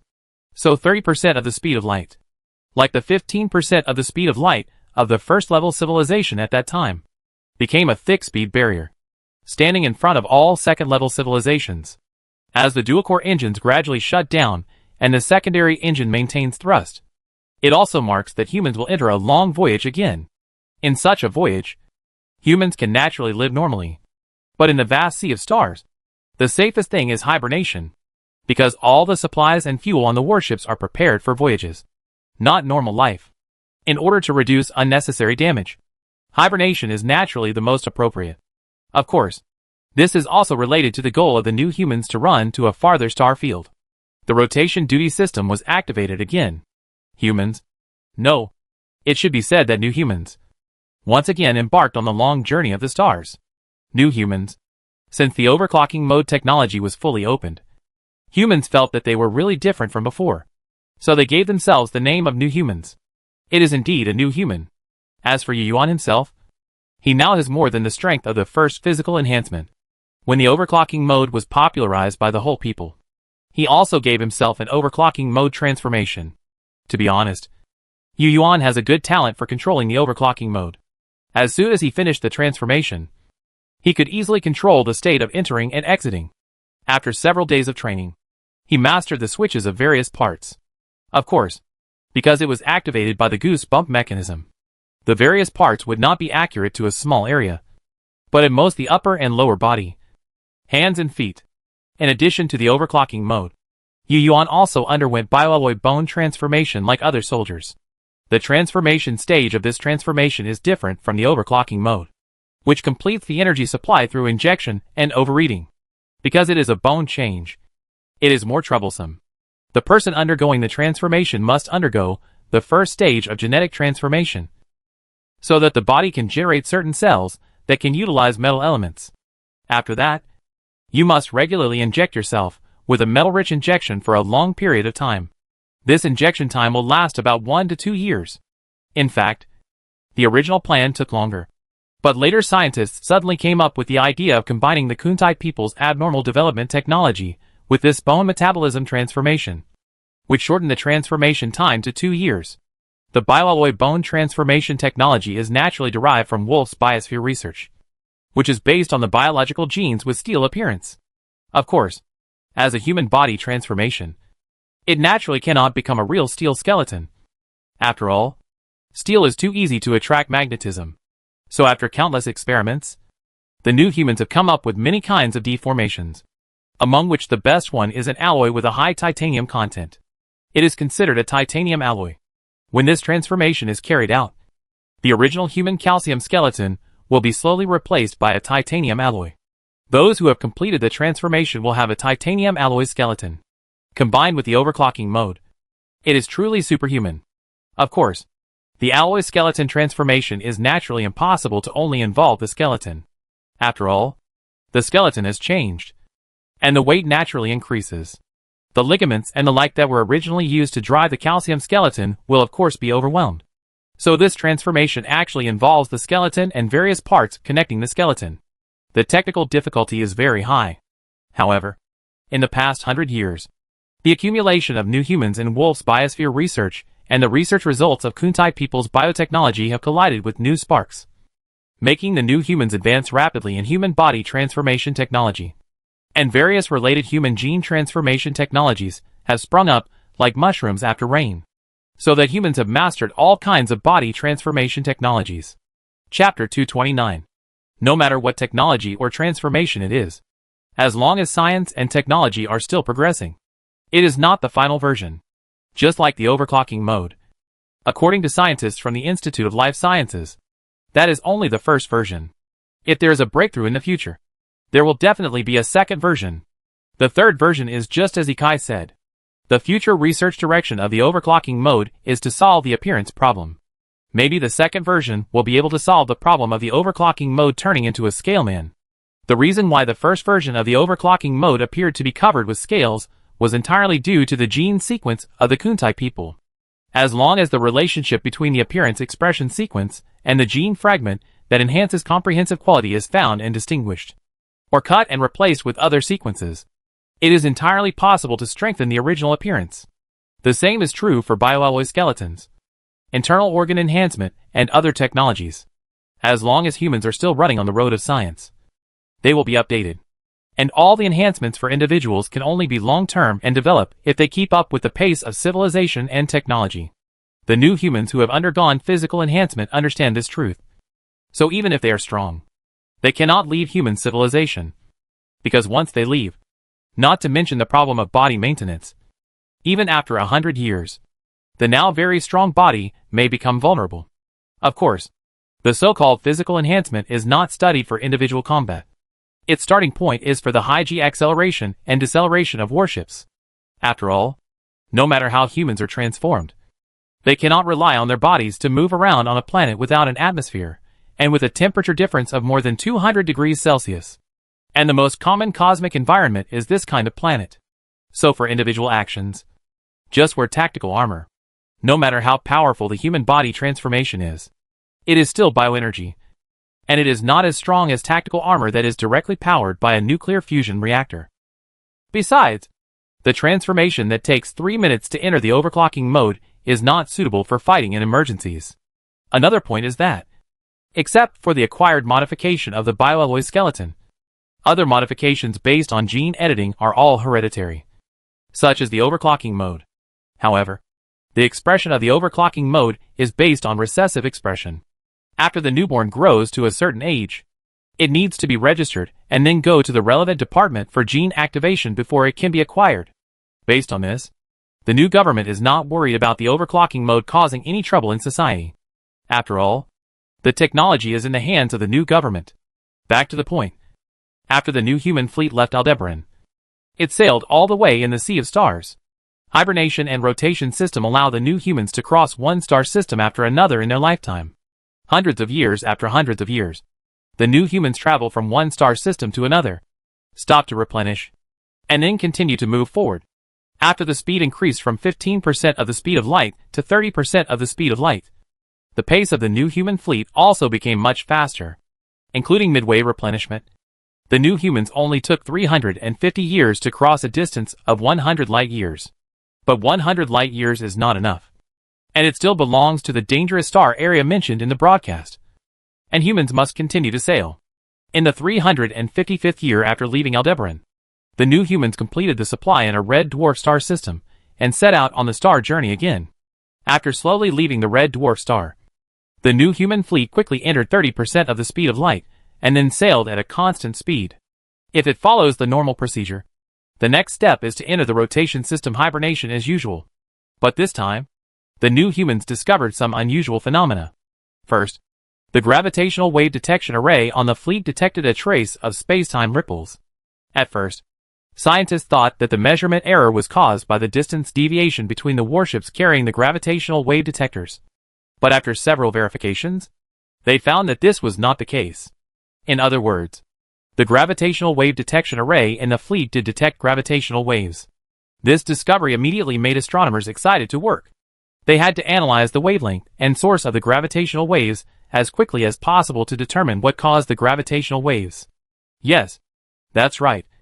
It's a gravitational wave detection array. And it's on a warship. The new humans undoubtedly have the ability to detect gravitational waves. And this technology has existed since the Earth era. The gravitational wave detector sounds advanced. And it is indeed advanced. But it is not an instrument installed on a spaceship or warship as people imagine. The reason why it is called a detection array is that it is undoubtedly not the small gravitational wave detection antenna installed on a spaceship in the novel. That technology may exist. But with the current technical level of the new humans, it is simply impossible to achieve. Therefore, the new human beings are now using the methods and technologies of the Earth era to detect gravitational waves. And the gravitational wave detection technologies of the Earth era can be divided into three main types.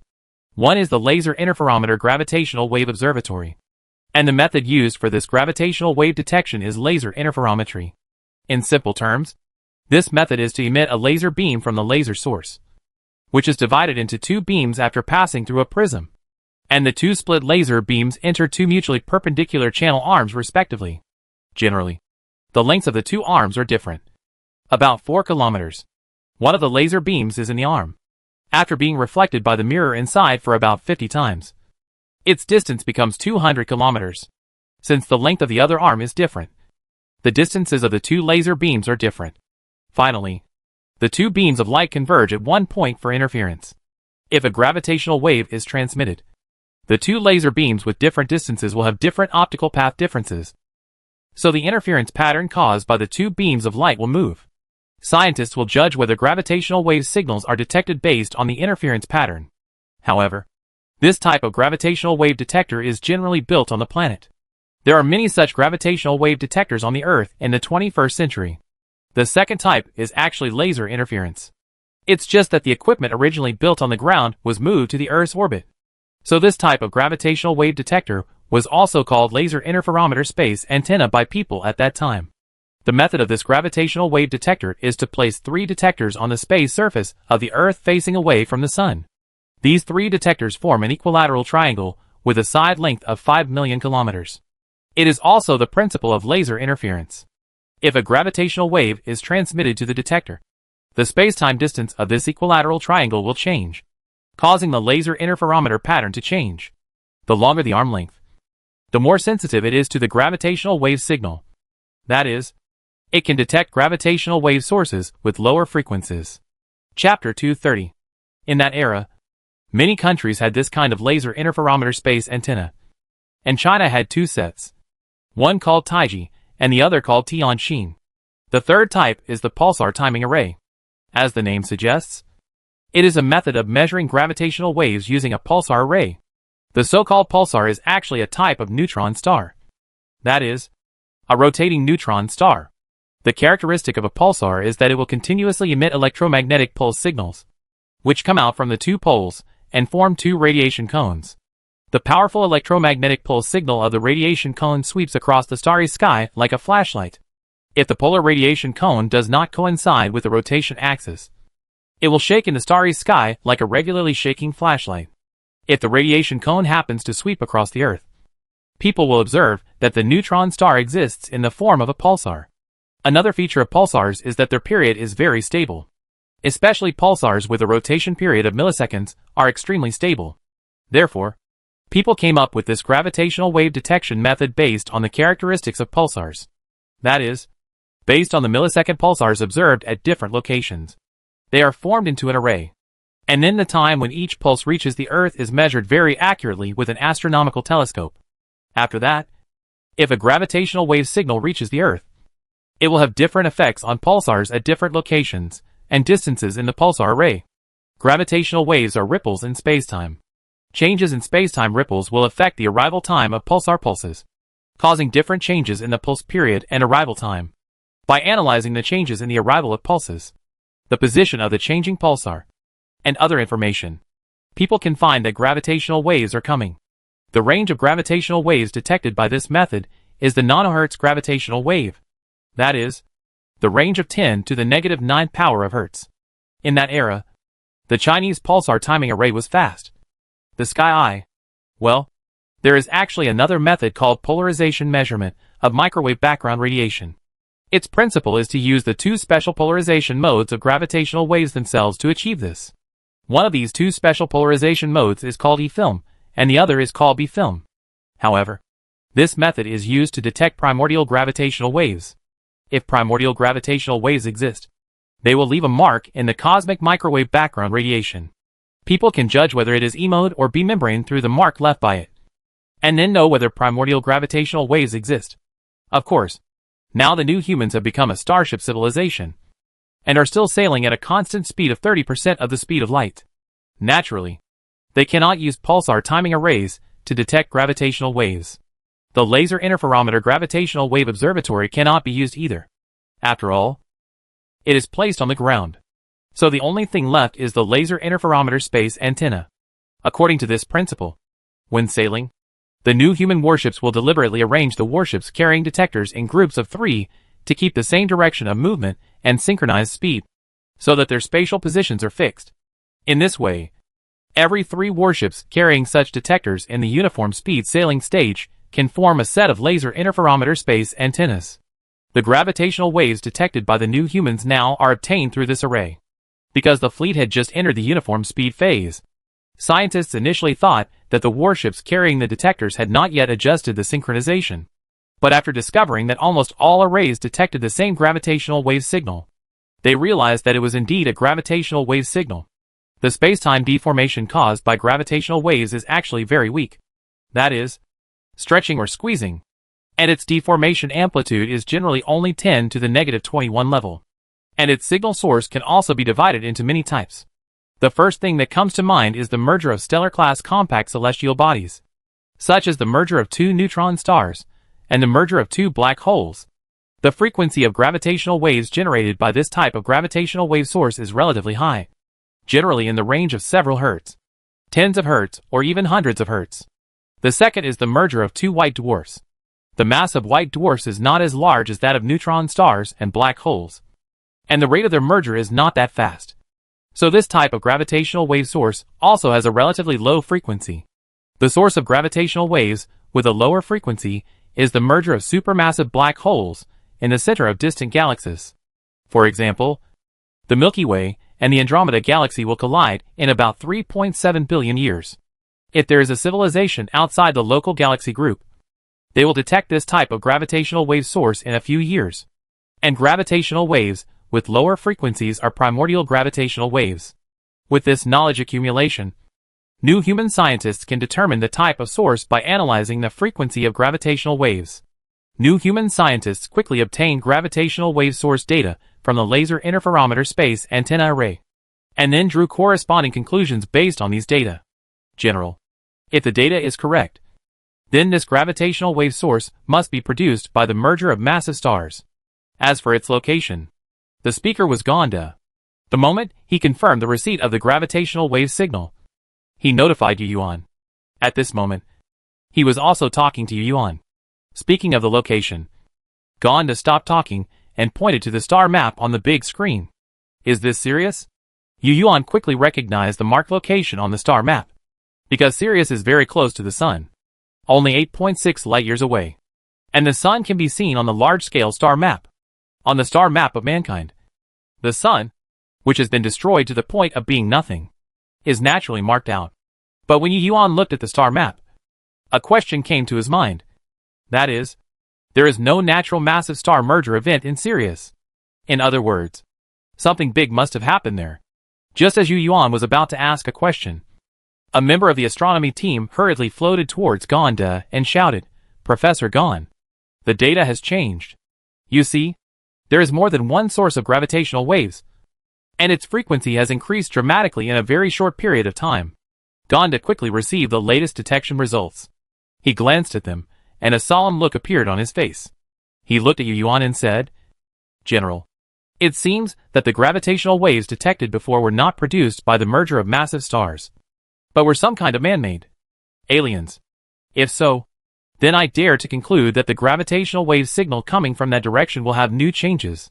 Sure enough, as soon as he finished speaking, another message came from the observation center, saying that the frequency of gravitational waves had changed again. In just 1 minute, the frequency of the gravitational wave signal source soared to a very high level and then dropped sharply. It is totally out of the range of normal natural phenomena. It seems that some advanced civilizations are fighting somewhere. I don't know what kind of weapons can cause such a big disturbance in time and space. After seeing the detection results, Yuan also made a judgment in his heart. But for a moment, he didn't know what to do. It's really terrible that such a thing happened before humans ran far. Chapter 231. The so-called advanced civilization that can cause such strong gravitational wave turbulence at such a distance must be ridiculously powerful. The most likely possibility is that the civilizations in the Galactic Center Alliance broadcast have met. But I don't know which one it is. Thinking like this, Yuan looked at Gonda. How far is the source of gravitational waves from us? About 200 light-years. Gan handed the data record in his hand back to the staff, and then gave a few more instructions, asking all types of detectors to look in the direction of the gravitational wave source. In fact, at such a long distance of 200 light-years, in theory, humans will not be able to detect anything except gravitational waves. It is really too far away. Even if there are hundreds of millions of warships there, humans cannot observe it, unless there is a stellar explosion there. It seems that Gander meant to observe these. Yuan had no opinion on this. As he thought before, humans can do nothing but continue to sail. The most likely thing to do is to try to observe, just like Gander and other astronomers are doing now. If we can see some clues, it can also enhance human understanding of the forces in the universe. That's all. However, Yu Yuan is not worried about this. He is worried about whether humans will be affected. 200 light years is very far for humans. But for those advanced civilizations, it is probably no different from walking a few steps. In this case, if the human fleet is discovered, it will be the end. Do as Professor Gon said, and notify all ships to point their ship-borne telescopes in that direction. We need to know what happened there. Yu Yuan thought about it, then opened the fleet communication channel to convey his meaning. After a while, he probably figured it out.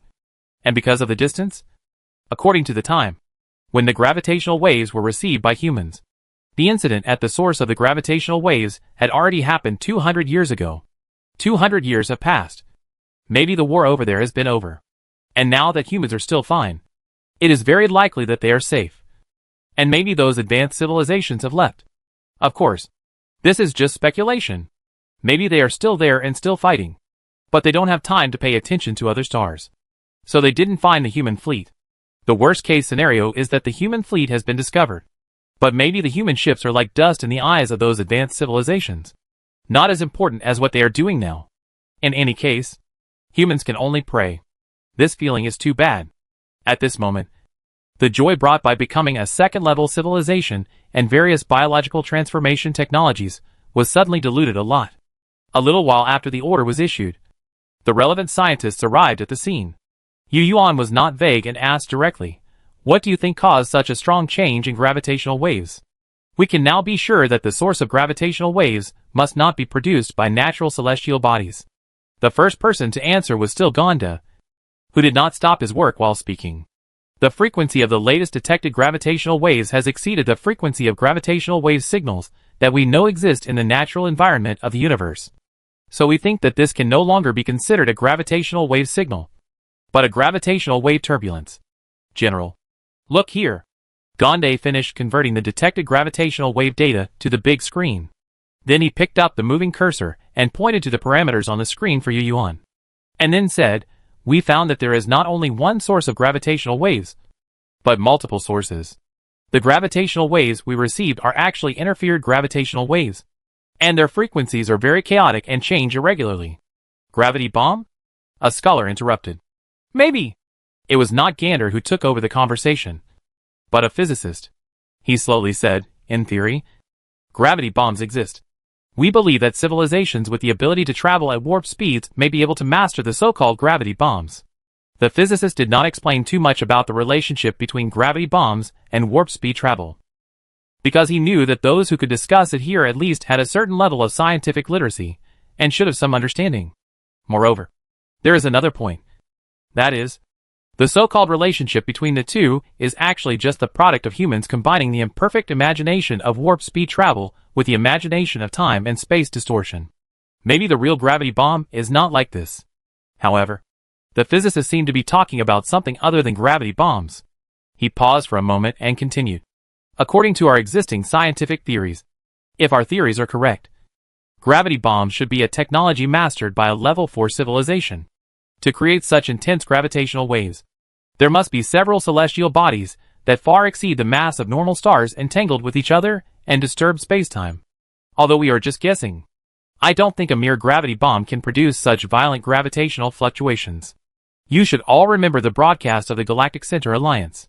Do you think that the alliance that can broadcast so recklessly and claim to be the Milky Way is just a mere level 4 civilization? You mean the civilizations whose names were mentioned in the broadcast are more advanced beings?" a military officer asked at the right time. The physicist nodded, "Yes.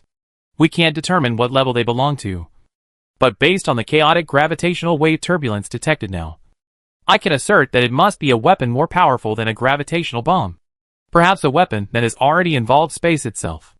The military personnel who had doubts just now frowned. "Space oscillation? Is there really such a weapon? Why not?" The physicist concentrated and held his breath, scanning the people present, and then said, "Everyone here may still have some doubts, thinking that gravitational waves or space-time distortions themselves do not have much lethality. Well, in fact, it is true. Just like we are now in the turbulence of gravitational waves, If it were not for the laser interference space antenna array, we would not even feel anything.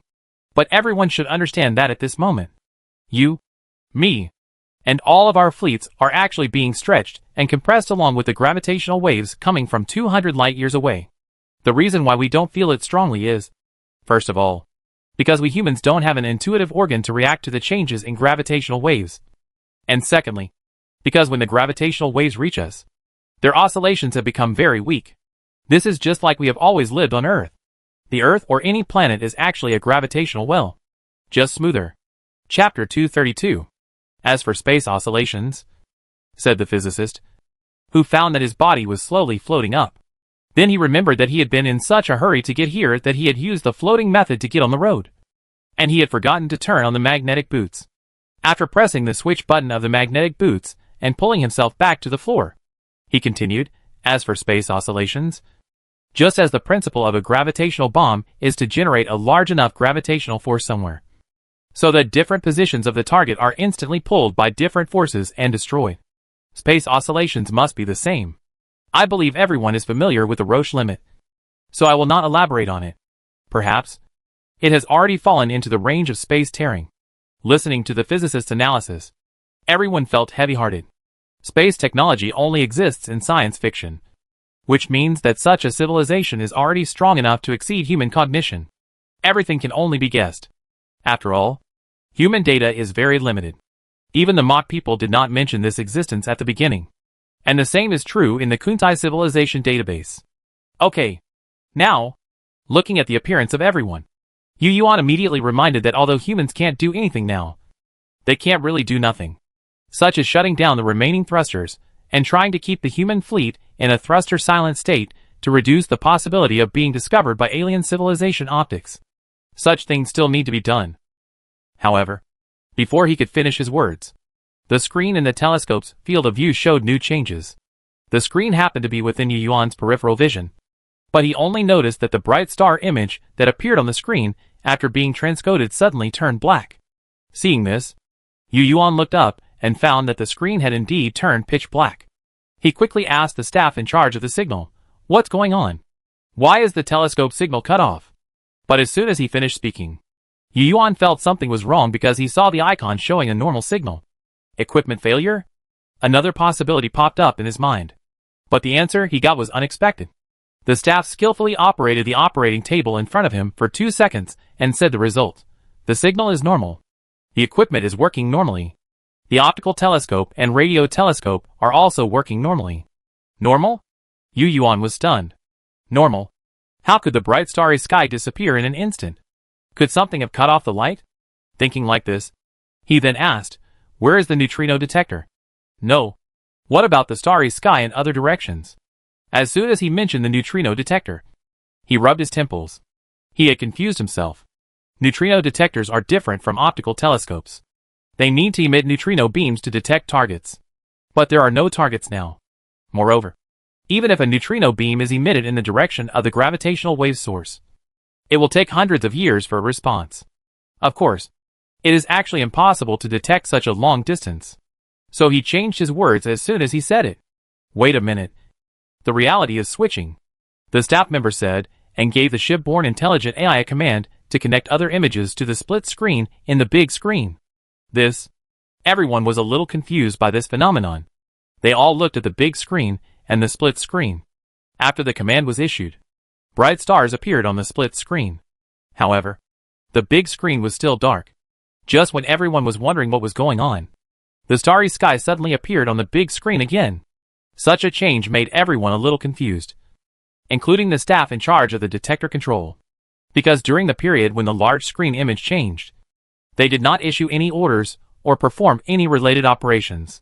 What happened? For a moment, everyone in the Tianjin was full of questions.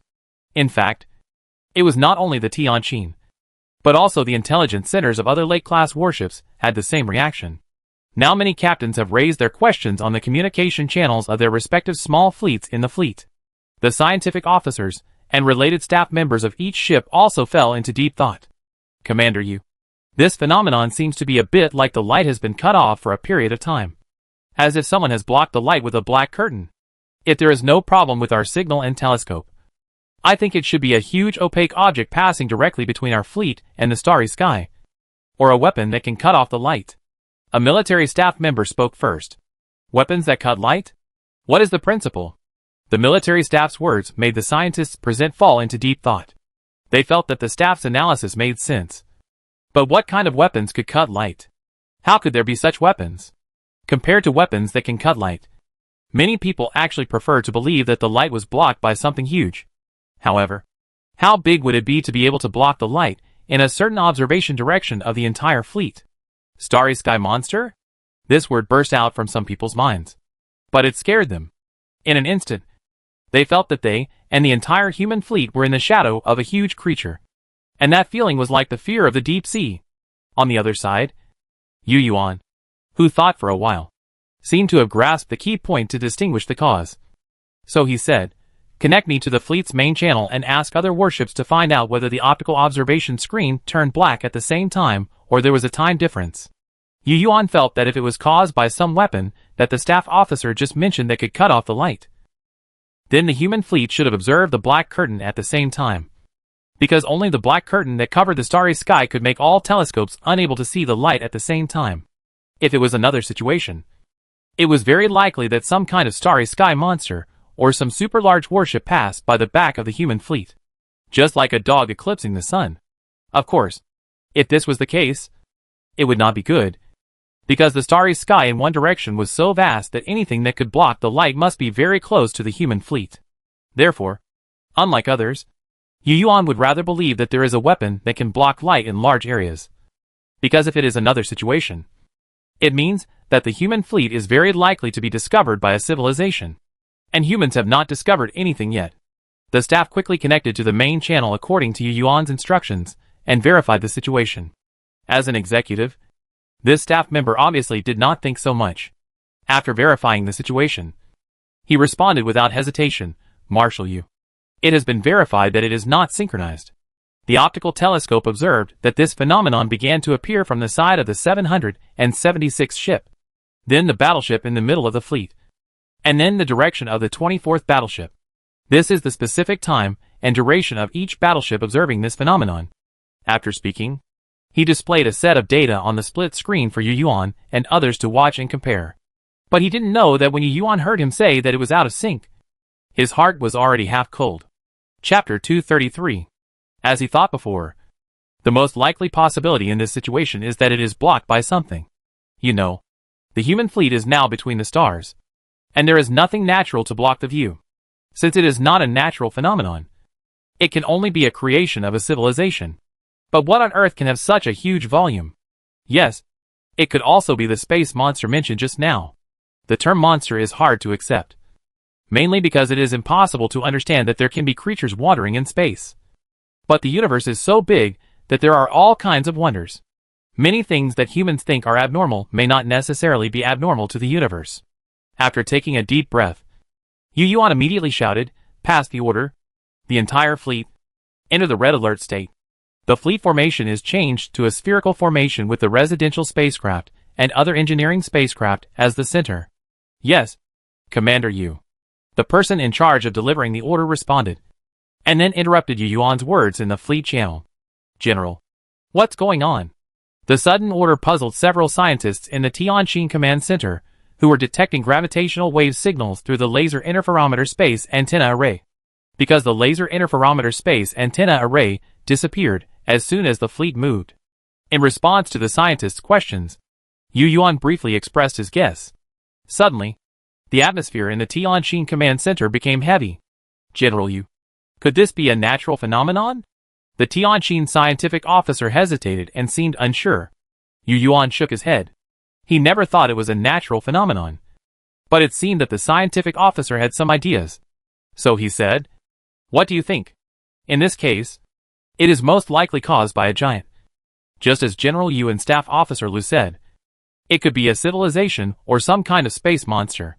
The scientific officer first confirmed the speculation of Yu Yuan and the previous staff officer, and then he began to state his own opinion. He faced Yu Yuan with a thoughtful look on his face and said, "I think it is possible that it is a natural phenomenon. For example, our fleet may have passed through a strange space. The characteristics of the strange space make it impossible for us to observe the universe through any means when we pass through or pass through it. This can also explain the situation where the fleet did not appear synchronously. Strange space? What strange space? Is it the legendary four-dimensional space? Hearing the scientific officer say this, the staff officer Lou immediately showed an incredible look.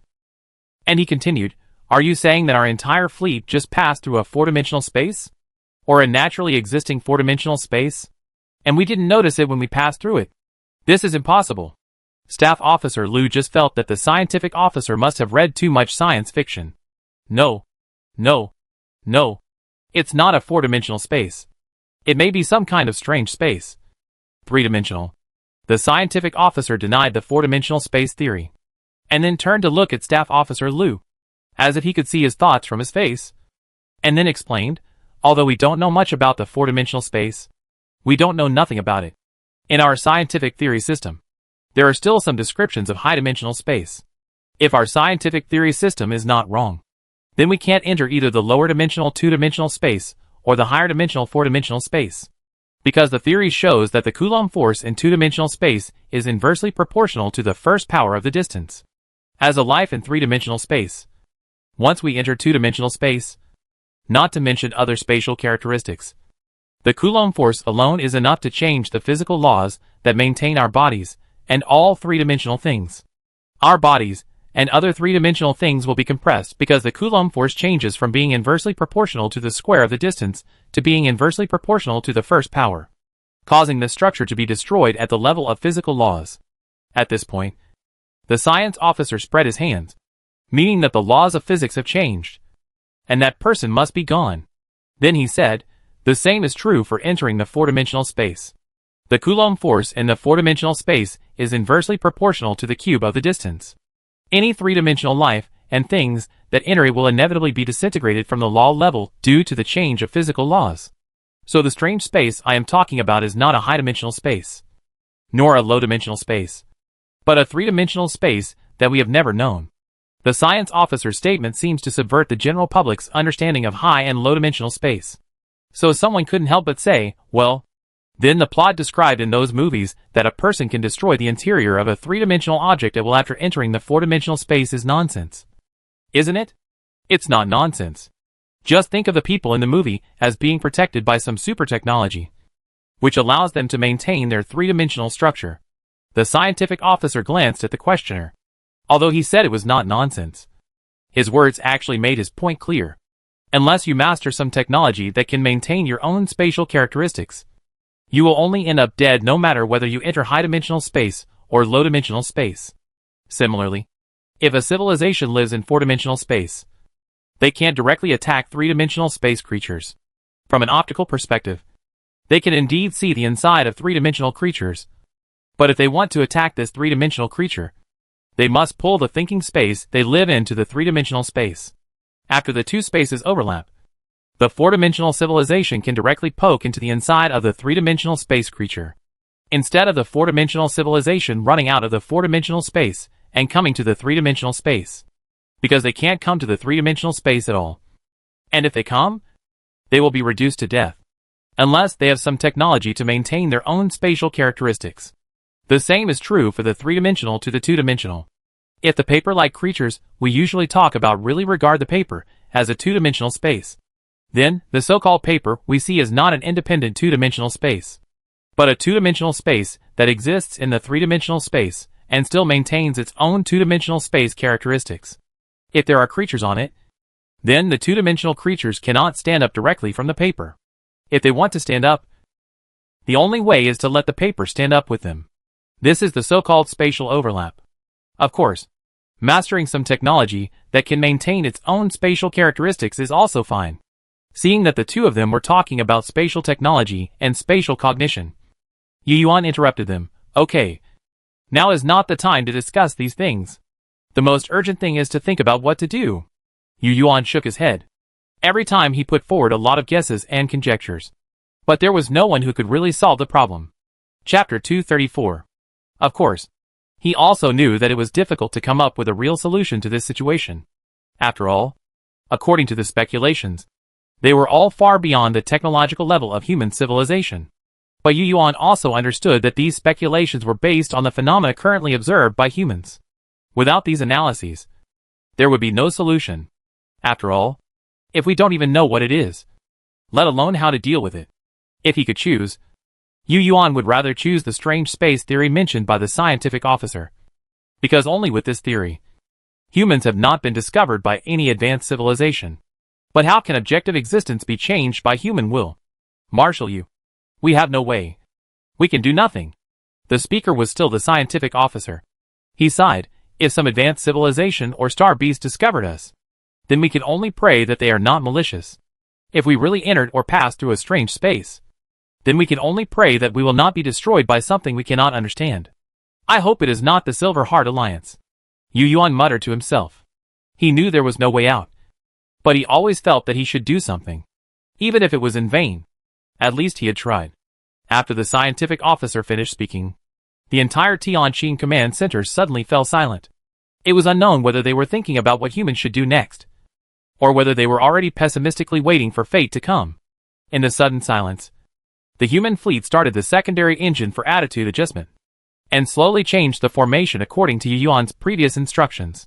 The residential spacecraft and various functional spacecraft slowly moved to the center, and 1,000 Lake-class warships moved to the surroundings, slowly forming a spherical array. The outermost circle was a circle of Lake-class warships, followed by other secondary warships, and the innermost were residential spacecraft, biosphere spacecraft, and engineering spacecraft.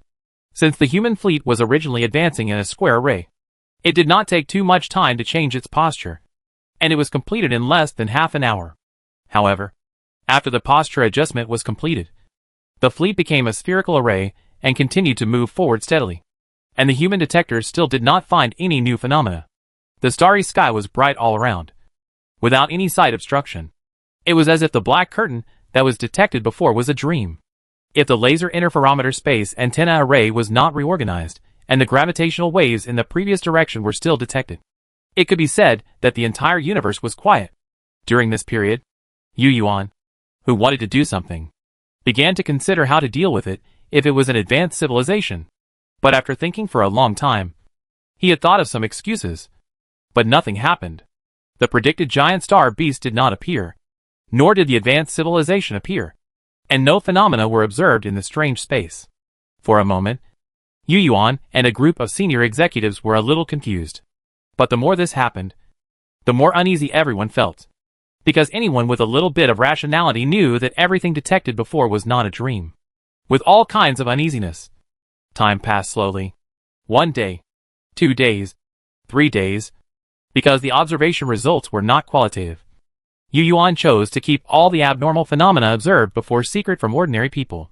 After the fleet changed its formation, it continued to sail alone in the darkness of the interstellar space as usual. A month passed, and humans carefully observed the surroundings every day and every moment, but still did not find anything unusual. However, just when Yu Yuan and others thought that nothing had happened and continued, a hurried report interrupted everything. Yu Shui. It's bad. The starry sky has become strange. No. No. No. It's distorted. Hiss. From the sound, it was the scientific officer shouting. But what was the obvious gasp at the end? Yu Yuan, who was on duty at the command center every day, did not wait for the scientific officer to find out that the screen was projected on the big screen. He turned off his magnetic boots, then lightly kicked his foot and floated towards the scientific officer's post. What did you find? Coming behind the scientific officer's post, Yu Yuan put his hand on it as a backrest to stop himself, and then looked at the independent screen in front of the scientific officer's post. Yu Yuan took a look and found that the screen seemed to show a group of elongated light spots. Elongated and twisted. What is this? A big question mark appeared above Yu Yuan's head, and he immediately glanced at the upper left corner of the screen, where the content displayed on the screen was explained. Starry sky? Are these distorted and elongated spots of light stars? Yu Yuan's eyes widened in disbelief. It was clearly written that the independent screen of the scientific officer was now showing the exterior view of the Tianqin, which was what the optical telescope saw. Generally speaking, a fleet in transport should see a static starry sky map. But now it has become a distorted light spot. Yes, it's the starry sky, the scientific officer said. raised his hand, and slightly pressed the communicator beside his ear, and said to the microphone, "Okay, I understand. Please keep observing. My ship has also observed the same situation." "Okay. Got it. Let's do it first." After speaking to the microphone, the scientific officer turned his head and was about to tell Yu Yuan about the observation situation of other warships, but saw Yu Yuan waved his hand to indicate that he knew. Just as the scientific officer was talking to the scientific officers of other formations, the communicator beside Yu Yuan's ear also sounded the situation report of other formations, which was exactly the same as what he saw in front of him. "Master Yu, we seem to have really come to a special space," the scientific officer said. "No. Maybe not." Yu Yuan shook his head, and then motioned the scientific officer to look back at the screen. At this moment, the light spots formed by the distortion and elongation of the stars quickly passed by one side of the screen, and the stars on the other side seemed to have entered a lens from a distance, deformed, elongated, and then flew through the screen at high speed. Yes, it was flying. This situation changed in an instant when the scientific officer looked back, and the elongated and distorted light spots suddenly accelerated, and the entire outdoor screen turned into a firefly. "Pa! Pa! Pa!" The scientific officer tapped the control panel a few times quickly to change the outdoor camera to high-speed mode. But even so, the starry sky still did not slow down much. On the screen, the stars still turned into a bizarre scene. From the human perspective, the distant stars were madly approaching, and in the process of approaching quickly, the bright stars seemed to be filtered by a series of irregular lenses such as magnifying glasses and funhouse mirrors. "Are we moving fast?" the scientific officer said in disbelief. Yes, it was indeed moving fast. And it was not a normal way of moving, because the normal speed would not produce a distorted image of the stars. Just as Yu Yuan was in shock, he saw from the corner of his eye that the crew members who were staring at the large screen in the command center were shocked and said in a lost voice, "Oh my God. This is my God? How could there be such a huge thing?" The Tianqin has many detection modules and many outdoor cameras. Obviously, the display here of the scientific officer is not in the same direction as the large screen. These outdoor cameras are combined to provide a full outdoor view for the personnel in the Tianqin. Hearing this exclamation, Yu Yuan immediately turned his head to look at the large screen. This glance made his pupils shrink continuously, and his mouth open unconsciously in shock. Chapter 235. Under the faint light of the engine, the big screen showed a flat surface. This surface was not smooth, but rather a bit rough. But overall it was flat. It looked a bit like granite, but the specific material was unclear.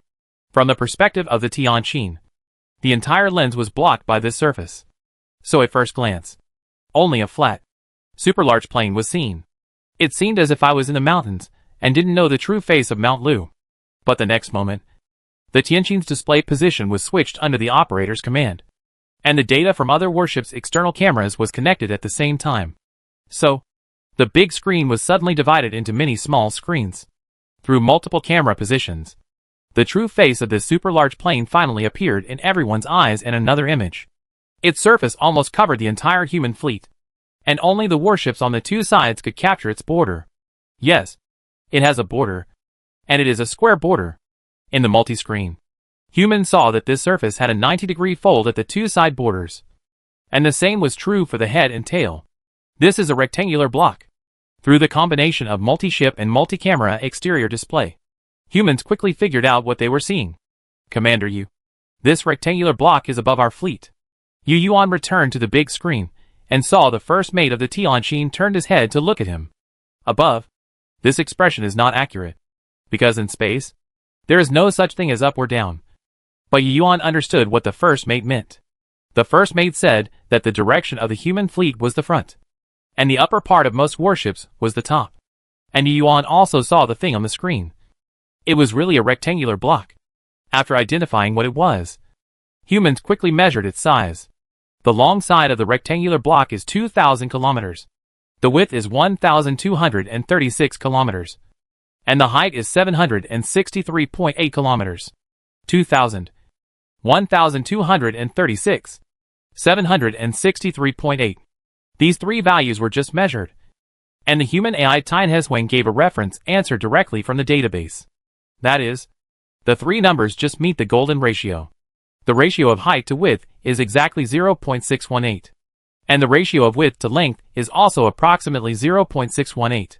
Similarly, the ratio of the long side of the cuboid to the sum of the length and height is also 0.618. In other words, what humans see now is a super large golden ratio cuboid.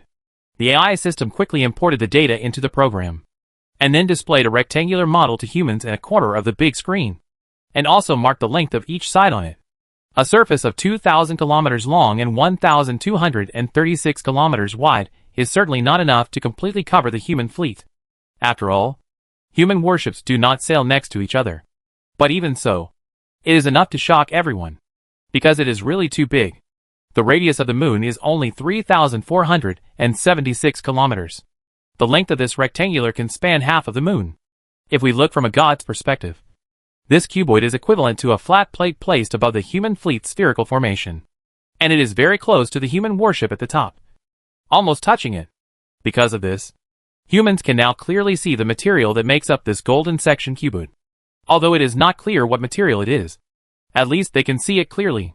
The appearance of granite looks like a piece of granite lying in the void. This appearance can't help but remind humans who have survived from the Callisto base era to the present of building bricks, marble slabs, and other building materials in the Earth era. To be honest, if someone told you Yuan that this was a piece of super civilization building material, he might believe it. Because from the outside, this golden section cuboid has no thruster nozzles, no turrets, and no detection modules. If it weren't so big, it would really be a piece of plain and inconspicuous granite. However, it is so big that its long side can block half of the moon when it is erected. Now humans understand that the obstruction of starlight observed before must have been caused by this cuboid. But they don't know why they only saw the obstruction of starlight at that time, but couldn't see its body. It must be some kind of super technology. Everyone who saw the golden section rectangle was thinking. Other than that, they couldn't think of any explanation. Because there is no doubt that this rectangle must be a creation of civilization. It is impossible for such a square thing to exist in nature. And it has run to humans. If it is a creation of civilization, it means that humans have been discovered. All the previous phenomena must have been caused by this rectangle. Yes, dangerous star field. Humans have been running away for hundreds of years. But they are still in a dangerous star field. For those advanced civilizations, the distance of 200 light years may only take a short time to reach. Suddenly, a feeling of despair rose in everyone's heart. The atmosphere in the bridge was suppressed to the extreme, and the clouds were shrouded in everyone's heart. From the destruction of the sun, to the escape of Callisto, to the encounter with the intelligent Nano Cloud, and then to the war with Kuntai civilization. Although the human race had a difficult journey, it was safe. But I didn't expect that luck would eventually run out. This time, the fate in the dark no longer favored humans. Is everything over? Yu Yuan murmured bitterly, and sat limply in his seat, as if waiting for the final fate to come. He had no idea of resistance at all. Back then, even the nano-mining machine of the third-level civilization made humans helpless. And it was so difficult to defeat the Kuntai civilization, let alone this kind of thing that we don't even know what it is. Is this the creation of the Silver Heart Alliance? I wonder how they will treat humans after arriving at the Silver Heart Alliance. Maybe they will study them first? Just like humans studying Kuntai people. Yu Yuan was in a complicated mood. A little depressed, and unwilling to accept it. The only thing he could think of now was the Galactic Heart Alliance. Because he had seen in the database of Kuntai civilization that the mother planet of Kuntai civilization was taken away by the Galactic Heart Alliance. The Harvester, the Persis Community, the Galactic Heart Alliance, the Silicon-based Federation. The names of the civilizations that appeared in the broadcast were still fresh in Yu Yuan's memory. But apart from the Galactic Heart Alliance, he could not think of any other advanced civilization that was interested in the low-level civilization. General Yu, what should we do? Just as Yu Yuan was getting more and more desperate, he vaguely heard someone calling him. When his pupils regained clarity, Yu Yuan realized that everyone in the bridge of the Tianqin was looking at him expectantly. No, not everyone was expecting. Several military personnel had fiery eyes. Looking at that, Yu Yuan firmly believed that if he gave the order to fire a few shots at this golden section rectangle, these people would definitely execute it without hesitation. But these people were crazy. But Yu Yuan was not crazy. Chapter 236. Yu Yuan took a deep breath, calmed himself down as much as possible, then slowly stood up from his seat and looked around at everyone with a clear-headed look. Finally, he set his eyes on the golden section rectangle on the big screen. After throwing away his fear, this rectangle with each side in accordance with the golden section ratio looked really beautiful. And it was a pleasant feeling. The more you looked at it, the more you liked it. Not only was it good looking, it was also very simple. The granite-like appearance exudes a strong retro style, but its huge size and strict golden ratio exude a strong sense of technology all the time. To be honest, Yu Yuan has never seen anything that can combine simplicity and technology so perfectly. But it is this beautiful thing that makes humans dare not resist at all. It seems to take us somewhere, Yu Yuan muttered first, then looked back at the people in the bridge and said, "Go back to your work." Yu Yuan was speaking to everyone in the bridge of the Tianqin. And at the same time, he was speaking to the command center of other warships through the fleet's internal system. His past prestige worked. And although everyone was still sad and in low spirits, they all returned to their posts one by one.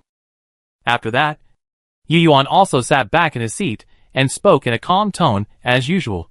Connect the full frequency band of electromagnetic waves. Neutrino communication. Aim at the golden section rectangle. And prepare to record. Now that it has come to this, let's ask what the Silver Heart Alliance wants to do. In fact, Yu Yuan was also worried. After all, the so-called communication request would probably be ignored. But it's better than doing nothing. Yes, General Yu. The communicator also perked up. After hearing the communicator say that he was ready, Yu Yuan looked at the golden section cube on the big screen that remained stationary with the human fleet and said, "Great civilization. Hello. I am Yu Yuan, the leader of human civilization. Excuse me. Are you from the Great Galactic Alliance? Can you tell us where you are taking us?" Yu Yuan thought that since the Galactic Alliance had time to search this star field, the war must have been over, and it seemed that they had won. Otherwise, how could they have the leisure to search the star field? I didn't expect the Galactic Alliance to be so powerful. No wonder they dared to broadcast at will, Yu Yuan thought. It's a pity that humans can't detect the specific situation 200 light-years away. Otherwise, they should be able to know what happened there. In fact, after being found by this super-large rectangular block, Yu Yuan already knew that the future of mankind was bleak. But he still couldn't help thinking about it. At this moment, Yu Yuan's brief communication has been sent out. The entire electromagnetic wave frequency band, plus the neutrino signal. It was very brief. And even the normal operation of the first contact and the accompanying dictionary were not sent out, because Yu Yuan believed that this rectangular block was the Incheon Alliance. And from the Incheon Alliance's broadcast, it can be known that they do not need translation to convert the signal into text that humans can understand. With such intelligent broadcasting technology, it makes no difference whether to send a dictionary or not. After the communication request was sent out, the entire bridge fell silent, and everyone was quietly waiting for a response. But after a long time, the expected response did not appear. If it was the Silver Heart Alliance, it would definitely be impossible for it not to receive human information. So the biggest possibility is that the other party does not want to pay attention to humans. But this is too uncomfortable. Anyway, they are already controlled by others. After a round of internal discussions, humans think it is better to send a message again. It's better to die with a clear mind. During this period, humans also conducted a series of analyses on their own situation. More than 80% of scientists believe that humans are now moving at high speed. And it is very likely that they are traveling at the legendary warp speed. In other words, the human fleet is now being taken away by the golden section rectangle above their heads. As of now, human detectors cannot detect the situation outside the distorted starry sky at all. And the detection spacecraft that were sent out in advance for navigation needs have lost contact. It is very likely that humans are currently being packed up with the fleet and the space in which the fleet is located. This is the judgment made by scientists based on human scientific theories and observed phenomena. In the human scientific theory system, warp navigation is the technology of spacetime distortion. That is, the spacetime is distorted in front and stretched in the back, so that the spacecraft can achieve superluminal motion without violating the theory of relativity. There is a warp bubble theory that believes that when a spacecraft enters warp navigation, a warp bubble will be formed around the ship, and the spacecraft is wrapped in the warp bubble to move in space. If warp speed travel is really like this, Then the human fleet is now wrapped in the warp bubble generated by the golden section rectangle. The second message still did not receive a response. So humans sent another message after a while. Finally, the third message received a response, and the response was too fast. The response came just after the humans sent it out, and before they could calm down and continue to wait. However, this response method is a bit special, because it was neither received by the human signal receiver nor appeared on the screen in the form of text, but sounded from the built-in loudspeaker in the bridge of the Lyra. Little guys, stop yelling. We're busy erasing the track. And you're yelling non-stop. The voice was still the electronic synthesized sound set by the human program. But it was indeed real Chinese. If it weren't for the different content, everyone in the Tianjin would have thought someone was playing a prank. The sound suddenly appeared in the loudspeaker, causing the technicians to check the equipment in a hurry. But no system problems were found. The self-test of Tianhe Light also showed no problems. Ah! Hearing this voice, Yu Yuan subconsciously looked at the location where the voice came from and said, "It's not the Galactic Alliance." "Then may I ask if this rectangular block is your body? Are you from the Perseus community?" The Harvester was first ruled out by Yu Yuan, followed by the Silicon-based Federation. So the only civilization mentioned in the broadcast was the community. However, as soon as he finished speaking, he slapped his forehead and felt that he had a brain seizure. He actually spoke to the loudspeaker in the Lyra. "If you want to answer, you have to send a message through the communicator." However, just as Yu Yuan had this thought, the loudspeaker immediately responded, "Neither. I'm curious. How can you recognize a warship as my real body? I don't seem to know much about you. Battleship, this rectangular block is a warship? So who are you?" Yu Yuan came back to his senses and continued to ask. He noticed that the reason why this existence didn't respond just now was that it seemed to be doing something to erase the track. Now listening to the tone, it seems to be easy to talk to. "The Awakener," the voice answered. "The Awakener?" Yu Yuan was stunned. And then, he quickly reviewed everything that humans had seen and heard about alien civilizations from the solar disaster to the present. The first was the unknown civilization spacecraft that crashed on Callisto, followed by the Mock Star civilization, the Nano-Consciousness, the Galactic Axis Alliance, the Reaper civilization, the Perseus community, the Silicon-based Federation, and finally the Kuntai civilization and the Quill civilization recorded in its database. As for the Awakener, he had never heard of it. Chapter 237. It is normal that I have never heard of it. After all, I have basically learned about those cosmic civilizations from the broadcast of the Galactic Alliance. And they are just names. The 3 words Awakener were spoken in Chinese from the loudspeaker. In other words, the Awakener has controlled the system of the Tianjin without anyone noticing. And humans are unaware of it. I don't know what technology has been used to achieve this. But what humans are most concerned about now is not this, but to know everything they will face. Thinking of this, Yu Yuan didn't bother to worry about whether he had heard it before or not. He hurriedly asked, "Wake-up call. Where are you taking us?" The wake-up call seemed to have dealt with the matter of the track just mentioned. So as soon as Yu Yuan finished speaking, his response came, without any delay, as if the two people were talking face to face. "We're not going anywhere. We just met you and gave you a ride. You are the first civilization we met after arriving in the Milky Way. It's just a coincidence."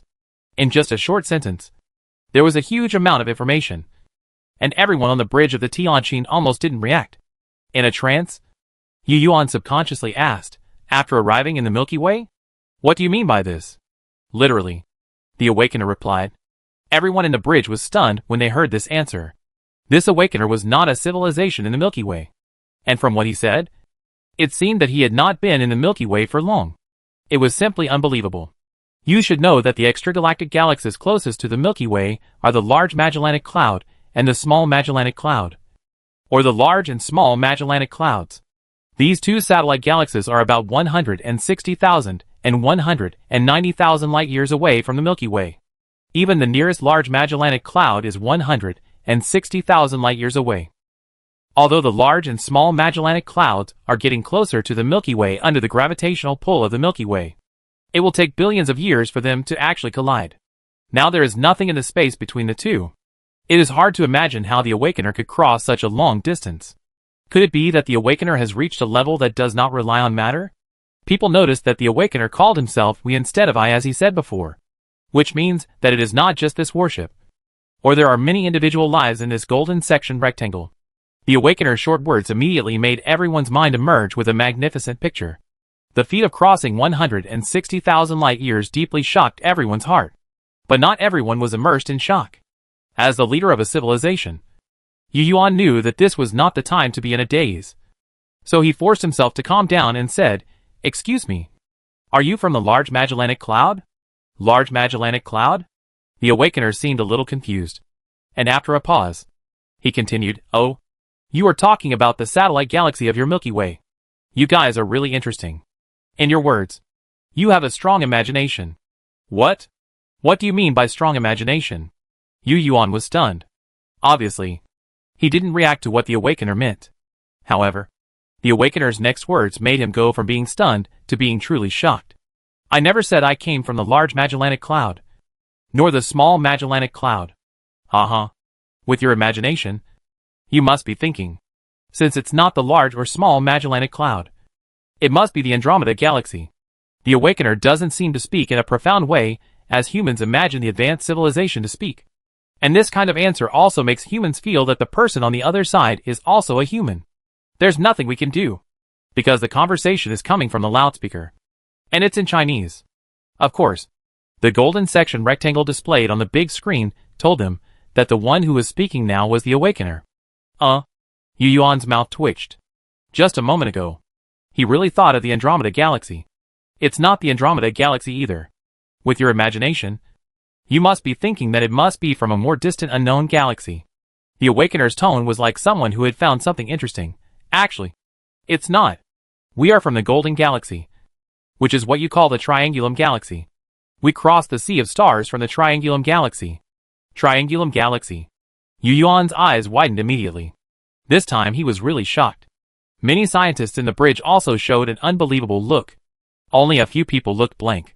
Obviously, they didn't know where the Triangulum Galaxy was. The Triangulum Galaxy is a spiral galaxy in the northern constellation Triangulum, about 3 million light-years away from the Milky Way. It is the third largest galaxy in the local group. The largest is the Andromeda Galaxy, and the second largest is the Milky Way.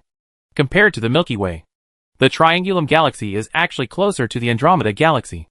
And because of the huge gravitational influence of the Andromeda Galaxy, a hydrogen bridge has been formed between it and the Andromeda Galaxy over the long years. Logically speaking, if the Awakeners are from the Triangulum Galaxy, then they are actually closer and more convenient to the Andromeda Galaxy than to the Milky Way. 3 million light-years. Humans have traveled for more than 1,000 years, but have only traveled more than 200 light-years. Even if they travel at 100 times the speed of light, it will take 300,000 years to travel these 3 million light-years. Suddenly, a pin drop could be heard in the bridge of the Lyra. Scientists don't know what level of civilization this Awakener is, or how advanced their navigation technology is. But it doesn't stop them from looking up to the astronomical scale of 3 million light-years, and their despair of wanting to cross this scale. They had never thought that there could be a civilization that could cross the vast void and run from an extragalactic galaxy to the Milky Way. How advanced a civilization would be to do that? There is nothing in the space between two galaxies. Yu Yuan took a deep breath to calm his excited and anxious heart, then faced the loudspeaker and said respectfully, "May I ask why you came to the Milky Way? Also, are you an individual or a group? Little guys, you seem to have a lot of doubts. And if we were weak and encountered this situation, we would also have doubts."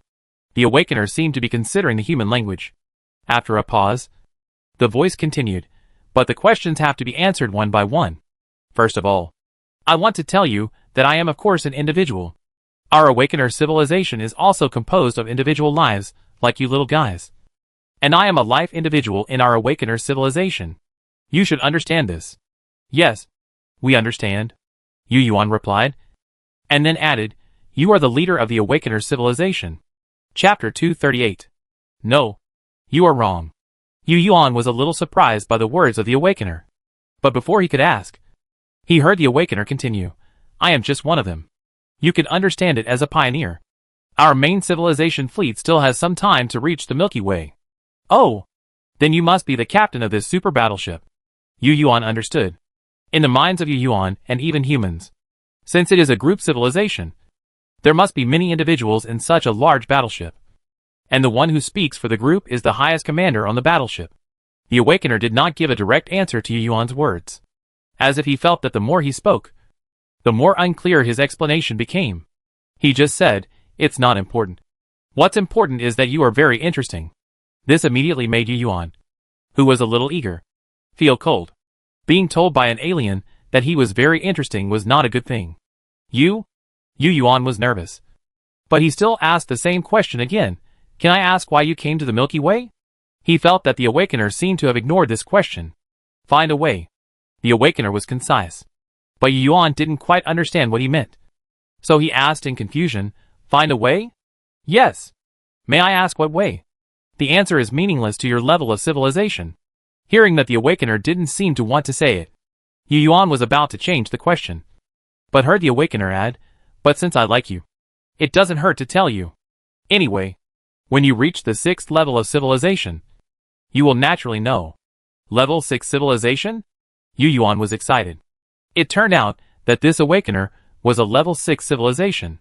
It turned out that a level 6 civilization could cross the sea of stars and move from one galaxy to another. At this moment, the Awakener's voice reached Yuan's ears again. "The road to wisdom. After reaching the level 6 civilization, we found that the wisdom of intelligent life seems to have reached its limit." "The limit of wisdom?" Yuan frowned. Sure enough, this thing is too far away. Although the future is uncertain now, he is still very curious about what the so-called limit of wisdom is. The Awakener did not hide it, and continued, "We have always believed that anything that intelligent life can imagine must be allowed by the universe. Because intelligent life was born in the universe, is part of the universe, and is a complex product of all rules.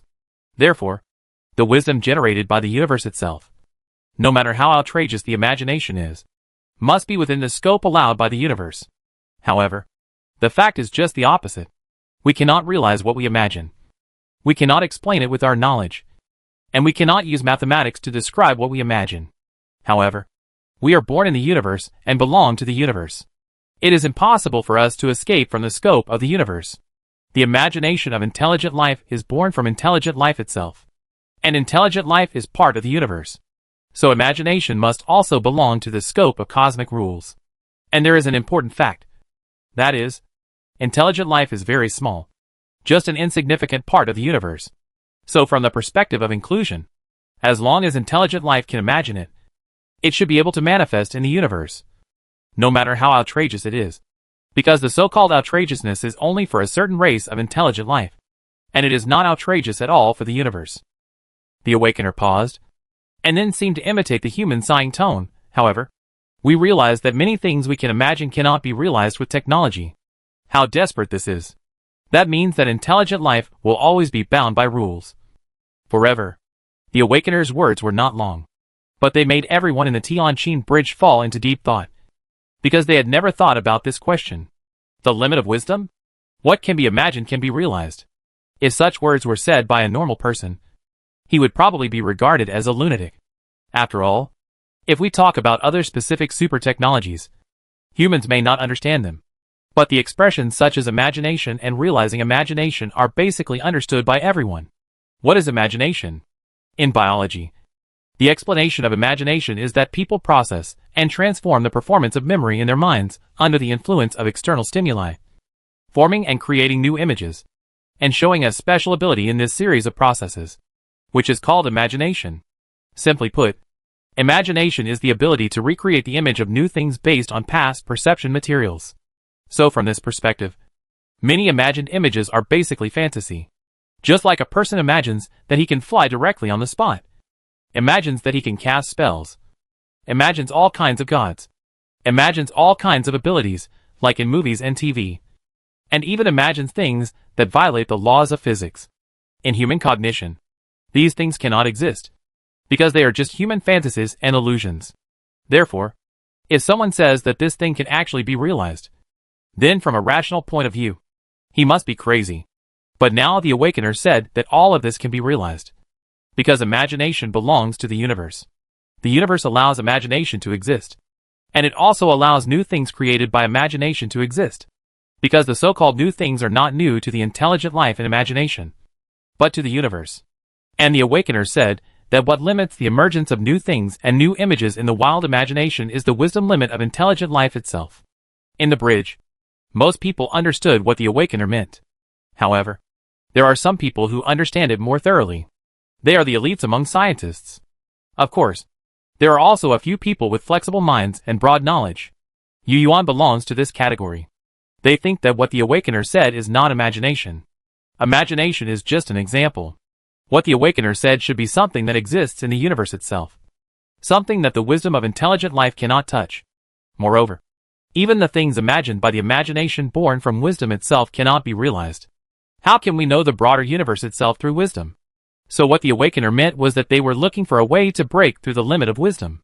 This answer was unexpected to everyone, including Yu Yuan, because in their impression, the civilizations in the universe were either at war with each other or on the road of attacking each other and deceiving each other.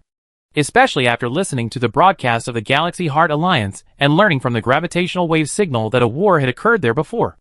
Everyone thought it was like that. But now a guy who called himself the Awakener suddenly appeared and said that their purpose was not war or competition, but to find a way to break through the limit of wisdom. For this reason, they crossed a distance of 3 million light years and came to the Milky Way. For a moment, the humans who could understand the words of the Awakener felt that the universe civilization was not all about fighting and killing. The image of the Awakener was like a clear stream, slowly flowing through the cruel cosmic view of mankind. Chapter 239. Listening to the words of the Awakener. The human leaders were in a state of mixed emotions. They were impressed by the power of the Awakener, who could actually fly 3 million light years directly. And at the same time, they were desperate about the so-called limit of wisdom. Just imagine that even such a powerful civilization is looking for this path, and it has not been realized yet. So you can imagine how difficult it is. But it is useless for humans to think about it at this stage. After all, the Awakener also said that it is reasonable that this thing will only be discovered by a 6th-level civilization. Now, humans are still very far from the 6th-level civilization, and it is still unclear whether they can even reach that level. Of course, leaving aside the limit of wisdom, humans can still get a lot of useful information from the Awakener's short speech. For example, it is reasonable to say that only the 6th-level civilization knows the limit of wisdom, which contains a lot of information. First, the emergence of a certain technology or a certain scientific theory has led to the 6th-level civilization being able to discover the so-called limit of wisdom, and then embark on the road of finding a breakthrough, just like the Awakener. Second, after the 6th level of civilization, there are more advanced civilizations. Third, when reaching the 6th level of civilization, the civilizations will exist in another form of relationship. If the limit of wisdom is universally present in every intelligent life race, then finding a breakthrough method must be the main theme of the 6th level of civilization. In this way, the so-called dark universe forest will definitely not exist. Or it does not exist at the advanced civilization level. As for which level the so-called advanced civilization level is, some human sociologists have done analysis before, and they believe it should be the speed of light. Speed of navigation is faster than the speed of light, and communication is faster than the speed of light. If these two conditions are met, the communication between civilizations will not be like the civilizations that humans have encountered before, where there is such a large delay in each communication. Suddenly thinking of the matter about the dark forest, Yu Yuan hesitated for a moment. But he couldn't help it after all. He asked, Great Awakener, have you heard of the theory of technological explosion? I know what you want to ask. I can only tell you that technological explosion does exist. But it only exists within the same level of civilization. The explosion that crosses the civilization level will not only not occur, but will become a barrier. The individual life representing the Awakener slowly said, In my long life of more than 80,000 years, I have seen many civilizations that perished under the technological barriers. Some of those civilizations were because they had no talent. Some were sunk by despair. And some were on the dead end of scientific theory. More than 80,000 years. Not referring to the Awakener civilization, but to this intelligent life itself. Yu Yuan felt that every word of the Awakener could bring countless information to humans. And that piece of casual reply could indicate to humans which way is feasible and which is not. Just like this sentence, it makes humans understand that intelligent life can live for more than 80,000 years. Or even longer. So that means that the research path of human beings in the field of lifespan is feasible. And the future of life potions is bright. Just as Yu Yuan was sighing, he heard the Awakener continue, But I think you little guys have good talents. Racial talent? What racial talent? Why don't we know?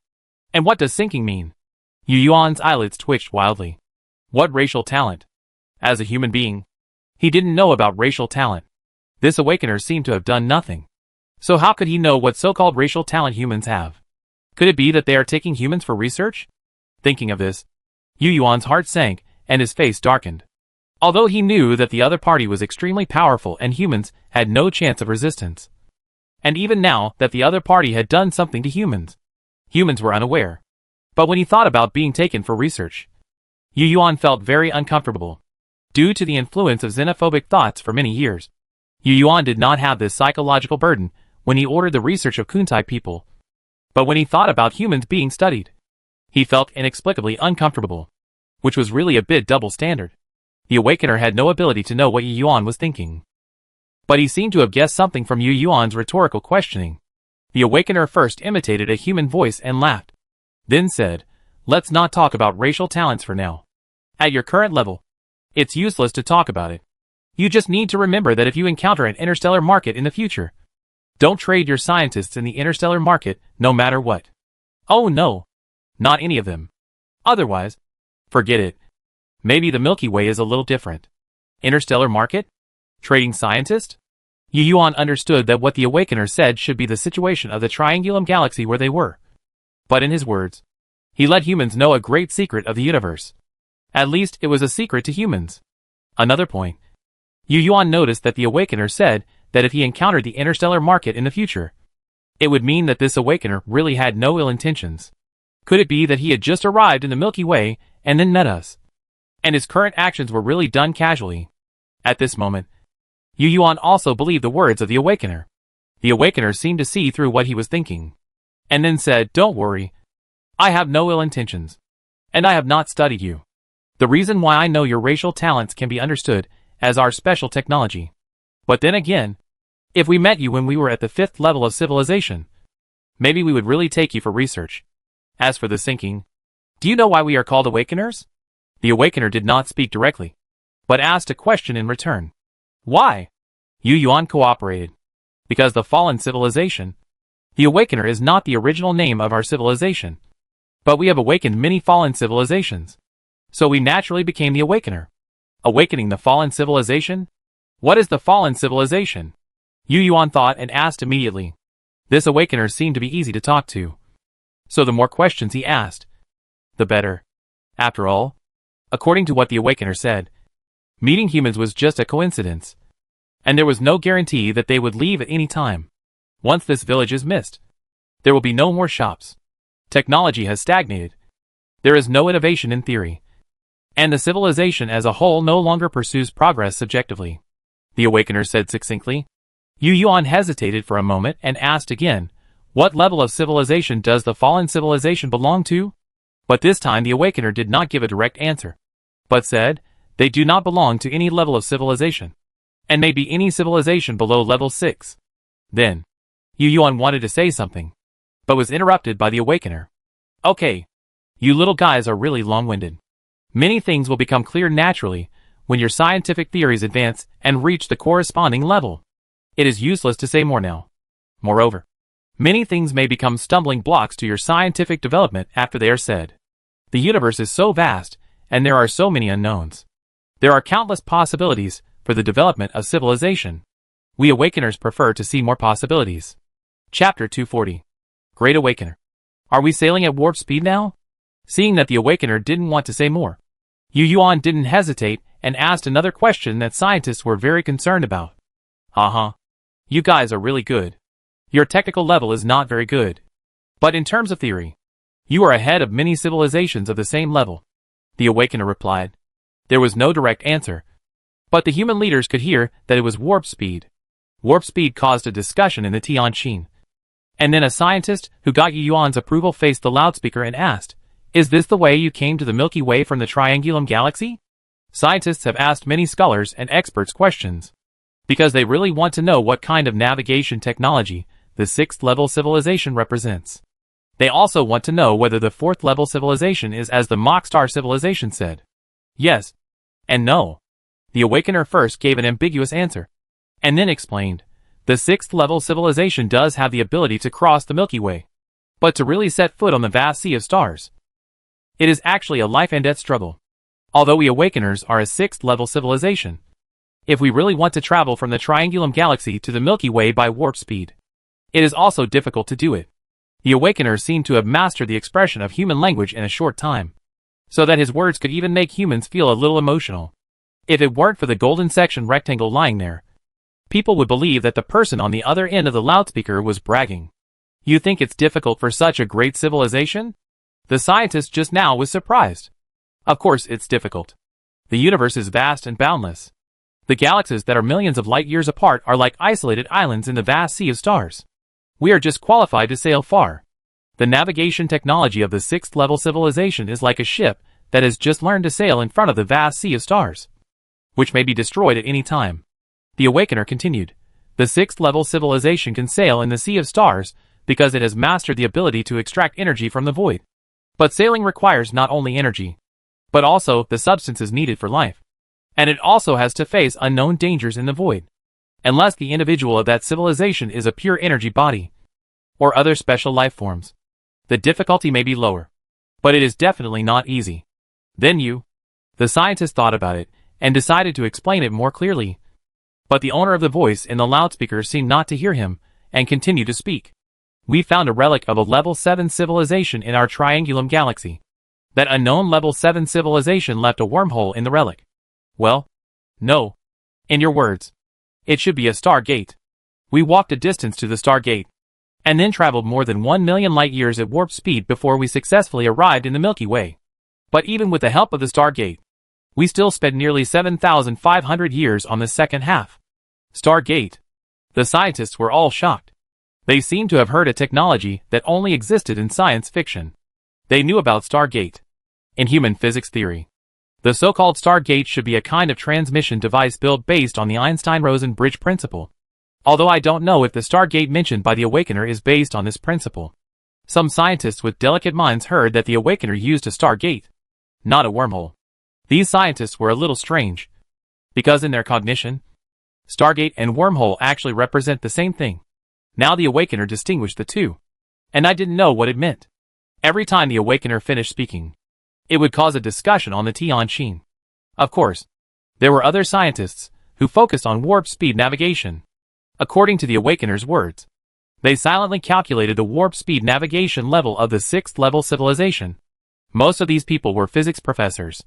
Before this, they had been using the detection equipment on the Tianqin to conduct various detections on the environment where the human fleet was currently located, and the focus was naturally on the warp bubble that enveloped the fleet. Of course, such observations did not yield any results, and we did not even know how fast the Awakener was traveling. Great Awakener, do you know the Axis Alliance of the Galaxy? There are also the Reapers, the Persis Community, and the Silicon-based Federation. This was asked by Yu Yuan.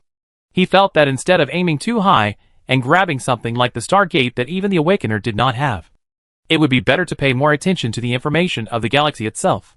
After all, according to what the Awakener said, the lost now is just a ride for humans, and the future road will still be for humans to walk on their own. In a dangerous universe, the more information you know, the more chances you have to avoid danger. Of course, if the Awakener doesn't know, Yu Yuan will just remind him. Although humans only heard the names of these civilizations from the radio, they have also made some more reliable guesses. Oh, are these civilizations you mentioned the sixth-level civilizations in your Milky Way? The Awakener answered in a puzzled tone. He had just arrived in the Milky Way, and had not yet arrived at the main body of the civilization. So he had no idea about the situation of these civilizations in the Milky Way. That should be the case. We don't know? This is the broadcast content of the Galaxy Alliance and our human analysis, Yu Yuan said, and asked the staff to send the broadcast content and human analysis to the Awakener. Huh. Intelligent broadcast. A technology that even we have never mastered. It seems that your Milky Way has hidden talents. The Awakener sighed and continued, your information is very valuable. Just consider it as a reward for helping you leave the dangerous battlefield area. Okay. I have to contact our main civilization. After saying this, the Awakener fell silent. No matter how Yu Yuan asked, there was no response from the loudspeaker. Yu Yuan still had many questions. And the scientists also had many questions. The scientists even wanted to send a few more messages. But Yu Yuan did not agree. The Awakener could easily control the loudspeaker system on the Tianqin, which meant that if he was willing, he would definitely answer. It seemed that he was just as he said, contacting the main civilization that had not yet arrived in the Milky Way. Seeing that the call was fruitless, Yu Yuan turned his attention back to the human race. The first thing he had to do was to inform the captains of the Awakeners through the fleet channel to avoid unnecessary misunderstandings. The second thing was to examine the current situation of the people. The focus was on the warp bubble. This was the first time that humans entered the warp navigation. Although it was passive, scientists did not want to miss any opportunity to observe and study. If you don't understand, record all the phenomena first. No matter what it is. Scientists believe that it will definitely be useful for humans to study the warp engine in the future. And don't forget, there is still a warp engine in the human warehouse that no one knows how to use. Chapter 241.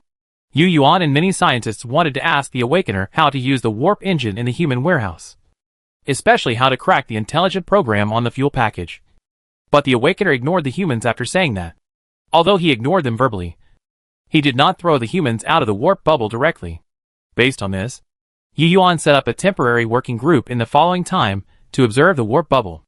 At the same time, he also asked Man Yuimiai to send some detectors to observe the golden section cuboid at close range. Of course, before sending out the probe, he took the initiative to send a message to the Awakener to say hello. Although he did not receive a response, Yu Yuan took it as the Awakener's agreement. Well, maybe he didn't care. General, based on our observations over the past few days, and combined with what the Awakener said before, it took them more than 7,000 years to travel more than 1 million light years. We estimate that the warp bubble we are in now should have reached about 200 times the speed of light.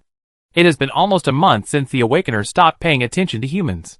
Today, Yu Yuan held a discussion meeting with the temporary working group every other week as usual. However, this meeting had more military personnel than the previous ones, all of whom were responsible for observing the golden section cuboid. There was no special venue. After all, it was just a routine meeting for a temporary project. So Yu Yuan held this small meeting directly in the main hall of the command center. Everyone got some magnetic stools. And then everyone gathered together to discuss. The person who just said that was Lu Mayan, a physicist who was transferred from the Academy of Sciences to serve as the temporary team leader. After he said this, he opened his personal terminal and began to introduce the progress of the temporary working group's work over this period of time to the attendees. There were not many people at the meeting. Only about a dozen people. Although we cannot observe the situation of the universe from the warp bubble, we can find some clues from the distorted starlight. Lu Mayan placed his terminal on the conference table in front of him, then stretched out his fingers and tapped a few times, as if calling up research data. He continued, however, because it is too distorted. And this is the first time we have observed this phenomenon. There is no data to refer to. So we can only analyze the warp bubble from the changes in this spectrum. Everyone nodded secretly as they listened to Lu Mayan's introduction. They all understood physics. According to the principles of human physics, the so-called warp engine is a navigation method that changes the front and rear curvature of the spacecraft. How to change it? What kind of technology to use to change it?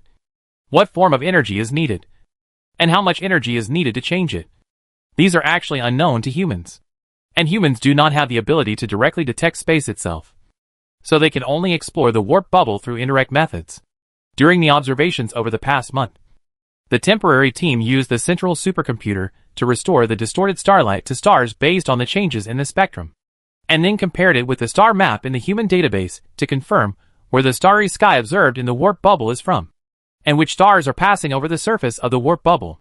This is not easy, because the farther the star is from the warp bubble, the slower it moves on the warp bubble, and it is also necessary to ensure that the human database has the specific data of the star, such as the star type, spectrum, metallicity, size, etc. This is a test of the richness of star data in the human database. It is also this temporary work project that makes some people who did not understand why humans dispatched a large number of detectors to detect the main sequence stars every time they arrived in a star system understand the significance of doing so. The more star data there is, the more accurate the human star map will be. Compared with now, Humans can calculate their current position and movement speed more accurately. In addition to spectral analysis, we also found some clues from the gravitational wave detector. That is, the gravitational wave detector did not receive any space-time fluctuation signals. Lu Mayan continued his speech, however. The absence of a signal is actually also a signal. It is precisely because the gravitational wave detector has no signal that we have confirmed that our current warp speed travel is indeed wrapped in a bubble. We believe that it is this bubble that isolates the weak gravitational waves that distort the spacetime back and forth. Everyone should be able to imagine it. Of course, it is conceivable. Although humans are only a second-level civilization, they are ahead in various theories. Although they cannot be sure whether those theories are correct or not. For example, humans often use a paper boat coated with soap water as an analogy for warp speed travel. Although the real universe is not that simple. It is very vivid. So everyone knows that a boat coated with soap water will produce ripples when moving. And this ripple should also exist in the universe and time and space. After all, it is moving in distorted time and space. And since time and space are distorted, there must be gravitational waves. However, the Human Laser Interferometer Space Antenna Array did not detect it, which means that the space area within the warp bubble was not affected by the gravitational waves generated by warp speed travel. To be honest, humans haven't gained much from observing the warp bubble, but no one thinks it shouldn't be done. After Lu Mayan finished speaking, it was General Manuimiai's turn. She mainly talked about the observation of the Awakener warship. If there is no major discovery, the regular work meeting is actually just a work report. Therefore, such a meeting does not take long. After the main person in charge finished speaking, other participants spoke and discussed. And finally Yu Yuan summarized. The whole process took more than an hour. After the meeting, Yu Yuan left the command center and went to the porthole to look out. The huge rectangular block was reflected in his pupils. The Awakener was very close to the Lyra, and the hull could be seen directly with the naked eye. Although the granite-like surface could not be seen, it did not affect Yu Yuan, because at this moment, Yu Yuan's mind was filled with the close-up photos of the Awakener warship's appearance shown by the Manuimiai working group at the meeting. I thought that the material could be determined by the spectrum, but I never expected that every time I took a picture of the Awakener warship and every time I observed it, humans would get different spectral patterns. It looks like they are all made of granite. But there are such changes, and the spectrum obtained each time is different, with no regularity at all. Excluding equipment failure, humans even suspect that it was intentional by the Awakener. Although humans did not expect to know the material of the Awakener's warship through observation, it is a bit frustrating that nothing was obtained. The material technology of the 6th-level civilization is completely beyond the understanding of humans now. Chapter 242. Time flies, and a year has passed in the blink of an eye. But humans have not found any signs of the Awakeners stopping. On the other hand, the observation and analysis of the warp bubble and the material of the Awakener warships have not made much progress. Almost all the things that can be observed and analyzed were basically found out within a month after the establishment of the working group. After that, there were no results. This feeling of being carried by others and not knowing when to stop makes humans very embarrassed. Because in this situation, Yu Yuan couldn't order a mass hibernation. If we don't hibernate, we don't know how long this route will last. If humans have enough resources, then living normally while awake wouldn't be a big problem. But resources are limited. There are too many awake people, and scientific research can't be carried out, which is a complete waste of life. So, after stopping for several months, Yu Yuan finally couldn't help but send another message to the Awakener. Great Awakener, how long do we have to go? After sending the message, Yu Yuan didn't have much hope. But this time, he unexpectedly received a reply. It was indeed unexpected, because this time the reply did not appear directly in the Tianqin's broadcast system in the form of speech as before, but an obvious neutrino communication signal appeared in the human neutrino communication receiver. After transcoding, the signal appeared in front of Yu Yuan in an instant. Hello, humans. I am the artificial intelligence of the Awakener civilization ship 2355. The driver has rested. You can tell me if you have anything to say. I will record it and inform him after he wakes up. What? Artificial intelligence. For some reason, when Yu Yuan heard the message saying that he was an artificial intelligence, he felt a chill in his heart for no reason, which immediately triggered some of his goosebumps mechanism, causing his neck and upper half of the god to start overclocking mode. To be honest, Because of the relationship with the silver mist consciousness, Yu Yuan still had some psychological trauma about talking to artificial intelligence. But it was only for a moment. He quickly took a deep breath, calmed down, and hid the overclocking state. Sleeping? Yu Yuan was speechless. At the same time, he was also a little puzzled. How could the awakener sleep after only a few months of no contact? And how could it be said that the driver was sleeping? Could it be that if the driver was sleeping, other life individuals could not be asked to answer? Yes, sleeping. The master felt that the journey was long and boring. So he went to sleep. Now the 2355 ship is temporarily controlled by me. I will only wake the master up if there is danger or special discovery. The artificial intelligence of the Awakener civilization ship 2355 answered. According to common sense, for such a powerful civilization, artificial intelligence can definitely be considered life. After all, the Mach Star civilization, which is only a third-level civilization, can create a silver mist consciousness. And there is no reason why the reaction of artificial intelligence is worse than that of a living individual. But now this artificial intelligence said that it is necessary to awaken the Awakener driver to fight. That means that the Awakener life individual is more powerful than artificial intelligence in controlling the warship. However, Yu Yuan did not rashly ask related questions because of his own speculation, but took the opportunity to ask one of the most concerned questions of mankind. The journey is long. How long do we need to sail? Artificial intelligence. 10 years. 10 years? Yu Yuan was stunned. He thought he would be done in a few months. Why do you humans always like to ask repetitive questions? I will withdraw if there is nothing else. The artificial intelligence seemed a little impatient. After seeing the silver mist consciousness, Yu Yuan no longer felt that artificial intelligence was very rigid, especially the advanced civilization. Well, there is something. Can I ask you some questions? Yu Yuan said, and immediately waved to the experts and scientific officers in the bridge, asking them to bring all kinds of questions. The Awakener finally responded. And the opportunity was rare. Why are you humans so long-winded? If you have something to say, please speak quickly. If you have something to say, please speak quickly. After asking, don't disturb this system's rest. If there is no explanation, this system will not bother to pay attention to you. The artificial intelligence has an eye on the master's tone. If you don't know, you might think that someone has awakened the time travel system. Hearing this, Yu Yuan glanced at the expert who was packing the data. This expert is engaged in program cracking. After so many years, there has been no progress in the deciphering of the warp engine fuel package in the human warehouse. He has contributed to it. At this moment, he is packing the program data of the fuel package. I wanted to ask the Awakener to see if he could help crack the program, but the Awakener ignored me after a few words. Now it's a good time to ask this artificial intelligence. Maybe it can work. At this moment, hearing the artificial intelligence say so, and seeing that the data was not packaged, Yu Yuan hurriedly asked the artificial intelligence, "Hello? The artificial intelligence of ship 2355. Can you tell us our current speed?"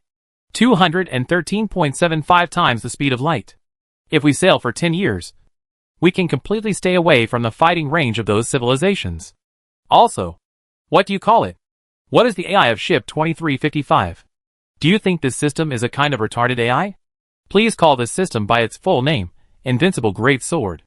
Yu Yuan, what? This is the expert who finally finished the data package while calling himself the Invincible Great Sword system. So Yu Yuan hurriedly said, "Hello, Mr. Invincible Great Sword. Please help us see how to decipher this program. We have studied it for hundreds of years, but have not figured it out."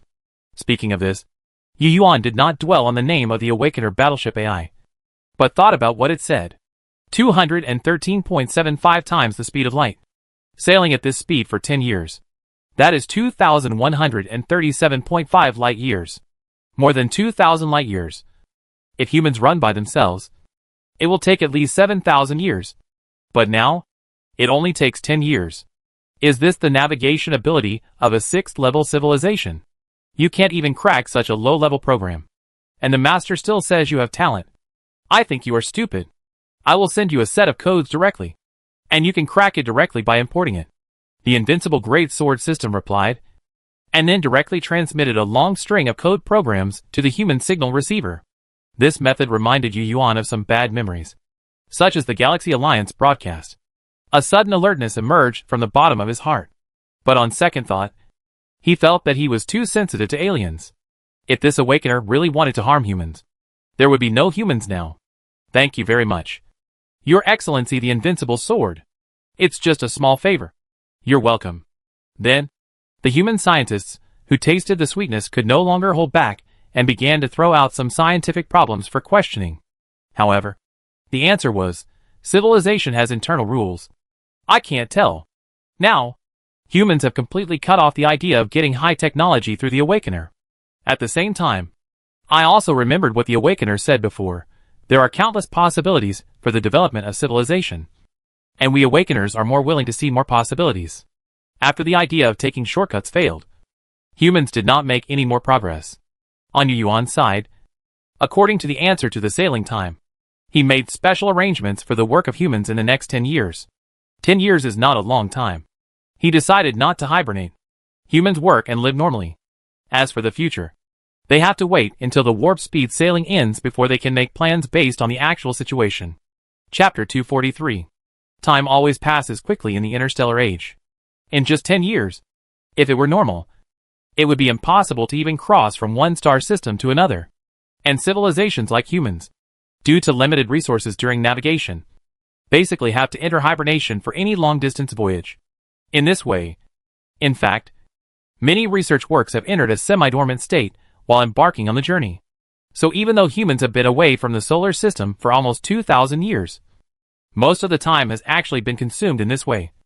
And there is not much time for real stable development. In fact, this is also the norm of low-level civilizations. No, it should be said that it is the norm of low-level wandering civilizations. So 10 years is really not long at all. But this 10-year voyage is very different from other times, because humans spend it in the awakener packing state. Under such circumstances, this decade of human life is extra fulfilling, because the exact voyage time is known, and it is shorter than the time humans themselves estimate. Yu Yuan did not let humans hibernate, nor did he let each department enter a semi-dormant state, but lived and studied normally. When humans set sail, they didn't expect to encounter the awakener, so the supplies in the previous galaxies were all budgeted according to a voyage of more than 100 years. So this time, there was no shortage of resources. In this situation, humans can naturally steadily advance various scientific research experiments as usual. On the other hand, although the intelligence system of the Awakener 2355 ship, the Invincible Great Sword, did not directly provide humans with technology, it occasionally responded to human information. Of course, humans did not directly obtain technology, but being able to communicate with an artificial intelligence of a level 6 civilization from time to time also broadened their horizons. Sometimes, a random word from the Invincible Sword can benefit mankind a lot. It is for this reason that the past 10 years have become a small spring for human science. Humans are already a second-level civilization, although 10 years have not allowed humans to move to a higher level. And many things on the technical level have not made much progress. Many things on the theoretical level have appeared in these 10 years. For example, quantum mechanics, quantum electrodynamics, mathematics, philosophy, and many related novel theories have been proposed. Although it is very imperfect, humans have at least made progress in scientific theory. This is undoubtedly good news, because all technologies are based on theory. Of course, there is no lack of progress in technology. At least the technology that humans have been dreaming of since the Callisto era has finally been realized. That is artificial uterus technology. It is called artificial uterus technology, but it does not really create a uterus, but uses scientific and technological means to imitate the uterine gestation process to create a device that allows fertilized eggs to reproduce inside. It is equivalent to a breeding ground. The real process of creating life, which is the essence of life, is of course not understood by humans. The so-called artificial womb technology is just a process of imitating the environment. It is a biological technology of copying others. The emergence of these technologies means that the new government's population policy has one more option. To be honest, the new government also understands that the population system based on the traditional family unit can no longer keep up with the pace of the interstellar era. But because there were no such technologies before, it could only do so because human life expectancy has been greatly improved. Such a system is likely to make the human race a power based on family relationships. And over time, It will form a situation where all 18 generations of ancestors gather together. In fact, after so many years, there are already some such signs among humans. Although the new government has legally defined the relationship between ancestors, such as issuing some regulations that there is no relationship beyond 3 generations. But the foundation of the human race is a group of people who value their ancestors. So privately, this trend cannot be stopped. The emergence of artificial womb technology has enabled humans to truly reform the population system. Of course, the reform will not be carried out the moment the technology appears. Nor will the original family system be abolished directly. Nor will natural conception be prohibited. So in the past 10 years, the new government led by Yu Yuan has only begun to discuss the reform plan. In addition, the biggest gain of this 10-year voyage is the warp speed. It's not that humans have mastered the warp engine technology, but the warp engine that was found from the crashed spacecraft on Callisto can be used. All this is thanks to the cracking program of the Awakener's artificial intelligence. After obtaining the cracking program, humans successfully entered the system of the fuel storage device not long after. And in the following years, they also found a way to start the warp engine. But that's all. As long as the 4 fuel storage devices are used up, humans will never be able to start the warp engine again, unless humans complete the grand unified theory and have the ability to manufacture it themselves. So this warp engine is a limited time version. In fact, from a general perspective, it is actually useless for improving human combat power. After all, it cannot be equipped with the entire fleet. Moreover, it is a small spaceship, and whether it can produce a warp engine that can wrap the entire warship is still unknown. After all, although humans can start it, they don't understand the operating rules and specific parameters inside it. So naturally they can't judge how big the warp bubble can be and how fast it can travel. If you don't know, you have to find a way to figure it out. So in the new government plan, after the Awakener leaves, they have to find a place to stop for supplies, and then set up a project to build a spaceship specifically to equip this warp engine and conduct various tests on it. For fuel storage devices were picked up at the beginning. According to human speculation, there should be 2 or 3 left after the experiment is completed. If the experimental results meet the requirements for warships, then humans will install this warp engine on the flagship for emergency use. Although it is a disposable equipment, as long as it is used well, it can sometimes have unexpected effects. 10 years have passed as expected. At the end of the 10th year, the Awakener appeared as expected. Little guys, I can only take you here. Goodbye. The voice came from the built-in loudspeaker of the Lyra, just like the first time before. And the students who heard this way also understood that it was the Awakener, who appeared instead of his intelligent system. Chapter 244. Goodbye, Great Awakener. Yu Yuan came to the bridge as usual.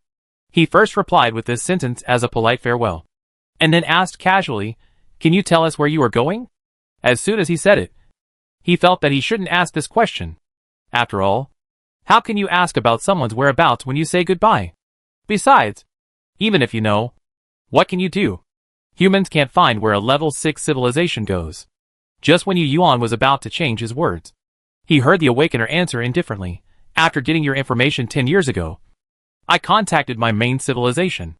Not long ago, I received information from other pilots who arrived in the Milky Way in advance. Now it has been confirmed that those civilizations belong to level 6 civilizations. So next, I will just walk around the Milky Way and explore the truth of those civilizations. The Awakener did not hide anything, and it was unknown whether he cared about humans or not. Yu Yuan nodded. Humans have also done a lot of analysis on the Awakener in the past 10 years. So he also has some ideas about the so-called Road of Wisdom mentioned by the Awakener. Although humans are only a second-level civilization, they also understand what the Awakener wants to find when he first arrives in the Milky Way. Since it is said that only the 6th-level civilization is qualified to embark on a long voyage, the best way is to start from the top civilizations in the Milky Way. At the same time, as a civilization that has just arrived in another galaxy, the first task is of course to obtain enough intelligence about this galaxy. Will we meet again in the future? Yu Yuan asked again, with some emotion in his words. Somehow, Yu Yuan, who had always wanted this Awakener, who was weighing on the heads of mankind to leave, suddenly felt reluctant. At the same time, he also felt a little lonely. This feeling is like going back to your hometown to reunite during the holidays on Earth. And then when the work time is approaching, others leave their hometown one by one before you and go back to work. And finally you are left alone. Maybe. Who knows what will happen in the future? After the Awakener answered, he continued, okay. I can only send you here. The starry sky here is far away from that battlefield. The sea of stars is vast. Even for a level 6 civilization, it is difficult to find a civilization at such a long distance. You are safe for the time being. And I should go too.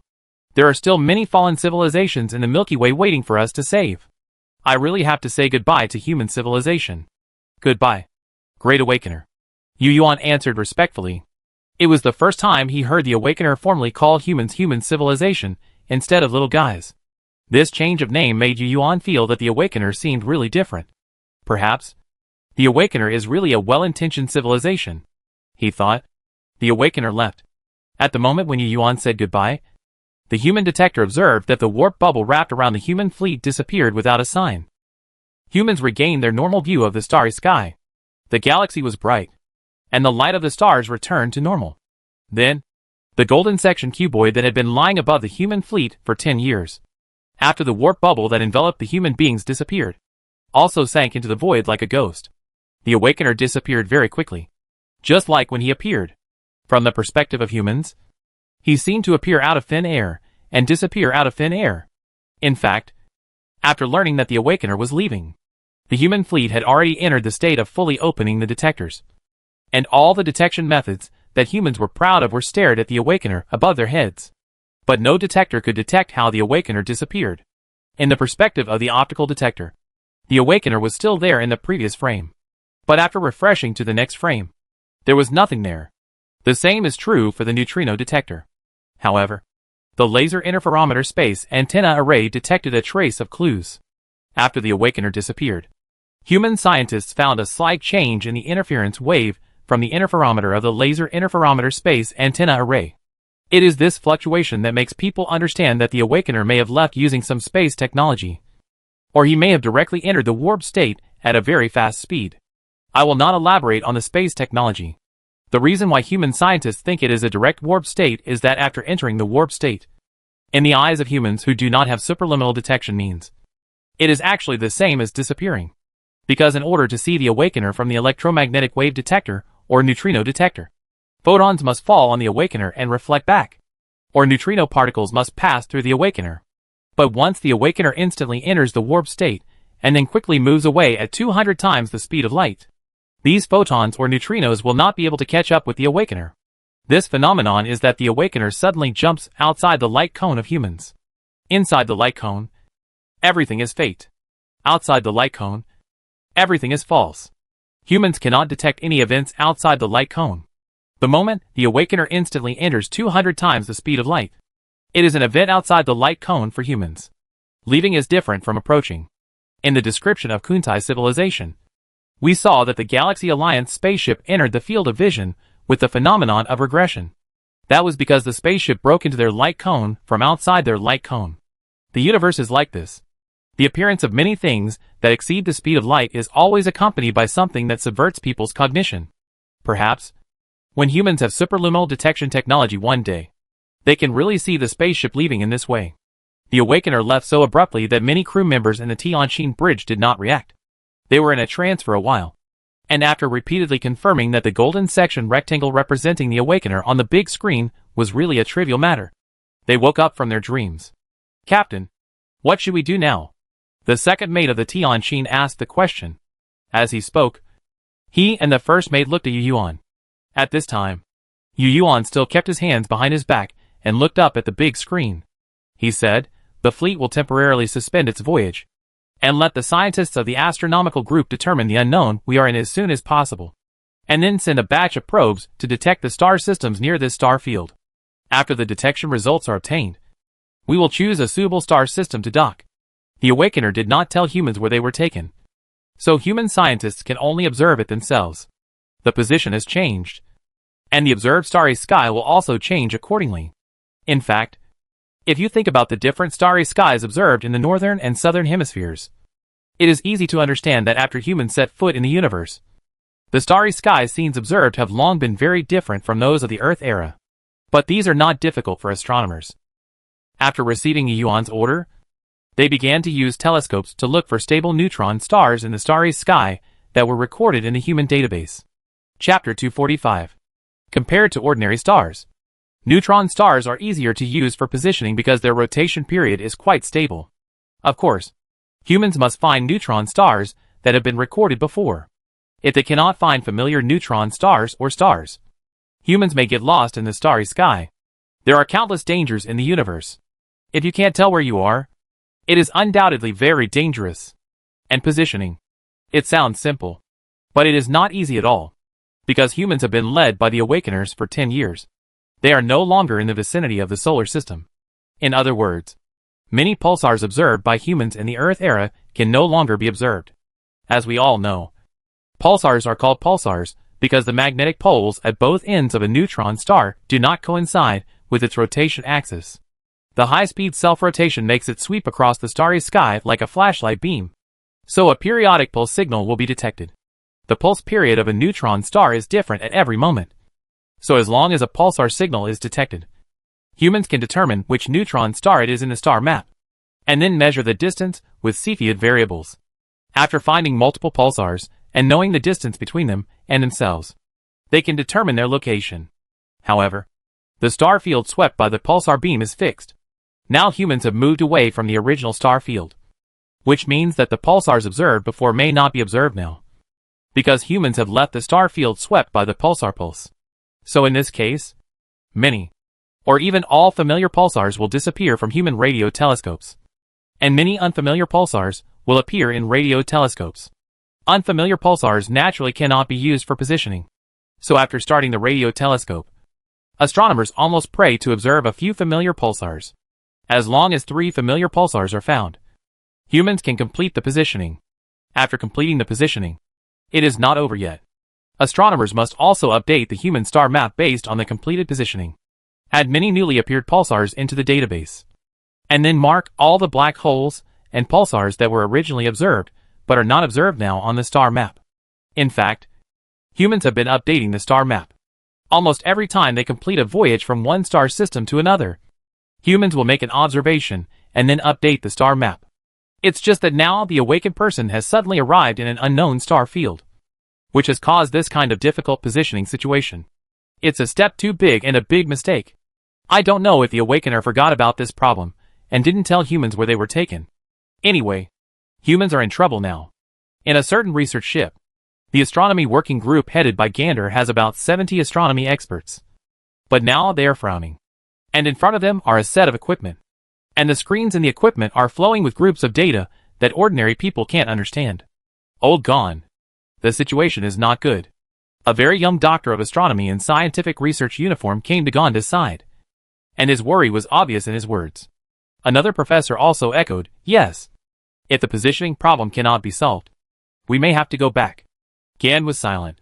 He glanced at the 2 people who were talking, and then looked up at the large screen on the front wall, where a star map was displayed. No, perhaps it cannot be considered a star map, but a picture of a bright starry sky. The reason why it is not a star map is that there are many annotations on the star map, including but not limited to the name of the star, the type, the hidden black hole, the pulsar, the range of the pulsar's poles, and the most important thing is the current location of humans. But now the star map in front of him only has the star type. Obviously, this is the starry sky photographed by humans through optical telescopes and radio telescopes. It is now the 3rd day of the star map update work, and they still haven't found the familiar pulsar. Looking at the strange starry sky in front of him, Gonda felt as if he was in an endless sea, with yellow sand everywhere and yellow sand dunes everywhere. Humans seem to have really lost their way. Professor Liu, import our original star map into the system, and let Tine Hezwang compare the models to see if we can find our location through comparison. Gonda turned his head to look at the professor who had just spoken to him. We don't have no data either. Gonda projected the original star map onto the screen, and then operated it to zoom in and out a little. Then he pointed to a certain position in the star map, and continued, let's see. This position is where we met the Awakener. Although we don't know the direction the Awakener is taking us, we know the speed and the sailing time. As he said, he raised his hand and pressed a button with a click, and then pointed to the original star map where a virtual sphere had appeared. We are now on this sphere. but we don't know the specific position. At this time, a researcher nodded and said, "Academician gone. I think this hemisphere can be ruled out." "Oh, reason?" Gonde pondered. The researcher pointed to the location of the solar system in the original star map, and then pointed to the location of the battlefield that humans had previously determined from the gravitational wave signal, and said, "Since the Awakener said that he would take us out of this battlefield area, he couldn't have walked towards the battlefield from the beginning. So it can only be this hemisphere." Gonde nodded and agreed with this statement. But the scope of a hemisphere is still too large, and the star map cannot be roughly located. Otherwise it is likely to continue to get lost. In fact, humans can of course go directly to the star system near their current location, and then continue to choose the next star system. But doing so is just wandering around. "Old Gon, look!" At this moment, a voice drew Gon's attention, and an astronomer pointed excitedly at the unknown star map. "Does this look like the Big Dipper? And don't these 7 stars look a bit like the Big Dipper?" Big Dipper. The Big Dipper. The Big Dipper seen in the Earth's star field is basically connected into a spoon shape. But after changing the position, there is no spoon anymore. The star brightness will also change, but the spectrum will not change. Gander looked at the place where the astronomer pointed. There are 9 stars there, although the spoon shape can no longer be seen. But judging from the spectrum data, it is completely consistent with the Big Dipper. "Yes, these 9 stars must be the Big Dipper," Gander said happily. "There are 9 Big Dippers." "That's right. This is because when the new humans made the star map, they also marked the 2 stars in the Big Dipper that are invisible to the naked eye on the star map, and also named these 2 stars. If we find the Big Dipper, we can find the North Star, although the brightest star in the sky is no longer the North Star at the current location of the new humans. The North Star can be found quickly through spectrum comparison. With these data, even if the familiar pulsar is not found, the new humans can still accurately locate their position and then update the star map. It seems that the star map update and positioning that have troubled humans have finally been solved. While the astronomer team is updating the star map, another work team is also observing nearby stars. Although the probe has not flown yet, it can pre-select the target first. Anyway, the target will not be too far away, and it must be one of the nearest stars. Chapter 246. One thing is certain. Humans cannot wait until the probe completes the exploration in the nearby star system before setting off. Because as far as the current situation is concerned, humans cannot wait in a space without stars. Yes, that's right. The Awakener did not leave humans in a certain star system, but randomly placed them in a starry sky with nothing. It can be said that there is no village in front and no shop behind. Fortunately, the distance to the nearby stars is not far, and the nearest star system is only 12.9 light-years away.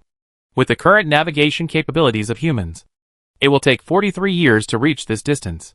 However, whether to go to this star system is still under discussion, because the target that humans are looking for now is the star system where life is unlikely to exist. Yellow dwarf stars, like the Sun, will be excluded by humans first. After all, these stars are stable stars, and the environment is too good to easily exist life and civilization. New humans certainly don't want to encounter alien civilizations again, so when choosing a destination, they will try to avoid them. Although this is also an environment measured by human standards, it is good to reduce some of the probability. At this time, on the bridge of the Lyra, Chief, the astronomy department has updated the star map. The voice of the scientific officer made everyone in the bridge happy. 13 days have passed since the Awakener left and humans began to observe the starry sky, and the star map update work has finally been completed. "Okay, pass it over and see where we are first," Yu Yuan said, and walked behind the staff and looked at the computer screen on the workbench. Humans have long had universal quantum computers, so the computers equipped for the staff are naturally quantum computers. But only the kernel running belongs to the universal quantum computer mechanism, and the external devices such as the screen are still normal screens. As for holographic screens, touchable 3D projection screens, etc., humans have no idea how to make them, and they are still in fantasy. This is... Seeing the position marked on the star map, Yu Yuan was stunned, and then he asked the staff to zoom in and out of the star map again, and then compared the position of the solar system. At this moment, humans are about 2,477 light-years away from the non-existent solar system, which is the straight-line distance. If we look at the entire Milky Way, It is on the outer edge of the cantilever. In other words, the Awakener did not follow the original direction of human navigation at all, but turned a corner halfway and brought humans to the outer side of the cantilever, where the stars are even sparser than the area where the solar system is located. From the star map, the average distance between stars is about 19 light-years. However, there are many star clusters, open nebulae, dense dust clouds, and other structures scattered between the stars. It is considered an area with relatively dense gas and dust. For this reason, the accuracy of optical detection equipment in this star field is much lower. From the perspective of the material resources of the star system, it is a remote place. No wonder the Awakener said that this place is far away from the battlefield. Further out of this star field, the star density is even thinner. And then, there is an area without stars. If we cross the area without stars, we will reach another cantilever. Since we are here, we should make the best of it. Yu Yuan did not dwell on these things. After all, as long as it was not in the battlefield area, it did not matter where it was. It was the same for humans. As long as there were star systems, humans could obtain resources for development. After looking at the star map for a while, Yu Yuan turned his head and asked the scientific officer, "Have you decided on the target?" "It has been decided. It is the 3 stars closest to us," the scientific officer answered, and then motioned Yu Yuan to look at the big screen. Yu Yuan looked in the direction pointed by the scientific officer, and saw that the information of 3 stars had appeared on the large screen of the bridge. The closest one was 12.9 light-years away, and was a super blue giant. The next one was an orange dwarf, 16.9 light-years away from the human fleet. The last one was a white dwarf 21 light-years away from humans. Because they had been observing through telescopes for some time, humans already had some information about these 3 stars, such as spectra, star types, and whether there might be planets. Of course, it is difficult to judge whether there are planets. After all, many planets have long revolution periods. It is difficult to observe them from a distance of more than 10 light-years by using the transit method, radial velocity method, gravitational perturbation method, etc., because they require long-term observation. Therefore, the percentage of the probability of the existence of planets marked on the star map is actually simulated by humans based on their own data on stellar evolution. Although it is calculated from database data, it is generally quite accurate. After all, the theory of stellar evolution has been perfected for so many years, so it is not a problem to calculate an approximate number. Let's go to this orange dwarf star. Xiaoheng, send the target star data to other spacecraft. Yu Yuan thought for a while, and decided on the target. Yes, Chief. The communicator called Xiaoheng responded in a crisp voice. Yu Yuan nodded, and was about to talk about the fleet's departure, but suddenly remembered something. So he continued to say to Xiaoheng, "By the way, didn't we send out a few probes before encountering the Awakener? Pay attention to that direction, and see if the signal can be received at that time." Okay. The detectors are more than 2,000 light-years away. Even if they receive the signal again, it will be more than 2,000 years later. However, Yu Yuan does not want to give up. After all, the universe is very magical. Maybe the detectors will observe some magical phenomena during this period. The star map is updated, and the target is determined. After that, it is time to set off again. The orange dwarf selected by Yu Yuan is 16.9 light-years away, according to the data observed by the telescope. This orange dwarf has a mass of about 4.65 times that of the Sun, a diameter of 0.24 astronomical units, or 25.79 times the diameter of the Sun, a visible luminosity of 218.9, a surface temperature of 4350 K, a metallicity of negative 0.04, and a rotation period of 22.675 days. Compared with blue supergiants, orange dwarfs are more likely to have planets. As for the white dwarf, it goes without saying that white dwarfs are generally transformed from stars. At the end of the evolution of massive stars, supernova explosions will occur, after ejecting a large amount of matter.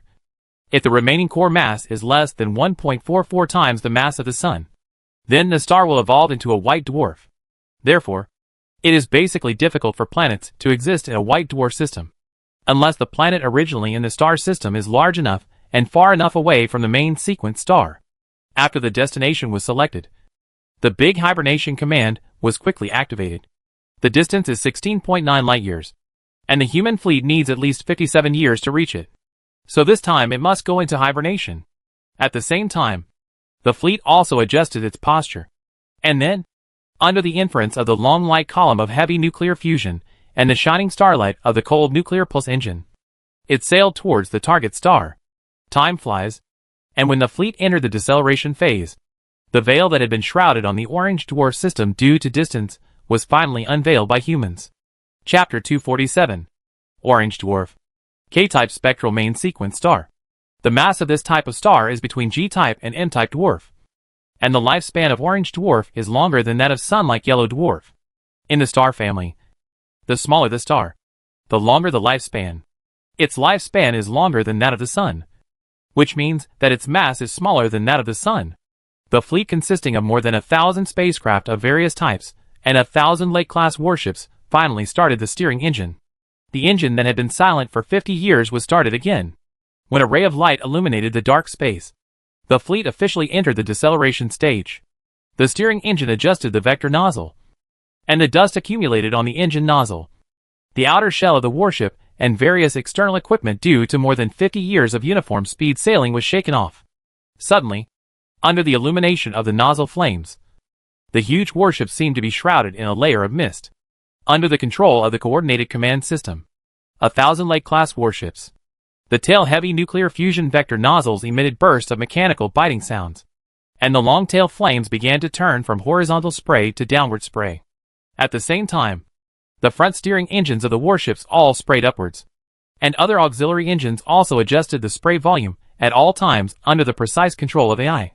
One warship after another turned over in the starry sky, and soon, they were reversed head to tail, and switched up and down. There is no up and down in the universe. After the warship's posture adjustment action was completed, the original up was called down by the humans in the warship. After that, the tail nozzle was adjusted to a straight jet again, and then a larger and brighter jet appeared from the engine nozzle, swallowing the previous jet. At the same time, the cold nuclear pulse thruster also burst out bursts of nuclear pulses. Under the combined effect of the two thrusters, about 1,000 ships of various types and 1,000 warships dropped rapidly. This scene looked like a group of fireflies with flashing lights, flashing into the target star system. Before the fleet decelerated and entered the target star system, the advanced probe had already transmitted all the summary data of the target star system to the Lyra. From the data sent back by the probe, this star system with an orange dwarf as the main sequence star has only 2 planets in it. The outermost planet was discovered first, and is a gas giant planet, because it is very conspicuous. This type of planet is very common in the universe. In the theory of stellar evolution, its origin is the same as other planets, which are formed by the gathering of gas and dust left over from the main sequence stars during the birth of the main sequence stars. The scarce matter failed to form stars, so it became a large gas planet. It is conceivable that in stellar evolution, the origin of binary and triple star systems is also the same.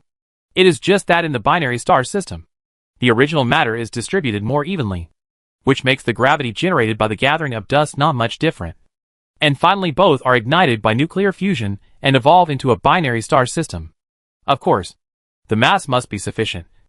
Otherwise, it is likely to evolve into a binary star system with 2 stars entangled with each other, but not stars.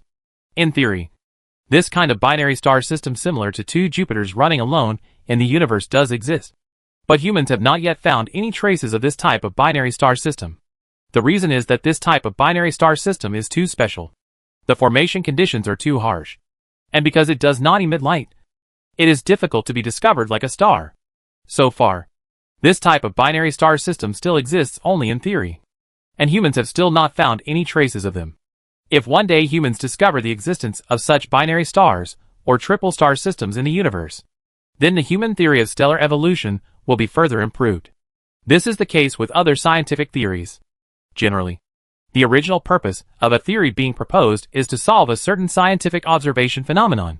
When a theory first appears, it can only solve a certain phenomenon. But as people unravel the observed phenomenon, the theory will gradually be improved, and it may be able to explain more and more phenomena.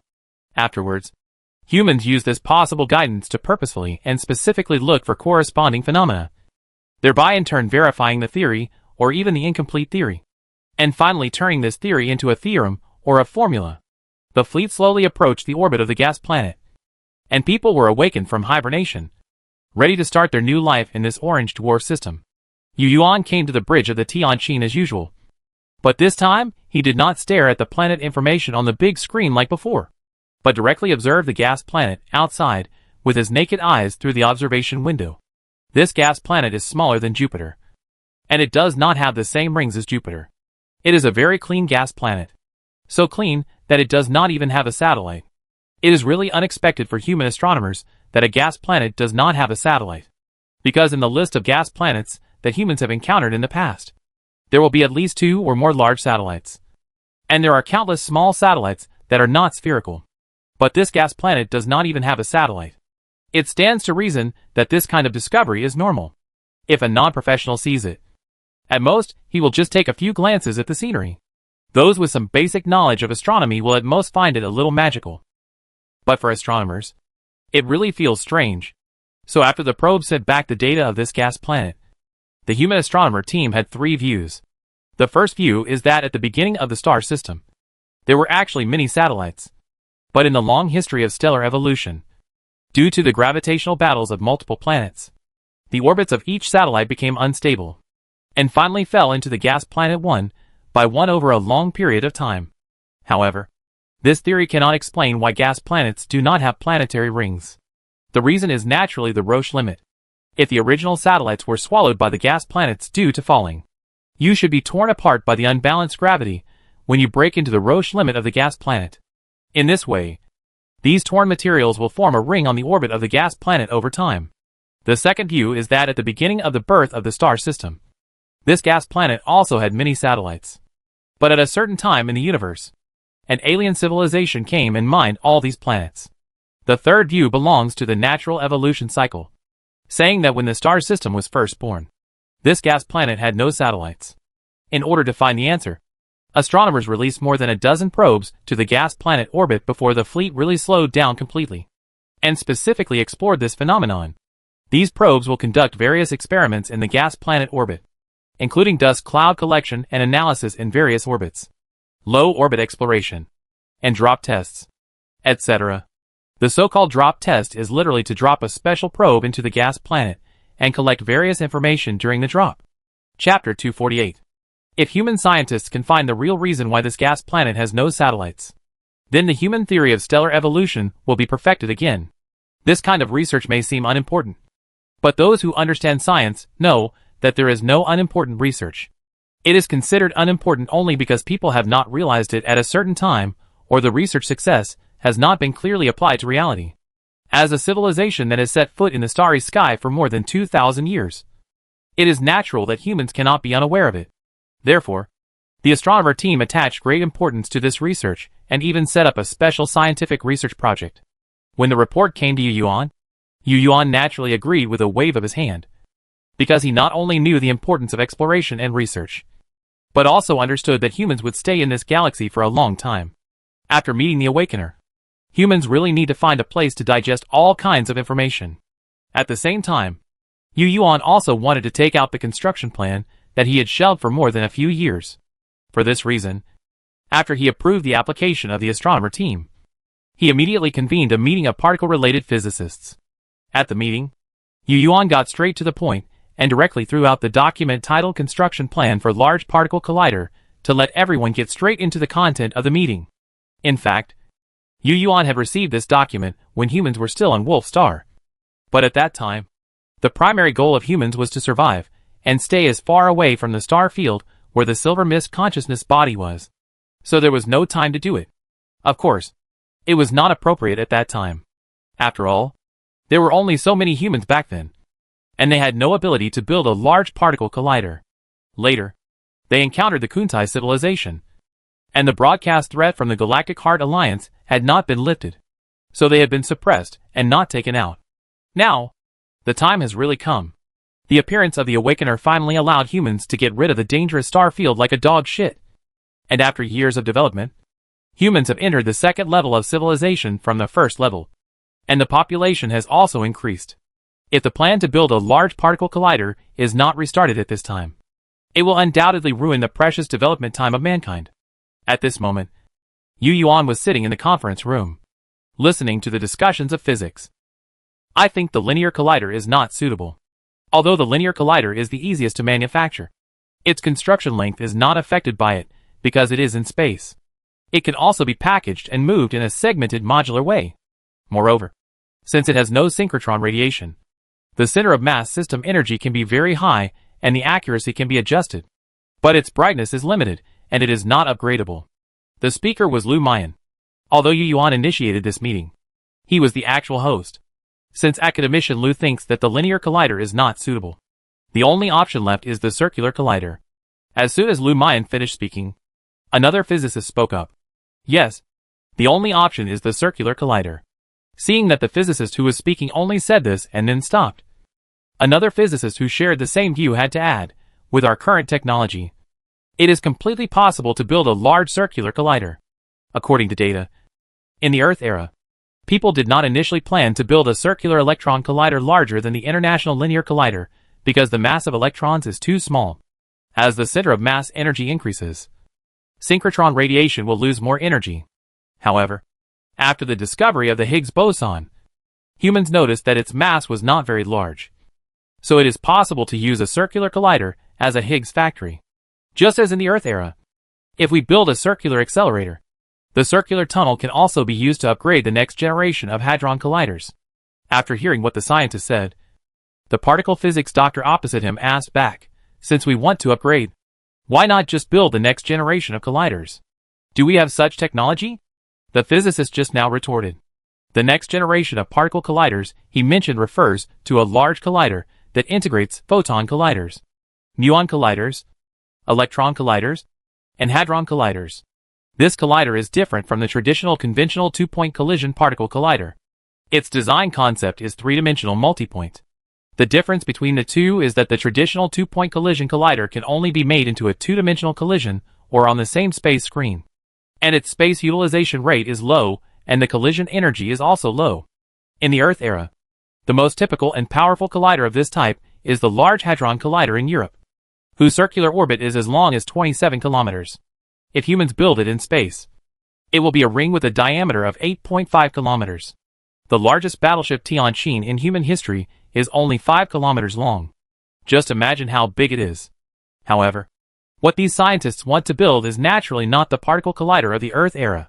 What they want is a larger and more powerful particle collider. That's why some people say whether humans have the ability to build a new generation of particle colliders. Seeing that the venue has become quiet, Yu Yuan, who has been silent, looked at Yunan Feng, a figure in the field of engineering, and said, Academician Yu, what do you say? Although physicists are the main force of this discussion, whether humans have such construction capabilities, we have to ask the real engineers. I've seen the proposal for particle physics. Yunan Feng stroked his stubble and said, the new generation of particle colliders should be the so-called space multipoint particle collider. And it is also required to achieve the collision of many types of particles. When I got the proposal the day before yesterday, I discussed it with my colleagues and thought that with our current advanced mechanical technology, it would be very difficult to build it. But it is not impossible. However, you still need to finalize the final plan and give our engineering department at least 3 years to demonstrate the feasibility of the experiment. Hearing this, Lu Mayan immediately smiled. If that's the case, then why discuss other types of colliders? Our current living environment is completely in space. So we must go directly to space to build more particle colliders. Yes, if we want to build it, we should build the best one. A participant echoed. Then, the participants discussed it again. In the end, after consulting with Lu Mayan and other scientists, Yu Yuan decided, okay, if everyone has no objection, then let's do it this way. This meeting was actually just a preliminary meeting to discuss the construction of the collider. And it was just to determine the direction. In the next few days, there will be many more meetings about the collider. In such meetings, Yu Yuan only took the lead and participated in the first meeting to determine the direction. With his professional level, he did not need to attend the subsequent meetings. Chapter 249.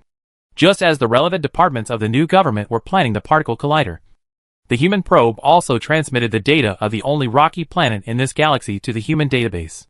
This planet has a mass of 0.59 times that of the Earth, a diameter of 0.8 times that of the Earth, an average gravity of 0.69 g on the surface, and a rotation period of 20 hours, 57 minutes, and 33.63 seconds. The surface calm temperature is 36 degrees Celsius, and there is a large amount of liquid water on the surface. The semicircle of its orbit is $11.80. The pericenter is 11.426 Australian dollars. The apicenter is 12.227 Australian dollars. The eccentricity is 0.034. And the satellite Roche limit is 6,751 kilometers. However, it has no satellites. But it has tidal forces, which come from the giant gas planet outside. Humans have discovered that although this planet has no satellites, it has a beautiful ring like Saturn's ring, which presents a charming view under the light of the orange dwarf star. Its revolution period is 17.997 years, and 1 year is almost equal to 18 years on Earth. The atmosphere is mainly composed of carbon dioxide, oxygen, ethylene, water vapor, and nitrogen, with a small amount of other gases that are harmful to humans. Among them, carbon dioxide accounts for the majority, with a concentration of 86%, oxygen 12%, and the rest are other gases. The rich carbon dioxide gives this planet an excellent insulation layer. The greenhouse effect reaches 22.4 degrees Celsius, and the atmospheric pressure reaches 7 standard atmospheres. This planet, like the gaseous planets in the outer orbit, has no satellites. One probe after another came to the orbit of this rocky planet. Some probes formed a network covering the entire planet, while others directly lowered their orbits and began unmanned landing exploration. Now humans are a second-level civilization and have mastered neutrino communication. Many devices and probes are also equipped with neutrino communication systems. But electromagnetic wave communication has not been completely replaced. Many remote control engineering vehicles, mining equipment, remote robots and the like still use electromagnetic waves. So it is necessary to establish a satellite communication network for the entire planet. After all, this planet is the only rocky planet in this star system. The materials needed for human supply, expansion and construction of various types of spacecraft, new warships, and the planned space multi-point particle collider must also be obtained from this planet. Master Yu, this is another planet with life. On this day, Yu Yuan arrived at the bridge of the Tianqin on time as usual. He just floated into the hall and turned on the magnetic boots to fix himself to the floor, and heard a familiar voice. It was Jupiter's voice. Thanks to the advent of gene-cutting technology, this guy's hair loss had been completely cured. Now he was touching his thick hair and looking at Yu Yuan with a smile on his face. Sure, this planet is located in the habitable zone of an orange dwarf. Although it is a little hotter than us, it is considered a pleasant climate. There is a large area of ocean on its surface. From the images taken by the probe in orbit, the surface vegetation is dense, the mountains are majestic, and the sky is full of water vapor. A scene full of vitality. The person who spoke to him was the scientific officer next to Zhu Pit. Seeing Yu Yuan coming, he also turned his eyes away from the big screen and turned to greet him. How is the detection of the internal situation of the planet? Yu Yuan asked after standing firm. It is a life planet. Yu Yuan actually knew it when he came. What he didn't know was whether there was intelligent life on this planet. At this moment, after humans sent several scientific research ships and engineering ships and a squadron to the orbit of the gas planet, the main force was already moving towards the rocky planet. The purpose of leaving behind several research ships is naturally to explore the reason why gas planets have no satellites, while the engineering ships are to absorb hydrogen from gas planets. In the outer space of this orange dwarf system, human probes have already explored it, and there are no traces of technological creations. So humans are so confident to send a large force in.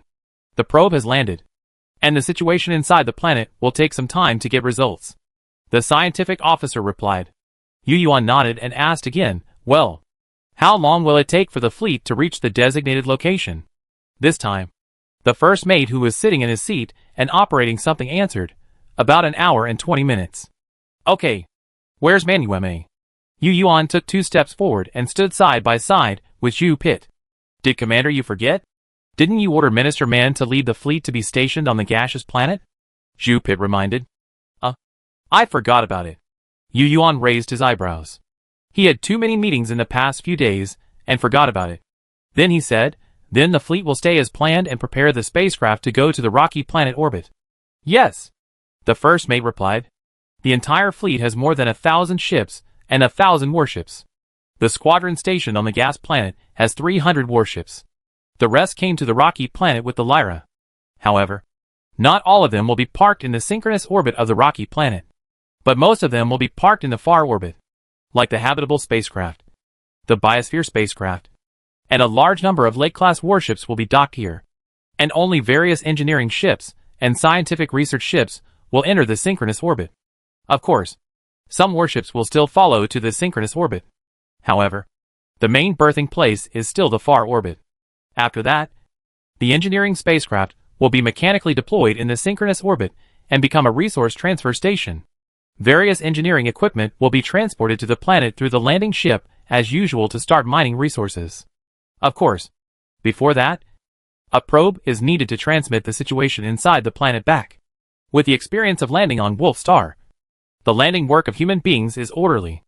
After the fleet reached the apogee, batches of engineering ships and scientific research ships headed for the synchronous orbit of the rocky planet. The space dock that had been moving with the fleet also set off. But the space dock did not go to the synchronous orbit like the engineering ship, but went to the Lagrange point. Oh! Here it should be said that the gravitational balance point between the orange dwarf and the rocky planet. There are many advantages to placing the dock at the gravitational balance point. The most obvious of which is that there is no need to waste computing power and fuel to adjust the orbital attitude. 50 space docks will come to this area, carry out mechanical deployment, and reassemble to become real space docks. Then, after receiving supplies, they will start to build new residential ships and more Lake-class warships. Of course, humans now have 1,000 Lake-class warships and no shortage of residential ships. So this construction is not as urgent as last time. However, not urgent does not mean not necessary. Humans are now a wandering civilization, and warships are the only weapon to protect humans. Of course, the more the better. Chapter 250.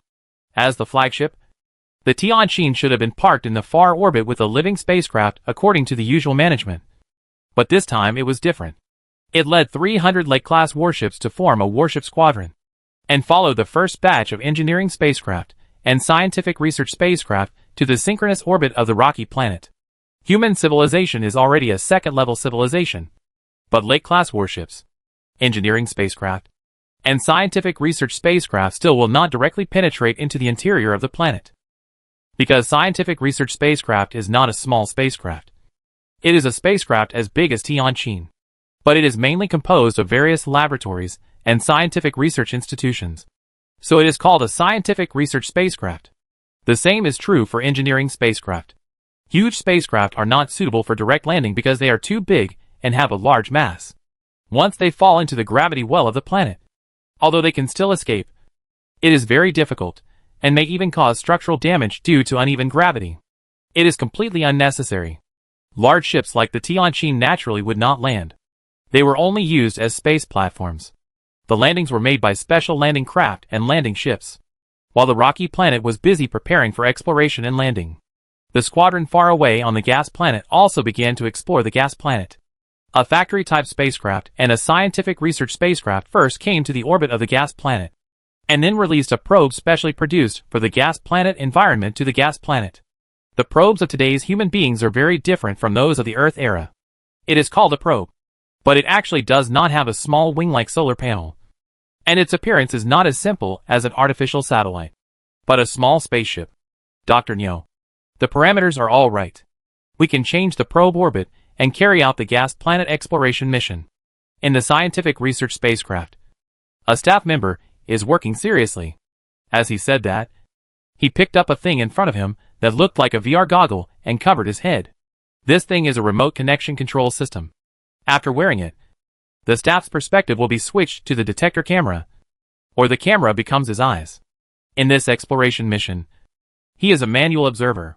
The gas planet exploration mission is mainly to find traces of the existence of its satellites. In scientists' speculation, if there are satellites and they all fall on gas planets, they should leave some traces on the inner core of the gas planet. This trace is the material composition of the gas planet's core.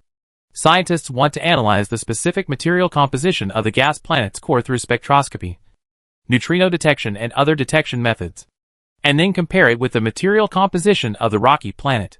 If the similarity and overlap are very high, it is very likely caused by the swallowing of satellites.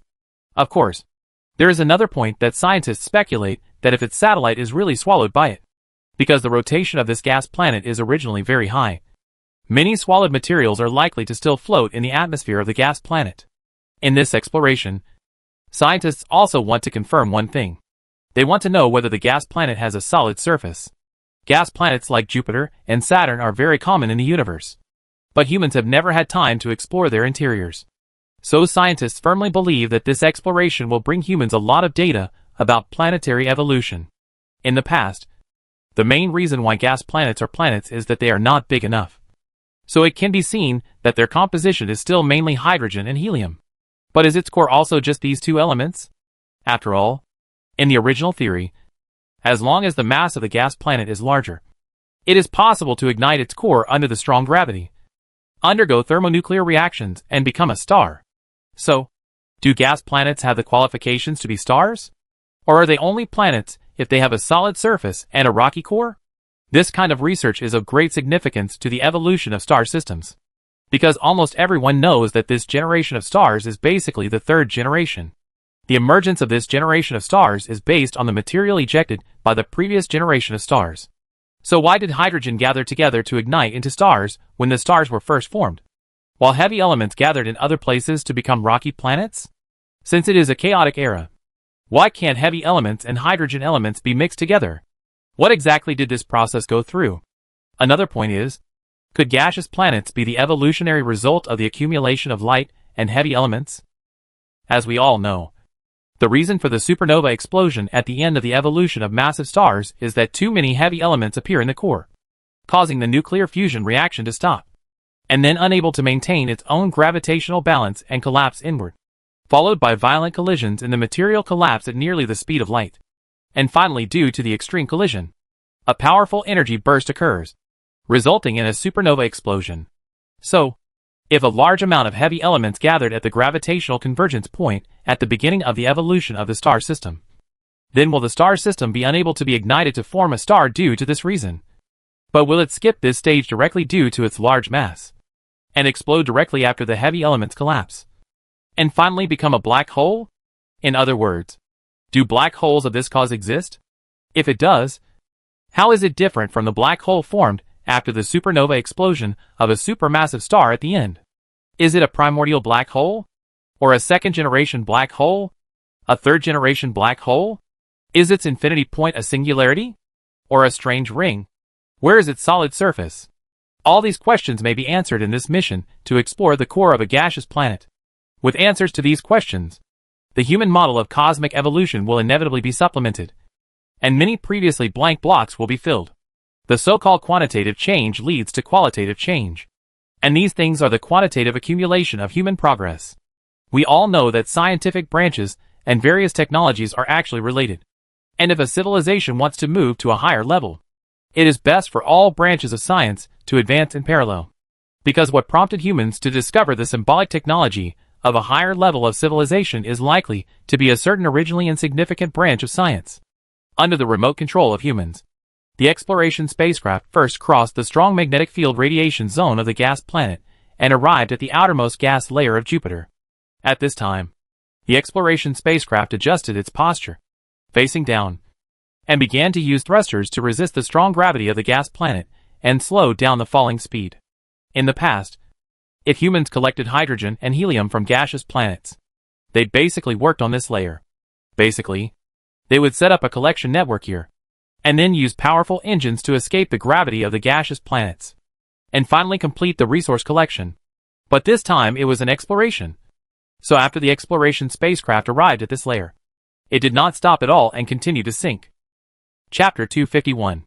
The exploration spacecraft continued to descend, and then humans saw a series of magical scenes through the cameras and detection equipment on the exploration spacecraft. First, the pressure sensor on the exploration spacecraft detected that the pressure on the spacecraft was getting higher and higher. From 0 atmospheres when it just entered the planet's cloud layer, it quickly increased to 1 atmosphere and 2 atmospheres. In this area, humans saw from the optical equipment built into the spacecraft that there were thick clouds all around. and the rapid rotation of the planet turned these clouds into a superstorm. From a human perspective, it looks like a piece of condensed cotton cloud hitting the spacecraft. The temperature sensor shows that the outside temperature is about minus 120 degrees. The so-called cloud layer is not a real cloud, but a thick hydrogen gas that fills the entire spacecraft. Hydrogen is colorless and odorless, but here, it appears like clouds above a storm, visible to the naked eye. The detection spacecraft passed over this thick hydrogen surface and continued to descend. The temperature sensor also continued to soar, and the pressure sensor also detected that the pressure continued to increase. Gradually, the humans on the research ship saw that the surrounding scene gradually changed into another scene through the data sent back by the detection spacecraft. Some ice crystals began to appear in the original thick hydrogen. These ice crystals mixed with the thick hydrogen cloud layer and continuously hit the outer armor of the detection spacecraft at a speed of hundreds of meters per second. At this moment, the detection spacecraft seemed to be in a terrifying place. The mixture of hydrogen, ice crystals, and hydrogen clouds that came in like a swarm of pupae was like the legendary ice spell, constantly destroying the detection spacecraft. Humans are well aware that this is because the hydrogen cloud layer rotates with the planet, so under the control of the intelligent program of the exploration spacecraft, the spacecraft also accelerates in the direction of the planet's rotation, so that the spacecraft itself can keep pace with the cloud ice storm layer as much as possible, and at the same time, continue to descend. The ambient temperature continues to rise, the pressure continues to increase, and the concentration of the hydrogen cloud layer continues to rise. At this moment, the hydrogen cloud layer can no longer be regarded as an ordinary cloud layer, but presents a cloud-like tangible state. If a person stands on these clouds, it is estimated that he can really walk on the clouds like the gods in the TV. Such a thick hydrogen layer naturally has a huge resistance.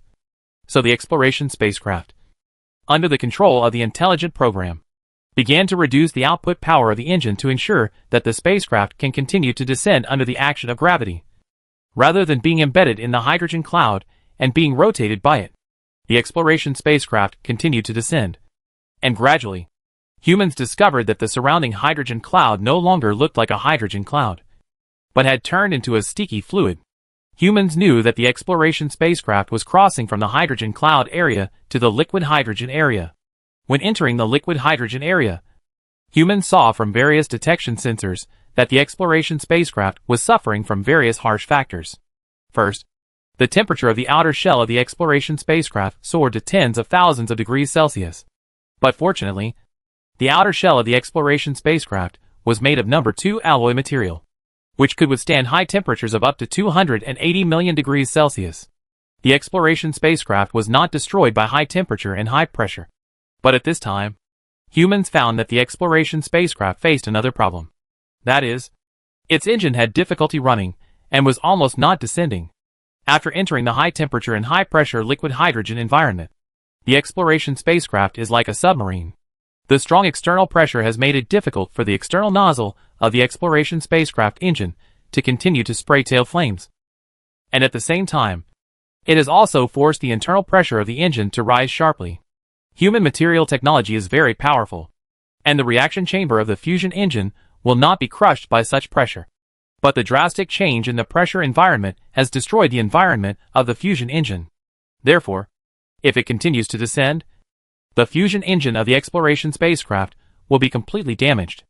In other words, the exploration spacecraft at this time is no different from a submarine. The nuclear fusion engine is no longer usable, and there is no power to descend. As for going up to the sky and down to the earth, going up to the sky is countless times more difficult than going down to the earth. This was the case in the Earth era, and it is also the case for humans today. If it were a normal situation, there would be no way to explore this time. However, since it is specially prepared for exploring the interior of a gaseous planet, the human exploration spacecraft will naturally not be that simple. Human scientists have already considered the high temperature and high pressure liquid hydrogen environment. So the next moment, the intelligent system immediately made a judgment. First, all the nuclear fusion engine components were thrown out directly, just like the booster separation of a rocket. Then, the secondary power system was started. The bell was turned, and the propeller was driven by this power system to rotate, pushing the probe to continue diving. With the propeller's push, the exploration spacecraft can continue to sail in liquid hydrogen, diving deeper and deeper. After crossing thousands of kilometers of liquid hydrogen layer, the exploration spacecraft entered a new environment. Super high temperature, super high pressure. Under the strong gravitational force of the gaseous planet, the pressure here has reached nearly 2 million standard atmospheres. The strong pressure has caused a lot of deformation in the outer shell of the exploration spacecraft. You should know that the deepest seabed reached by human creations in the Earth era is only 1,000 standard atmospheres. Here, due to high temperature and high pressure, hydrogen atoms have lost their binding to the electrons outside the nucleus. Those electrons bound in the atoms have now become free electrons. In chemistry class, we all know that the characteristic of easily losing electrons is usually possessed by metal elements. But now this situation has occurred in hydrogen elements. Therefore, the hydrogen here is no longer normal liquid hydrogen, but has become metallic hydrogen. Liquid metallic hydrogen. The powerful material technology enables the detector to continue diving. Not long after, scientists discovered through various sensors that the ambient temperature at this moment has exceeded 17,000 degrees Celsius, and the pressure has reached 4 million atmospheres. At this time, the density difference between the detection spacecraft and the environment makes it extremely difficult to continue diving. Its propeller movement becomes extremely difficult, just like a steel shovel stirring in sticky cement. After collecting a lot of data here, scientists drove the detector further down, and still found a vast and deep world of metallic hydrogen, which was really bottomless. We can't go down any further. If we continue to dive, even if the detection spacecraft can withstand high temperatures and high pressures, it will be paralyzed due to damage to the internal drive gears of the engine. A scientist in charge of this project looked at the various data sent back by the detector and couldn't help but speak. What he said made sense. At this time, the optical lens on the detection spacecraft had already failed, and other electromagnetic wave detectors were even more so. Some were just neutrino detection systems built into the detection spacecraft.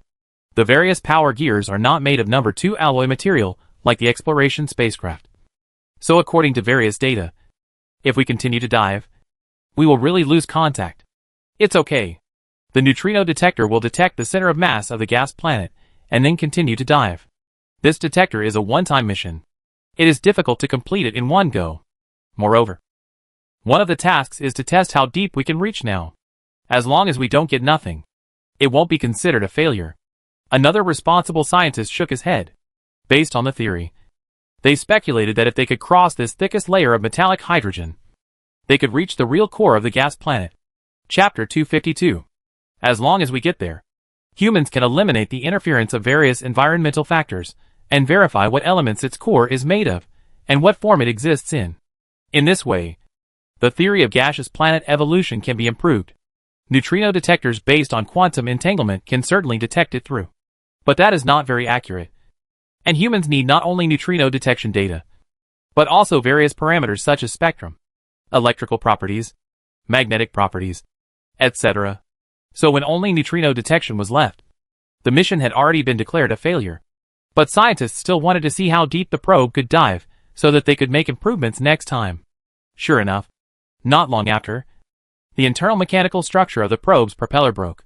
The propeller stopped instantly, and the probe's descending power was instantly lost. At the same time, due to the density difference between the probe and the environment, the probe that lost power was like a bottle full of air being pressed into the water, and then suddenly let go, and was suddenly squeezed by liquid metal hydrogen. The pressure difference between the upper and lower parts caused the probe to be pushed upward at an extremely fast speed, like a cannonball. Finally, like an empty bottle out of water, it jumped out from the surface of liquid metal hydrogen, and then drew a parabola, floating in the thick hydrogen cloud, and finally was wrapped by the dense hydrogen cloud and surrounded by the atmosphere of the gas planet. At this time, the state of the exploration spacecraft is in a state of balance between gravity and buoyancy. From the exploration spacecraft entering the gas planet to being bounced back, it took a total of 3 days. During these 3 days, humans collected a large amount of data about the interior of the gas planet, and also obtained many parameters related to the performance of human spacecraft. This mission failed, but scientists will continue to improve the exploration spacecraft based on this failure. They have to consider the problem of force transmission. After all, they have found the reason for the failure of this mission, and they also have to consider the placement of optical detectors. because it is no longer feasible to place optical detection equipment outside the exploration spacecraft. Humanity's number 2 alloy has a high temperature resistance of up to 280 million degrees Celsius. It stands to reason that such a strong high temperature resistant material will not be melted even if it reaches the core of the sun. But now it cannot even reach the real core of a gas planet. Yu Yuan on the Tianqin was silent after receiving the news of the failure of this mission. Originally, Yu Yuan thought that after possessing this material, humans might be able to collide head-on with stars like the sun. But now it seems that he thought too much. To enter the interior of a star, high-temperature resistant materials alone are not enough. And other technologies must also go hand in hand. Yes, humans' number 2 alloy material can withstand such high temperatures and pressures. But if it really enters the interior of a star, it will only become a piece of plate floating there. Yu Yuan did not make any comments on this failure. Failure is the mother of success. The subsequent improved experimental tasks will be led by the scientists. After handing the task report back to the assistant next to him, Yu Yuan looked back at the big screen in the bridge of the Tianqin. Now the big screen shows a fast split screen. And the split screen shows scenes on rocky planets. These are the images taken by orbiting satellites and the first batch of landing probes. Now humans have confirmed 100% that this is a thriving planet with life. From these pictures and videos, we can see that this rocky planet has towering mountains, snow-capped mountains, countless towering trees, dense forests everywhere, vast continents, and turbulent oceans. Of course, in addition to the white snow-capped mountains, the plants and oceans here are different from those on Earth. The plants on Earth are mainly green, while here are mainly purple. In addition to the different colors, the plants here are generally thicker than those on Earth, which is probably related to the high concentration of carbon dioxide. Although its sky is also blue, it is much lighter than that of the Earth, and can be said to be very clear. There are some differences from the blue sky on Earth. The reason why the sky here is blue is that there is atmospheric scattering and atmospheric molecules. But there is no ozone layer. When the light of the orange dwarf star in the sky shines on the planet, the light will be scattered irregularly due to the tiny particles in the atmosphere, making the light more evenly distributed. The intensity of scattering is inversely proportional to the fourth power of the wavelength. So shortwave blue light is more easily scattered. Therefore, the sky is light blue. Of course, without the ozone layer. And the atmosphere is very different from that of the Earth. This blue is very clear, almost visible to the naked eye from outer space. As clear as the sky is the ocean. The sea reflects the color of the sky. And humans can even see the more submerged continental shelf from the ocean images taken from high altitude. Animals wandering in the shallow sea are also clearly visible. Since this rocky planet has no satellites, it does not have periodic strong ocean tides like the Earth. But it does have them. Whenever this rocky planet orbits its main sequence orange dwarf and outer orbit gas planets to form a triple conjunction, its ocean will also experience tidal phenomena of varying degrees. According to the orbital period of the two planets, this tidal period is about 24 Earth years. The orbital period of this rocky planet is 17.997 years, which is more than 1 year. The long ocean tidal period makes its ocean calmer than that of the Earth. Basically, the cause of various ocean movements is temperature difference. From the pictures, this planet can be called a beautiful planet indeed. To be honest, if the concentration of carbon dioxide in the atmosphere was not too high, and there were not some toxic gas components, perhaps humans could really transform it into a planet suitable for human life in hundreds of years. Unfortunately, the concentration of carbon dioxide is too high, and humans do not have species and plants in the Earth's biosphere. Once the atmospheric structure is changed and the concentration of carbon dioxide is reduced, the greenhouse effect will inevitably be reduced, causing its temperature to drop sharply, and eventually destroying the planet's ecosystem. Environmental modification affects the entire planet at once. It is impossible for the planet's creatures to survive after changing the atmospheric composition and structure. After humans arrived at this rocky planet, it was randomly registered in the database as Orange Dwarf 1.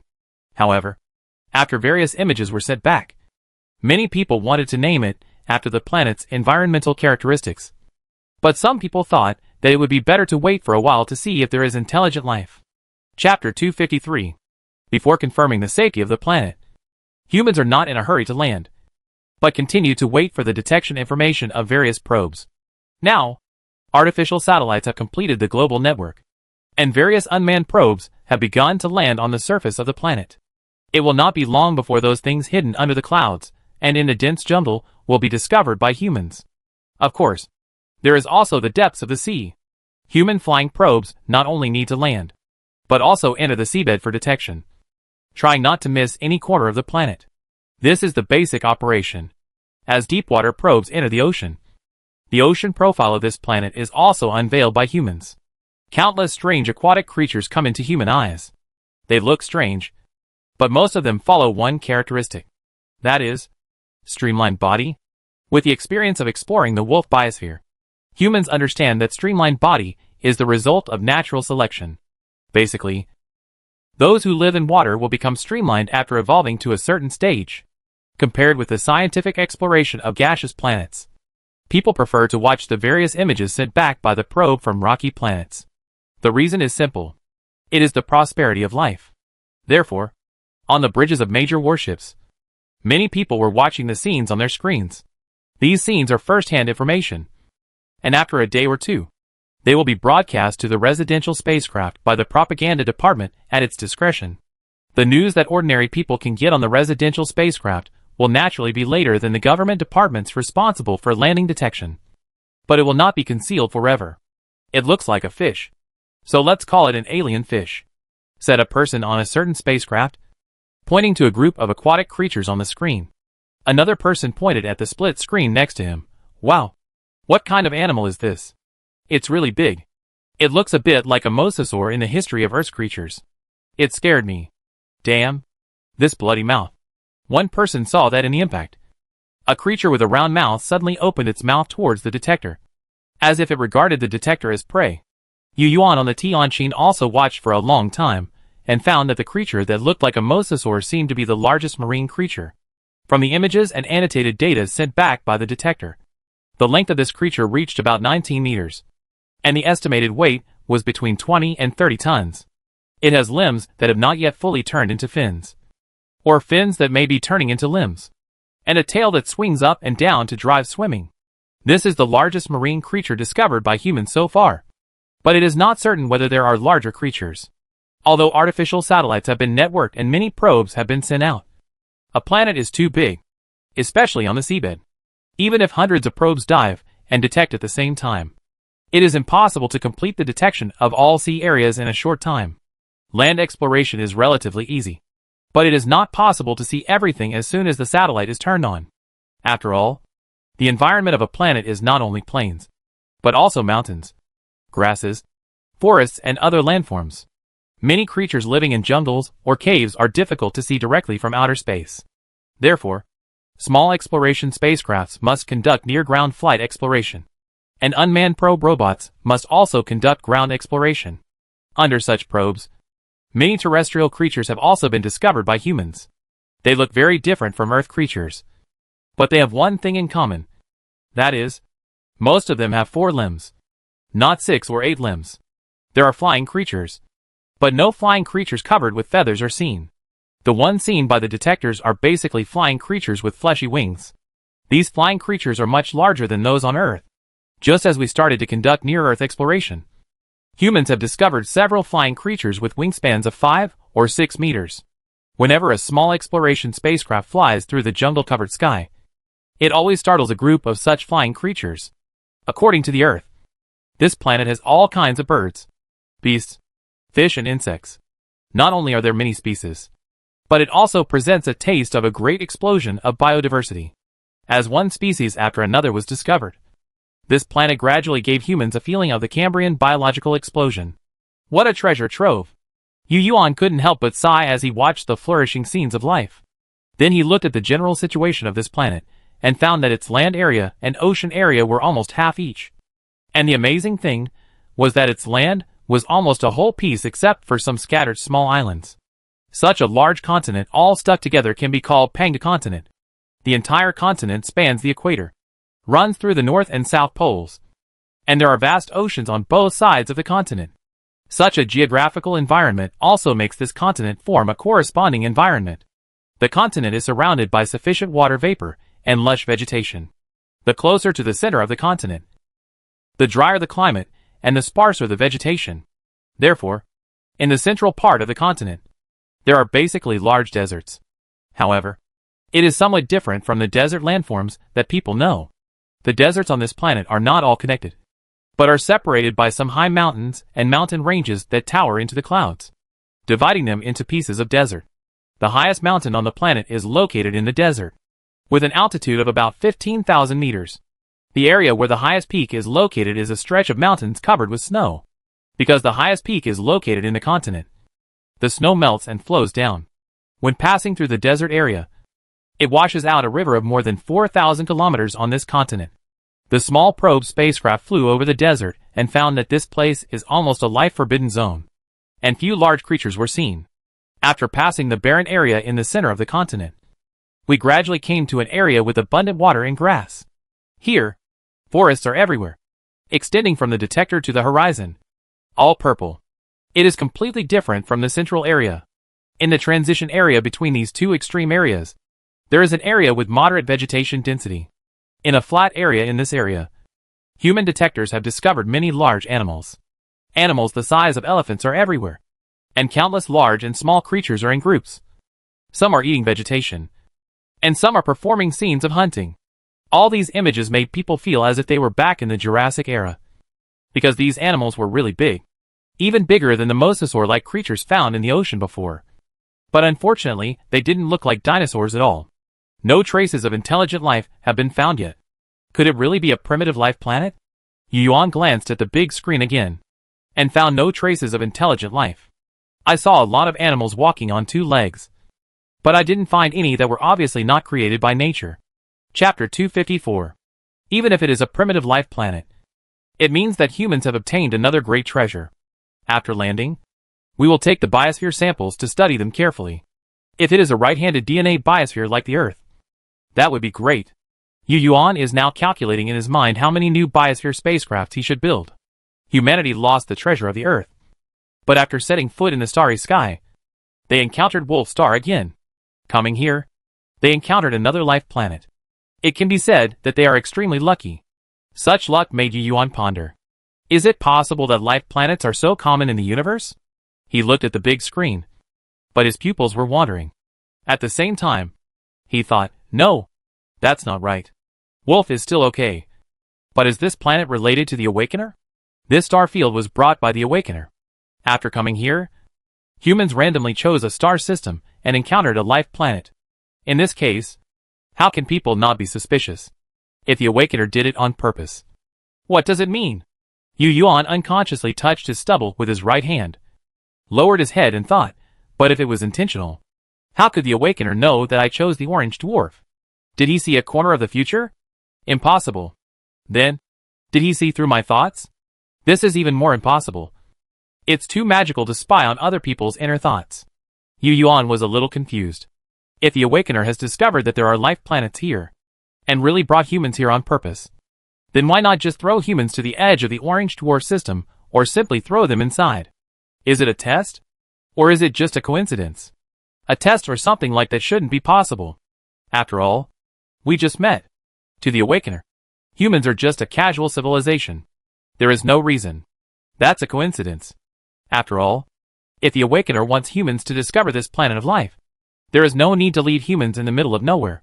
Don't think too much about it. Since we have met, it is a great blessing. With the resources of such a biosphere, humans may be able to make further progress in life sciences. By then, not only life expectancy, but other related biotechnologies will also rise. As Yuan thought about it, a smile appeared on his face unconsciously. Not only that, the Awakener also said that this place is far away from the battlefield, so it is a safe star field. Humans can stay here for a long time, without having to worry like they did on Wolf Star, and have enough time to study this biosphere. Just when Yuan was laughing at his own imagination, a cry interrupted his thoughts. Is this intelligent life? What? Intelligent life. Yuan looked over and saw Zhu Pit on the side staring at the big screen with his eyes wide open. Following Zhu Pit's gaze, Yuan also looked at the big screen. And then he saw the scene. In a split screen at the junction of a forest and a grassland, a creature the size of a mammoth was driven by a group of creatures much smaller than it, and suddenly fell into a trap that was originally covered with branches and leaves.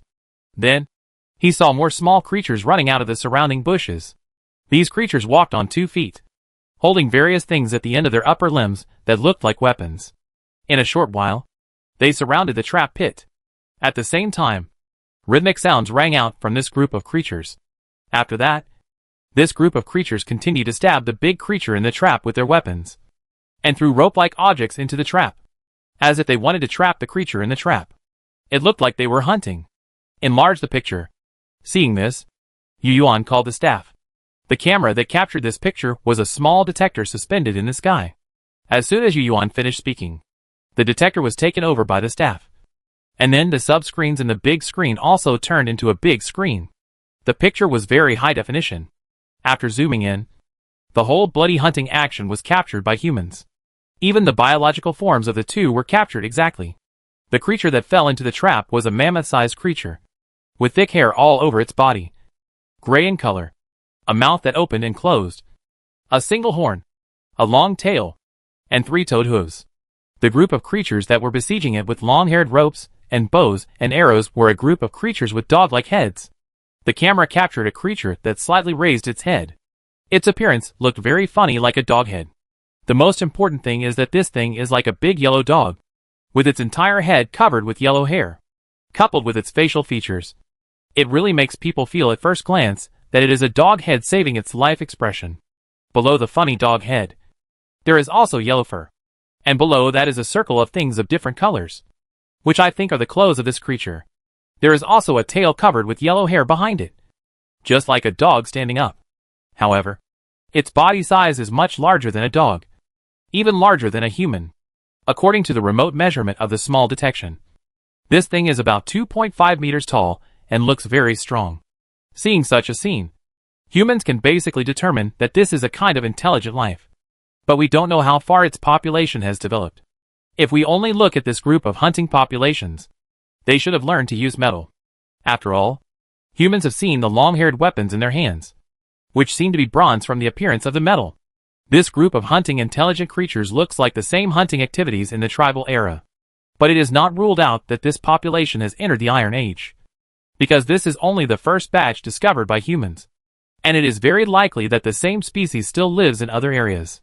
Notify the unmanned detection team and ask them to send out more detectors to focus on searching for this group of dog-headed people, to see how far they have developed. After watching for a while, Yu Yuan said to the communicator, also, send some small drones down, mainly responsible for detecting areas under dense forests. Yes, General Yu.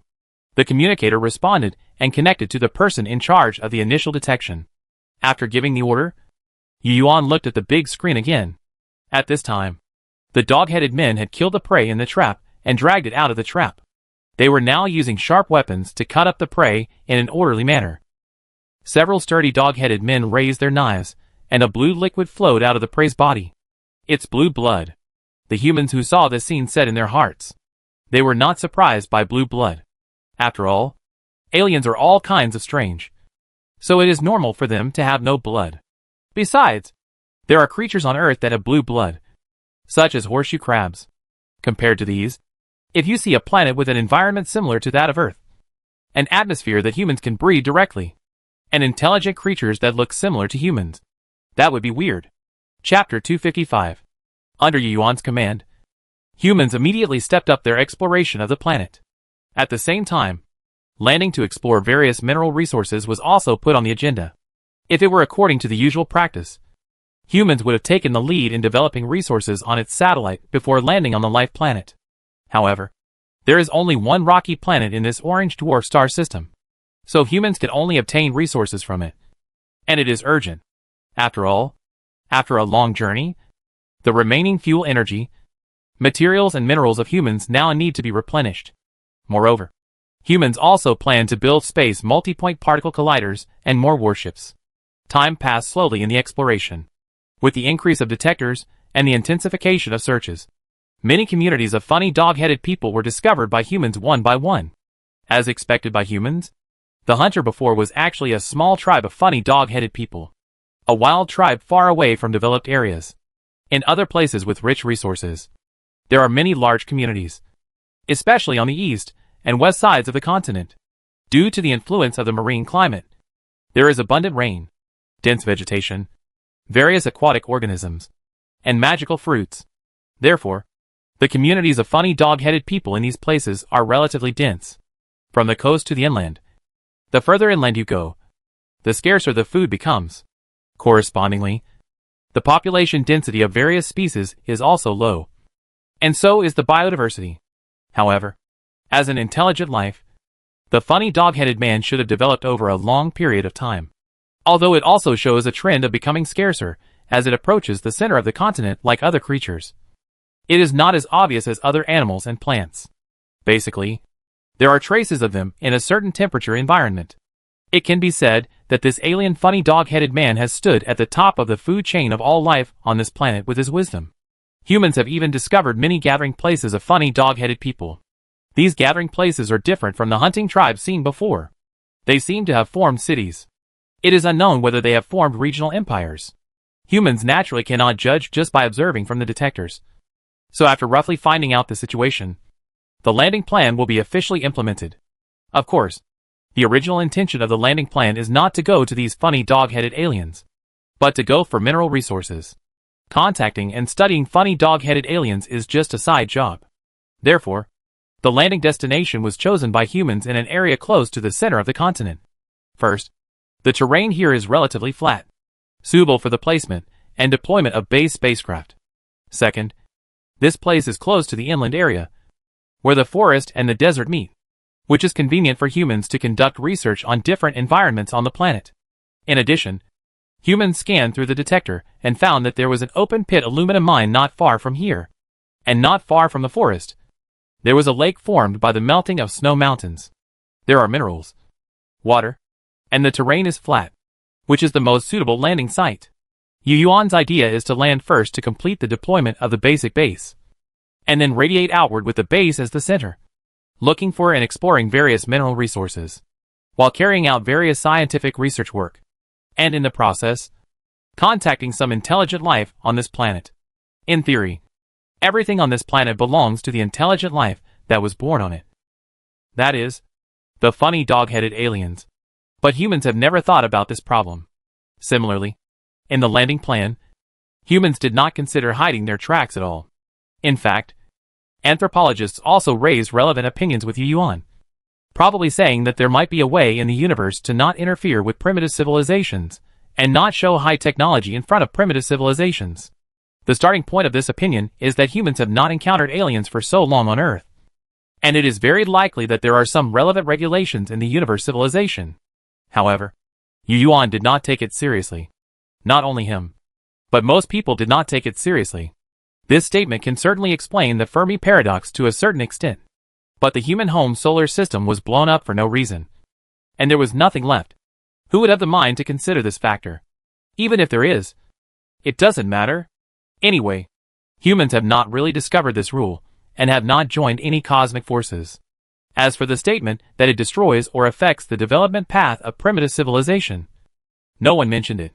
However, as for the view of the funny dog-headed people, this alien race, many sociologists have begun to draft some drafts after learning the general information. Although these drafts have not been submitted to Yu Yuan has already heard the general ideas of this group of people through other channels. The ideas of these sociologists can be roughly divided into three types. One is to contact them openly, and then conduct pure research to fill the human database. The other is to conduct secret contact and conduct experiments in secret. The third is to collect a group of dog-headed aliens for human use. The first two are actually the same, but the third one gave Yu Yuan some ideas. However, in the current human social environment, the idea of collecting dog-headed aliens as vassals is likely to encounter great resistance. After all, since the destruction of the solar system and the encounter with the nano-silver mist consciousness, most humans have a deep hatred for aliens. In this atmosphere, it is estimated that killing them all directly will get more support than collecting and using them, especially among people born in that era. Of course, as a leader, Yu Yuan is not so extreme. So after hearing about the scholars with this idea, he also had some thoughts. He naturally hated aliens, but more often, he would consider the pros and cons. To put it bluntly, after meeting the Awakener, Yu Yuan was no longer a true xenophobe. nor a pure human supremacist. He was willing to accept anything that was good for humanity. So when he heard that some scholars wanted to propose the idea of using dog-headed aliens, Yu Yuan had an idea in his mind. He thought of the Galactic Heart Alliance, the Persis Community, and the Silicon-based Consortium. These three forces have one thing in common. That is, alliance, community, and union. Judging from the names, they should all belong to multi-civilization coalition forces. Otherwise, they should be called civilizations directly like the Harvester civilization. Humans have received confirmation from the Awakeners before that these three are most likely level 6 civilizations. Even level 6 civilizations have alliances. So why should humans stick to their old ways and fight alone? Of course, this dog-headed alien is just a primitive civilization after all. So Yu Yuan naturally won't have any real alliance in his mind.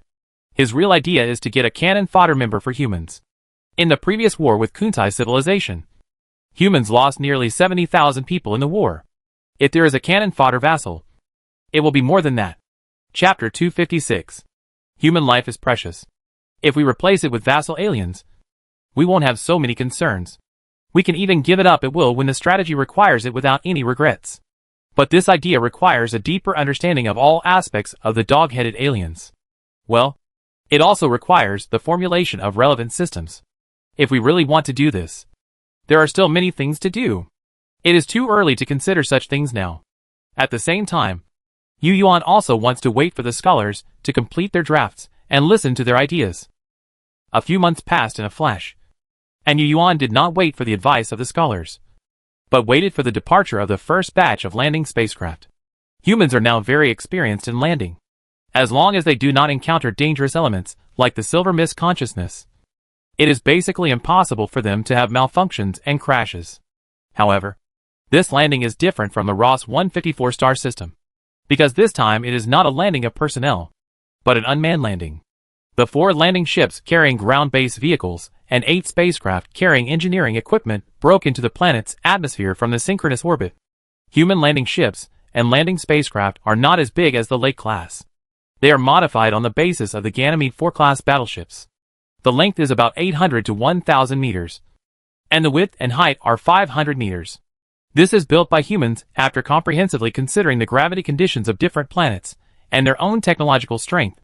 The structural stability of such a large and small spacecraft can adapt to the gravity and atmospheric environment of most rocky planets, and it can travel freely between heaven and earth. After the first batch of landing ships set off, the second batch of landing ships also entered the preparation process. The second batch of landing ships carried various living supplies and various module components of the orbital mass accelerator. It is true that humans have space-to-Earth transport ships, but the efficiency of space-to-Earth transport ships is obviously not as good as that of orbital mass accelerators. Of course, seriously speaking, both have their own advantages and disadvantages. After all, no matter how powerful the orbital mass accelerator is, it cannot achieve air-to-ground transportation. Right? In this landing operation, the first few batches were unmanned landings. After the ground base is laid, humans will truly land on this planet. Although human AI technology is very powerful, many things still require human participation, such as mineral exploration, geological exploration, experimental analysis of resource samples, module assembly of orbital mass accelerators, etc., all of which cannot be done without human hands. As time went on, the first batch of 12 landing ships finally plunged into the atmosphere. At the same time, 12 fireballs suddenly appeared in the sky of this planet, like meteorites falling from the sky, crossing the sky and heading towards the set target.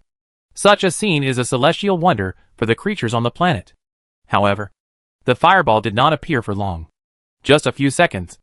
After all, it is impossible for human landing ships to fall freely like this. After reaching a certain orbital height, the ship started the engine to slow down. Therefore, the appearance of the fireball was only seen by animals with good eyesight and close to the human landing point. In other areas of the planet, no phenomenon was seen at all. Speaking of which, if humans did not have the number 1 alloy material as the shell of the landing ship, human landing would be more gentle, and it is estimated that there would be no scene of fireballs appearing in the sky. When the 12 fireballs approached a certain distance and reached the visible range of many animals, they looked up at the sky and watched the 12 red flames streaking across the sky. After all, They were animals without much wisdom. After the fireballs streaked across the sky and disappeared into the horizon, they lowered their heads again, eating grass and meat.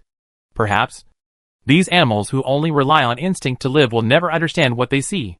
While the animals were ignorantly lowering their heads to eat again, there was a gaze still looking in the direction where the fireball disappeared. The owner of this gaze was different from the animals, because he was an intelligent creature. At this moment, this intelligent creature was looking at the horizon with a face that looked like a dog head saving his life, and with a pair of curious eyes. This funny dog-headed man didn't know what it was, but he was very curious. He had never seen this phenomenon before. Indeed, he had never seen it before. Not to mention him. Dog-headed people in previous generations had never seen this kind of thing happen in the sky. The reason is very simple. There are almost no meteorites in the range of this rocky planet, so there are no meteors at all. Even if there are meteors occasionally, they are probably the kind that drift from the universe, and finally captured by the orange dwarf, and finally fall on this planet after wandering for who knows how many years. Anyway, after humans came here, they didn't find the existence of such a thing as an asteroid belt. On the contrary, the orbit outside this rocky planet is just like that of the gas planet. Clean. So after seeing this phenomenon, the curious funny dog-headed man was curious but also confused. So after being in a daze for a long time, he hurried back to his residence. And then he started talking to the funny dog-headed man in the residence, with his hands and feet dancing and chattering. But not long after, the funny dog-headed man walked out of the house with a frustrated expression. It seems that he told the funny dog-headed man in the house what he saw, but it is obvious that no other dog-headed man believed him. Back outside, the dejected funny dog-headed man looked up at the sky again, where he had seen the 12 fireballs before, as if waiting for the same scene to appear. But before he knew it, his neck was sore, and he still couldn't see the expected scene again. But the funny dog-headed man didn't seem to give up. Other dog-headed men found that in the following time, the funny dog-headed man not only stared at the sky often, but also stared at it while working. For this funny dog-headed man was scolded a lot. After several local planet time days passed, this dog-headed man stared blankly at the direction of the sky as usual. But in order to avoid being scolded, he did so after finishing his work, perhaps noticing his abnormality.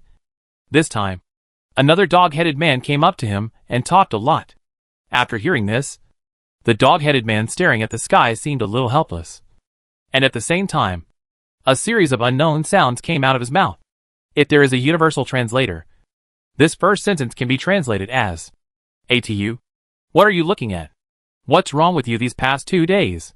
The great elder let us go out hunting because he trusts us. If we return empty-handed like yesterday, we will be scolded." The second sentence is, I really saw 12 big fireballs appear in the sky and fly towards the great wilderness. Why doesn't the great elder believe me? I really saw it with my own eyes. Chapter 257. R2. Of course I believe you. Okay. Let's go hunting first. It will be dark if we go any later. I obviously didn't believe R2's words, but in order to complete the hunting mission, she had to say so. R2 was not stupid. He heard it, but he didn't say anything else. Just sighed, and followed Aya to the hunting area seriously. In fact, among the dog-headed people, there were more than one like R2 who saw the human landing ship flying across the sky. But because of the long distance and lack of information, basically no one believed their words. On the other side, humans don't care about this. After the 12 landing ships arrived at the airspace, the vector thruster nozzles adjusted their directions, slowed down, and then slowly descended from the sky. The transport ship, with a length of 800 to 1,000 meters, a width of 500 meters, and a height of 500 meters, does not look very big. But in fact it is really big.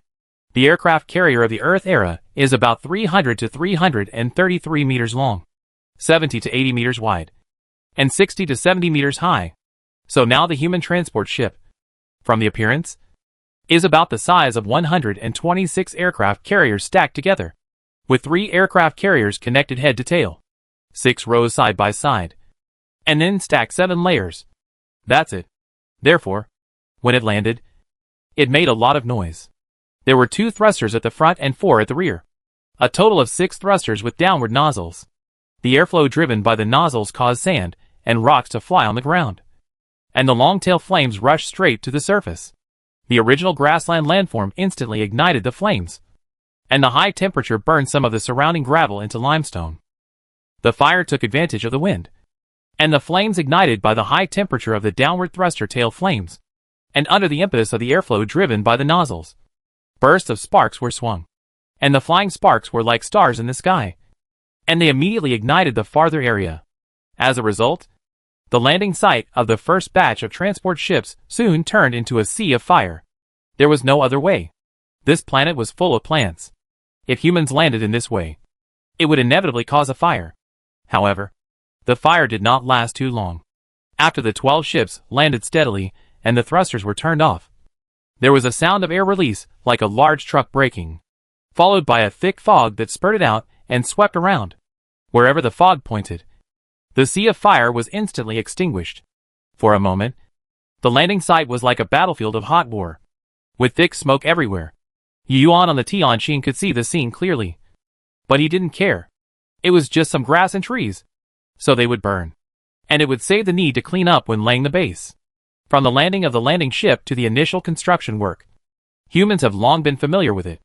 After the 12 ships stood firm, they slowly extended the slope from both sides, and at the same time, the side armor of the ship slowly opened like flowers, and other parts also underwent various deformation combinations under the operation of countless mechanical gears and hydraulic systems. In less than half an hour, the original landing ship was fully deployed and became a ground platform. Then, various ground engineering vehicles came out in a line, with the landing ship as the center, and began to level the land in all directions. The ground engineering vehicles are all unmanned, but they are not automatically controlled by AI, but manually operated remotely. At this moment, the drivers or operators of these engineering vehicles are on the spacecraft in the synchronous orbit. The radius of this planet is 0.8 times that of the Earth. The average gravity on the surface is 0.69 times that of the Earth, and the rotation period is 20 hours, 57 minutes and 33.63 seconds. After knowing these data, it is easy to calculate the synchronous orbit height of this planet with some high school knowledge. It is about 24,376.216 kilometers. Therefore, the delay of operators in synchronous orbit operating ground engineering equipment is about 162 milliseconds, which is 0.126 seconds. Think about playing online games, and you will know that such a delay is not too large, and it is more than enough to control the equipment to do some rough work. Therefore, remote operation can be competent for projects such as leveling the land and building the large framework of the base. After so many years of development, the remote operating system of human beings is no longer the one that was operated by looking at the screen like playing games. In today's remote operating system, operators basically operate with virtual helmets. Since many cameras are installed on engineering equipment, operators can not only switch to the cab mode, but also switch to the camera on the top of the equipment to get the third-person perspective of the equipment. Therefore, the mode of operators controlling engineering equipment now is just like controlling vehicles in games, and combined with the perspective of the base and the overhead drone, it can be said that one dig is accurate.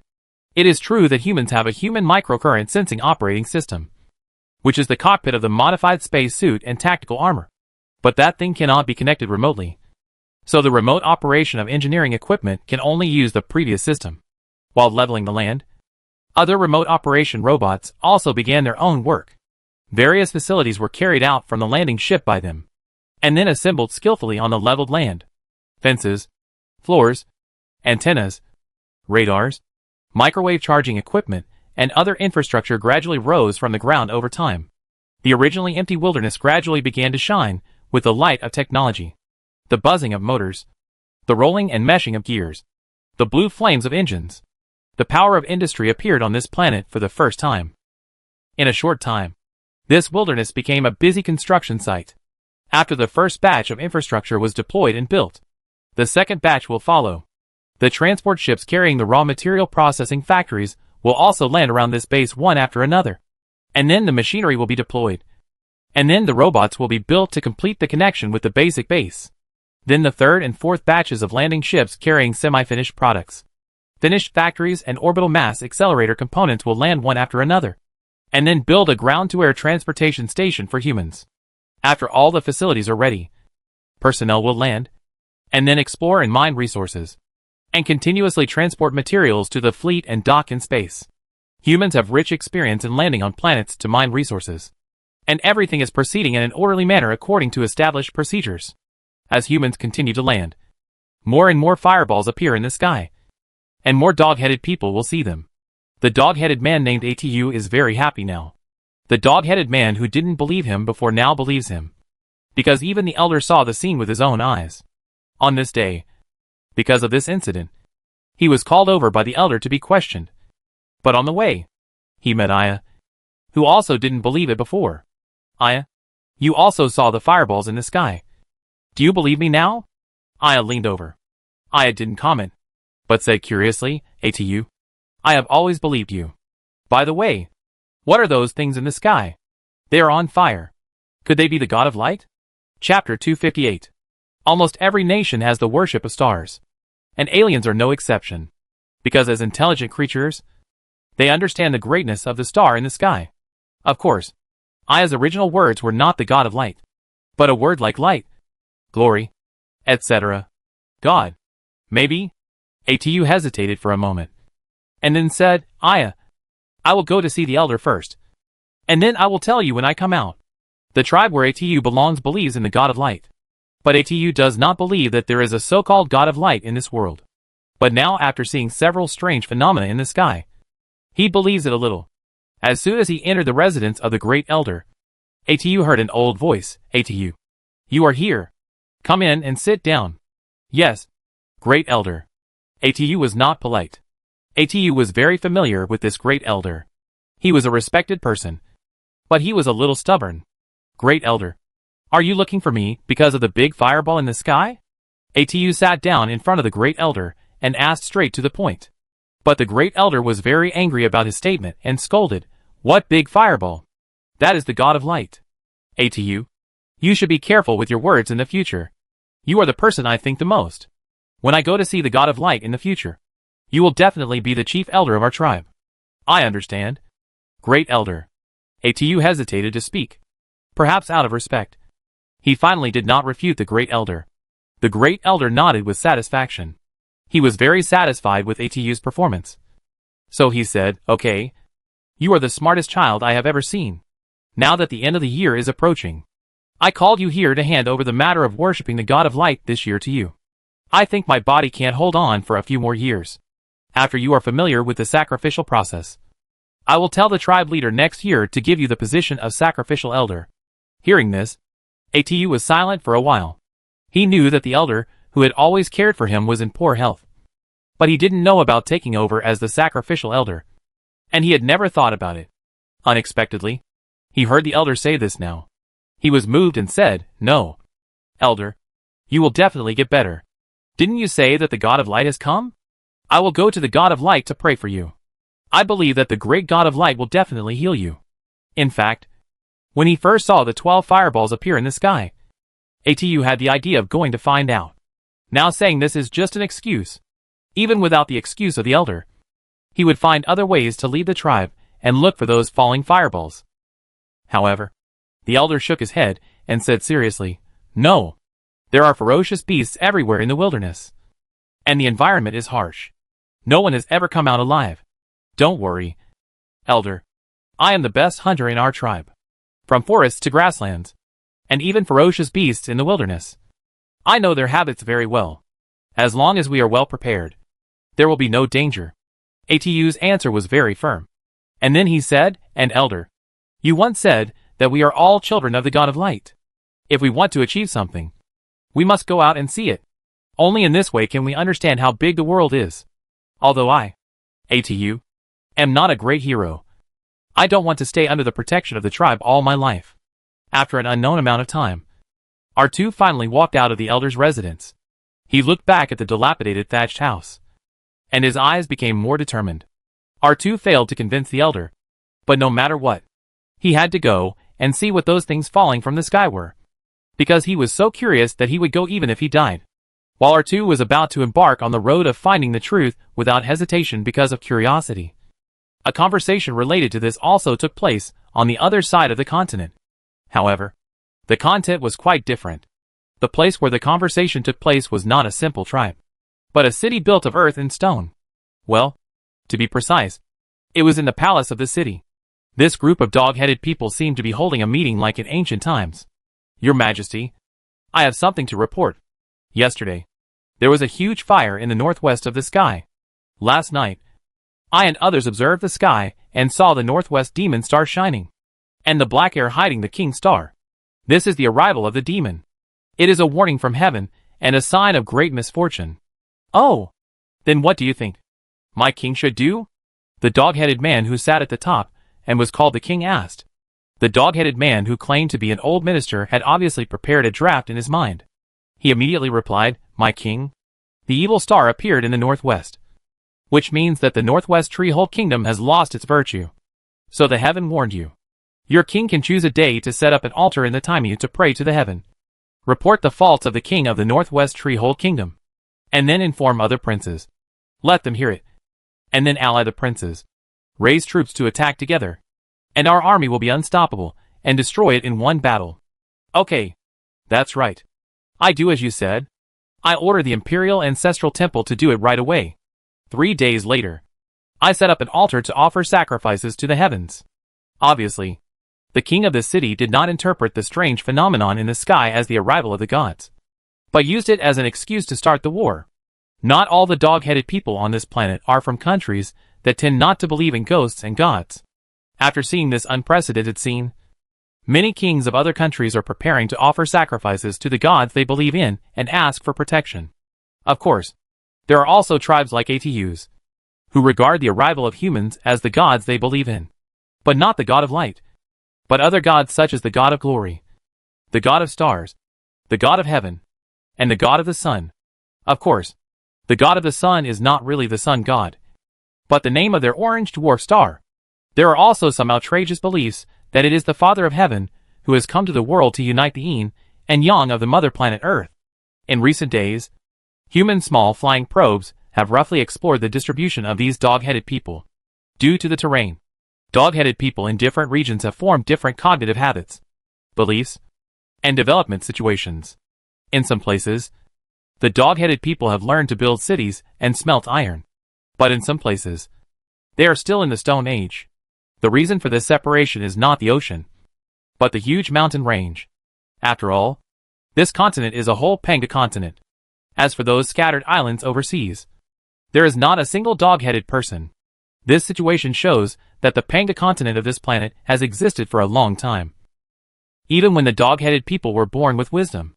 However, human detectors have found that this continent and even the entire planetary plate are not very stable, and volcanic activities are quite frequent.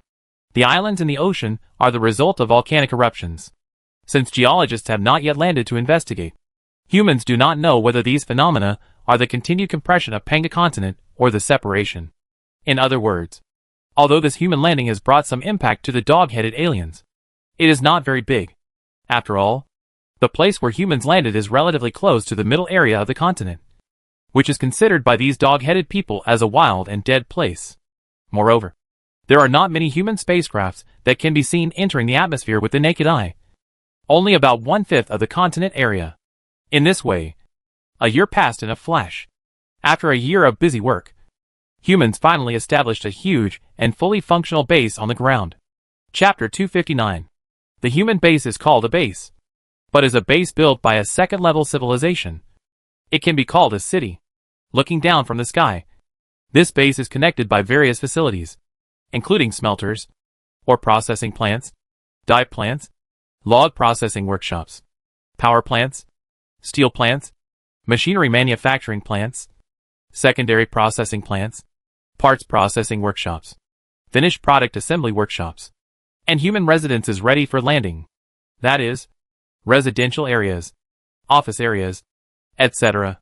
However, these areas are different from factories.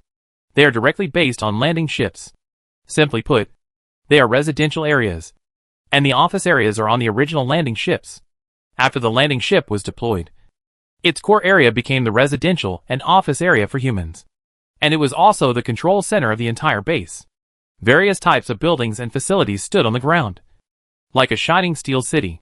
The buildings were connected by wide roads, which were covered with special glass layers and filled with air needed for human survival. The empty space between the buildings was not wasted by humans. But transparent domes were built here, and the inside was a leisure area. Outside the base, humans opened up a piece of open space and built it into a large square. The orbital mass accelerator was placed on the large square near the base. As for the hardening of the ground where the orbital mass accelerator is located, it is not worth mentioning. The early mining of stone and other materials can produce enough cement. After the ground base is completed, the next step is naturally for personnel to land, and then explore various resources, transport them to the base for processing, and then send them into space. Now the first batch of personnel has begun to land. At this time, Yu Yuan also received a proposal. Yes, Yu Yuan did not go to the ground base with the first group of landing personnel, although he also wanted to go to the planet to experience the scenery.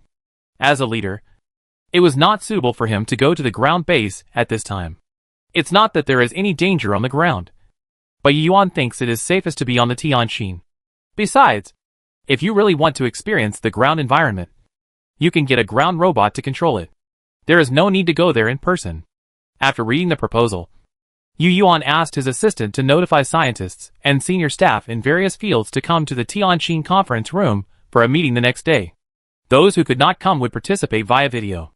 Most of the decision makers were on the Tianqin, but there were also many field scientists on other warships or research spacecraft.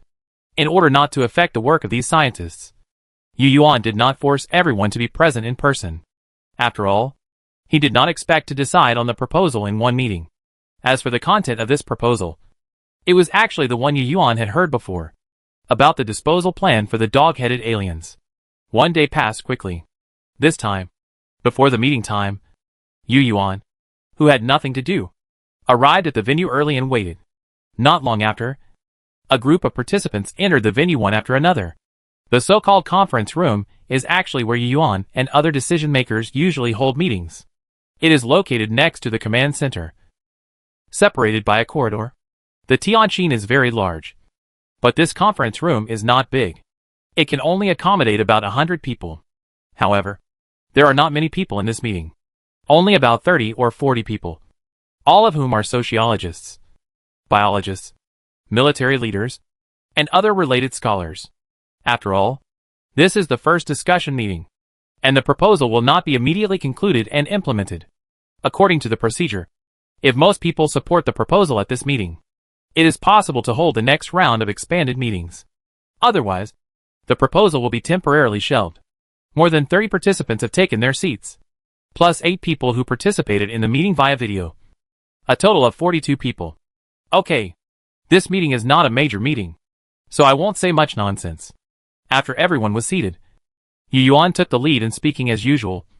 I believe everyone has read the proposal, so let the proposer, researcher Su Peizi, talk about her views first.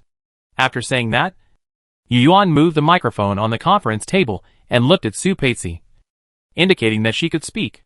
Ahem. Su Peizi cleared her throat, then opened her personal terminal to take a look at her preparations, and then opened her red lips slightly. All colleagues know that this proposal is about the disposal plan for dog-headed aliens. I also said in the proposal that they should be collected for our human use. I have 4 reasons. First, dog-headed aliens are intelligent creatures and are rare consumables for our human life science research. Second, the dog-headed aliens are different from the mature space-class civilization of Kuntai civilization. Their social form is in the transition from uncivilized to civilized. This stage is very suitable for reshaping the worldview. We can give them special ideological education to make their population loyal to us humans, and then send them to the warships specially made for them to become our swords in our hands. This can also avoid huge casualties of our human beings in future wars. Third, based on biodiversity and the need for life medicine research, we will inevitably collect a large number of various creatures on this planet, the dog-headed people, to build a new biosphere spacecraft. As intelligent creatures on the planet, it is also easy for us to take them without much effort. Fourth, compared to using the dog-headed aliens for experimental research, the best strategy is to make full use of them. The 4th point of Su Peizi is more of a supplement than a 4th point. Obviously, her 4 reasons are not perfect. After all, she is just a biodiversity researcher. It is good enough that she can think of using the dog-headed aliens and propose corresponding plans. As for how to use them, She is not the only one who can think of all the ideas. As expected, as soon as she finished speaking, a military officer refuted her. This is just a woman kindness. I don't object to you using the dog-headed aliens as consumables for research. I also think your third and fourth points make sense. But you said that the dog-headed people should be put on board as combatants to fight for us humans. Then I have to ask. The military officer paused, looked at Supetsi, and asked, first of all, we are a second-level civilization. To put it nicely, the dog-headed aliens are intelligent creatures. But to put it bluntly, they are an uncivilized race, as you said. For such a race, do you know how much manpower, material resources, time, energy, and resources it takes to cultivate them into a group that can drive lake-class battleships? The dog-headed aliens have not even entered the information age. The gap in civilization level is there. And this is definitely difficult to accomplish. Chapter 260. Chief of Staff Wang is right. Another military officer also took over the conversation and said, there is one more point. Researcher Supetsi, have you ever thought about this?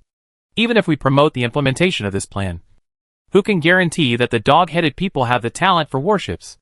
Even if they have the talent for war, it is probably not as good as us humans.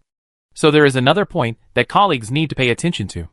Even if the dog-headed people have the ability to board ships after training, the warships they are assigned to are all built by us humans. In this case, why should we waste resources to build warships for the dog-headed people to drive? You know, it is not easy to build a lake-class warship, and we humans are not without people. On the other side, Chief of Staff Wang, who spoke earlier, also nodded and added, it's not just that. Researcher Su understands that the reason why our fleet is almost all lake-class warships is that our fleet is on the elite route. Building mountain-class warships is completely unprofitable. And mountain-class warships can't shake the lake-class warships of the same level of civilization. Then, Pei Su wanted to say, then change the elite route. But her mind was not confused, knowing that changing the route is not something that can be changed at will. For a moment, she didn't know how to refute. At this time, Chief of Staff Wang's voice continued to sound, well, there is one more thing I hope everyone can consider. As the saying goes, those who are not of my race must have different hearts. If we really want to use dog-headed aliens, have you ever considered that if the dog-headed aliens we have worked so hard to cultivate point their guns at us in the future? What should we do then? People's hearts are separated from each other, let alone aliens. Things of turning against one's own side and stabbing someone in the back are not uncommon in history. In a word, I don't trust aliens. As soon as Chief of Staff Wang finished speaking, another voice rang out in the conference room. Chief of Staff Wang is right. But in my opinion, this matter is not that troublesome at all. I just want to ask, why do insect-like alien dogs deserve to be vassals of anything? Not killing them all is already a great mercy on us. Hearing this, Supetsi couldn't help but retort, Deputy Minister I never said I wanted to be a vassal. She didn't know much about the fleet that others talked about. But this one said it so bluntly that she couldn't help it. In fact, Supetsi was a little upset. She was obviously considering humanity. So why did these people oppose it as soon as they opened their mouths? Human lives are very precious. And nearly 70,000 people died in the battle with the Kuntai people. Although she is just a biodiversity researcher, Supetsi also has a heart to contribute everything to humanity. It doesn't matter whether you are a vassal or not. Deputy Minister he shook his head and said, in my opinion, you researchers just need to take care of your own little piece of land. You just need to study the dog-headed aliens, and leave other matters to the professional team. Deputy Minister what you said is wrong. Although Researcher Su is not a military personnel, he is also a member of the great human race. It is a good thing to put forward his ideas. How can you say such things? Chief of Staff Wang is right. Hearing that the two people's words were a bit off topic, Yu Yuan stretched out his sword finger and tapped the conference table a few times. Then looked at the others. Okay. What do you think? When Yu Yuan heard about this matter before, he thought about it in his mind. But now it seems that he was not well thought out. As the two military personnel said, if humans want to use a race that is not even a first-level civilization as cannon fodder in war, the cost they need to invest is indeed very huge. And there is also the risk of being counterattacked. As for vassalage, let alone, even a biodiversity researcher knows that vassalage is not appropriate. So how can Yu Yuan mention vassalage again? The so-called vassal is really a younger brother. Since it is a younger brother, it undoubtedly has a certain degree of political autonomy. And taking a primitive civilization as a younger brother, whether it is the human top leaders or the general public, will definitely not agree. However, if there is a way to cultivate it into a simple cannon fodder without the risk of rebellion, Yu Yuan is still somewhat tempted. After all, he also feels sorry for the human casualties. In fact, in this regard, Yu Yuan has considered another way. That is, the development of intelligent war AI. For this reason, he has been working on computer research for many years. But the development of this type of AI seems to be affected by some unknown factors. And there has not been much progress in countless years. The combat AI created based on today's human quantum computers is quite smart. But it is still much worse than humans in various impromptu decisions encountered in battle. To be honest, if there was a clue to intelligent war AI, Yu Yuan would not be interested in this dog-headed alien. Of course, it's not just the AI problem of intellectual war. Yu Yuan is also worried about the crisis of intelligent machines. Yu Yuan can't forget the silver mist consciousness he encountered that year, which is the AI created by the Mach civilization. And the Mach civilization is a third-level civilization. Since the computer technology of the third-level civilization is capable of creating such an AI, Yu Yuan has reason to suspect that the legendary intelligent machine crisis may be encountered at the third-level civilization level. Perhaps, whether or not to overcome the intelligent machine crisis is the watershed among the third-level civilizations. The civilization of Mach Star was destroyed, and the AI rebelled. Only the third-level civilization that survived the AI rebellion was qualified to find the way to the fourth-level civilization. As for whether it is possible to avoid the intelligent AI and avoid the intelligent machine crisis, Yu Yuan did not know. However, most computer experts and scientists in other fields believed that it was impossible. They thought that it would be impossible to discover the key technology to achieve the fourth-level civilization without such intelligent AI. Of course, the real situation is unknown to humans, as humans are only at the second level of civilization. Back to the point. After hearing Yu Yuan's question, the participants began to express their opinions one by one. And for a while, the conference room was filled with discussions. After the voices gradually died down, a physicist said, "Director, it is not impossible to make a species not completely loyal to humans." "Oh," Yu Yuan thought and said. The physicist did not keep the topic secret. He immediately looked around at the curious attendees and said, "Everyone knows that our thoughts, or the various behaviors of the brain, are not simply transmitted by electrical signals, but occur at the quantum level. If we can figure out the role of brain activity at the quantum level and the corresponding phenomena, perhaps we can use some special equipment to reversely influence the brain and make the dog-headed man brain imprint a certain brand of eternal loyalty to us humans."